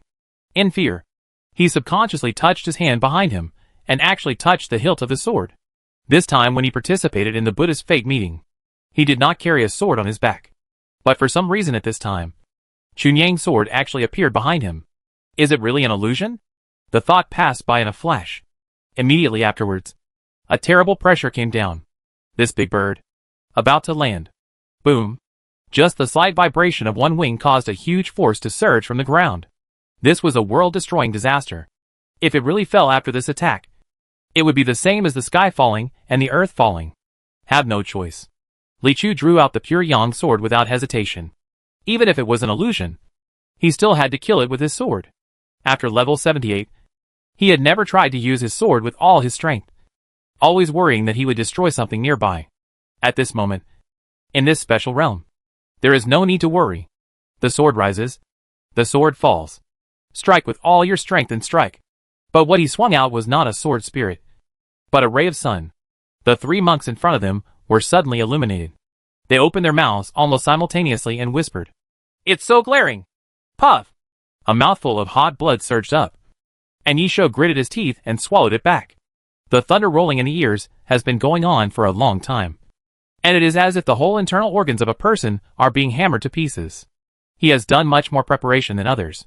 He knows that in the process of listening to sutras at the ancestral steel forest, the sutras of countless generations are most likely to fall into illusions, and the supreme thunder sound is the most domineering and dangerous. But as long as you can get through it, you can come into contact with the most mysterious things, heavenly pictures. By then, he will become the most dazzling new star in Buddhism. You must know that people who can persevere until the picture of the kingdom of heaven appears have not been seen for 100 years. Even if you don't participate in the next round, you may not have a chance to get the Tingha Sutra. What he needs to do now is persist. Persevere. Grit your teeth and persist. But at this time, there were wisps of snoring coming from behind. Even under the thunderous pressure, he couldn't help but look back. I saw the bewilderingly handsome young man in Sing-Yi sitting cross-legged and meditating, as if in trance, breathing evenly. Grass. Yisho almost spit out a mouthful of old blood. What the heck? Thou right? The food I had eaten last night was almost squeezed out from somewhere in the lower back of my body in a smelly form. You are actually sleeping here? Fortunately, his character was still strong, and he was able to withstand this wave of impact. But besides the two of them, the only third person on the field also saw this scene. Puff! A stream of blood burst out. One person was reduced instantly. Suddenly, only the second prince of Eternal City and Li Chu were left in the room. At the same time, Yisho was surprised to find that the roaring thunder in his ears disappeared. The prosperity above the head fell, and the divine light shrouded it. Pictures of heaven. His heart began to race. According to legend, the picture of the kingdom of heaven is the legacy of 12 inscriptions from the west. It is not certain what you can see, but it is the scene of the Buddhist kingdom at least 10,000 years ago. Every bit of it is a matter of fate. If someone has a great chance, he might be able to understand a secret method from it. Then, he saw a piece of scorched earth. What's this? What about the promised Buddhist country? Yishuo was confused for a while. Then, 3 monks appeared in the scorched earth. In front of the 3 monks, a young man carrying a sword sat cross-legged, etc. Why does this man look so familiar? Yishuo stared at that person with wide eyes. He was obviously. Before he could shout, there was a burst of supreme coercion. When he looked up, it turned out that it was not night at this time, but there was a transcendent and huge existence spreading its wings in the sky. Bad luck. These words just popped out of Yishuo's heart. But he didn't expect that the next second he would see a more terrifying scene. Compared with the giant bird, the human figures on the ground were as small as reptiles. But the reptile-like boy swung out his sword and actually slashed out a rainbow as dazzling as the sun. The rainbow light pierced the sky in an instant. Boom! The giant bird was stabbed by this rising rainbow light. At first, it might only be a small point worth mentioning. But soon it was like a piece of paper burned by an incense burner. A red circle spread out in an instant, turning into a huge circle. There is a hole, and one whole wing is about to be swept away. Even its entire body will be cut off. Roar! The giant bird let out a mournful cry. Given its size, even a moan would be earth-shattering, let alone the mournful cry at this time. Yishuo couldn't help but tremble all over as the roaring sound waves hit him. And he suddenly jumped up in shock. When he opened his eyes again, he was already back in the forest of ancestral steels. Well, he seemed to hear a sigh coming from somewhere. When he turned around, Li Chu was still sitting on the ground. But the way Yishuo looked at him completely changed. There was no hostility, but complete horror. That kind of shock is like, I found that the candidates in the same examination room turned out to be the test takers. Horrible. At this moment, Yishuo had only one thought in his mind. His people are everywhere in the picture of heaven. What can I do to fight him? Chapter 237 Li Chu's Inner Demons. Tonight is half moon. It seems like your eyebrows are crooked. At that time, by the long river, may you live a long and peaceful life. After a busy day, when the tired birds returned to their nests and the sun shone in the glow, Li Chu also ended his time of being in Buddhism and practicing Taoism, and returned to the Yun branch in the south of the city. The third and final round of the Buddhist Yuanhui competition will begin tomorrow, and will be participated by the top 10 from the second round. He actually won the first place in the second round of competition. This result surprised Li Chu himself. Turn out to be, can you take first place just by sleeping? Li Chu passed by the contestants, who had vomited blood and were seriously injured in the supreme thunder sound. They looked at each other in a strange way. There was suspicion in the eyes of, is there something wrong? Especially the second prince of the Eternal City. Before leaving, Li Chu glanced at him and found that he was also looking at him with a creepy glare. It made him wonder if the plan had been exposed. Back to the Yun branch view. Before entering the door, I heard a noise coming from inside. When he walked in, he saw that the courtyard was in a mess, and Li Chu's heart skipped a beat. Could it be that he was robbed? Then he raised his hand and touched his chest. It was bulging and felt very solid. The remaining banknotes are all here, and I feel relieved when I think there is nothing to steal in the temple.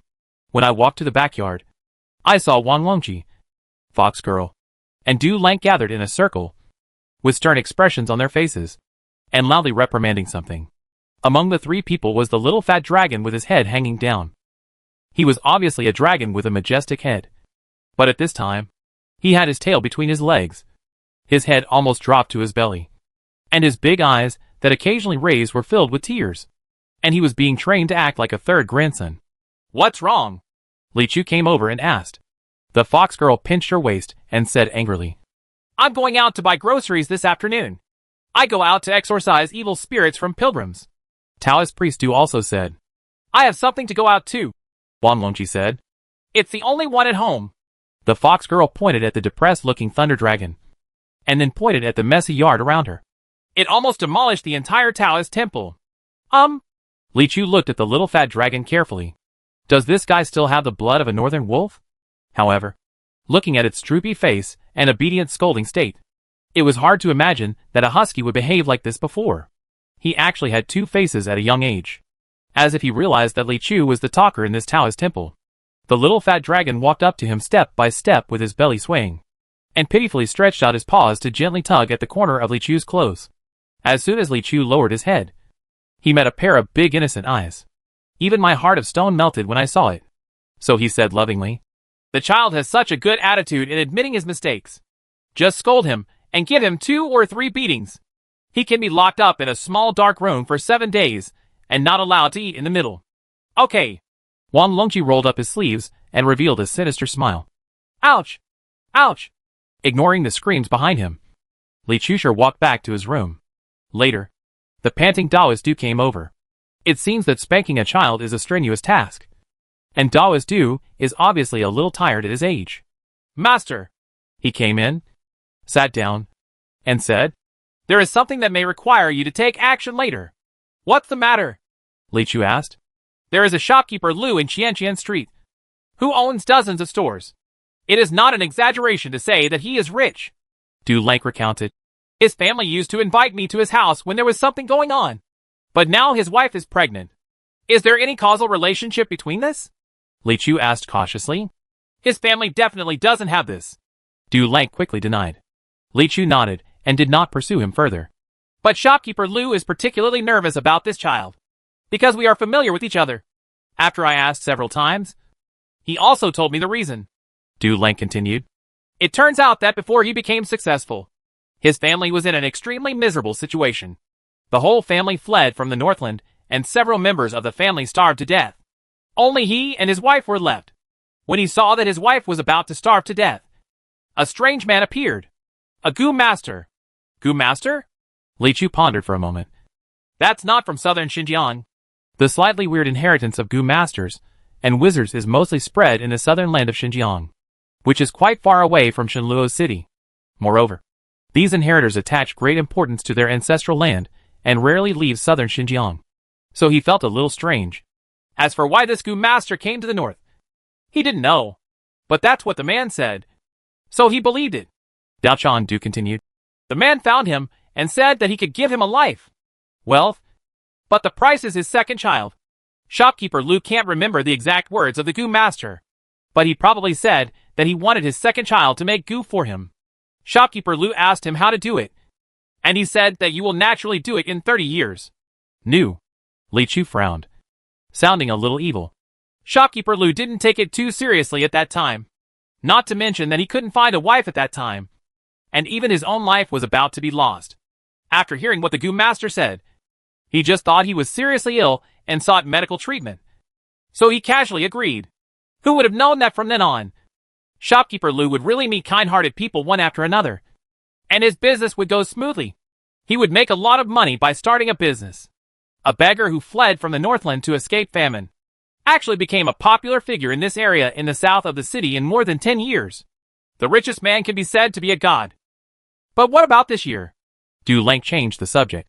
"Shopkeeper Lu's wife is pregnant with a child, because his first child is a girl. He has always wanted a son to inherit the family business. However, this year happened to be the 3rd time since he met the Gu master." 30 years. When Li Chu heard this, he frowned for a long time, and then said slowly, "Shopkeeper Lu favors boys over girls." Du Lang almost choked out a mouthful of water and said hurriedly, "We don't care about this in this era. The problem now is that Shopkeeper Lu has always been worried that something will happen to this child. He invited doctors from all over Nancheng to take turns. I've seen it, and I can't see any problems. I used my spiritual sense to help him detect it twice. Now that the birth of the child is getting closer, he wants to ask someone to use the fortune-telling technique to check again." He raised his eyes and added in a low voice, "The reward is generous. No matter how poor you are, you can't impoverish the Taoist temple. And no matter how miserable you are, you can't torture your children." Li Chu looked at him and nodded heavily. "This matter is obligatory." Taoist priest Du also strongly echoed. "The benefits are undeniable." Nothing else was urgent. Early the next morning, Li Chu got ready and set off to attend the Buddhist meeting at Bailong Temple outside the city. The venue on this day was much grander than yesterday. However, there were only 10 contestants left. Although the supreme thunder sound of the forest of ancestral steels can cause confusion in the blood and even vomit blood, this is not really a serious injury to the cultivator. and he can basically recover after adjusting his breath for a while. If they can digest what they gained yesterday, it will be of great benefit to their practice. In short, after a night of rest, it will not affect today's competition at all. The mental shock they suffered yesterday was obviously stronger than the physical one. When goodbye Li Chu appeared, the expressions of the other contestants became subtle. Li Chu had a very peaceful life last night, but they were all busy behind his back, searching for his whereabouts. Li Chu didn't hide the fact that he came from Diyun branch, so they easily got a complicated result. It's like taking an exam. There is a candidate who falls asleep right after he comes up. You don't even see how he writes his name. But when the results come out, he is number one. When I came back to inquire, I found out that he was from the school next door. Still the school bastard. Damn it. Extremely bad in nature. They were not the only ones with mixed feelings, but also the two monks at the top of Hongdu Mountain. For the old monk and the young monk, a Buddhist meeting is not that important. But yesterday, after the young monk couldn't help but participate, the emphasis changed, especially when he personally took action but failed to change the outcome. The old monk looked at Li Chu worriedly. No one should know how strong the master's desire to win is better than him. It is something that cannot be erased even after 9 reincarnations and 200 years of Buddhist practice. The young monk's immature face was indeed particularly serious today, neither sad nor happy, and his eyes were calm. Master, the old monk asked tentatively, are we still going to stop that little Taoist priest today? The little monk smiled slightly. The old monk sighed silently and appeared, with the sneer on the master's face that had not been seen for many years, and only appeared when facing a strong enemy. Today's competition is the forest of inner demons. The inner demons are ever-changing and only fear the Dharma. Even if I don't take action, he may not be able to pass this level. The inner demon is really difficult to deal with. The old monk could only agree. Below, Zen Master Faching appears again. First of all, I would like to congratulate those who won yesterday's competition and entered the 3rd round of the Buddhist Fate meeting. At this time, we are already 1 step away from the Buddhist Fate, so please try your best to move forward. Zen Master Faching nodded slightly to the contestants, and then began to introduce today's competition. The content of the 3rd round of competition is the Forest of Inner Demons. The Forest of Inner Demons is a trial place in my White Dragon Temple. It contains the seeds of inner demons from ancient times. As long as someone steps into it, they will meet their own inner demons. The inner demons are caused by the obsessions in your hearts. We still don't know what specific image will appear. Once you enter the forest, you must be careful no matter what you encounter. What needs to be reminded is that with the state of mind of a mortal, inner demons are almost impossible to kill. The final victory or defeat depends on how well you fight the inner demons. All temptations in the middle may be dangers, and all dangers may be tests. If you want to win, you have to stick to your heart. Everyone, please. The vast and dark forest in the back mountain of Bailong Temple has always been a forbidden area, although there is only a simple monument in front of the forest. In the past, if you move forward, you would be blocked by an invisible barrier. This dense black forest cannot be entered except by those who are destined. After a long time, 10 destined people arrived on this day. The 10 of them were taken to different entrances and entered separately. Given the vastness of this forest, it is unlikely that we will meet unless we meet specifically. Walking forward separately along the forest path, their own inner demons will appear. Witnessing what kind of inner demons these contestants will have is also one of the joys of the eminent monks of Bailong Temple. Because what is exposed at this time is often the unknown nature, which may even be exactly the opposite of the character that is usually displayed. For cardinal vices, greed, anger, ignorance, it's like a mirror that reflects all the obsessions in the world. After hearing what Zen Master Faching said, Li Chu felt a trace of curiosity in his heart. What will be your obsession? Money? Experience? Or go home? Or maybe it's the master or someone else from the Yun Temple? But nothing happened after walking for a long time. He gradually began to have doubts. Could it be that like the last competition, he and others were not on the same channel at all? I was able to get through the last game, but what should I do this time? While he was thinking to himself, he suddenly heard a voice coming from the depths of the jungle in another direction ahead. Help me. Li Chu pushed aside the messy branches in the jungle, walked over and saw that it was another contestant. A young monk in gray cloth robes leaned weakly under a tree, his legs bloody and bloody. My inner demon broke my legs. Please, take me out. The young monk stretched out his hand towards Li Chu. His inner demon, The old monk on the top of the mountain exclaimed. "Is quite rare." The young monk was actually a little silent. After a long time, he said, "Usually only eminent monks, who are rare in hundreds of years, will have such inner demons. This is mercy." Oh! The old monk was a little surprised. His obsession is not to gain for himself, but to help others. So the inner demon will transform into someone in need of help and attack him. Then to defeat this inner demon, do you have to become a heart of stone? The old monk asked. Because they know very well that defeating inner demons cannot be solved simply by killing them, but by finding some fundamental ways. I don't know. The young monk shook his head and said with a smile, "I've never seen it before, and I don't know how to explain it. But it's just sad." Li Chu looked at this person deeply. "I can't see any difference in him with my mind's eye. It is expected that if the inner demon changes, it will not be so easy to see through. Everything is possible in the forest of inner demons. Even if you think he is fake, you might as well be real." Never mind. Thinking like this, Li Chu finally stepped forward. "How about I help you heal your injuries first? Can you heal?" "No, a little bit." Li Chu stepped forward, inspected the young monk's wounds, and then made up his hands. At the same time, the moment he lowered his head, a fleeting cold light flashed in the young monk's eyes. The miraculous thing about the inner demon seed is that it can instantly generate an inner demon with complete intelligence based on the entrance obsession. Everything about this inner demon was created to restrain the original owner. He could feel that Li Chu was still very wary of him. But it does not matter.